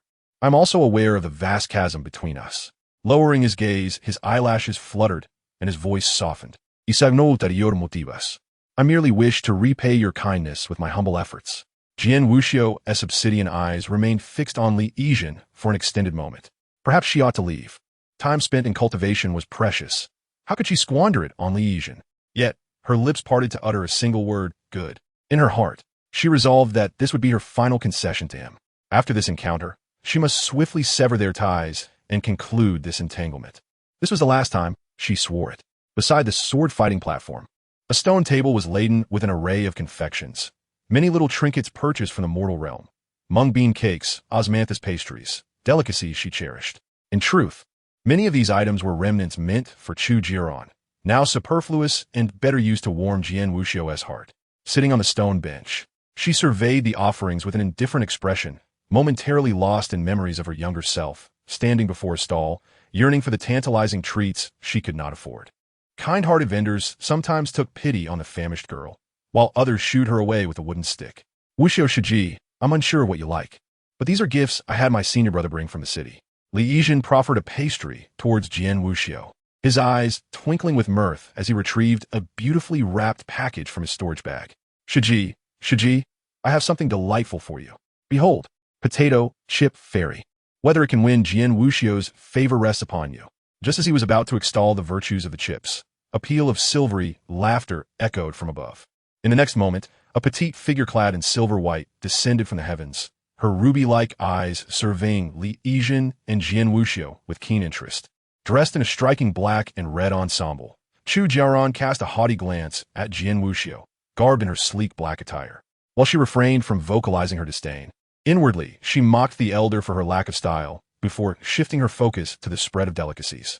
Ah, is that not Wuxiu Shiji and Yizhen Shimi? I happened to pass by and was drawn in by the delightful aroma. A mischievous smile graced her lips as she addressed Li Yizhen. Did you prepare all of this? Might I indulge in a few pieces? Chapter 69. A grasp that instantly transforms. How could Chu Jiaoran appear here? This unexpected twist left Li Yizhen momentarily dumbfounded, blinking in astonishment at her radiant smile, which hinted at mischief. Yizhen Shimi is so generous, and senior sister is surely understanding enough to indulge me a little, she cooed, elongating her words and adopting an air of feigned helplessness, her customary tactic that wielded considerable impact on men. Jian Wuxiu remained unfazed, casting a cool glance at Chu Jiaoran, her lips pressed tightly together in a habitual display of detachment. Chu Jiaoran, undeterred, seated herself beside Li Yizhen without invitation. Having sensed the undeniable connection between Jian Wuxiu and Li Yizhen, far beyond the bounds of mere camaraderie. How could she not recall the incident when Jian Wuxiu intercepted her and snatched a letter from her hands? Suppressing a laugh, Chu Jiaoran concealed her amusement with her hand, her voice bubbling forth in a silvery cascade. It is said that those embroiled in the situation are often oblivious, while outsiders see with clarity. Jian Wuxiu, perhaps you are unaware of the subtlety of your feelings towards Li Yizhen. Ha ha ha.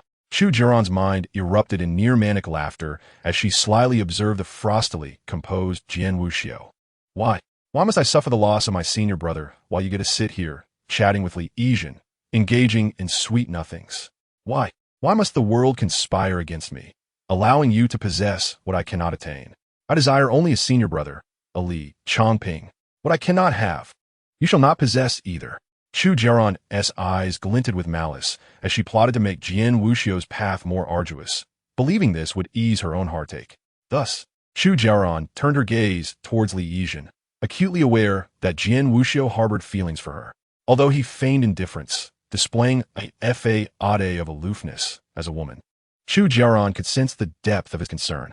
With a playful smile, she wrapped her arm around Li Yizhen's, letting out a teasing remark. Yizhen, did you prepare all these delightful treats? How thoughtful of you. They're all my favorites. Li Yizhen responded with bewilderment, while Wen Yihan, who had been silently observing, could no longer contain herself. What the heck? Is that green tea? Excuse me, miss, who invited you to sit down? How can you be so comfortable and at ease here, as if it's your own home? Chu Jiaoran beamed, her innocent smile radiant as she casually picked up a piece of pastry and savored it, exclaiming, "Oh, ISNT this from my favorite pastry shop? How considerate of you." Yizhen, she laughed heartily, playfully punching Li Yizhen's arm. Meanwhile, Jian Wuxiu sat nearby, silent, yet the temperature around her plummeted. Her expression soured further as she cast a fleeting glance at Chu Jiaoran. The corners of her lips visibly drooped, reflecting her displeasure. Jian Wuxiu's gaze shifted from Chu Jiaoran to the arm of Li Yizhen that she was clinging to, feeling a growing sense of irritation. The sight of Chu Jiaoran's intimate gesture, as if they were longtime friends, vexed her immensely. Suddenly, Jian Wuxiu felt an emptiness in her hand, an urge to grasp something long. Chu, if you like it, feel free to indulge, she said, suppressing her frustration. Li Yizhen, caught off guard by Chu Jiaoran's audacious behavior, discreetly furrowed his brows, signaling Wen Yihan to cease her passive observation and to devise a plan for rescue. Help! I need help, he thought desperately. Huh? Me? Wen Yihan pointed to herself, her expression one of confusion, a look that seemed almost comical for someone reputed to be a ruthless celestial emperor. Li Yizhen quickly averted his gaze from the bewildered Wen Yihan, realizing she was unreliable in this predicament. He understood that he must rely on himself to navigate this situation. He noted the palpable decline in Jian Wuxiu's favorability towards him, plummeting at an alarming rate. If it fell below 0, all his previous efforts would be in vain. He could almost feel Jian Wuxiu's repressed fury in her restless right hand. No matter what, he had to clarify his relationship with Chu Jiaoran before offering the prepared chips. Chu, if you enjoy them, please have more.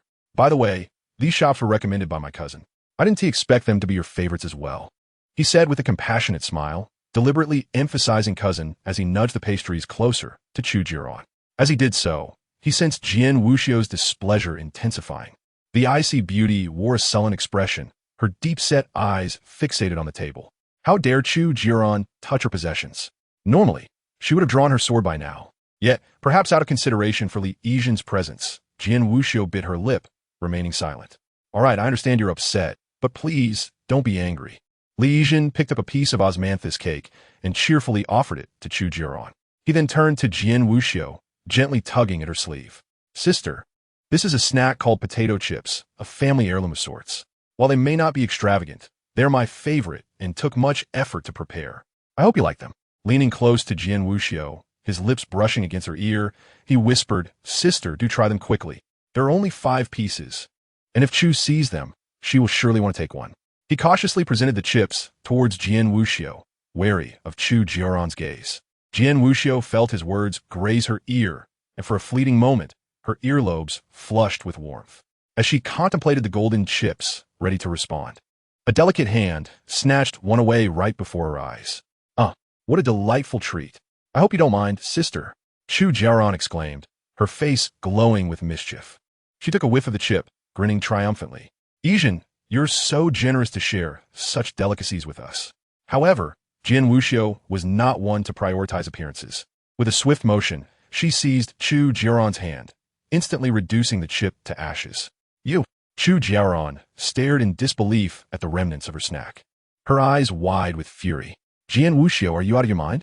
In Chapter 70, the conversation escalated as Chu Jiaoran, now truly infuriated, scattered the ashes and glared at Jian Wuxiu, her expression one of vengeance.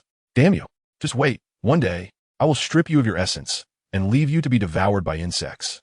No, that won't suffice. I will carve you up piece by piece, exposing the tragic fate of the so-called genius. Though her thoughts were filled with vengeance, she found herself powerless to act on them. Meanwhile, Jian Wuxiu maintained her icy demeanor, her brow unruffled, as she coldly remarked, You, my dear sister, should recognize that such indulgences are detrimental to one's cultivation. Prolonged consumption will burden your body and hinder your progress. As practitioners, we must restrain our appetites for the sake of our ascendance. For your own good, it is wise to eat less. You, You! Chu Jiaoran's eyes widened in disbelief at Jian Wuxiu's unexpected reprimand. Typically, this sister refrained from disputes, leading Chu Jiaoran to assume she was merely taciturn. In truth, Jian Wuxiu had often engaged in verbal sparring during her weaker days, but her strength now allowed her to bypass such trivial exchanges. How can you eat it if I cannot? As the esteemed master sister of the righteous path, shouldn't you set an example for us? Chu Jiaoran retorted, her exasperation palpable. Hearing this, a hint of a smirk played on Jian Wuxiu's lips as she regarded Chu Jiaoran with derision. Our talents are like chasms apart. She then cast a fleeting glance at Li Yizhen before focusing again on the potato chips, having already consumed one, leaving only 4. With deliberate slowness, she pinched a piece and brought it to her lips, savoring the novel crunch of the fried snack, each bite echoing with a satisfying crackle. With a rich, savory aroma and a hint of spiciness, the dish directly overwhelmed the dining hall of the Changping sect. The flavor was indeed novel and delectable. After swallowing a piece, Jian Wuxiu sipped some tea and cast a glance at Chu Jiaoran. Although her expression remained largely unchanged, Chu Jiaoran discerned a note of provocation in it. It was as if she was silently proclaiming, "What I possess, you lack. What I can attain, you cannot." Fuming, Chu Jiaoran abruptly stood up, her nostrils flaring as she inhaled the scent of the chips in the air, glaring angrily at Jian Wuxiu. "Damn you, Jian Wuxiu!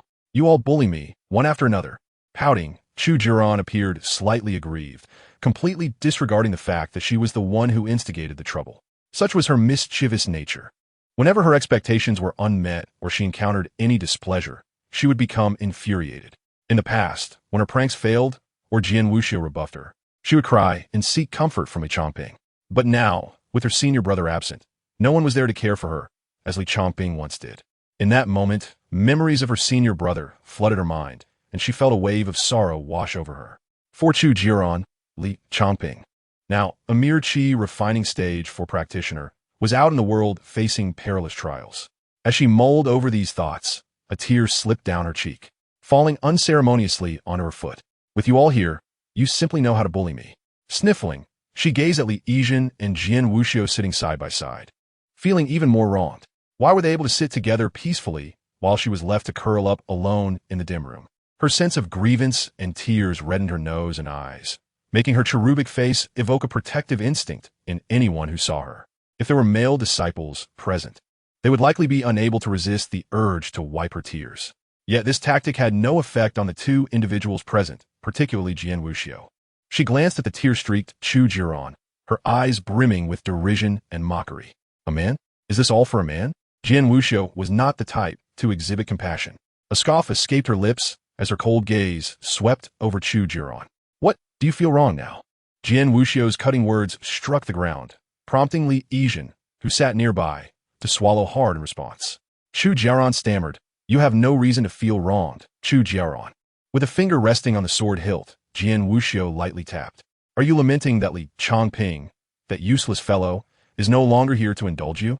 "He is not useless," Chu Jiaoran retorted, her eyes shining with indignation as her teeth ground together. "Not useless? Are you jesting?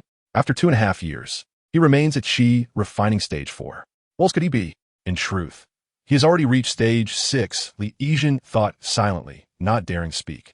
Perhaps in a rare good mood today, Jian Wuxiu had spoken extensively. She glanced at Li Yizhen beside her, never suspecting that she had just insulted him. "What is wrong? You appear unwell." Jian Wuxiu tilted her head, a few strands of hair clinging to her cool, elegant profile. "Nothing. Nothing at all," Li Yizhen replied with a smile. Jian Wuxiu's tone was unexpectedly gentle, a stark contrast to her demeanor with Chu Jiaoran. Yet, the underlying warmth felt ominous to Li Yizhen. Not comprehending why Li Yizhen appeared somewhat uncomfortable, Jian Wuxiu turned her gaze back to the tearful Chu Jiaoran, who was sobbing like a child. "What? Are you beginning to regret your actions now?" Chapter 71. Is this not what you desired? Why? Are you starting to regret? Jian Wuxiu gently patted Li Yizhen's back, a warm, soothing spiritual energy flowing into his meridians to nurture his still recovering pathways. She assumed that Li Yizhen's pale complexion was due to incomplete recovery. "What exactly do you want to say?" Chu Jiaoran stood there, red-eyed and isolated. "Tell me, Chu Jiaoran, when you lament, whom are you trying to impress with this display? Do you not find it laughable? How sharp-tongued you are," Jian Wuxiu Li Yizhen thought, his toes digging into the ground as he realized today that the typically taciturn Jian Wuxiu had a biting tongue. Is this pathetic act meant for Li Changping's eyes? Mentioning Li Changping made Chu Jiaoran tremble with anger, her mouth opening to protest, yet she found no words to express her frustration. You forced him away. Was that not your choice? I remember when Li Changping was at your beck and call. You reveled in it. Why? Then, do you present a different face now? How novel this is. Though Chu Jiaoran stood tall, Jian Wuxiu's imposing presence loomed over her. The cold, aloof woman in her dark robes sat there with a mocking smile, even her usually indifferent eyes brimming with ridicule. Each word Jian Wuxiu uttered struck Chu Jiaoran like a blow, draining color from her face. Chu Jiaoran, Jian Wuxiu continued, nurturing Li Yizhen's meridians while her words remained sharp, creating a stark contrast. As Li Yizhen felt the warm energy within him, he couldn't help but think. Everyone has gone mad.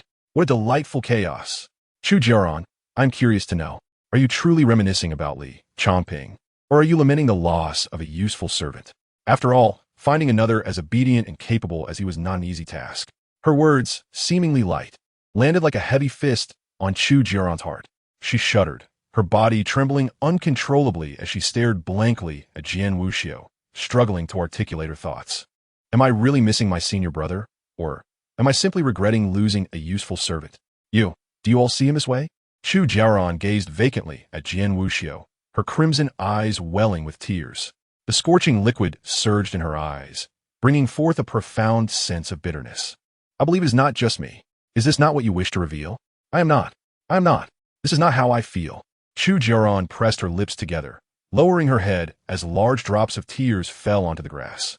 It dawned on her that, in everyone's eyes, her senior brother was merely a docile, useful servant trailing behind her. Senior brother. In a daze, she recalled the letter left by Li Changping, each phrase highlighting his humility and helplessness. Senior brother, do you think of me this way too? Sniffling, she raised her head, casting a resentful glance at Jian Wuxiu before swiftly turning away, flying off in a flurry. Is she just leaving like that? When Yihan's eyes widened in shock, watching Chu Jiaoran's retreating figure and then glancing at Jian Wuxiu, who resumed her tea with an air of indifference. It seemed that the delicate girl and the aloof one were equally formidable. Unexpectedly, I found myself being overwhelmed. One Yihan, engrossed in the spectacle, momentarily forgot her purpose for being there, clapping her hands in admiration. As for Sister Wuxiu, would this be a challenge for Sister Chu? Li Yizhen adjusted her mood and cautiously began to speak. She had anticipated that Jian Wuxiu, known for her taciturn nature, would struggle in verbal exchanges against the mischievous Chu Jiaoran. To her surprise, while Chu Jiaoran remained on the first level, Jian Wuxiu had already ascended to the third. Each remark she made struck at Chu Jiaoran's vulnerabilities.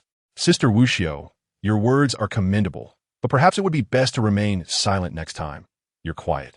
Frosty demeanor has its own appeal. Jian Wuxiu felt no remorse for her words. In fact, during her earlier days of wandering while in the foundation establishment and core formation stages, she would hurl insults while fleeing from those she could not defeat. Once she gained the upper hand, she would swiftly silence her opponents and claim victory. Delicious, thank you, junior sister. Huh? Oh, no need for thanks, Sister Wuxiu. This was meant for you. Li Yizhen finally grasped the meaning behind Jian Wuxiu's words, waving her hand as she watched Chu Jiaoran depart. Hesitating for a moment, she timidly spoke up, Sister Wuxiu, about Sister Chu. Jian Wuxiu, understanding Li Yizhen's unspoken concern, glanced at the direction in which Chu Jiaoran had left. Junior Sister Yizhen, there is no need for you to feel sorrow for her. All that is happening now is of Chu Jiaoran's own making. You are the junior of Li Changping, and I am merely assisting in addressing some grievances on your behalf. Sisters? You call this addressing grievances? Li Yizhen nearly gasped. When you called her a worthless creature, you hardly seemed like someone helping me. However, she had to admit, witnessing Chu Jiaoran retreat like a defeated hound was somewhat satisfying. Your cousin Li Changping, while at Changping's sect, though we did not meet often, I have heard tales of him. Jian Wuxiu casually picked up a piece of pastry and savored it. I have also seen him trailing behind Chu Jiaoran. To be honest, I have always thought that anyone who could be reduced to his pitiful state must possess a certain talent. Chu Jiaoran had always been arrogant and self-important, treating your cousin like a mere plaything, never regarding him as her equal. At this point, Jian Wuxiu recalled more than a year ago when she had just escaped from an old monster, returning to the sect in tatters, her body stained with blood. She had seen Chu Jiaoran, resplendent in a magnificent gown, striding through the throng of disciples with an air of haughtiness, truly the center of attention, radiant and adored. A precious gem of Changping's sect. Meanwhile, Li Changping trailed behind, moving through the envious and disdainful gazes of all the men, appearing almost insignificant in comparison to the dazzling Chu Jiaoran. It was as if he were merely a fleeting thought, something so trivial it could be easily discarded. Jian Wuxiu mused that all Chu Jiaoran had achieved was what she deserved.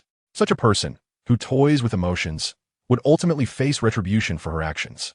So, there is no need for you to feel sorrow for her. All of this is of her own making. Chapter 72. I will protect him with everything. I have. A gentle breeze swept through, causing Li Yizhen's hair to tousle against her face. Jian Wuxiu withdrew her hand from Li Yizhen's back, her gaze dropping to the depths of her dark, unfathomable eyes as she quietly observed the girl beside her. In Jian Wuxiu's eyes, Li Yizhen appeared somewhat restless, her lips pressed together, her doe-like eyes lacking their usual sparkle. With her high emotional intelligence, Jian Wuxiu could not discern why Li Yizhen seemed discontent, even somewhat aggrieved and at a loss. Sister Wuxiu. Upon hearing Li Yizhen's voice, Jian Wuxiu responded immediately. Li Yizhen feigned hesitation, her delicate brows furrowing, looking utterly pitiful, fully embodying the traits of a green tea princess. One opportunity. Watch me work my magic. Li Yizhen understood that her sister might look down upon her cousin, as she had noticed many seniors at Changping's sect held a similar sentiment. As she spoke, Li Yizhen clasped her hands together, lifting her gaze with sincere eyes fixed on Jian Wuxiu. Jian Wuxiu met her gaze, their eyes locking in an unspoken connection. A spiritual kiss devoid of emotional pretense. Li Yizhen's earnest expression and expectant eyes pierced through Jian Wuxiu's heart. Since childhood, she had detested those who were hypocritical and filled with lies. Jian Wuxiu had taken many lives and heard countless fabrications, noting how those who lied often exhibited an involuntary guilt, avoiding eye contact. Yet now, Li Yizhen gazed at her unwaveringly, her clear eyes devoid of any impurity.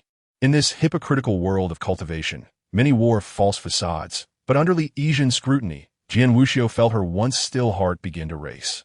In that moment, she sensed a warmth spreading within her, the instinctive reaction to shy away from Li Yizhen's gaze. She fell silent, refraining from responding, but the next second, a pair of delicate hands enveloped hers. Jian Wuxiu's hand felt cool against Li Yizhen's warmth. Sister, I do not know what my cousin has done here to incur such disdain from many. However, having grown up with him, I know his true character best. Li Yizhen continued earnestly, aware that her words might hold little weight. Jian Wuxiu remained silent, focusing intently on every word spoken by Li Yizhen. But both my cousin and you, Sister Wuxiu, are the most important people in my life. I do not wish for you to be at odds. Each word from Li Yizhen was laced with sincerity as she grasped Jian Wuxiu's icy, slender hand, her urgency evident. Is this really possible? Can Jian Wuxiu change her mind based on your few words? Wen Yihan, who had been spectating, widened her eyes in disbelief, astonished by the scene unfolding before her. Who taught you this? Suddenly feeling that the system had made a mistake. Yet the next moment, when Yihan's eyes grew even wider, a large question mark forming on her forehead. Not you, surely? What a joke. A pure love warrior? In Wen Yihan's eyes, this youngest golden core cultivator, born with a natural affinity for swordsmanship, holder of a cold and domineering script, an invisible pure love warrior, a battlefield slaughterer, hesitated for a moment and then nodded silently. A hint of shyness creeping onto her usually frosty face, her ears flushing a delicate red. I promise you. Jian Wuxiu's pale lips parted slightly, her words this time infused with warmth, sounding more human than before. After responding to Li Yizhen, she quickly diverted her gaze, her long, delicate eyelashes fluttering slightly. I indeed look down upon him. However, Li Changping is your cousin. I will make an effort to be considerate during our next encounter. Sister, had this been in the past, Jian Wuxiu would have slapped herself for uttering such overly sentimental words. How could she speak such ridiculous phrases? It was utterly embarrassing for someone with a natural affinity for swordsmanship like herself. The cold and indifferent woman exhaled, feeling a tinge of regret for her own words. Just then, a small, warm body suddenly leaped toward her, accompanied by an exclamation of joy.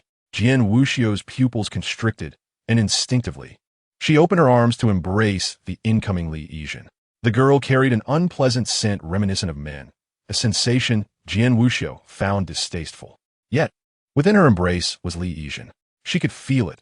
Li Yizhen's chin rested gently on her shoulder, his arms comfortably encircling her waist. The delicate warmth emanating from his soft form made Jian Wuxiu reluctant to push him away. Her ears, concealed by her dark hair, were already flushed. Jian Wuxiu's hand froze mid-air, her entire being stiffened. How pure-hearted her senior sister was. After a moment, Jian Wuxiu's rigid body gradually relaxed, mimicking Li Yizhen's earlier gesture. She cautiously climbed onto his shoulder, embracing him with utmost gentleness. The scent wafting from him, reminiscent of a man, was somewhat unpleasant, yet she found herself unable to care about it, slowly accepting it from the depths of her heart. Perhaps this aroma was uniquely his, and she wanted to remember it. Sister, you said Chu Shiji deserves her fate, but will you treat the one you like in the same way? Li Yizhen's voice, soft and indistinct, reached her ears. Jian Wuxiu was baffled by his question, her mind spiraling into chaos. This was more exhilarating than being hunted down by a yuan-ing old monster. Treating someone you like? I cannot provide a precise answer, but I believe I am different from Chu Jiaoran. Jian Wuxiu paused, searching her heart for a response. A reply suitable for Li Yizhen. Do I even have someone I like? If I were to meet such a person, I would protect him with everything I have. Gazing at Li Yizhen, who was nestled in her embrace, she felt as though her words were meant for him. If the sensation of being with Chu Jiaoran was akin to caring for younger sister, then Jian Wuxiu was the reliable elder sister who would take care of others. Both the younger sister and the elder sister were wonderful. Only children make choices. If I were to meet someone, I would risk everything to safeguard him. Her tone remained flat, devoid of fluctuation, yet her words brimmed with all the tenderness and patience she had ever possessed. Hearing Jian Wuxiu's sentiments, a faint blush crept across Li Yizhen's face as he shifted away from her embrace, casting a casual glance at her head. Affection level for Jian Wuxiu, 2100. In less than a day, the affection level surged dramatically. Jian Wuxiu's affection was far more difficult to cultivate than Chu Jiaoran's. It required truly understanding her likes and dislikes to elevate it. Compared to the previous 999, the current 20 was almost unfathomable. Senior sister. Li Yizhen feigned a flustered demeanor, yet within, he felt no significant turmoil. He was acutely aware that Jian Wuxiu harbored feelings for him. Yet those feelings were built upon a fade, a fabricated tale targeting only her. I like you. Li Yizhen recognized that Jian Wuxiu's love was pure. She was someone who had firmly grasped the script of pure love.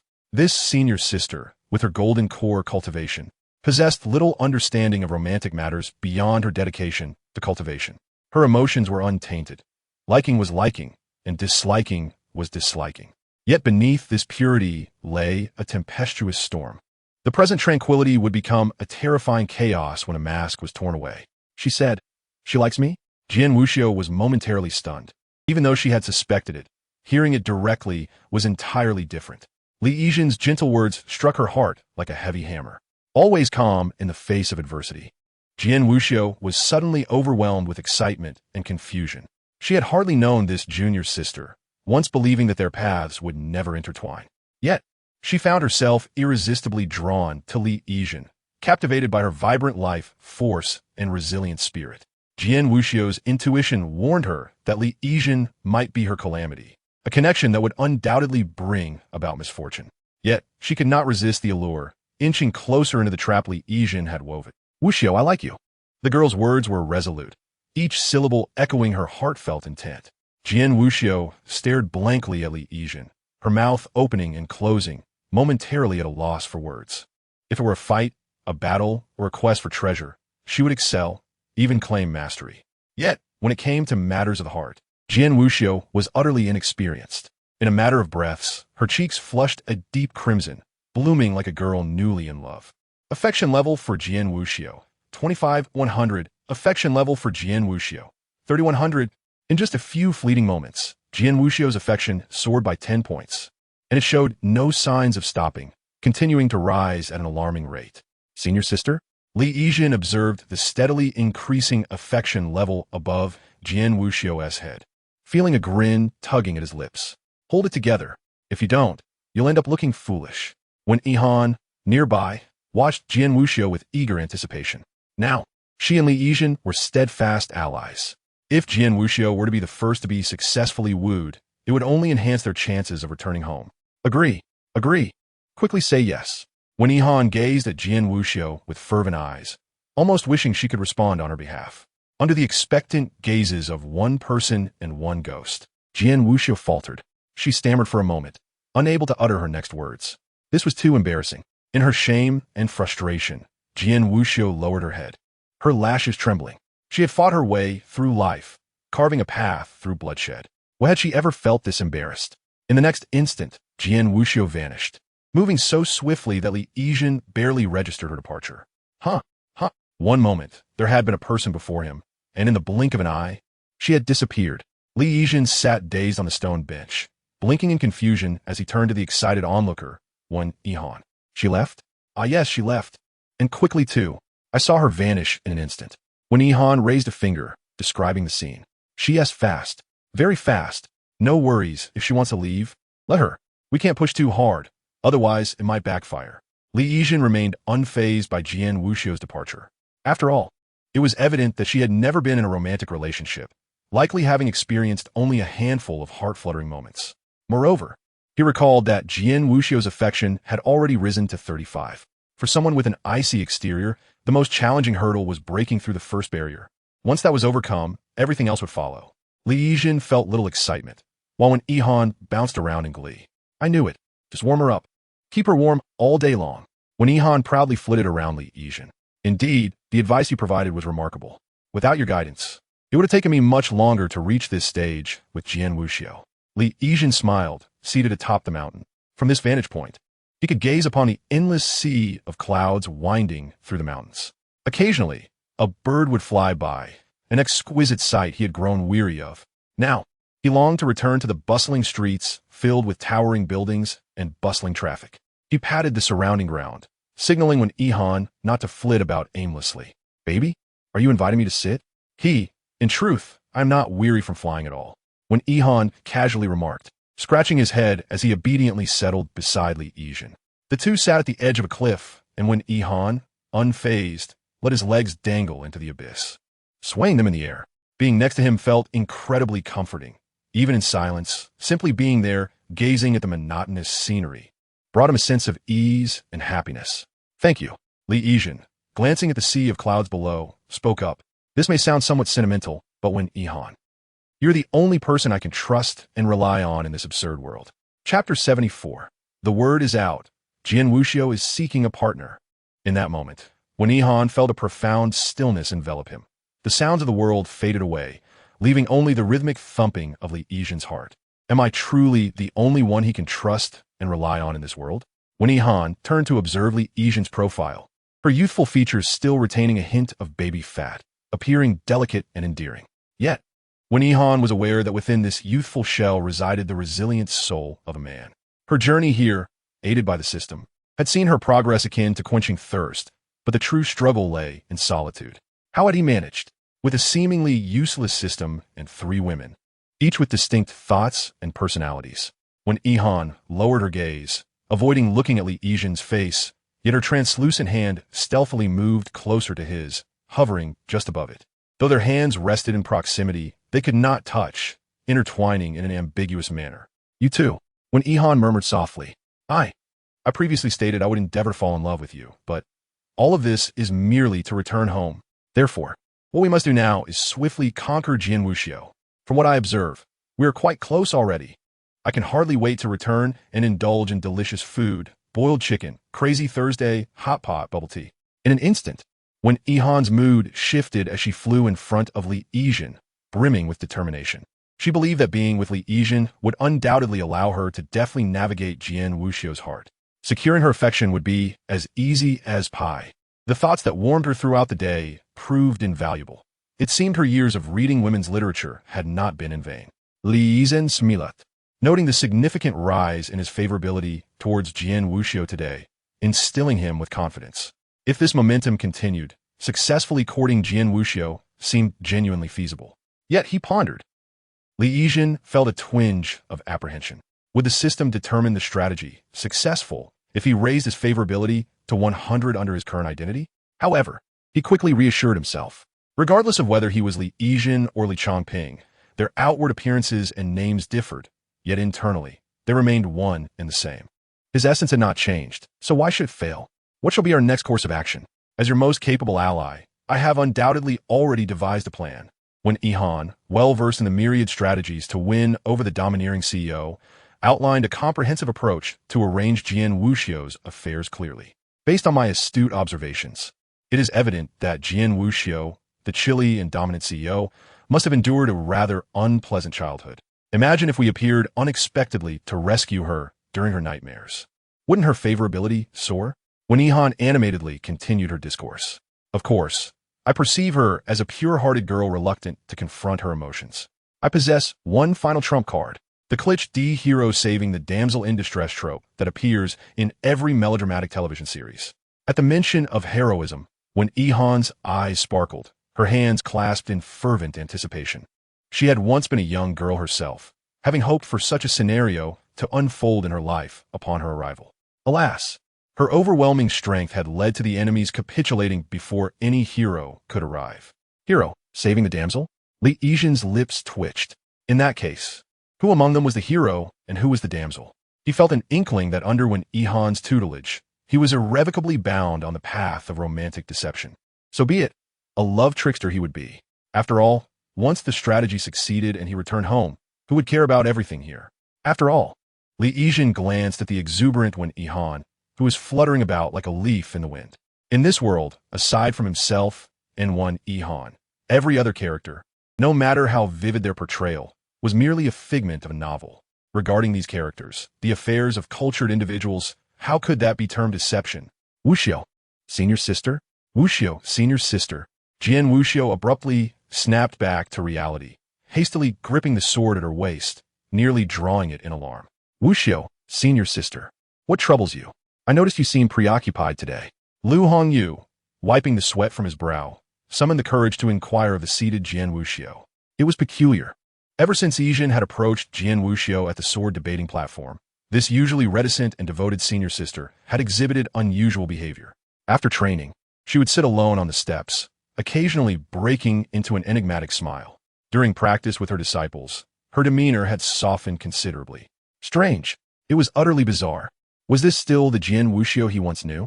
Had she been possessed by some malignant spirit? As Jian Wuxiu sat alone, lost in thought once more, Lu Hongyu could no longer contain his curiosity. After numerous mental preparations, he approached her. If Jian Wuxiu had been taken over, even if the sect leader were in seclusion, he would barge in and demand the leader eradicate the entity. Wuxiu, senior sister, have you encountered any difficulties in your training of late? Lu Hongyu carefully chose his words. Slowly venturing to ask, Jian Wuxiu lifted her head, her cold, proud black eyes gliding over Lu Hongyu's face, exuding a hint of impatience. She had been sitting there, her mind replaying Li Yizhen's words. Senior sister, will we meet again? Wuxiu, senior sister, I like you. The soft timbre of Li Yizhen's voice and the resolute gaze replayed in her mind like a film reel. She had not yet finished savoring these thoughts when Lu Hongyu interrupted her. Receiving a frosty glare from Jian Wuxiu, Lu Hongyu quickly reassured himself.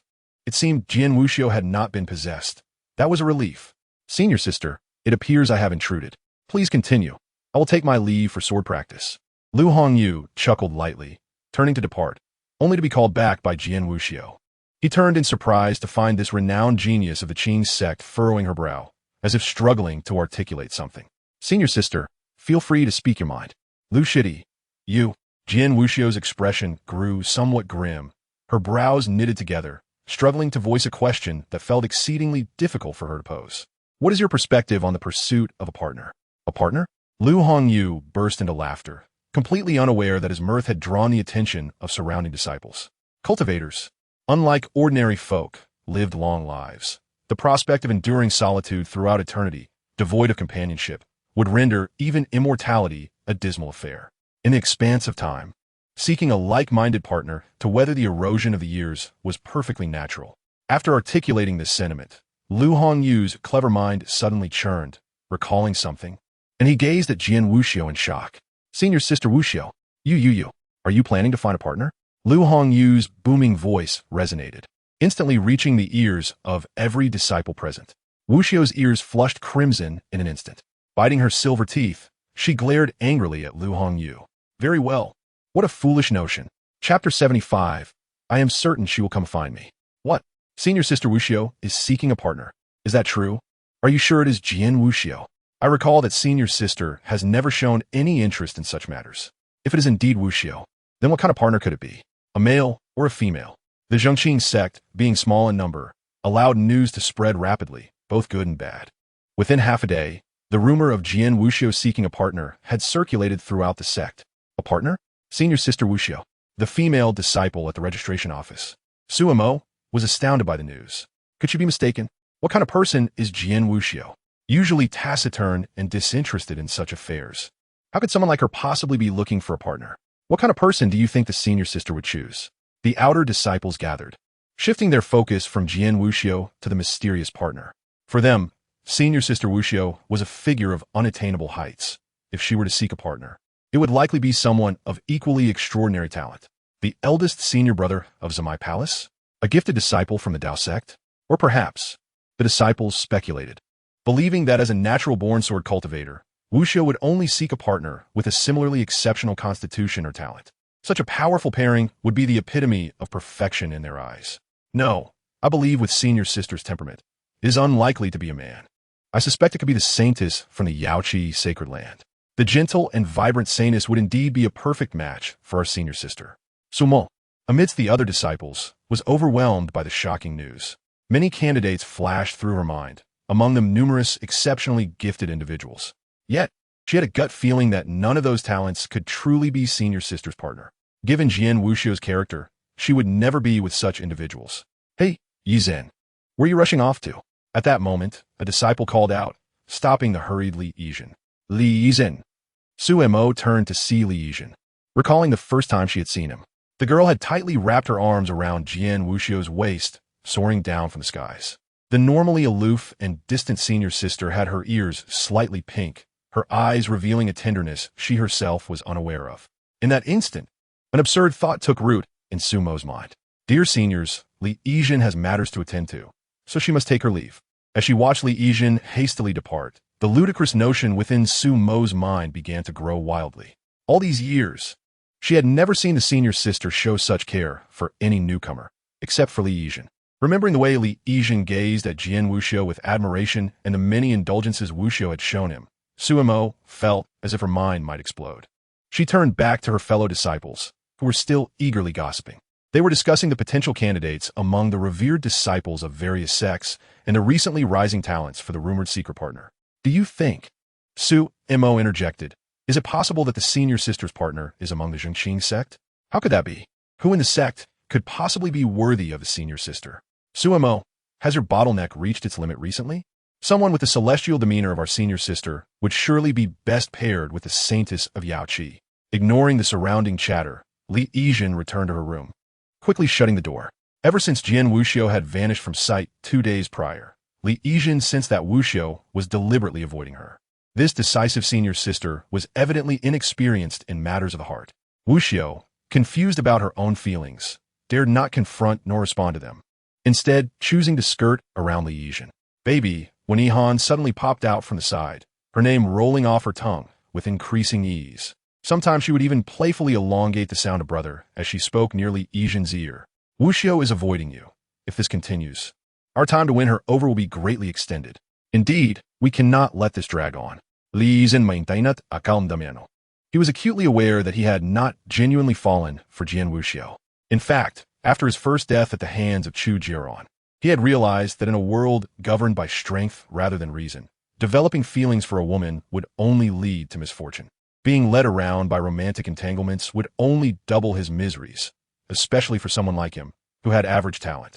Adopting a different approach, perhaps becoming a charm demon, might be one of the simplest and most efficient means of survival. Yet, Li Yizhen understood that his only goal was to return home after completing his mission.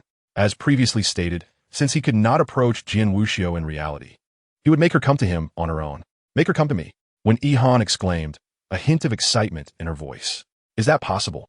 Of course, Li Yizhen replied, offering her a gentle smile.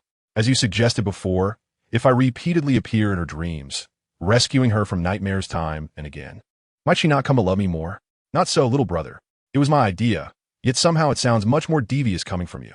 What a cunning woman you are. Huh, I am too. When Yihan raised her thumb in praise of Li Yizhen's current state of mind, exclaiming that it was remarkably advanced. Repeatedly appearing in Jian Wuxiu's nightmares and saving her was merely a way to enhance her fondness for him, to establish familiarity. She can certainly choose to continue avoiding me in reality, but if Li Yizhen casually tore a page of paper. But if one day, a low-level disciple goes on a mission and accidentally encounters a high-level beast attack, left helpless and on the brink of death, and that news happens to reach Jian Wuxiu's ears? If that were the case, would she not come looking for me? Li Yizhen said, a smile gracing his lips, utterly convinced as he spoke to Wen Yihan. I believe she will. Chapter 76. Do not fear, I am here. You mentioned before that you have a way to enter others' dreams. Although I'm currently just a wisp of consciousness, this minor issue poses no challenge for me. Wen Yihan crossed her arms, proudly raising her chin. I need to enter Jian Wuxiu's dream. Moreover, I cannot appear in my original soul form. I must take on my current appearance. Can be done? Li Yizhen pointed to his face, requiring this visage to confront Jian Wuxiu. He would seek to engrave his form, countenance, and voice deeply into her heart within her dreams. This is not difficult. A simple illusion will suffice. When Yihan's eyes sparkled with anticipation. As night fell, Changping's sect soon descended into a tranquil and shadowy darkness. Jian Wuxiu exhaled a deep breath. Her eyes fluttering open, she sensed she had almost reached the threshold of her Yuan, knowing that a single step forward would usher her into an entirely new realm. Yuan. Jian Wuxiu withdrew from her state of cultivation, realizing that to attain Yuan, she must reach a state of tranquility and effortless being, allowing her spirit to ascend to another realm. Her eyelashes lowered, as she understood that to step into Yuan, she must sever the ties to the experiences that had tormented her for years. To completely eradicate the demons of the heart was no simple task. Many exceptionally gifted cultivators found themselves halted at this juncture, forever unable to extricate themselves from the agonies of their past. Jian Wuxiu closed her eyes. When she succumbed to the realm of dreams and reopened them, she discovered that she had returned to that familiar, yet terrifying place. Miaowang village, the very site of her birth. This is what that wretched woman bore. Why is it a worthless child?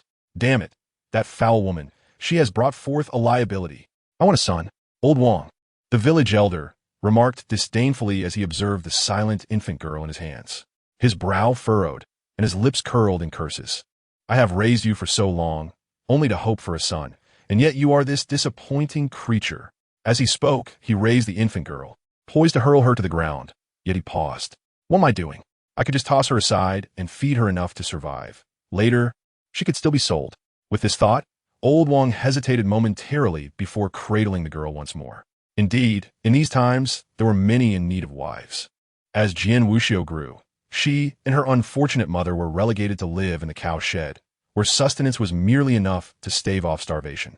Jian Wuxiu opened her eyes in the shed, numbly gazing at the leaky roof beside her starving mother. She comprehended that she had returned to this dreadful nightmare, witnessing the past replaying in her dreams time and again. Though she had contemplated breaking free from this cycle, perhaps it was her very existence as a dream character that compelled her to participate in this fated drama. The young Jian Wuxiu soon fell victim to the bullying of the village boys. You're a worthless child. Your father said that when you grow up, he'll sell you to my family as a bride. Can't you speak, little mute? Being but a child, Jian Wuxiu was no match for the boys, who kicked her to the ground and yanked her up by her hair, shaking her roughly.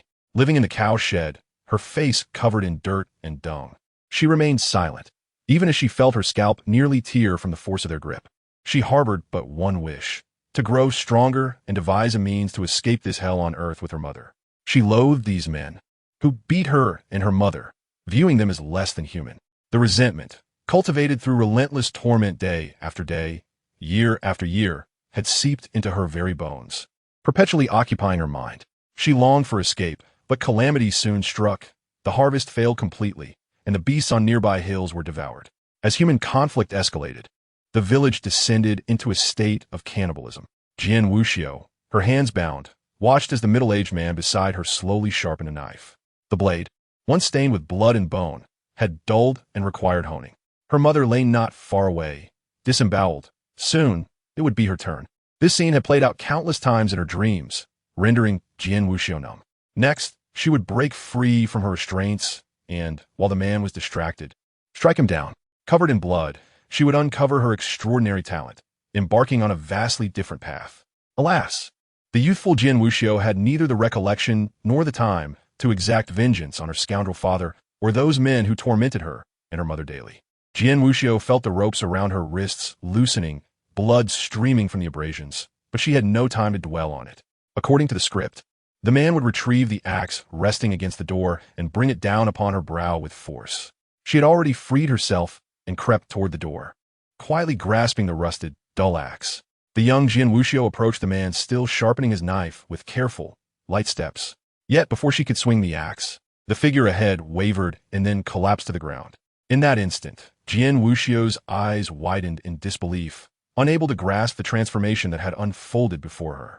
This dream, which had cycled through her life countless times, had finally shifted, as if a beam of light pierced through the darkness, illuminating Jian Wuxiu's world. A girl clad in white descended, wielding a sword that pierced the middle-aged man's chest. Li Yizhen, shaking off the blood from her blade, wore an expression of coldness Jian Wuxiu had never witnessed before. Her beautiful, doe-like eyes searched the shadowy realm until they found the small, frail Jian Wuxiu. Covered in dirt and disheveled, Jian Wuxiu stood motionless, holding a rusty axe as if turned to stone.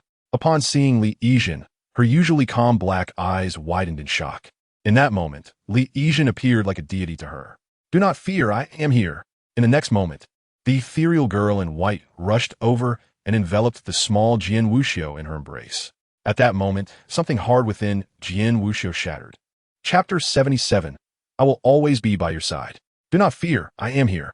Clad in white, Li Yizhen resembled a celestial being descending from the heavens, her sword cutting through the oppressive darkness.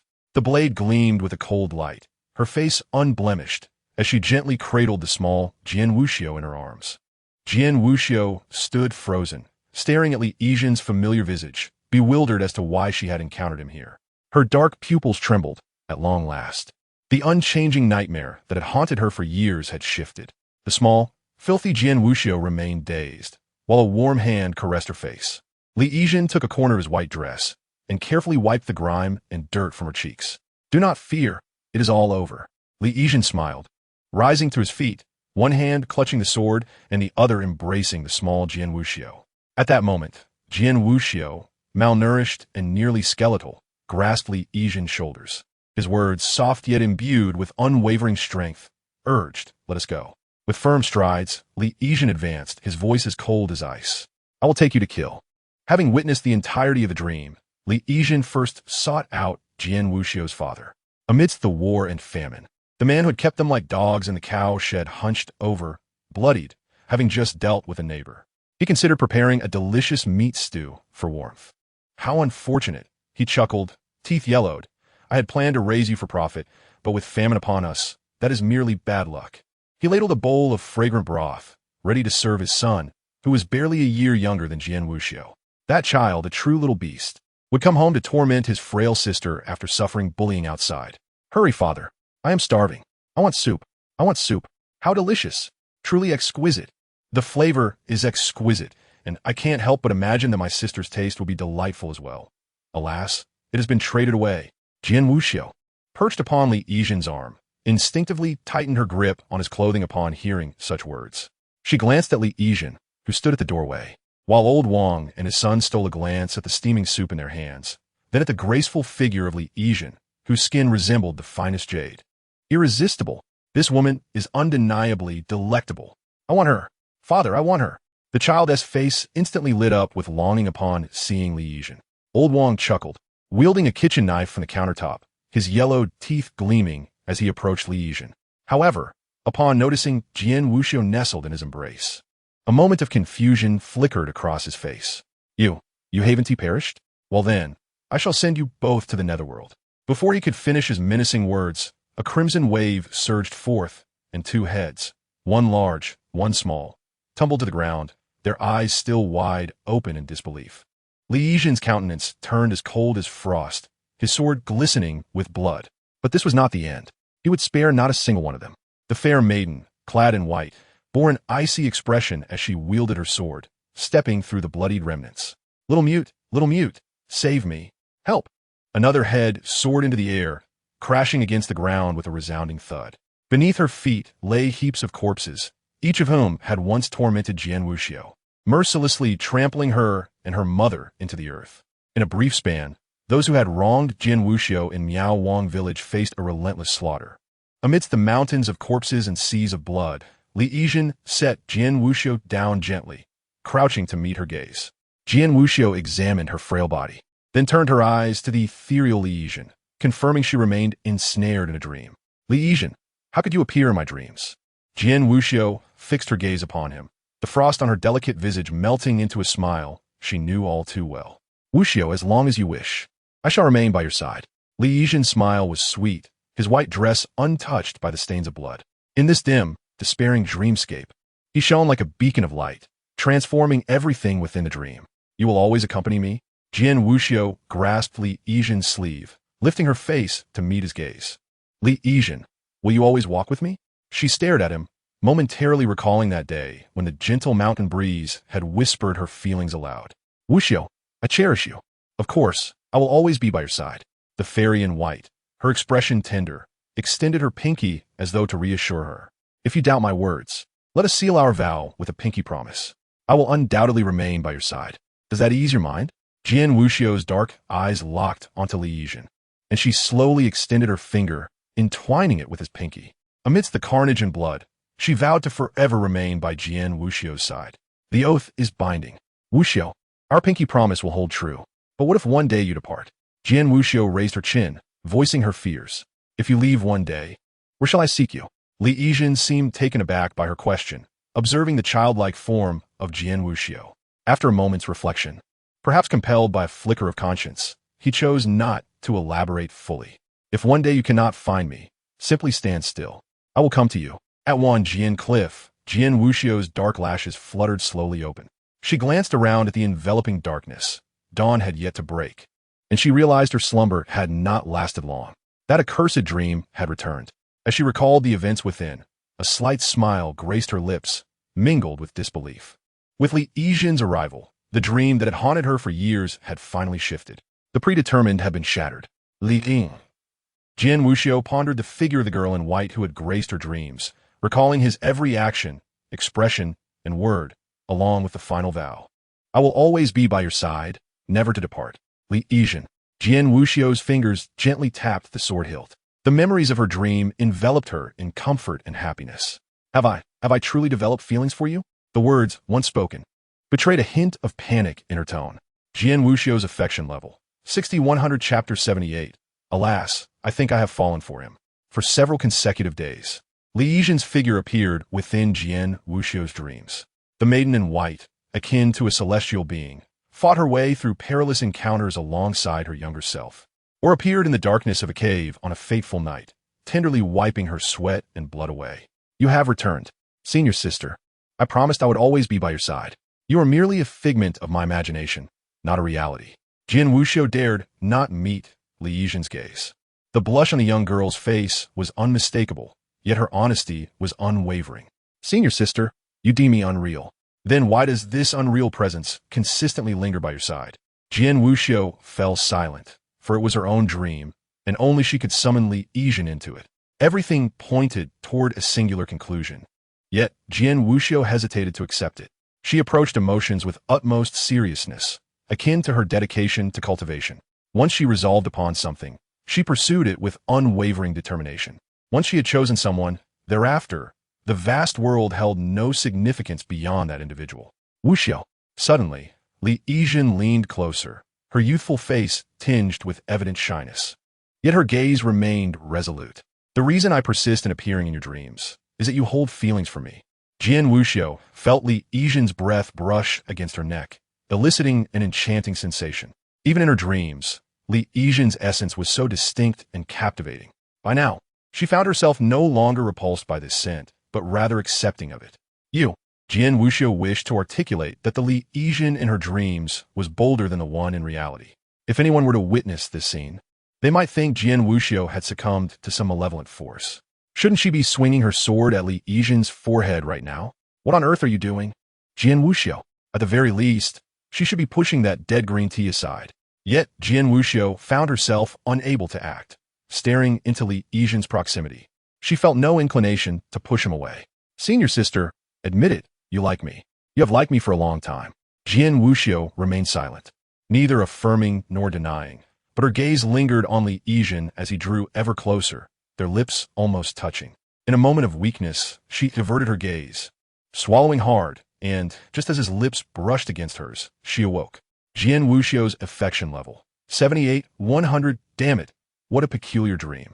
Jian Wuxiu reflected on the final image from her dream, feeling a tinge of embarrassment despite knowing she was alone. Recently, dreams of Li Yizhen had become increasingly frequent. Could it be that I have truly developed feelings for him? This is inconceivable. Jian Wuxiu was reluctant to acknowledge this truth. Yet the signs were unrelenting in their reminders. You have fallen for Li Yizhen. To Jian Wuxiu. The thought of becoming attached to someone and sharing her life with them was a daunting prospect, one she believed would greatly hinder her cultivation. Yet now, she felt her resolve beginning to waver. In her moments of respite from practice, she would involuntarily recall Li Yizhen. The soft timbre of his voice and the steadfastness in his gaze frequently flickered through her mind. She thought, it's over. I have fallen for him.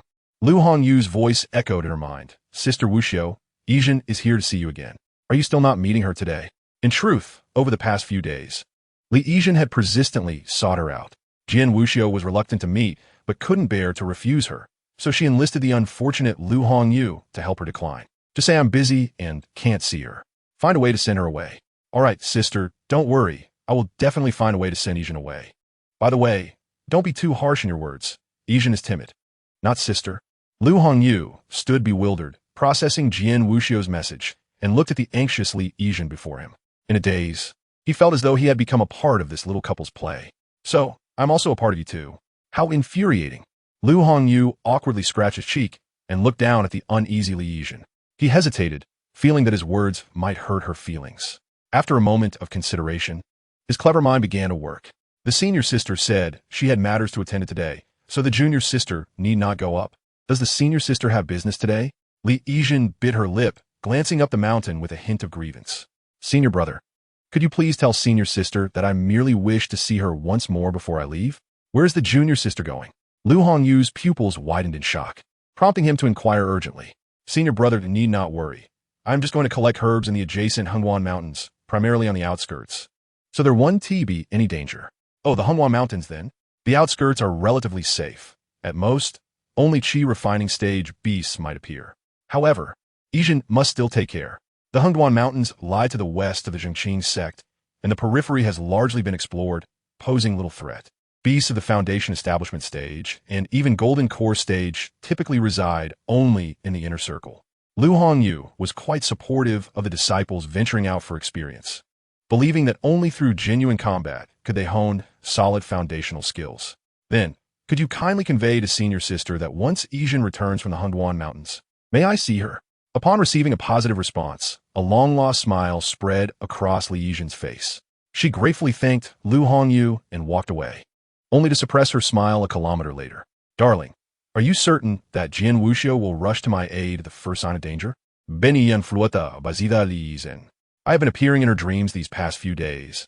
I am confident that her fondness for me has reached a significant level. Just now, when I kissed her in a dream, Jian Wuxiu did not reject me. Perhaps with your suggestion of a heroic rescue. Her affection for me could indeed reach 100.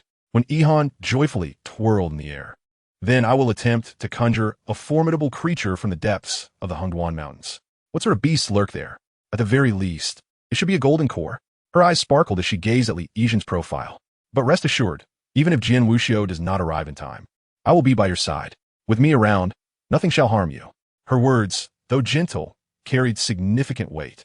After all, in this world, it was only you and me. When Yihan was unaware that, while she appeared stronger in their dynamic, she seemed increasingly unable to part from Li Yizhen. Chapter 79 having spoken, her breath finally ceased to conceal itself. In the Hengwan Mountains, towering trees obscured the sky, with only a scant amount of sunlight filtering through the leaves. Li Yizhen stood at the mountain's edge, having encountered a few Foundation Establishment stage beasts along the way, all of which were swiftly dispatched by Yihan with a mere snap of her fingers. I shall remain here. Li Yijin selected a spot where several rare herbs flourished, aligning with her task of foraging. He had always believed that one should fully immerse in their role.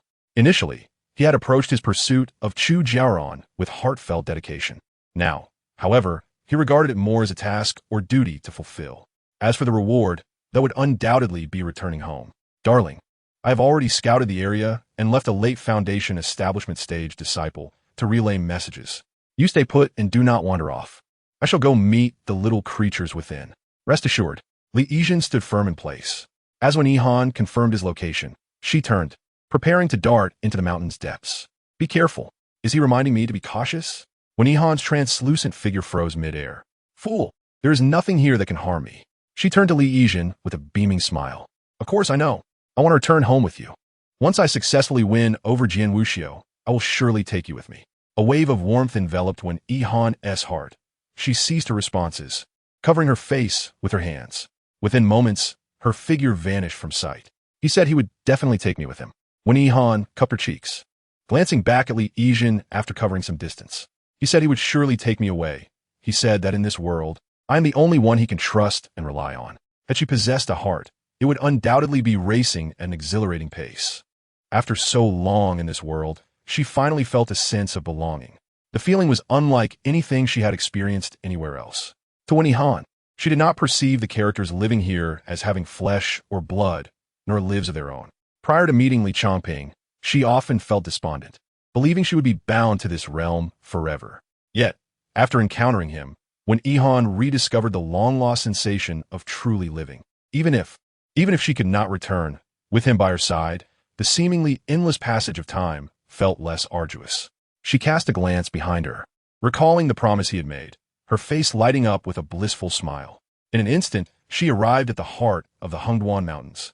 Unlike the periphery, the trees here were noticeably sparse, bearing the marks of devastation from colossal creatures. Suspended in midair, a breathtaking empress clad in red surveyed the depths of the Hengduan Mountains. Even with merely 0.01 of her original strength, she could effortlessly dominate 99 of the beings within the mountains. When Yihan's bone structure was remarkably refined, her prominent brow, high yet delicate nose, and M-shaped lips gave the impression that she was constantly smiling. In a fleeting moment, she sensed several notable presences within the mountains. To the east, a hill; to the west, a deep pool; to the south, a cave. Golden core. Golden core. Why is it always golden core? When Yihan's brow furrowed slightly, feeling a tinge of dissatisfaction as she quickly surveyed the surrounding energies. In such a vast mountain range, the highest cultivation level should not merely be golden core. Suddenly, sensing something, the smile on Wen Yihan's lips deepened. In the very center of the Hengduan Mountains, at the bottom of a hidden pool, she detected a well-concealed presence. Half-step nascent soul, just you wait.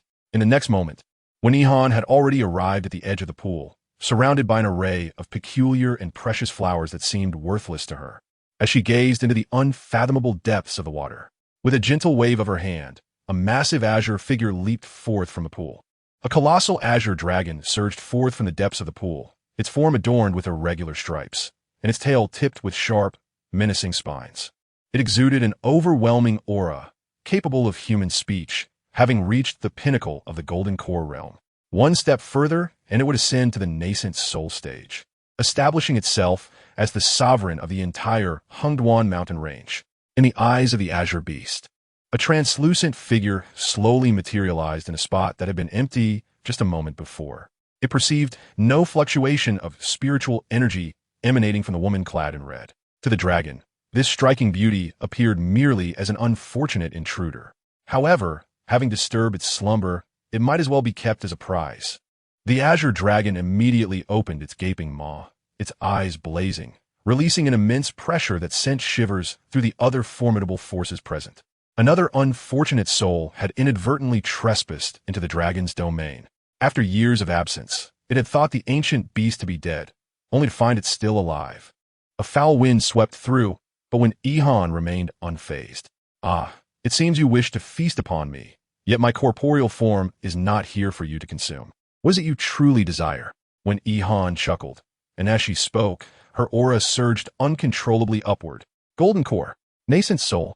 In that fleeting moment, the powerful energies surrounding her were rendered astounded, each one reducing their forms to a prostrate position, fearful of drawing Wen Yihan's attention. The pinnacle of the nascent soul. Old beast, I grant you 3 breaths to flee. Otherwise, I shall skin you alive, strip your tendons, and fashion a slingshot to hurl at your glass. Ha ha ha, wait. You have no glass. 1, 2, 3. Senior sister Wu Xiao. Yizhan mentioned that she intends to gather herbs in the Hengduan Mountains in the coming days and hopes to meet you upon her return. What do you think? Lu Hongyu observed Jian Wuxiu, who appeared somewhat lost in thought. Will she go alone to the Hengduan Mountains, or will she be accompanied?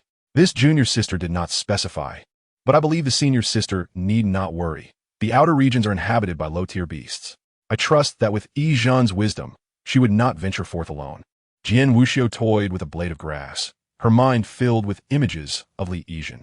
From their first meeting, to bidding farewell in the rain, to the vision of her pure white skirt in dreams, Li Yizhan had gradually woven herself into Jian Wuxiu's life. This feeling was truly extraordinary. The path of cultivation was indeed a solitary and arduous journey. Throughout her life, many had pursued Jian Wuxiu, yet none had ever made her feel as at ease as Li Yizhan did. It was as if they were a match made in heaven.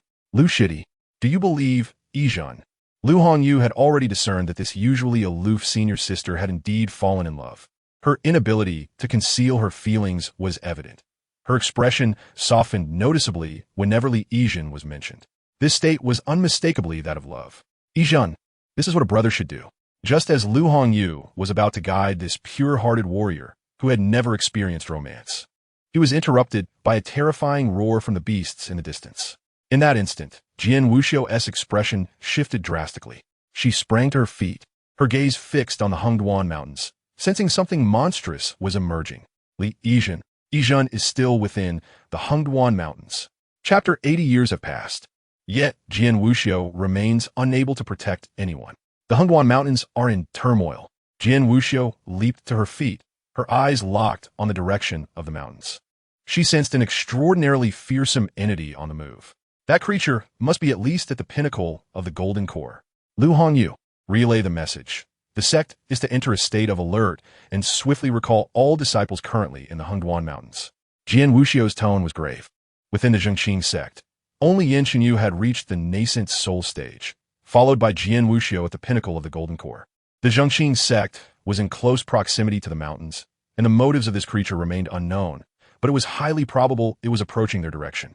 Upon observing Jian Wuxiu's serious demeanor, Lu Hongyu surmised that something significant had transpired in the mountains and quickly concurred. In the next moment, Jian Wuxiu's figure vanished from sight, racing toward the Hengduan Mountains. Simultaneously, Chu Jiaoran was already soaring toward the mountains. As a beast, she sensed the urgency of the situation within the mountains even faster than Jian Wuxiu. At the moment, the azure dragon fled in panic. Chu Jiaoran detected the scent of danger. Something far more terrifying than that dragon was about to emerge. Chu Jiaoran's cultivation was only at the Golden Core stage. Should she become embroiled in the conflict among these monstrous entities, her survival would be precarious. Yet, rather than feeling fear, she sped toward the mountains. At this moment, her face was pale, her mind consumed by a singular thought. If her brother was training in the mountains, would he be in danger? Chu Jiaoran was uncertain where Li Changping might be training, but she felt fear deep within her heart. If her brother was inside, what then?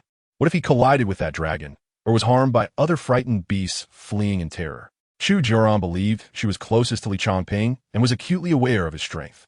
Above the Changping sect, a white figure dashed toward the Hengduan Mountains. Chu Jiaoran felt a powerful aura closing in behind her. She turned to see that the figure was none other than Jian Wuxiu. Jian Wuxiu. Chu Jiaoran recalled the humiliation she had suffered at Jian Wuxiu's hands, glaring at her with venomous intent, her teeth clenched. Before she could utter a word, Jian Wuxiu had already caught up to her with astonishing speed. Damn it, that wretched woman. I truly wish to devour you whole. Chu Jiaoran thought vehemently. Remembering Jian Wuxiu's earlier words, her desire to shred her into pieces palpable. However, upon reflecting on the terrifying power of Li Changping and the dragon, she fell silent for a moment, swallowing her venomous words. Jian Wuxiu, if you encounter brotherly in the mountains, could you refrain from standing idly by? Chu Jiaoran observed as the figure racing alongside her turned slightly, casting a brief glance her way, not verbally affirming, yet neither dismissing her plea. In the next instant, Jian Wuxiu accelerated, leaving behind a fleeting shadow, her form vanishing from Chu Jiaoran's sight. She stood momentarily stunned, her silver teeth biting into her lip. Jian Wuxiu. Consider this carefully. Li Changping is the cousin of Li Yizhen. He is her only kin in this world. If you stand idly by, do you think that once Li Yizhen learns of it, she will still want to be with you? Chu Jiaoran's words echoed clearly in Jian Wuxiu's ears. She did not respond, merely tightening her fist slightly. Suddenly, a group of lower-tier disciples fled in panic from the woods. Behind them, the terrifying howls of beasts in the forest tugged at their nerves. A dark figure descended from the sky, landing steadily before the crowd. Wuxiu's sister. The leading disciple recognized Jian Wuxiu, his eyes bursting with joy. In the Changping sect, Jian Wuxiu was synonymous with reliability. To encounter her meant salvation. Jian Wuxiu's gaze swiftly swept over the crowd, but she did not spot the familiar figure. In that moment, her heart felt as though it were being wrenched by invisible hands. Her expression turned icy. Is this everyone? Senior sister, we are a team that came to the mountains to gather herbs. All of us are here. A team gathering herbs in the mountains. That meant Li Yizhen might have come to the Hongguan Mountains alone. Have you seen a female disciple at the 6th level of qi refinement about this tall, named Li Yizhen? Li Yizhen. The disciples pondered for a moment, and one appeared to recall something. Senior sister, many of our brothers prefer to enter the mountains alone to gather herbs. It is risky, but the rewards are substantial. I recall a moment on the road when I encountered a young junior sister, strikingly similar to the one described by my senior. Although I did not know her name, she was headed in that direction. News arrived, and my heart, long suspended in uncertainty, finally found solace. She followed the direction indicated by her disciples, her breath quickening, as if a fire was ignited within her. Li Yizhen, astonishingly, had ventured alone into the Hongduan Mountains, grasping the icy sword hilt. She pointed to the path ahead and the token, instructing her disciples that, should they encounter danger, they could break the token, and she would come to their rescue. Having uttered these words, Jian Wuxiu's figure vanished before the disciples, venturing deeper into the mountains. Before long, Jian Wuxiu arrived at a site ravaged by a monstrous beast. Towering trees lay shattered, their formidable trunks broken in half, and the ground bore witness to the chaos that had transpired. She instinctively paused, spotting a familiar item amidst the ruins. It was Li Yizhen's hairpin, crushed into the earth, stained with splatters of crimson. The moment she laid eyes on it, something exploded in her mind. Panic and helplessness surged to their peak, and she found it impossible to describe the sensation. It felt as though, in an instant, she had returned to that cold, dark, and foul-smelling cow shed, where she had failed to protect her mother, watching helplessly as her life was taken before her eyes. Years had passed, and she believed herself strong, yet she had failed to safeguard Li Yizhen. Li Yizhen. Li Yizhen. Senior. Wuxiu. A disciple's call echoed from nearby. Chapter 81. Without ruthlessness, one's status is unstable. Watch my maneuver. Senior. Wuxiu. Trembling words reached her ears. Just as Jian Wuxiu picked up the bloodied hairpin, her heart skipped a beat, and she turned toward the source of the voice. Before she could call out to Yizhen, she stood frozen. Before her was a disciple she had never seen before, his foundation laid, standing in terror not far away, emerging from behind the broken trees, visibly shaken. Senior. Senior. The disciple approached with urgency and fervor, but the words that escaped his lips sent a buzzing sensation through Jian Wuxiu's mind. Senior, I beg you, please save junior sister Yizhen. Without her, I am doomed. The disciple recalled the terrifying image of the colossal creature pursuing Li Yizhen. Even the mere aura emitted by the beast had rendered him paralyzed with fear. Yet, amidst that overwhelming pressure, the seemingly unremarkable girl had not only moved, but had run with determination. What extraordinary resolve and composure she possessed, overcoming the terror of life and death. What did you say? You mean Li Yizhen faced that creature alone to save you? Jian Wuxiu was momentarily stunned, standing there, clutching the bloodied hairpin tightly. It felt as if the hairpin announced its owner's fate. In that instant, Jian Wuxiu was first engulfed by a wave of anger, immense rage swelling within her. Would it matter if one reached half-step nascent soul? Even a true nascent soul would fall before her. Then came the fear. She knew well Li Yizhen's cultivation level. A mere 6-layer qi refinement disciple against a half-step nascent soul. No matter how she reasoned, she could not envision a path to survival for Li Yizhen. In that moment, Jian Wuxiu was gripped by regret. After years of traversing this path, Regret was a rare visitor. She had always advanced with unwavering resolve. But now, clutching the bloodied, tattered hairpin, her heart raced, a flicker of remorse slowly surfacing from deep within, spreading throughout her being. She remembered the first time she met Li Yijin.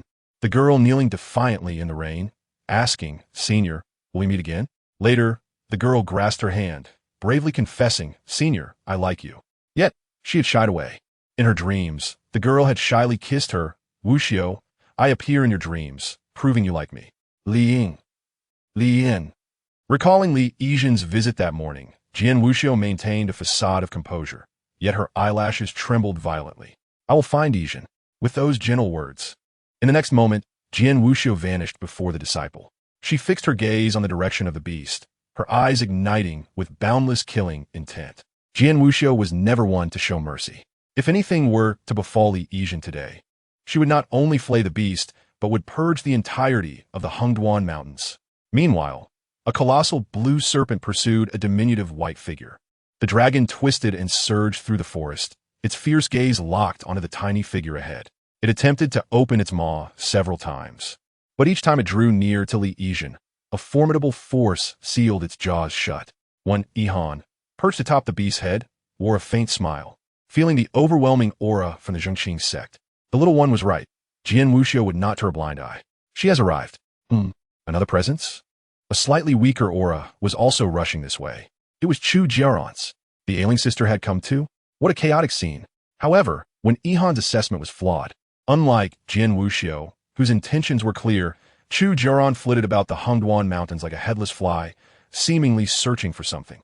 Sensing Jian Wuxiu's approach drawing nearer, when Yihan smirked and turned to Li Yijin, "Jian Wuxiu is on her way, just as the little one predicted. She cannot bear to lose you." Li Yijin received when Yihan's message. The bloodied hairpin was deliberately left behind to provoke Jian Wuxiu, increasing the likelihood of her pursuit. Now, he stood at the edge of a precipice, perilously close to a bottomless abyss. The colossal serpent was hot on his heels, its furious eyes glimmering like sparks. Wary of Yihan's power, yet baffled by the intentions of these two. As the beast pondered, it sensed the restraints that had bound it suddenly weaken. Its eyes glinted, a green luminescence enveloping its form as it gathered its spiritual energy, twisting its body to break free from all constraints. With a roar that shook the heavens, the beast intended to flee, glaring furiously at the calm Li Yijin. Its anger surged to a climax, its scales glowing with a faint red hue. To annihilate a chi refinement cultivator was child's play. It barreled towards Li Yijin, intent on devouring him before Yihan could intervene. Li Yijin remained unperturbed, gazing at the charging serpent.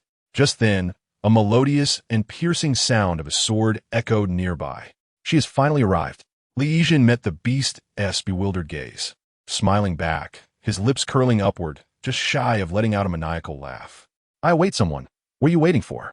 With that, he drew a dagger from his storage pouch, slicing his arm. Blood gushed forth. Compared to having his head bitten off by Chu Jiaoran, this was merely a trivial act for Li Yijin. Without ruthlessness, one's status is unstable. Returning the dagger to his storage ring, he struck his chest with a fist until he coughed up blood, then opened his arms wide, embracing the fall with a fearless attitude. This sequence of actions left the serpent utterly bewildered. "Look, I did nothing. He did it all himself." Li Yijin plummeted from the cliff, the sound of wind rushing past his ears piercing through his consciousness. He felt himself descending at breakneck speed. If he fell like this, he would surely be shattered to pieces, conveniently saving on burial expenses. However, it is evident that some are reluctant to retrieve Li Yijin's body. A sword, imbued with a dark radiance, seemingly appeared from thin air and swiftly struck the eye of the malevolent serpent. In the next moment, the piercing wind ceased abruptly. Li Yijin fell into a warm embrace, and upon opening his eyes once more, he was met by the suppressed fury etched on Jian Wuxiu's face. Chapter 82. The imposing form and formidable aura of the azure serpent were particularly pronounced amidst the mountains. Surrounding beasts fled in the opposite direction, desperately attempting to distance themselves from the serpent's presence. The disciples of the Changping sect had already vacated the Hongduan Mountains, finding refuge in a relatively safe location. Yet, two figures defied the tide, racing into the depths of the mountains as all others fled in terror. Jian Wuxiu was at the forefront, her gaze immediately capturing the colossal figure at the cliff's edge. In an instant, her sword, cloaked in dark brilliance, was unsheathed. Li Yijin, Jian Wuxiu's pupils constricted as she recognized the familiar silhouette. The girl, clad in a blood-stained white dress, plummeted from the heights of the cliff. His blood cascaded through the air, shattered, resembling a butterfly with broken wings. In the blink of an eye, countless images flickered through Jian Wuxiu's mind, finally crystallizing upon a bashful face. Senior sister, I adore you. As the serpent, with its gaping maw, lunged towards the falling figure, Jian Wuxiu had no time to consider anything else. The sword in her grasp was cast with precision, piercing the serpent's eye. With a resounding shriek, torrents of blood erupted, and amidst the violent tremors of its massive form, countless stones were sent tumbling down. Jian Wuxiu, having locked onto Li Yijin's trajectory, moved with the swiftness of lightning, securing the swiftly descending figure in her arms. In that moment, as Li Yijin fell into her embrace, Jian Wuxiu felt as though she had transcended time. Cradling the girl within her arms, she recognized the familiar warmth. In that instant, her previously restless heart found tranquility once more. She lowered her gaze, meeting Li Yijin's eyes. Coincidentally, he was also looking at her. In their shared gaze, Jian Wuxiu did not shy away as she had previously. The once haughty and indifferent expression in her eyes now radiated an unrecognized tenderness and joy. Jian Wuxiu fixed her gaze upon Li Yijin, gently wiping away the blood at the corner of his mouth, noticing his slight tremor. Thus, she reassured him, "Fear not, I am here." At this moment, it felt as though the scene had reversed from a dream. Jian Wuxiu's affection level, 8100. Jian Wuxiu's affection level, 85-100. Li Yijin lay in Jian Wuxiu's embrace, seemingly locked in a gaze with her. In truth, he was quietly monitoring the rising affection level above her head. His eyes held no love, only a progress bar. The serpent writhed its massive form, blood gushing from the eye that had been struck. It let out a pained roar, glaring malevolently at the two insignificant humans before it. Having dominated the Hongduan Mountains for so long, it had never endured such humiliation.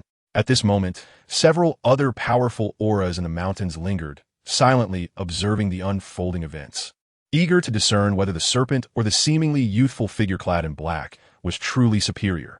Was she a cultivator of the human sect? Or had the fearsome woman in red disappeared too? Without her assistance, this individual had provoked the serpent, and it was unlikely that a favorable outcome awaited them. The formidable forces evaluated the might of the serpent and Jian Wuxiu. One was a half-step Yuan, a serpent that had survived for a millennium. The other was the youngest golden core cultivator in history, at the pinnacle of her realm. Should these two collide, the outcome was far from certain. However, the beasts of the Hongduan Mountains clearly favored the half-step Yuan serpent. Confirming the absence of the formidable woman in red, the serpent scrutinized Jian Wuxiu before it. Its remaining massive eye brimmed with fury, confident in its ability to eliminate a peak golden core cultivator. In the next instant, its spiked tail swept towards the two in the air.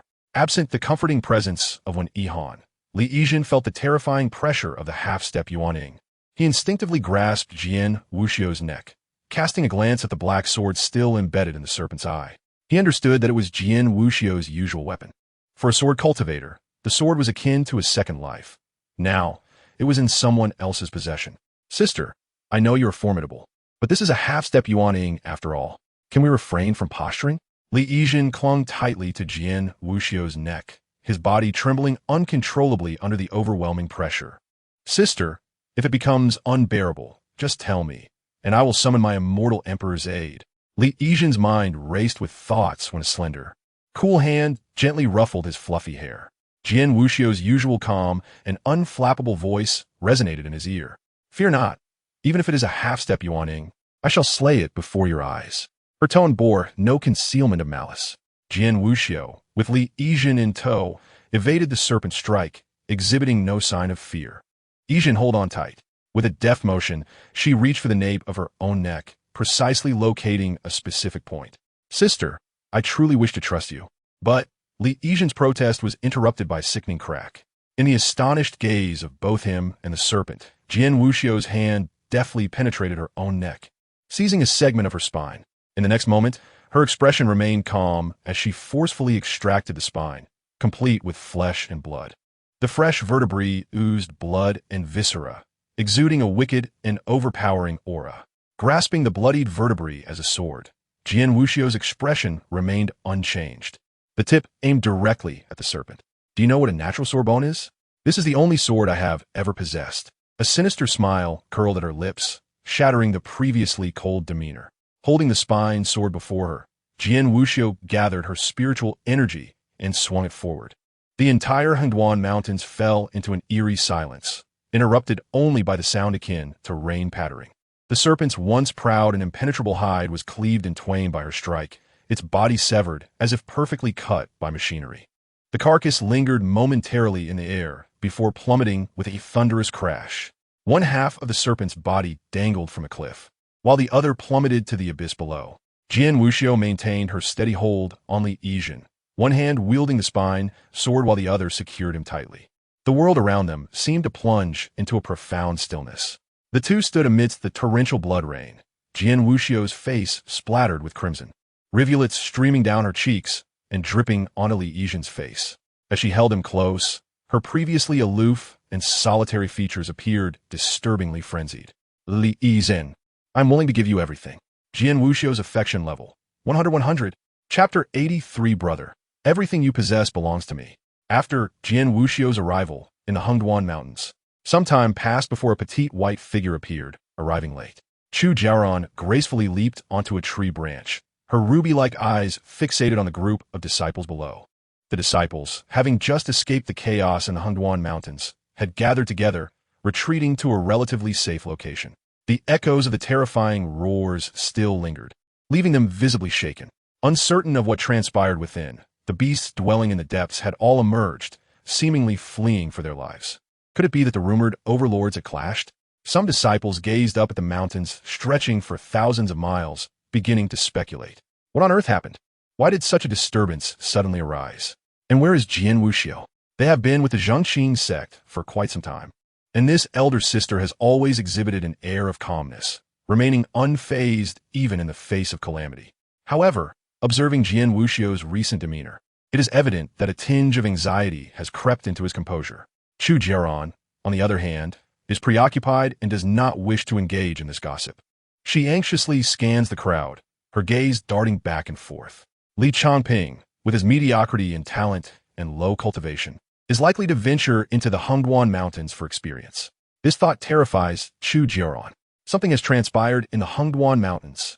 A multitude of monstrous beasts is surging outward, and if she can hardly bear to imagine it, merely contemplating that scenario sends a pang of agony through her mind.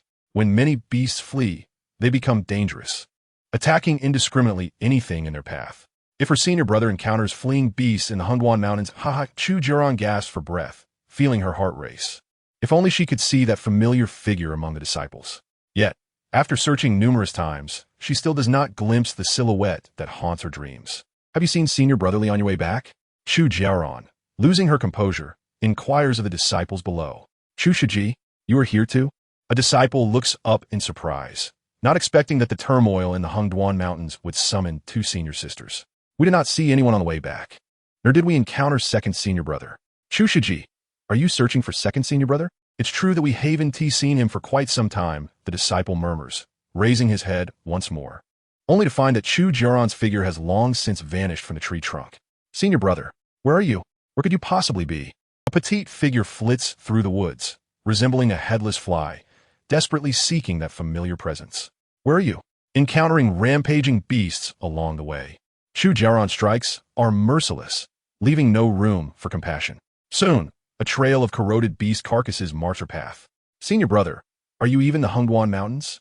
After scouring much of the area, she still fails to find Li Changping, and her anxiety intensifies. What would happen if Li Changping, alone in the mountains, were to face frenzied beasts? Chu Jiaoran cannot bear to contemplate it.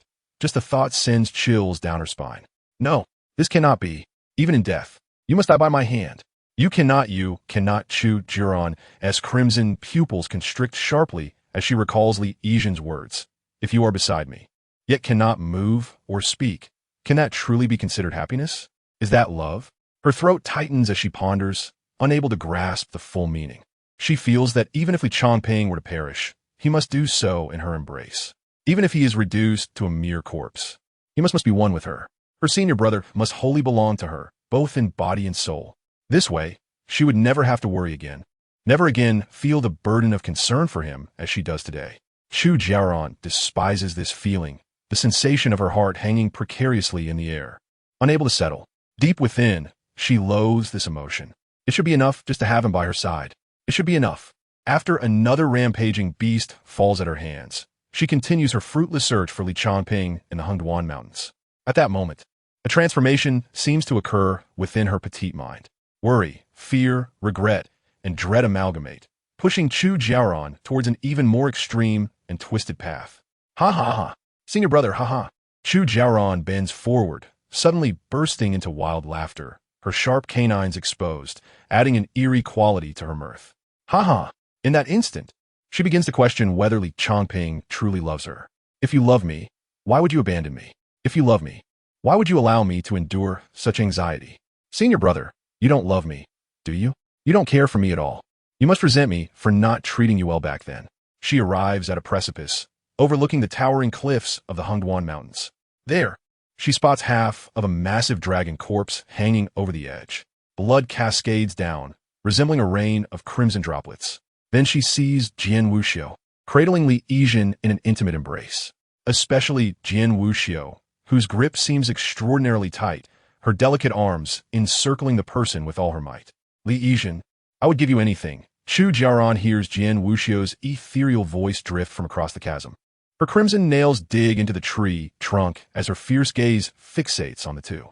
Witnessing their blissful embrace ignites an overwhelming surge of jealousy within Chu Jiaoran, causing her jaw to clench audibly. She glares at them, her eyes brimming with envy and resentment. Why? Why does that scoundrel Jian Wuxiu get everything? Why? Why do I have nothing? Even with her current achievements, despite attracting countless admirers, she still feels utterly empty. Chu Jiaoran realizes that the attention she once cherished pales in comparison to the value of that one person. Yet now, she cannot find him. Li Changping is an ordinary individual. His absence has gone unnoticed by anyone. Senior brother, the silver-haired girl, watches Jian Wuxiu embrace Li Yijin from the shadows, murmuring softly, "Do not let me find you. This time, I will not let go. Everything about you, from within to without, belongs to me and me alone." Chapter 84. Will we finally return home? Li Yijin, I would give you anything. Jian Wuxiu holds Li Yijin, her slender form warm and inviting. The gentle breath against his face allows Li Yijin to hear Jian Wuxiu's rapid heartbeat and soft gasps. Looking at the current Jian Wuxiu, who would have imagined that the first time they met, this sister, with her frosty demeanor and ruthless disposition, would have a favorability rating of a staggering 999. It is as if they are two completely different people. Cradled in Jian Wuxiu's arms, Li Yijin glances at the striking 100 favorability rating above her head. Excitement and nervousness swirling within him. It took him an arduous 2.5 years to raise Chu Jiaoran's favorability to 100. Yet, after shedding his infatuation, he managed to elevate Jian Wuxiu's favorability from 99 to 100 in less than half a month. Such progress is remarkable, even within a romance system. Embraced by Jian Wuxiu, Li Yijin wraps his arms around her and turns his gaze toward Wen Yihan, floating nearby. Li Yijin employs a broad strategy, nurturing connections widely while focusing on Jian Wuxiu. However, he has not neglected to subtly pursue Wen Yihan in the process. The issue lies in the fact that Wen Yihan exists in a spiritual state, rendering her favorability rating invisible to him. Even now, he cannot ascertain her true feelings. If she harbored affection, she would surely display some jealousy upon seeing him in such close proximity to Jian Wuxiu. Instead, her expression reveals only excitement at the prospect of returning home. Yet, if she does not care for him, her occasional overly intimate gestures suggest otherwise. Perhaps this celestial emperor is simply a workaholic, with nothing occupying her thoughts but the journey home. Wen Yihan is like a mystery box. Until he can truly see her favorability, everything remains unknown. With a radiant smile, Wen Yihan floats nearby, appearing quite exhilarated. "How is the favorability rating, darling? What's wrong?" she exclaimed excitedly, rubbing her hands together, her expression animated beyond measure. In truth, even when angry, the shape of her lips made Wen Yihan perceive her as still smiling. This smile sometimes left Li Yijin perplexed, unable to discern whether she was genuinely laughing or merely feigning it. As her senior sister felt the embrace around her tightening, Li Yizhen gently patted Jian Wuxiu's back. The sensation was oddly unsettling, like patting a back devoid of spine. Noticing that Jian Wuxiu's emotions were askew, he could only comfort her as one would a child. I'm here, senior sister. I'm perfectly fine. Jian Wuxiu buried her face in Li Yizhen's neck, remaining silent for a moment before speaking. At that moment, she resembled a large dog abandoned by its master, playfully attempting to win back affection. What dog? It seemed she had transformed into a canine-like girlfriend. Jian Wuxiu inhaled deeply, relishing the scent of Li Yizhen, perhaps accustomed to it now, finding it no longer as unpleasant as it once had seemed. She believed it to be a unique fragrance belonging solely to Li Yizhen, one she could identify even from afar. Reluctantly, she lifted her face from his neck. Who is Jian Wuxiu? A natural-born swordswoman, unparalleled in talent. Yet, at that moment, a hint of shyness tinged her cheeks. Her ears flushed crimson as she belatedly realized what she had done. She had just embraced Li Yizhen so intimately, even nestling her head into his neck. It seemed such closeness was the only remedy to alleviate her earlier fears. Are you all right? Although Jian Wuxiu felt a pang of shyness, she fixed a determined gaze upon Li Yizhen, refusing to avert her eyes as she had done before. One hand held him tightly while the other gripped the spine sword, finding the gaping wound at the back of her neck. Acting as the sheath, the red and white spine sword slid slowly back into her body through the wound. The flesh and blood within her seemed to come alive, like crimson tendrils devouring the inserted spine, entwining until flesh and bone melded together once more.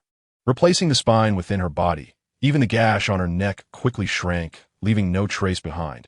Is this the prowess of a natural-born sword? When Yihan gazed at the scene in awe, I thought everything could be a sword, but it seems to follow a more physical path. Jian Wuxiu, one hand on her neck, shook her head slightly. She turned to see Li Yizhen, who appeared dazed. Assuming she had frightened him, her eyelashes fluttered down, an expression of slight grievance on her face. Did I scare you? She understood that her current self resembled a monster. If she had frightened Li Yizhen, would he leave her?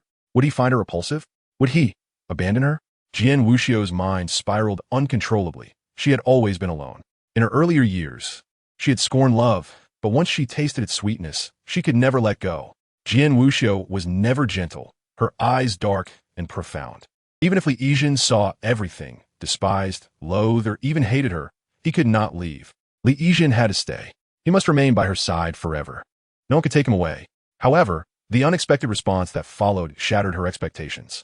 Senior Wuxiu, this is so cool, the girl exclaimed, her excitement palpable as she grasped Jian Wuxiu's face, placing a gentle kiss on her cheek.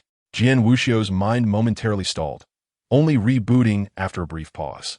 Li Yizhen just kissed her. Kissing was something Jian Wuxiu had only dared to dream about. Yet, Li Yizhen had truly kissed her. The face of the pure-hearted warrior, Jian Wuxiu, flushed deeper, as though it could bleed.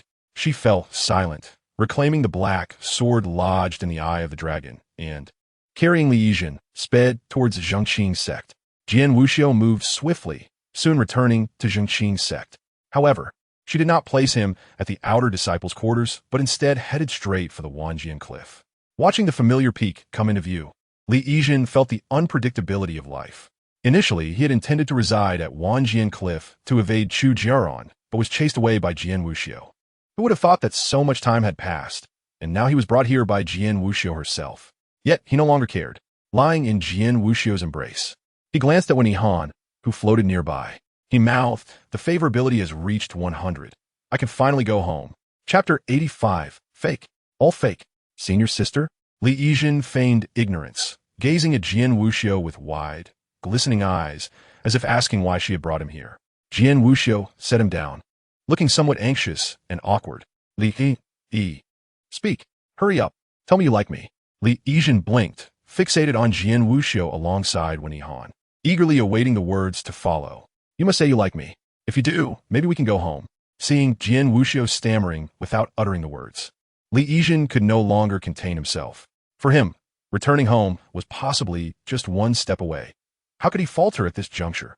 He couldn't underestimate the bond he had with home. Thus, he stepped forward, his eyes glistening, launching an emotional assault. Senior sister, back in the Hunhuan Mountains, I was terrified. Everyone has a will to survive. Upon seeing that senior brother in the Foundation establishment stage, I initially intended to flee. But once I thought of you, I felt I couldn't run. Senior sister, sometimes I think I'm truly inadequate. I believe that Changping sect, and you could do without me. But you cannot lose that foundation establishment, senior brother. Li Yijin noticed the person before him suddenly stiffen. He pressed on, his tone laced with a hint of fear and longing. But when I was chased by that vile dragon to the cliff's edge, I realized I wasn't so brave after all. Senior sister, Li Yijin's trembling voice struck Jian Wuxiu's heart like a hammer. For Jian Wuxiu, drawing her spine, sword was always painful. She had grown accustomed to physical pain, but witnessing the tears of Li Yijin before her, Jian Wuxiu suddenly felt that those soft, glistening tears were sharper weapons, striking at her heart. Senior sister, I was so scared, I truly was. Li Yijin spoke, wiping his nose as tears began to pool in his eyes, one droplet cascading down his cheek. Aren't we friends?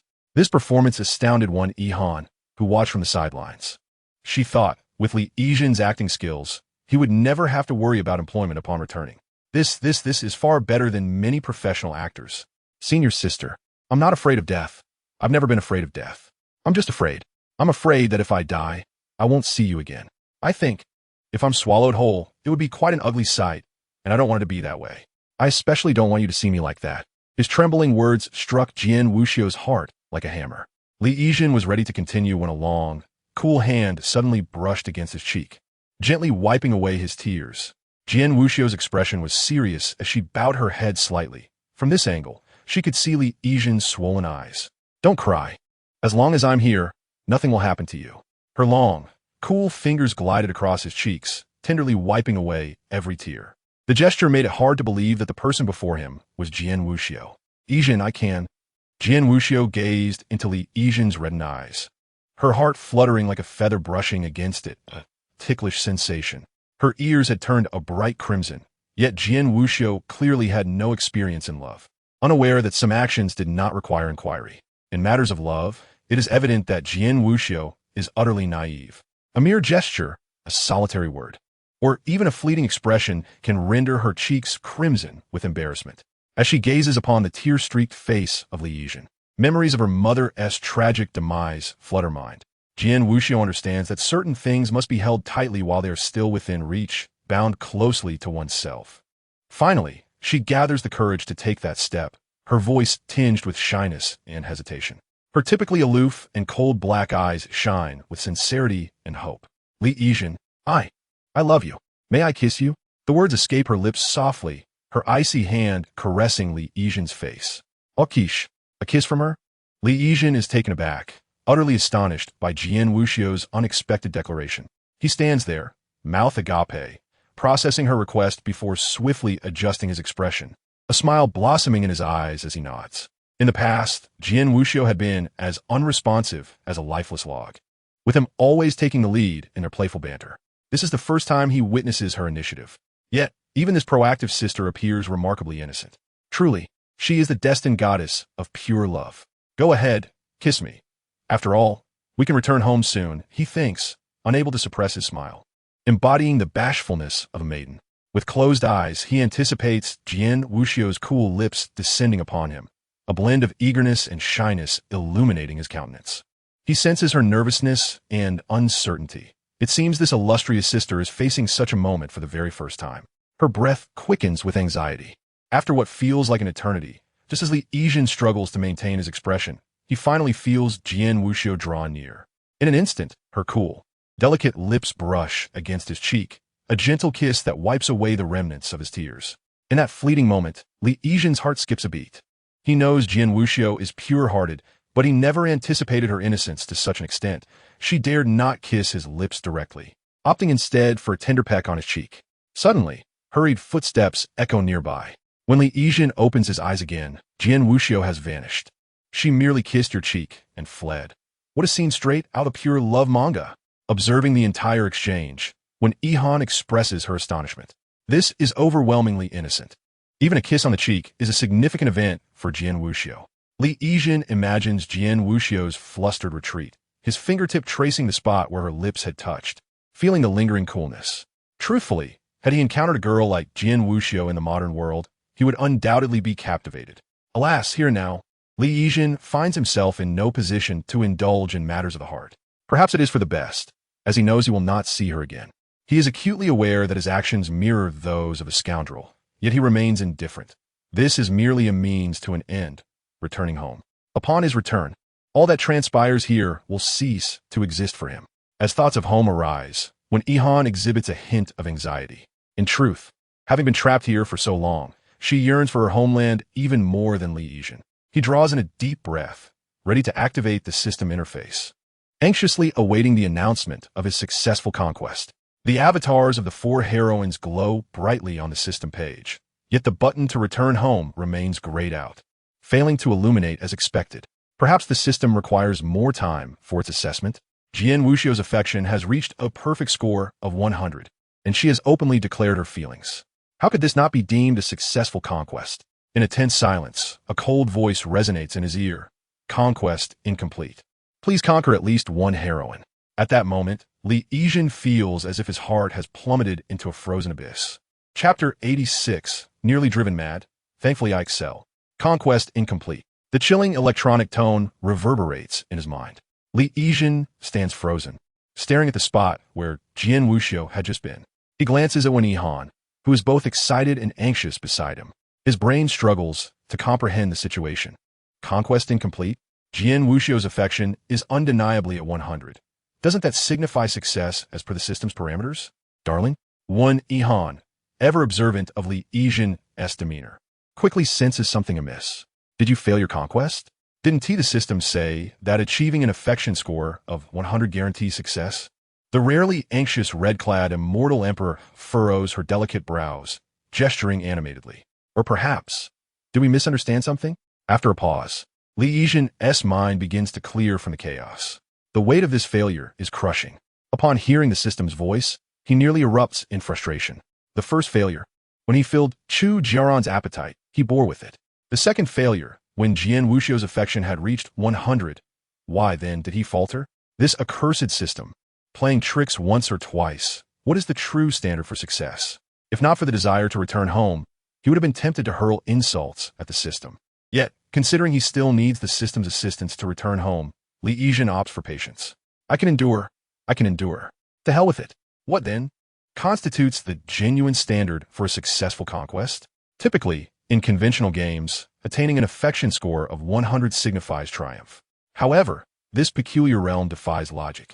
It does state that one must successfully conquer at least 1 heroine. Li Yijin ponders whether he overlooked certain details during his conquest or if a realization strikes him, and he glances down at his hands. Having transformed into a female, his fingers have become more delicate, his skin smoother.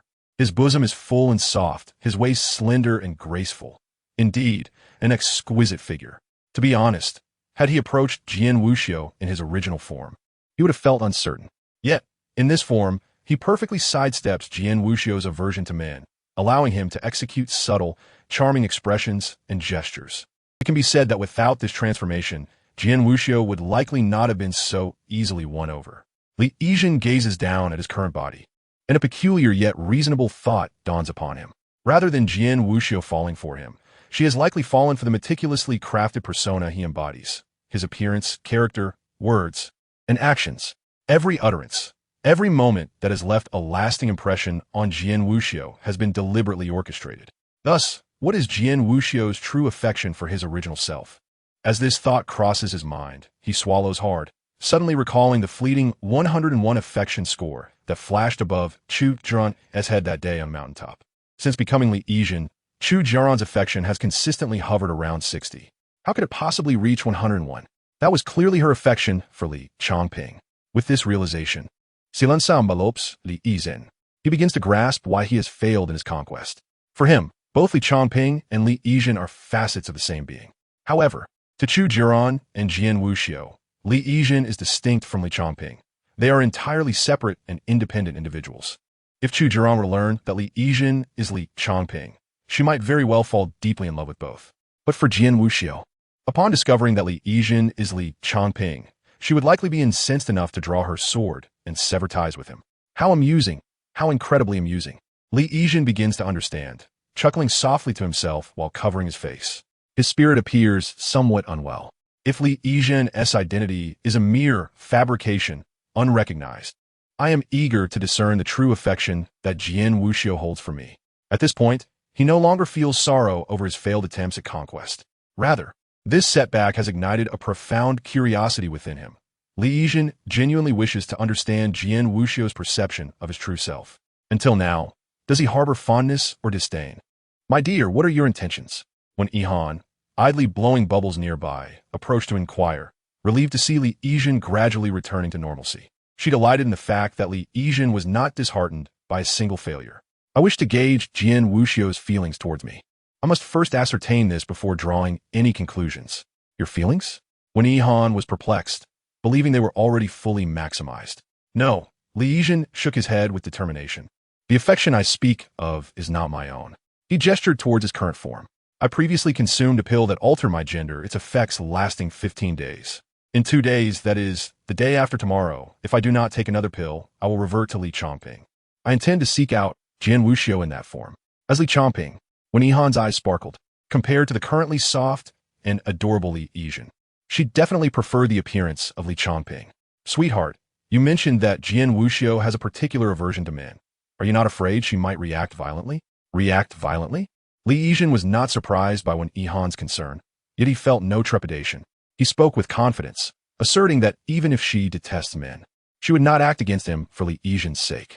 After all, Jian Wuxiu is deeply enamored with Li Yizhen.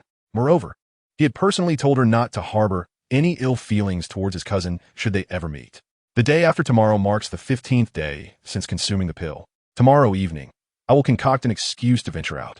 By dawn the following day, I shall seek Jian Wuxiu as Li Changping. Chapter 87. I am not a love scammer rather than claiming that Jian Wuxiu loves me. It would be more accurate to say that she adores the carefully crafted facade I have woven for her. Li Yizhen now understands, to some extent, why the conquest had not succeeded.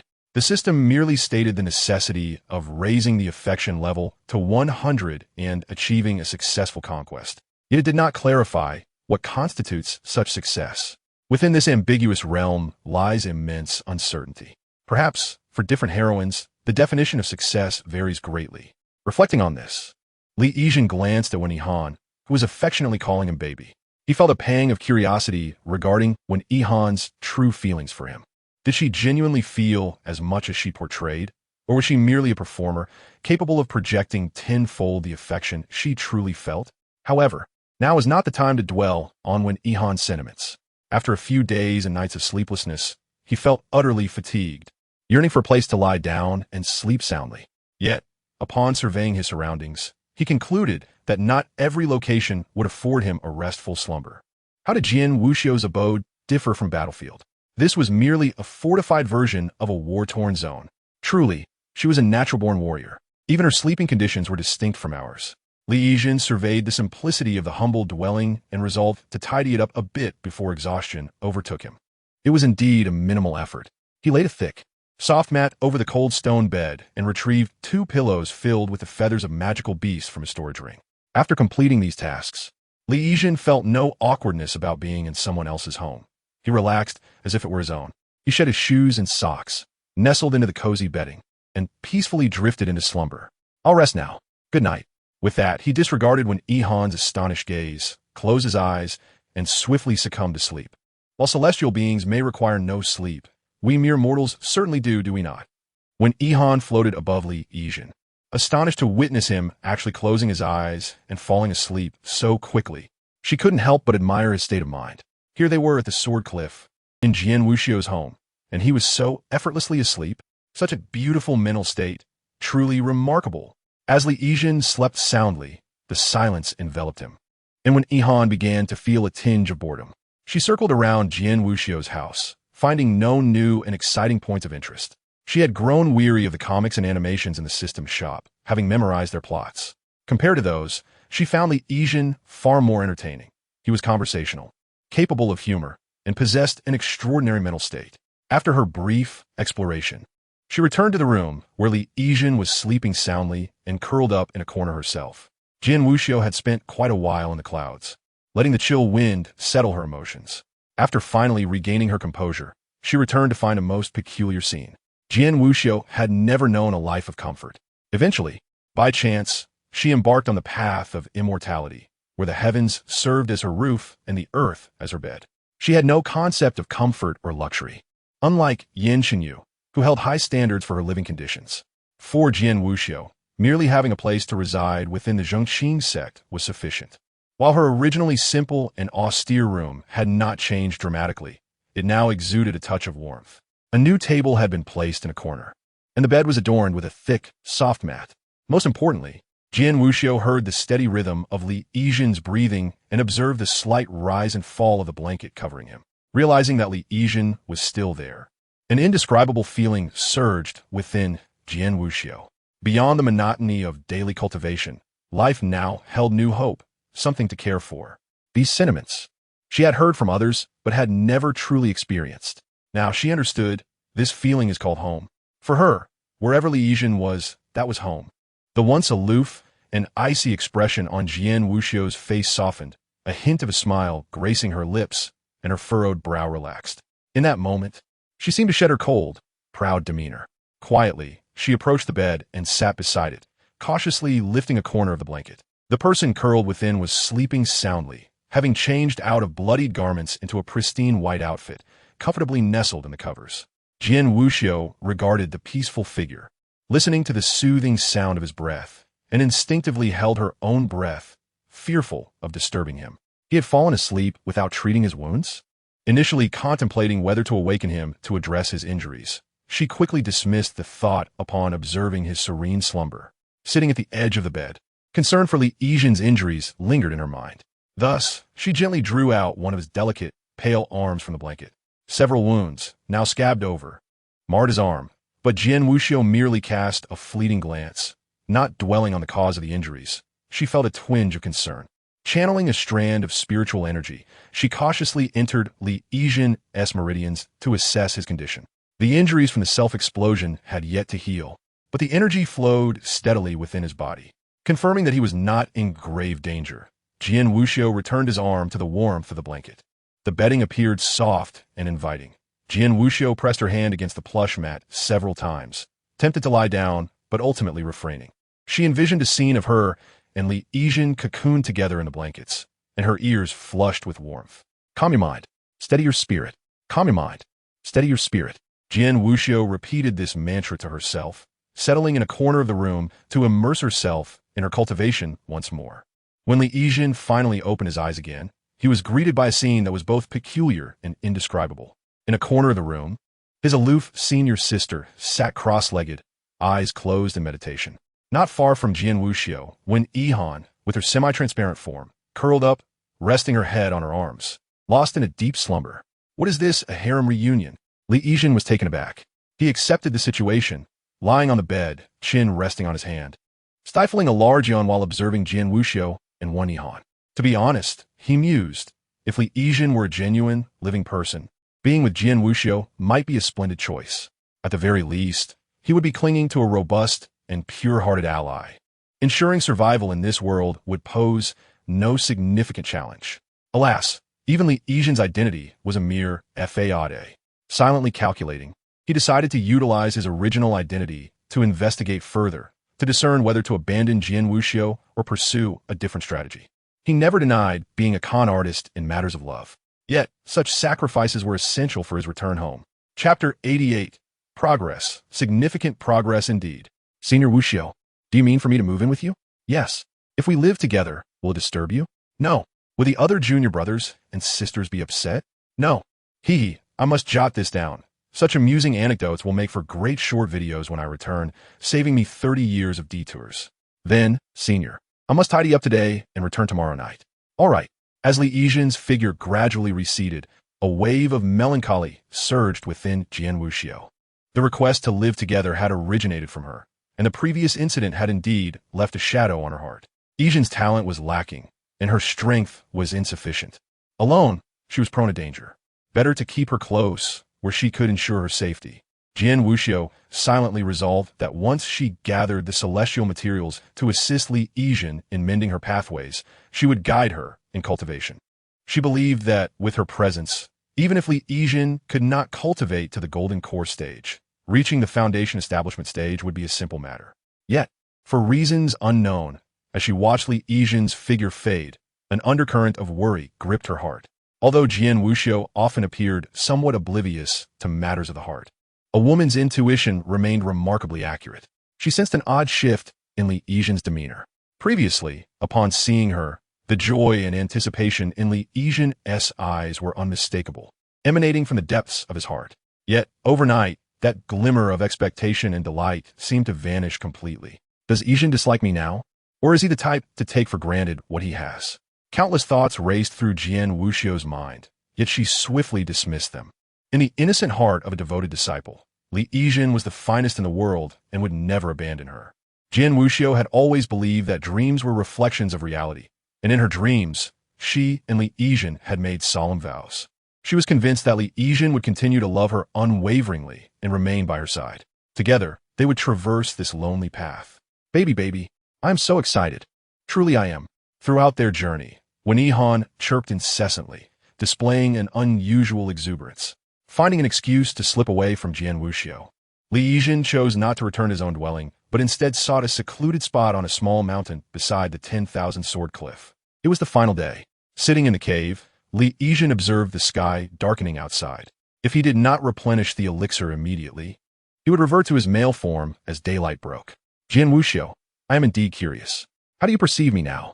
As night deepened and the horizon began to lighten with the first hints of dawn, Li Yizhen felt a transformation within his body, a sensation akin to being scorched by flames. The semi-transparent Wen Yihan remained beside him, her gaze fixed intently on the changes unfolding.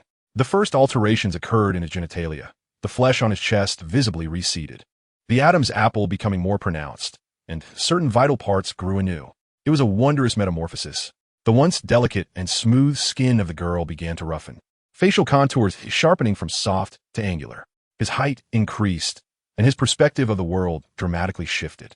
Li Changping wiggled his fingers. This long-lost sensation felt somewhat foreign. In less than 10 minutes, a lovely girl vanished, replaced by an exceptionally handsome young man. His attractiveness, astonishingly, was merely a fraction of the reader's expectations. Baby. Wen Yihan gazed at the newly transformed Li Changping with eyes aglow. It must be said, the girl was indeed charming, but her orientation was firmly heterosexual. She preferred the company of men over women. The sudden shift from femininity felt somewhat disorienting. In summary, he felt that embodying his true form while playing the role of a flirt lacked the same charm. Excellent, splendid. Everything has returned. Realizing his current attire was unsuitable, Li Changping opted for a more fitting outfit. Assessing the time, he glanced outside and headed towards the 10,000 sword cliff. Observing this, Wen Yihan quickly followed. Her curiosity piqued. Baby, are you not planning to meet with that little sickly girl? Last time, she ventured to the Hengduan Mountains, seemingly quite concerned about you. Chu Jiaoran. The mention of her name stirred unwelcome memories for Li Changping as he ascended the mountain path. His days spent living under Li Yizhen's identity alongside Chu Jiaoran had allowed him to forget many unpleasant experiences. Those 15 days marked the most comfortable period since arriving at the Changping sect. It felt as if adopting a different identity had automatically shielded him from distressing recollections. However, once he reverted to his original self, those memories resurfaced in an instant. I currently have no intentions of meeting with Chu Jiaoran. Jian Wuxiu was communicable, at least sometimes reasonable. As Li Changping continued upward, he remarked to the specter floating beside him, but that Chu Jiaoran is utterly incomprehensible, a mad woman. I realize this may sound harsh, but if you spend enough time with her, you will uncover the truth. The persona she presents is merely a disguise to fit into human society. Her essence is akin to that of a beast.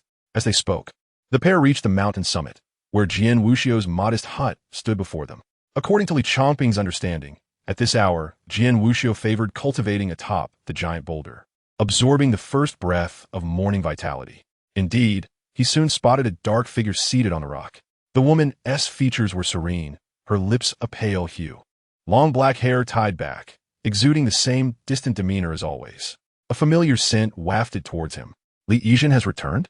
Hadn't he mentioned needing 2 days to tidy up? How could he return so swiftly? Nonetheless, it was welcome news. Jian Wuxiu gently lifted her eyelids. After a night apart, she found herself missing Li Yizhen, though she concealed this longing beneath her pride. Following the source of the scent, she was momentarily taken aback upon recognizing the figure. It was not Li Yizhen, but rather Li Changping. Jian Wuxiu's affection level, 998-1000, Chapter 89. The vastness of heaven and earth, together through time, 998. 998. Progress has been made. Indeed, a remarkable leap. Senior sister, your thoughtfulness has truly increased my affection. Additionally, could you perhaps maintain a more subtle expression? In the fleeting moment before recognizing Li Changping's true visage, Jian Wuxiu wore a smile, her deep-set eyes reflecting an unacknowledged warmth akin to that of a lover's gaze. However, as she discerned Li Changping's features, her smile swiftly evaporated, replaced by a dullness in her expression. Li Changping, what brings you here? The air was saturated with a familiar scent, yet that face invoked profound disdain. Jian Wuxiu furrowed her brow in irritation, her fingers drumming against the hilt of her sword. It was a perplexing sensation. This Li Changping exuded an essence she recognized and cherished, leading her to momentarily mistake him for Li Yizhen. Yet, there was no denying his identity as Li Changping. The discrepancies in their appearances and finer details were unmistakable. Even the most skilled of transformations could not achieve such meticulous replication. Jian Wuxiu had rarely encountered Li Changping before, but his reputation as a sycophant was widely known, leaving her with a persistent, unfavorable impression, regardless of his familial ties to Yizhen. You've returned from your training? Her cold gaze casually swept over Li Changping, noting his advancement to the 6th level of qi refinement. A sardonic smile crept onto her lips. She considered him a mere pretentious scholar, emulating Yizhen not only in demeanor, but also in cultivation. Pathetic.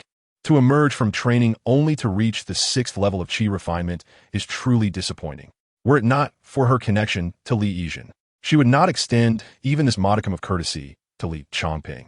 Well, for Yizhen's sake, I shall tolerate this.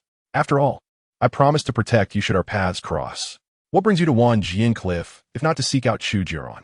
Jian Wuxiu's tone was curt, clearly eager to dismiss Li Changping, when Yihan, hovering nearby, pointed at Jian Wuxiu in disbelief, unable to reconcile this fierce demeanor with the one who had fiercely defended her beloved only yesterday. No wonder you initially approached her in disguise, with your current demeanor. It would take a century to win her over.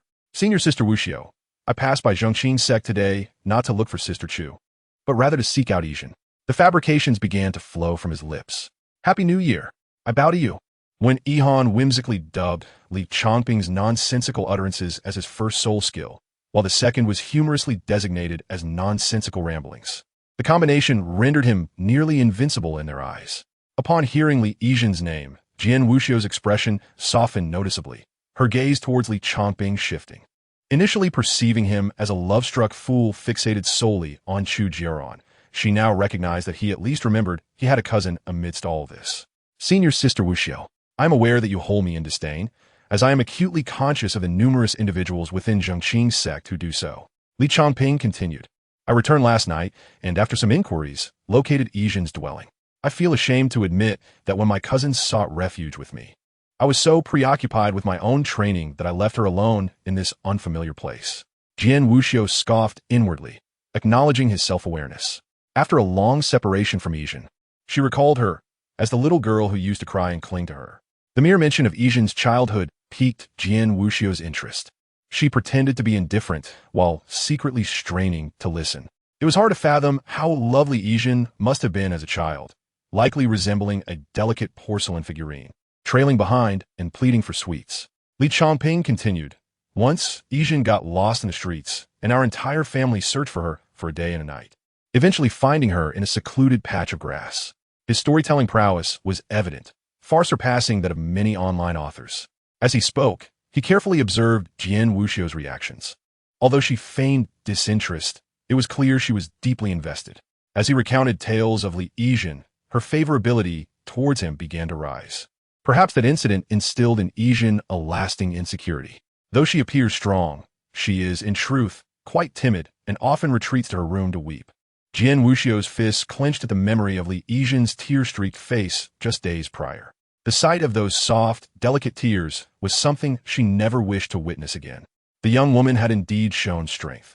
Despite her family's tribulations, she had ventured alone to Changping's sect to seek solace with her remaining kin, yet found no affection or care from her cousin, enduring her solitude in an alien environment. As Jian Wuxiu contemplated this, her heart ached for Yizhen. Despite her circumstances, Yijin maintained an optimistic fa in front of others. Senior sister Wuxiu, I spoke at length with Yijin last night, and she mentioned you. She expressed her fears upon arriving at Changping's sect, but fortunately found solace in the assistance of a senior sister. She remarked that although this sister may appear cold, she possesses a kind and gentle heart, and that she holds great admiration for you. Jian Wuxiu felt her heart race. She had never heard anyone describe her in such a manner, leaving her momentarily speechless, her lips pressed together in a bashful smile. Yijin thinks so highly of me. A wave of joy washed over her. Li Changping, sensing the moment was ripe, prepared to deliver his final words. Senior sister, I wholeheartedly wish you and my cousin well together. However, as her last remaining family, I feel compelled to remind you that Yijin is both timid and sincere. She has invested her genuine heart in you, and I hope you will not betray her trust. I am acutely aware of the vast chasm that separates us. Yet I must declare, should you ever forsake Yijin, I will seek retribution for her, even at the cost of my own life. His declaration rang with conviction as he straightened his posture, fixing a determined gaze upon Jian Wuxiu. Senior sister, Yijin has known little security in her life, and I hope you will grant her a wedding, allowing heaven and earth to witness your union. With that, Li Changping knelt on one knee, bowing towards Jian Wuxiu. May the vastness of heaven and earth bear witness to your shared days. A wedding. Jian Wuxiu's mind momentarily short-circuited. In the realm of combat, she was unparalleled. Yet, when it came to matters of the heart, this pure-hearted warrior found herself utterly flustered. The mention of marriage left her momentarily stunned, her thoughts swirling until the realization struck her, causing her ears to burn crimson. Marriage? She recalled witnessing several weddings in gnawing village as a child, complete with ceremonial bowing and joyous celebrations. In the evenings, strange sounds would echo through the air. Back then, she had been oblivious to their meaning, occasionally mistaking them for something sinister. Only as she matured did she come to understand their significance. Marriage. With Yijin, this was all happening far too swiftly. It was not unheard of for cultivators to wed, sometimes binding themselves in contracts on the very day of their nuptials. With the cosmos as their witness and the principles of the universe as their binding force, inscribing their vows upon their souls. Should either party betray this bond, they would face divine retribution. The thought sent a shiver down Jian Wuxiu's spine as she envisioned Li Yijin adorned in a resplendent red wedding gown. What exquisite beauty this is! I fear even those doe-like, innocent eyes would be imbued with a unique charm. The mere thought of such a scene causes a suspicious blush to rise on Jian Wuxiu's face. Realizing Li Changping is still present, she hastily steadies her mind and speaks with composure. If Yijin desires it, I shall, of course, grant her that. Not only will I grant it, but I shall also ensure that everyone knows Li Yijin is my fated partner. Should anyone dare to bully her, they would be recklessly challenging me. Jian Wuxiu does not refuse, which aligns perfectly with Li Changping's expectations. It seems that Jian Wuxiu is unlikely to deny anything related to Li Yijin. Truly a quintessential case of infatuation. He lowers his head, smiling in a place where Jian Wuxiu cannot see him. Meanwhile, the bystander Wen Yihan is utterly astonished, struggling to comprehend the unfolding situation. It's akin to picking up an eraser in math class only to look up and find oneself completely bewildered. Is the progression of this plot really so abstract? Could this be part of your anticipated plan? You came to Wanjian Cliff today solely to convey this matter? After Li Yijin speaks, Jian Wuxiu's demeanor softens slightly, no longer as aggressive as at the outset. Even without your words, I would keep Yijin in my thoughts. When the auspicious day arrives, I will announce it to the world. But you, Li Changping, will you attend the wedding? Li Changping rises with a smile, stating that if such a day truly comes, how could he possibly be absent from Yijin's wedding? Having said this, Li Changping chooses not to linger at Wanjian Cliff and finds an excuse to depart. Wen Yihan follows closely behind, clearly perplexed by the unfolding events. Once outside the confines of Wanjian Cliff, the two return to a secluded cave, ensuring there are no mischievous spirits nearby. Wen Yihan can no longer contain herself and rushes forward to inquire, "Darling, what exactly are you trying to achieve here? I'm utterly lost." Now she is certain that neither she nor Li Changping has misread their systems. Perhaps it is the latter that possesses a more far-sighted view. Li Changping sits on the ground, as before, picking up a twig and drawing in the soil to explain to Wen Yihan. "Do you enjoy reading female-centric novels?" "Absolutely. I adore them." Wen Yihan fervently nods, having a great fondness for those melodramatic tales. "As a humble reader, I relish them." Since you enjoy reading, you must comprehend this classic trope found in female literature, which I shall refer to as a quintessential example. In the beginning, the male lead does not love the female lead, continually ridiculing and belittling her, only to repent when she truly perishes before him. For instance, Your Highness, the princess has been kneeling outside for 3 days and nights. Oh, has the princess realized her mistake? She is already dead. Don't ask how I know. I often see such cringe-worthy videos on Douyin. This is a common trope in many female-centric novels, depicting the male lead's profound regret and heartache after losing his true love. Ahem, even during modern times, Changping enjoyed similar stories, albeit with a variation on the trope of chasing a husband. Though this narrative may seem kitsch, it truly brings a peculiar sense of satisfaction. He can only wish for more such tales. Now, let us replace the male lead's name with Jian Wuxiu and the female lead's name with Li Yizhen. Li Changping writes these two names in the earth with his twig. Jian Wuxiu is unlike those scoundrels. He treats Li Yizhen exceptionally well. To Jian Wuxiu, Li Yizhen is akin to his moonlight, and, as is widely known, a departed moonlight is the most cherished. To be honest, upon seeing her affinity for me, I have indeed contemplated relinquishing my pursuit of Jian Wuxiu. However, I believe Li Yizhen's identity has lost much of its utility by now. My previous attempts at pursuing her in a feminine guise were clearly misguided. It would be better to let her fulfill her final value, becoming the unattainable moonlight Jian Wuxiu yearns for. I think I grasp your meaning. When Yihan interjects eagerly, a seasoned reader of female-centric novels, instantly understanding Li Changping's intent. She cannot help but exclaim in admiration. Li Changping is sometimes quite cunning. On the day of the grand wedding, before everyone's eyes, Jian Wuxiu watches his beloved, clad in wedding attire, perish in his embrace.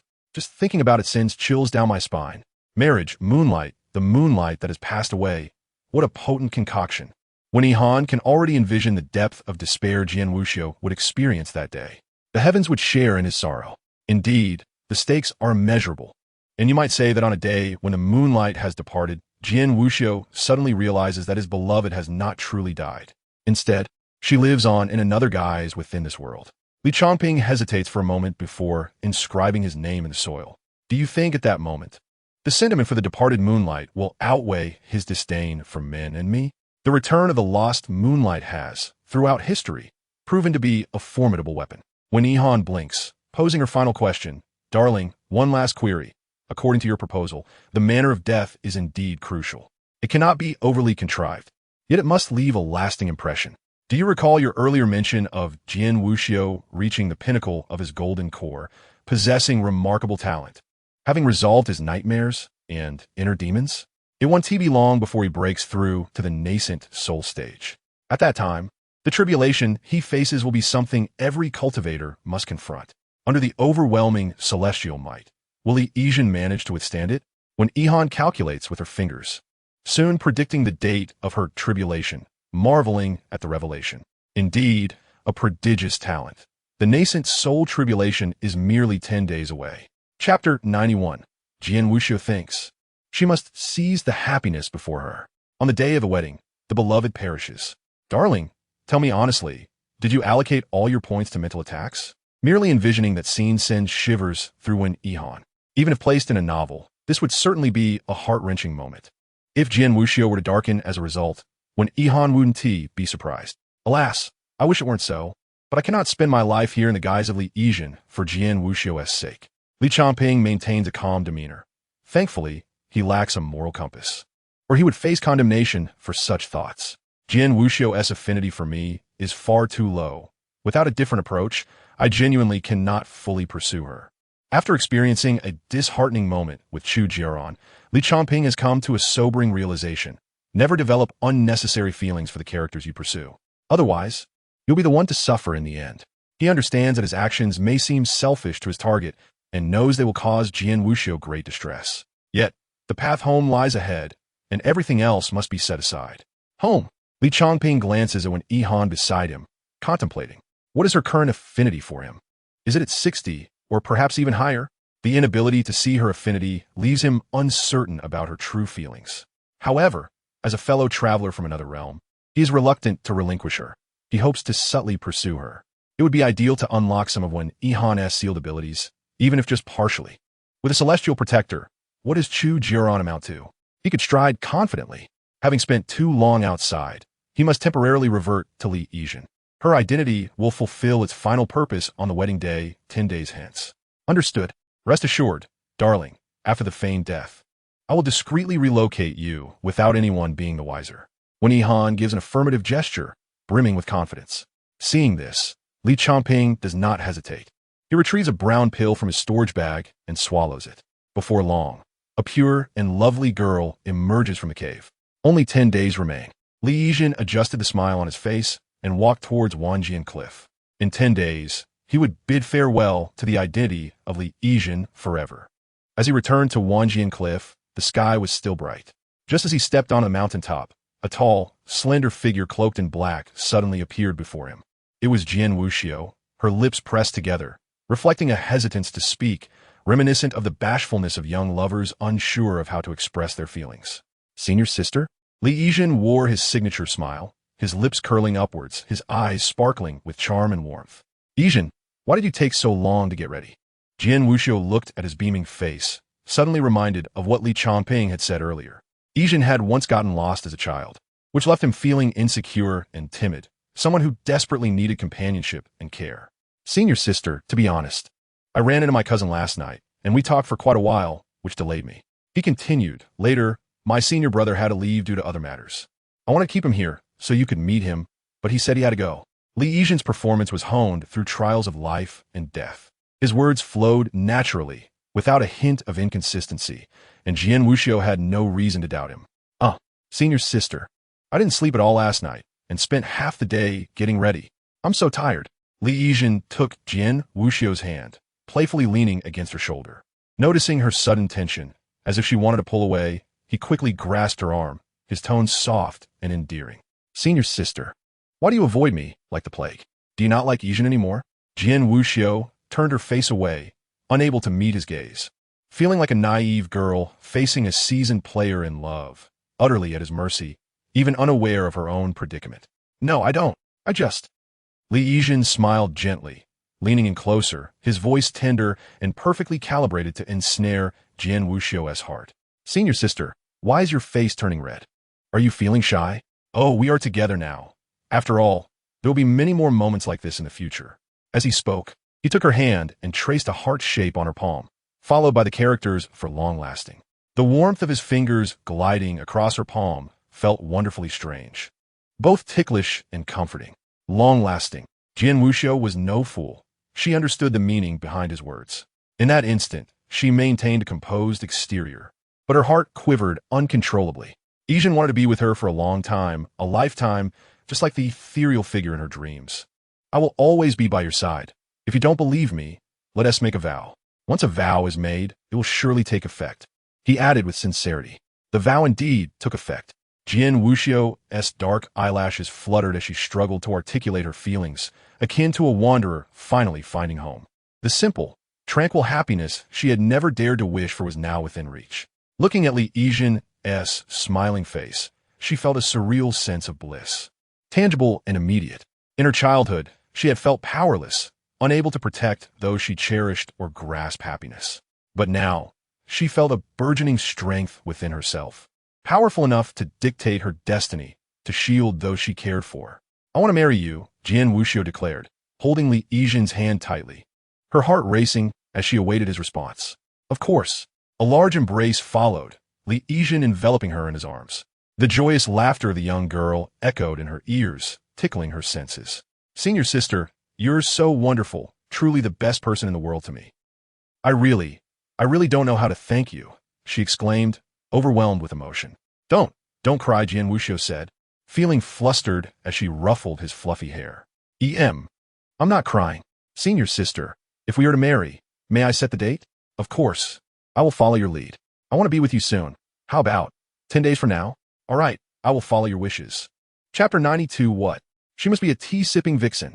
Spread the word. The senior sister has found her partner. What? Someone has latched onto the senior sister. How infuriating. I want to cling to her too. What? The senior sister is involved with a big shot. As expected, the actions of Jian Wuxiu, always under scrutiny, ignited a flurry of gossip within the sect. Any slight disturbance would spark rampant speculation before the main party even reacted.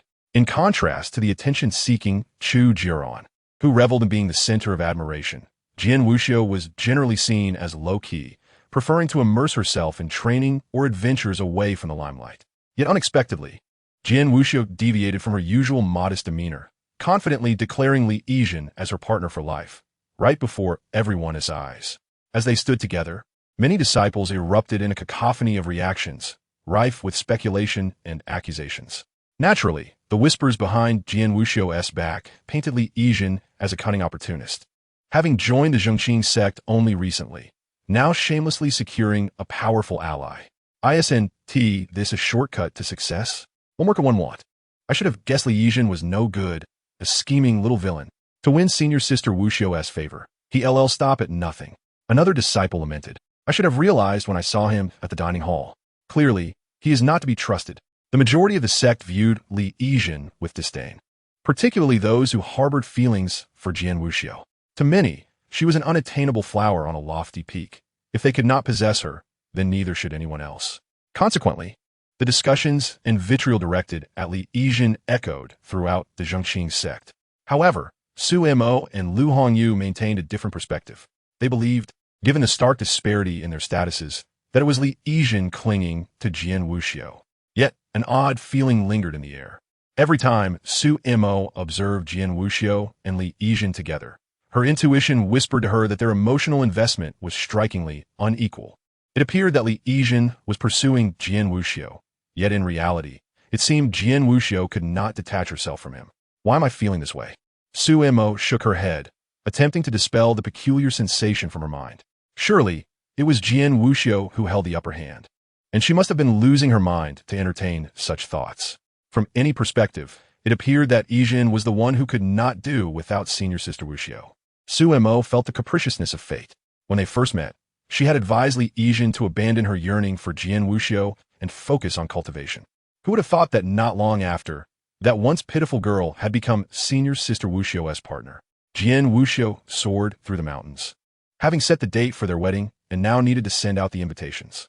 Though the Changping sect may not be regarded as a prominent sect, its disciples possess formidable strength and exceptional talent, certainly incomparable to those venerable sects that have withstood the test of millennia. Nevertheless, it is undeniably a rising star, particularly with the emergence of two prodigies, Jian Wuxiu and Chu Jiaoran, both of whom can be deemed invincible among their peers, occasionally exhibiting the ability to overpower opponents of a higher tier. Invitations to their upcoming event will undoubtedly be extended to various sacred grounds and families. Jian Wuxiu intends to use this opportunity to declare to all factions that Li Yizhen is under her protection. Any opposition to Li Yizhen shall be seen as opposition to Jian Wuxiu herself. Should any misfortune befall Li Yizhen, Jian Wuxiu will personally seek retribution. This serves as a clear message. The young cultivator in the Qi refinement stage is backed by an immensely talented individual. Few would dare to offend such a genius. Sister, wait. Suddenly, a frenzied figure rushed in from behind. Jian Wuxiu halted midair and turned to see a disheveled male cultivator, his attire in disarray, clutching a tortoise shell as he sped towards her. He Xuanzi, what brings you here? He Xuanzi is a disciple of the divination branch of the Changping sect. This branch is notorious for its obsession with divination, often spending months engaged in their arcane practices, leaving them in a disheveled state. Consequently, many disciples of the Changping sect prefer to avoid these eccentric individuals. As the most outstanding member of the new generation in the divination branch, He Xuanzi's predictions are generally accurate, though inaccuracies are not uncommon, given the unpredictable nature of fate. Greetings, Sister Wuxiu, He Xuanzi said, his collar open as he grinned. I heard you found a partner and are planning a wedding. I came to offer my congratulations. Thank you, Jian Wuxiu replied. Would you like to help me select an auspicious date? I must first establish a connection with you by offering some spirit stones. This is merely symbolic, not for the sake of the stones themselves, but to acknowledge the intricate nature of fate. Ah, I see, Jian Wuxiu responded, showing no surprise. The divination branch is one of the poorer factions within the Changping sect. Jian Wuxiu has always placed her faith in her own strength, remaining skeptical about the notion of fate. However, regarding matters concerning herself and Li Yizhen, she did not mind expending a little extra. There is no need for you to choose a date. My wedding is in 10 days, she said, producing a handful of high-grade spirit stones and tossing them to He Xuanzi. 10 days? He Xuanzi quickly stowed away the stones, grinning broadly as he retrieved the tortoise shell to begin his divination. Allow me to calculate. I guarantee accuracy. If not, I won't return your spirit stones. The process of divining the future and understanding fate is exceedingly complex. As He Xuanzi continued his calculations, his brow furrowed, and his demeanor grew increasingly uneasy, as if he had glimpsed something profoundly terrifying. Upon completing the prediction, his expression became bizarre, and he stammered, uncertain of how to explain his findings to Jian Wuxiu. Strange, strange. In 10 days, opportunities and dangers coexist for you, Sister Wuxiu. There seems to be no sign of bloodshed, yet it appears to involve immense karmic consequences. Jian Wuxiu stood with her arms crossed, observing He Xuanzi's divination with a quiet intensity. Curious, indeed curious. How could this be so peculiar? He Xuanzi, holding the tortoise shell, scratched his head in confusion, having never encountered such an unusual omen in all his years of divination. A great opportunity and a great disaster occurring simultaneously, yet without any indication of violence. This was truly remarkable, the first time he had seen such an enigmatic sign in over a century of practice. He Xuanzi's puzzled frown deepened as he recalculated, but 3 attempts yielded the same result. Curious, truly curious. There are limitations to how often one can perform divination. For someone like He Xuanzi, 5 attempts in a day is already the limit. Beyond that, one risks incurring significant karmic repercussions. He Xuanzi, have you discerned anything? Jian Wuxiu could no longer contain her curiosity and inquired. What changes will occur in 10 days? I have been divining for many years, and this is the most peculiar omen I have ever encountered, He Xuanzi replied. The divination suggests that if you can overcome the challenges that arise in 10 days, your future will be boundless. The nascent soul thunder tribulation, should you, Jian Wuxiu, successfully navigate this trial, you shall rise as a formidable force, earning the title of a nascent soul powerhouse. Jian Wuxiu frowned, her expression frosty as she nearly uttered a dismissal of superstition. It is well known that what is beneficial to oneself is tradition, while what is disadvantageous is mere superstition. You diviners are all so mystical. As long as I am here, no matter what happens, I will ensure Yijin's safety. Her confidence radiated as she spoke, and after finishing, she pouted and shot He Xuanzi a displeased glare. She found it somewhat ominous to hear such things just days before her wedding. The diviner's accuracy was notoriously low, and she saw no reason to concern herself with their ramblings. Just as Jian Wuxiu was about to depart, she hesitated and turned back to He Xuanzi. According to your predictions, is there any way to avert this? This omen is profound. There is currently no method of resolution, He Xuanzi replied, still engrossed in the mysterious omen, unaware that Jian Wuxiu had already left. Strange, truly strange. In all my years of divination, I have never encountered such a remarkable sign. Disheveled and open-collared, He Xuanzi paced in the void, occasionally shaking his head, absorbed in exploring the secrets of the omen. How extraordinary! Having been delayed by He Xuanzi, Jian Wuxiu swiftly soared away. In 10 days, the wedding that Yijin had settled upon would take place, and she could not afford to be careless. She must present Yijin with a grand and perfect ceremony. Jian Wuxiu recalled Li Changping's words, who mentioned that Yijin had once gone missing as a child, and despite her strong exterior, she was actually quite timid and lacked a sense of security. Jian Wuxiu's figure streaked across the sky like a beam of light. She thought to herself that with her presence, Yijin would no longer have to live in fear. Jian Wuxiu was exceedingly confident in her own talents and strength, believing that she could obtain anything Yijin desired and place it in her hands. Furthermore, Jian Wuxiu was incredibly stubborn. Once she had set her mind on something, she would persevere to the end, even if it meant enduring great hardship. For those she cared for, she would remain steadfast, even if the entire world turned against them. Within a mere 2 days, invitations to the grand wedding were sent out to various sects, families, and factions, beckoning the younger generation to attend. Jian Wuxiu was a renowned genius, firmly positioned at the pinnacle among her peers. Once, a holy son had challenged her strength and lineage, engaging in a fierce battle that lasted an entire day, only to be severed into 8 pieces. From that moment on, Jian Wuxiu's reputation soared, and her innate sword bone became widely recognized. In a sacred ground that had stood for millennia, an elder gazed at the invitation in his hand. letting out a long sigh before addressing a striking young man with an extraordinary presence. The girl with the innate sword bone from the Changping sect is to unite with another. What a pity, what a pity. Had you been with her back then, our strength would have ascended significantly. That sword bone surely holds immense potential. The handsome young man below, brimming with vitality, appeared somewhat awkward at the elderess words. I have crossed swords with her a few times and have attempted to win her favor. However, the sword-wielding Wu Xiao appeared indifferent to this matter, her demeanor cold and solitary to an extreme. One cannot help but wonder who could possibly earn her admiration. Meanwhile, in the sacred land of Yaoguang, a man with golden pupils received an invitation and let out a cold snort. The number one on the talented rankings, Wu Xiao, had rejected the good intentions of this holy son, opting instead for another. How blind could one be? A mere sect like Changping had produced not one, but two prodigies in succession. Nonetheless, Wu Xiao's proud and unyielding nature made her a challenging companion. In comparison, Chu Jiaoran seemed more to my liking. The holy son of Yaoguang was deeply dissatisfied with Wu Xiao's hasty choice of a partner. In his view, a soulmate must not only align on a spiritual level, but also possess compatible backgrounds and talents to elevate one another further. Simultaneously at the Yaoqi, various esteemed families received invitations from Changping. Oh, you say Sister Wu Xiao is getting married? Oof. Who would have thought that this seemingly dense individual could finally sprout after being a stubborn tree for so long? At the Mu family, Wu Xiao, you cannot be serious. How could that be possible? If Wu Xiao were to marry, I would write my surname backward. The news of the marriage of Wu Xiao, the top-ranked prodigy of the younger generation, spread like wildfire across the continent. In no time, discussions erupted everywhere, speculating on the identity of Wu Xiao's mysterious partner and their background. The name Li Yizhen swiftly became a hot topic of conversation. Who exactly was Li Yizhen? Was he the eldest son of a hidden aristocratic family or an exceptionally powerful rogue cultivator?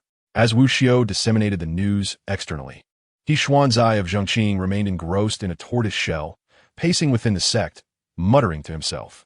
Strange, strange. For an entire day, he found himself entrapped in this peculiar divination, unable to extricate himself. It had been ages since he encountered such an intriguing and enigmatic omen, sparking his curiosity and vowing to decipher its mysteries. It was clearly an auspicious sign, yet hidden within it was an immense peril, devoid of bloodshed.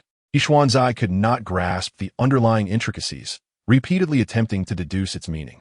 Finally, during one last attempt, he discovered an oddity within the omen. How could such a monumental cause and effect weave its way through this omen? It was as if a terrifying entity had intervened, forcibly altering fate. What kind of existence would dare to tamper in such a manner? He Xuanzai pondered in vain, clutching the tortoise shell and closing his eyes, striving to unveil the true visage of that entity. In his calculations, a sudden flash of a red silhouette appeared before him. Was this figure the dreadful presence that had intruded?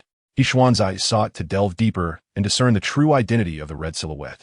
As the figure abruptly turned, the breathtaking beauty of its face sent chills down He Xuanzai's spine, compelling him to withdraw from the divination. He fell silent, refraining from uttering her full name. Impossible. This empress had perished a millennium ago. Chapter 94. Even the immortal empress wants to play games.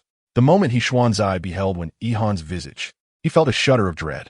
This unparalleled immortal empress had been lost to the annals of time for 1,000 years. Why would she manifest within Wu Xiao's destiny?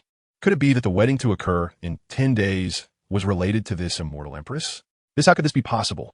He Xuanzai was utterly baffled, yet his abilities were limited. Having glimpsed Wen Yihan's true form was already a feat beyond his capacity. The remaining mysteries were not something an insignificant cultivator like him could venture to uncover. Meanwhile, at Wanjian Cliff, a certain red-robed immortal empress sat on the ground, utterly unrefined, joyfully playing a video game with Li Yizhen. Darling, we need some wood. Help me gather some trees. Darling, let's mine. We are lacking iron ore. Darling, look at how beautiful my built home is. Oh dear, I just noticed my hunger level is running low. As Wu Xiao busily sent out invitations, Li Yizhen and Wen Yihan were thoroughly engrossed in their game at Wanjian Cliff, with nothing else to occupy their time. In preparation for the wedding, Wu Xiao had no desire for Li Yizhen to bear any burden, generously showering the disciples with gold coins to manage the tasks. The workload was minimal compared to the bountiful spiritual stones they received, far surpassing any tasks the sect could assign. In their boredom, it was Wen Yihan who suggested they play games, pulling out 2 consoles and cheerfully presenting one to Li Yijin. "Darling, come play games with me." "All right." Li Yijin did not refuse, accepting the console that Wen Yihan offered. It contained a plethora of single-player games, and they ultimately decided on one that allowed for cooperative play. Engaging in games with someone of the opposite sex was a splendid way to cultivate their relationship. For someone like Li Yijin, who was solely focused on progress bars, he certainly would not miss this opportunity. Though he was unsure of Wen Yihan's feelings, these small interactions were still important to maintain. "Ah, there are zombies in the mine." Wen Yihan's laughter echoed nearby as she played, her delight evident as she attempted to pat Li Yijin's shoulder. It seemed she hadn't experienced such joy in a long while.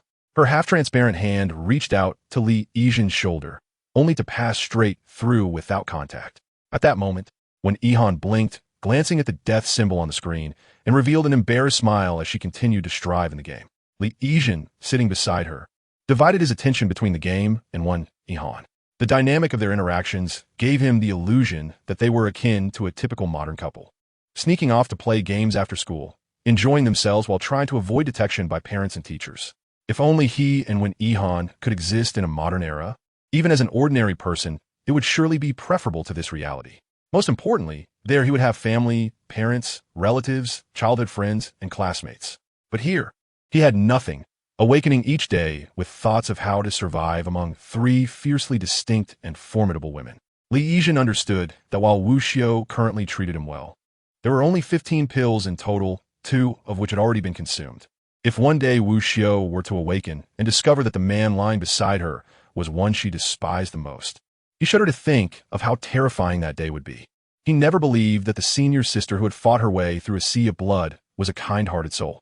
Moreover, she had openly declared her hatred for men, lies, and betrayal, even with a well-laid plan to manipulate Wu Xiao's affections by leveraging the deceased by Yue Guang, becoming a persistent thorn in her heart. Li Yijin could not be certain of the outcome. In that moment of revelation, would Wu Xiao's love prevail, or her hatred? "Ah, I died again. I'm done. I'm done." Wen Yihan, witnessing the game over on the screen, flung the console in frustration. At that moment, a sound from outside captured her attention, likely related to the wedding preparations. With a playful grin, Wen Yihan's translucent form drifted outside to watch the commotion. "Practice more, it's just a simple game." Li Yijin longed to say this to Wen Yihan, but reconsidered her identity and decided it was best to wait until they returned to voice his thoughts. How could one die so many times in such a simple game and still call herself a gaming addict? Picking up the console that Wen Yihan had discarded, Li Yijin began to casually browse through the games. Indeed, there were numerous titles, each with extensive playtime, often amounting to several hundred hours. Among them, the longest was a construction game, MC, with a staggering playtime of 100,000 hours. It was astonishing to think that she had spent so many hours gaming. It seemed that during her millennia of confinement, Wen Yihan often passed the time playing games. Li Yijin opened the game and discovered Wen Yihan's own save file. He pondered for a moment. On one hand, he felt it was inappropriate to privately view another's game save, yet his curiosity compelled him to delve deeper. Confirming that Wen Yihan was still outside enjoying the spectacle, Li Yijin clicked into the save file, and a wave of disorientation washed over him. In this construction game, players could erect edifices using blocks, with skilled players capable of recreating real-world environments to a one-to-one scale. Within Wen Yihan's save, a vast metropolis unfolded before him. Towering skyscrapers dominated the skyline, and the streets were bustling, featuring everything from the vibrant city center to the surrounding suburbs. It was evident that such a flourishing city map could not be constructed without a significant investment of time. As Li Yijin navigated his character through the game, he felt an uncanny sensation of traversing through time as he gazed at the majestic buildings around him. He soon observed that the room his character occupied resembled a young girl's bedroom. White walls, a pink bed, and a computer atop the desk. Was this Wen Yihan's actual bedroom? It certainly resembled that of a young girl. A smile crept onto Li Yijin's lips as the sight of the room reminded him of his own. However, the moment he entered the living room and beheld the densely packed message board, he was taken aback. The board stood there, covered with an array of messages. "Dad, Mom, I killed someone for the first time, and I am so scared. I discovered that if I imagine them as NPCs, it's not as frightening. I am invincible, ruling over all. I have become the emperor of immortals. When I return, I will surely flaunt it to you.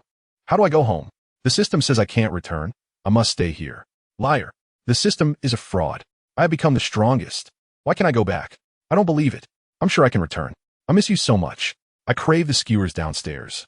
I long for the latest bubble tea, and I want to travel with you. Dad, Mom, it hurts so much to be dismembered. I want to cry, but I can't make a sound. So boring. No one here to chat with. I can only play games to pass the time. The game is so dull. The anime is dull too. I don't want to stay here. I want to go home. I want to talk to someone. Bored. Bored.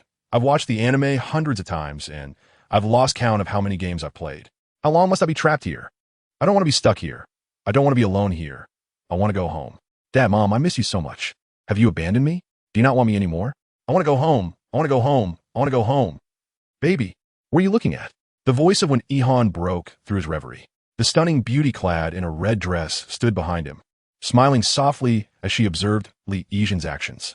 Ah, I was just curious about the games you played, and I stumbled upon your save, Li Yizhen replied, maintaining his composure. He remained unruffled, even with when Ihan's sudden arrival. He guided his character through the living room and onto the streets, marveling at the meticulous details, including models of cars that when Ihan had crafted. The game world felt strikingly real. Did you construct this based on the city as you remember it? He inquired. Yes. I was afraid I might forget, so I built the images from my mind. When Ihan responded cheerfully, her smile unwavering. How wonderful. The city where I live is much smaller, more of a quaint county, lacking such vibrancy, but the pace is leisurely, making life quite comfortable. My favorite pastime was to buy a bag of snacks with my pocket money on the way home from school, savoring them as I walked, only to finish them by the time I arrived home. Li Yizhen gazed at the virtual city with utmost tenderness, his thoughts drifting. Studying is arduous. During my breaks, I relished the time spent gaming or watching anime. When Ihan's expression grew distant, as if she too were transported back to a longed-for time. Having finally completed my college entrance exams, I had planned to seize the summer to do something for myself, like confessing to the girl I've secretly admired, dyeing my hair, or traveling, or even visiting the comic convention I hadn't attended in ages. Li Yizhen's words were soft and soothing, filled with a profound longing that captivated when Ihan. It seemed he had touched upon her sorrow, awakening memories within her. The ever-upturned corners of her mouth faltered, revealing a hint of vulnerability. I didn't get to do any of those things. I remember walking out of the examination hall, my mother telling me she had prepared a fragrant pot of braised pork waiting for me at home. Yet, as I walked home, a runaway truck appeared, and before I could react, it was too late. I thought I was going to die. In those final moments, I wished to see my parents one last time.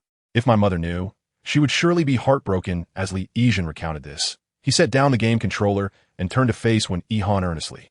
His eyes brimmed with sorrow and anguish, silently conveying, "You see, we are kindred spirits. Like you, everything I do is in pursuit of returning home. I saw what you wrote. When Ihan, my heart aches for you." When Ihan paused, astonished, and her eyes widened in surprise as she fixed her gaze on the person opposite her, momentarily at a loss for words. I understand, Li Changping. I will strive to love you. I truly will. Just wait for me." Li Yizhen smiled gently, and although he could not physically touch Wen Ihan, he extended his hand, as if to stroke her hair. "It's all right if love doesn't blossom between us. I know I am a flawed person who toys with others' emotions. There is no need to force yourself. Just be yourself. I will pursue other characters and then take you home." When Ihan blinked, lost in thought, just the two of us. With those words, the once mighty empress lowered her head and in the next moment slipped away quietly. Finally, she was gone. As Li Yizhen watched when Ihan depart, he felt his heart settle back down. She had left without a sound, and he recalled how startling it had been when her voice had suddenly emerged from behind him while he was engrossed in the game. In that instant, he had even contemplated drafting a will. Yet who was he? What storms had he not weathered? Thankfully, his skills were superior. Damn, that nearly scared me to death. Once he confirmed when Ihan was no longer nearby, Li Yizhen patted his chest, feeling an urge to commend himself. At that moment, his mind raced with thoughts, executing a smooth series of moves in the game. In this realm, the female protagonists were all somewhat unhinged. Even towards when Ihan, Li Yizhen remained on guard. This was a lesson learned from Chu Jiaoran. Truly, none of them were quite normal. Li Yizhen's expression turned serious as he counted the days. Come on, only 7 days left until the date. Since learning of the wedding date, Jian Wuxiu had been bustling about, sending out invitations left and right. In the past, she would have scoffed at such trivialities. Rather than waste time on such matters, she would have preferred to focus on her cultivation and take charge of her own life. However, now, Jian Wuxiu found herself thoroughly enjoying the task at hand. Personally distributing the invitations for the wedding, preparing for the ceremony. She felt as though she was stepping closer to happiness. The mere thought of Li Yizhen's petite face adorned in bridal attire brought a smile to Jian Wuxiu's lips. Although she yearned to see Li Yizhen, upon returning to the Changping sect, Jian Wuxiu paused, belatedly realizing there was another person to consider. Atop the towering peak that pierced the heavens, within the Weniange, still resided one individual. Yan Shenyu, her whimsical and irresponsible master, though not particularly helpful in her cultivation, had at least provided her with a sanctuary in her early days. Jian Wuxiu felt it was both sensible and compassionate to inform Yan Shenyu of her plans. Arriving at the entrance of Weniange, the opulent structure was flanked by 2 stone cranes, exuding an atmosphere of grandeur. Yan Shenyu was indeed such a person, one who cherished lavish items and expensive garments, taking great care in her appearance before any outing. Jian Wuxiu had intended to knock and pay her respects, but upon sensing no fluctuations of spiritual energy, she felt something was amiss. Logically, having reached the pinnacle of the golden core stage, she should have been able to perceive Yan Shenyu's presence. Hadn't she announced her seclusion? With a furrowed brow, Jian Wuxiu unceremoniously pushed the door open. Just as she had anticipated, the room was empty, void of any figure. She should have known better. This frivolous sect leader, claiming to be in seclusion for 3 months, had likely slipped away again. Surveilling the vacant room, Jian Wuxiu was momentarily at a loss for words. However, as the sect leader, Yan Shenyu could do as she pleased, and it was not her place to voice objections. After all, she had already informed her. Placing the invitation on the ground, Jian Wuxiu closed the grand door of Weniange and hastily made her way toward Wanjian Cliff. After several days of travel, she appeared expressionless and stoic on the outside. Yet internally, she could hardly contain her eagerness to return to Li Yizhen. During her days away, Jian Wuxiu often found herself preoccupied with thoughts of Li Yizhen. Ever since their first encounter, she had been unable to stop thinking about him. Having never experienced love, once she accepted another's kindness and opened her heart, she became irrevocably attached, evolving into a quintessential romantic. At the same time, Jian Wuxiu recalled the words of He Xuanzi from that day. A shadow of hesitation crossed her features. Worry gnawed at her heart regarding anything related to Li Yizhen after the Hongduan Mountains. She feared for his safety. What if he encountered danger before she could reach him? This was precisely why she had sent invitations to numerous influential factions and sacred grounds. She understood that no one would wish to become adversaries with a talented individual of immense potential. Should Li Yizhen ever find himself in peril, these powers might come to his aid, thus securing a favor from a genius. He Xuanzi's ominous words lingered in her mind, yet Jian Wuxiu, in her arrogance, believed that as long as she was present, she could overcome any obstacle. This was the illusion fostered by her years of smooth sailing on the path of cultivation. By the time she returned to Wanjian Cliff, it was already the 5th day, with only 5 days remaining until the wedding. The Changping sect had never witnessed such a momentous occasion. Red lanterns adorned the mountain paths, creating a spectacular sight by night. Although many harbored grievances against Li Yizhen, with Jian Wuxiu's declaration, they refrained from voicing further dissent. Upon arriving at Wanjian Cliff, the moment Jian Wuxiu pushed open the door, the exhilaration she felt just moments ago faded.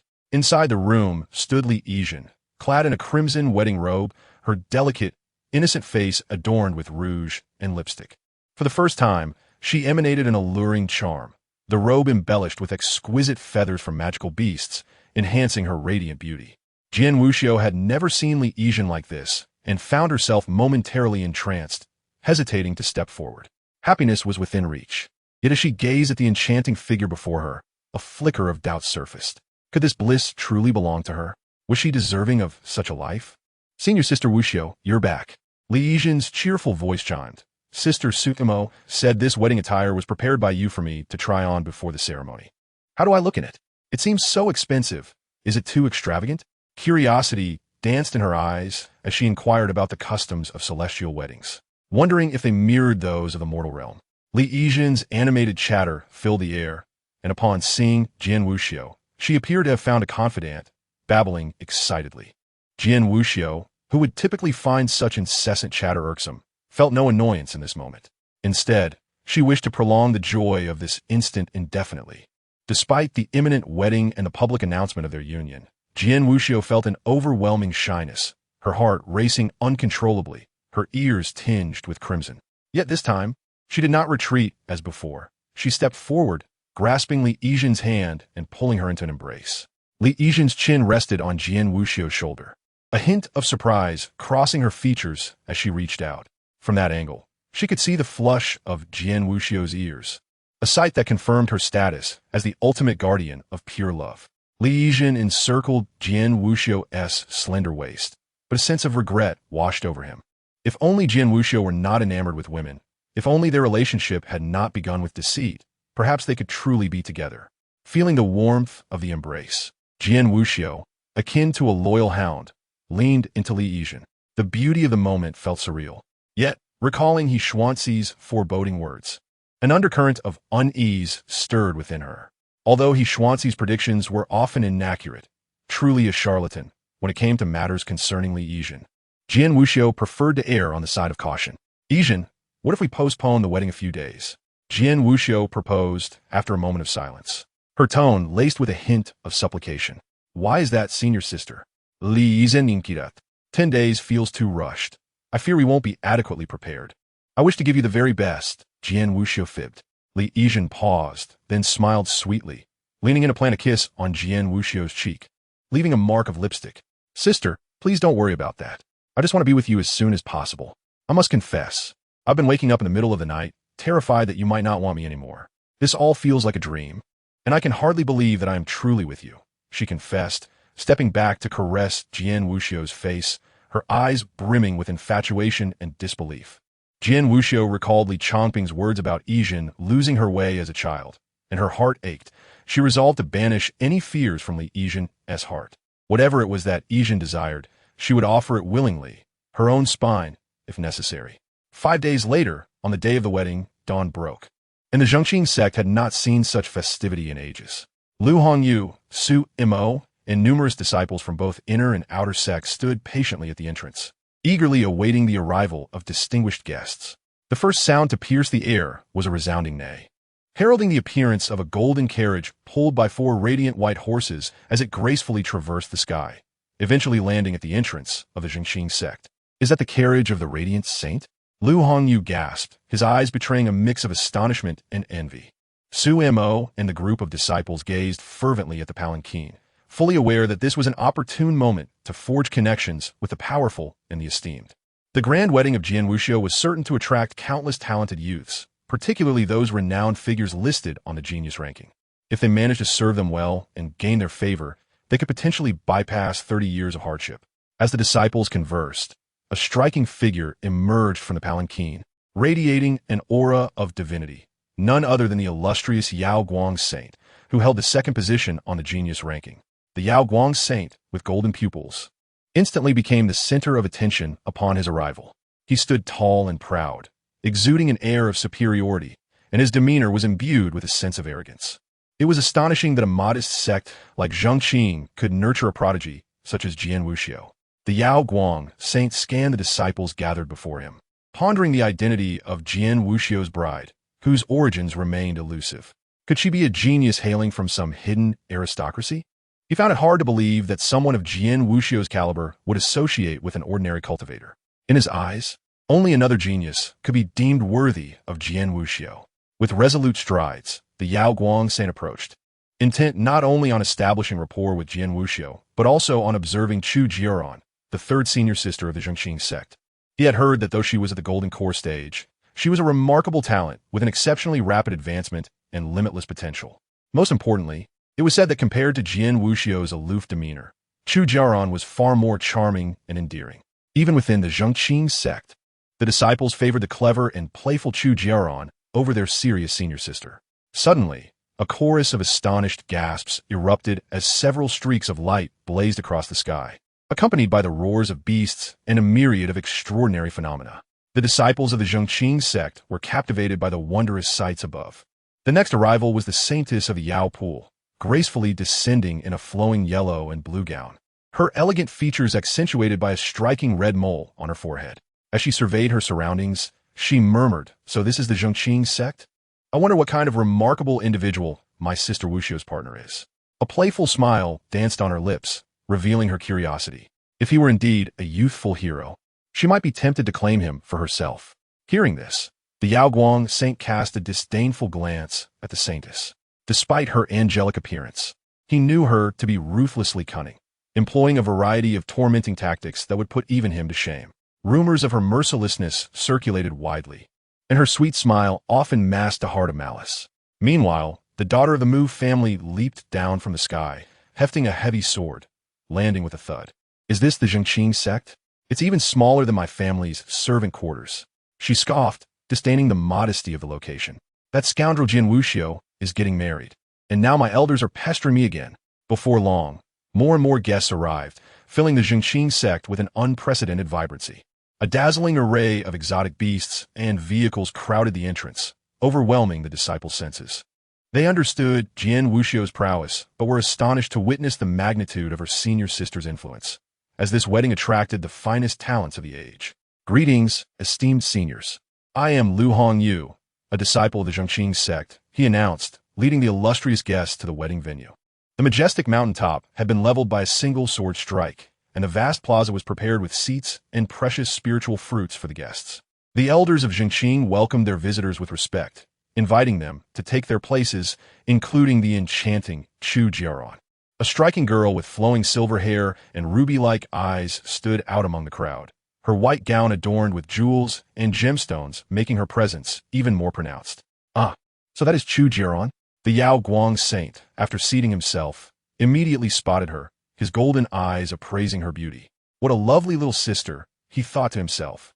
The Yao Pool saintess, seated nearby, playfully teased as she popped a spiritual fruit into her mouth, glancing at Chu Jiaoran with a smirk.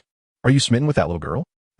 I won't be like you, the Yaoguang saint retorted, his disdain for her character overshadowing any admiration for her beauty. This Chu Jiaoran is intriguing. Does she not understand the decorum? Who wears white to someone else's wedding? The daughter of the Mu family also noticed Chu Jiaoran, scoffing in disapproval. Indeed, who wears white to another's wedding? Isn't that just inviting misfortune? Her silver hair and white gown made her an instant focal point, drawing all gazes. Seemingly oblivious to the scrutiny, Chu Jiaoran turned, revealing her charming small canines, and smiled innocently at the onlookers, as if unaware of the stir she caused. Welcome, divine brothers and sisters, to the Changping sect. Her sweet voice rang out, imbued with a playful lilt. The Yao Pool saintess chuckled softly, finding the young girl utterly adorable. Meanwhile, the Yaoguang saint observed Chu Jiaoran's every move, nodding in satisfaction. Clearly, she was more charming than the unyielding Jian Wuxiu. As everyone settled in, a resounding call echoed, and colorful clouds began to swirl in the sky. A palanquin, adorned with red silk and drawn by magnificent red-feathered birds, descended gracefully from the heavens. The grand ceremony was about to commence. The formidable golden core beasts pulling the palanquin were a sight to behold, and the red silk trailing behind created an ethereal spectacle, reminiscent of a celestial rainbow. The exquisite materials used for the palanquin signified that Jian Wuxiu had spared no expense for this wedding. What a beautiful sight, what a grand display. Truly worthy of Jian Wuxiu. Yet, I wonder what kind of extraordinary being her partner is. Li Yizhen? I have yet to hear such a name. Perhaps he is an emerging prodigy? The other protagonist of this wedding, Li Yizhen, was under the scrutiny of many. Jian Wuxiu had long been a renowned figure on the genius ranking, and her sudden announcement of marriage sent ripples through the younger generation. All eyes were eagerly awaiting the reveal of her elusive partner. As the magnificent palanquin hovered in the air, a pair of slender hands lifted the curtain. Jian Wuxiu's usual aloof demeanor was replaced by an unmistakable joy, her smile radiant as she carefully unveiled the entrance for Li Yizhen.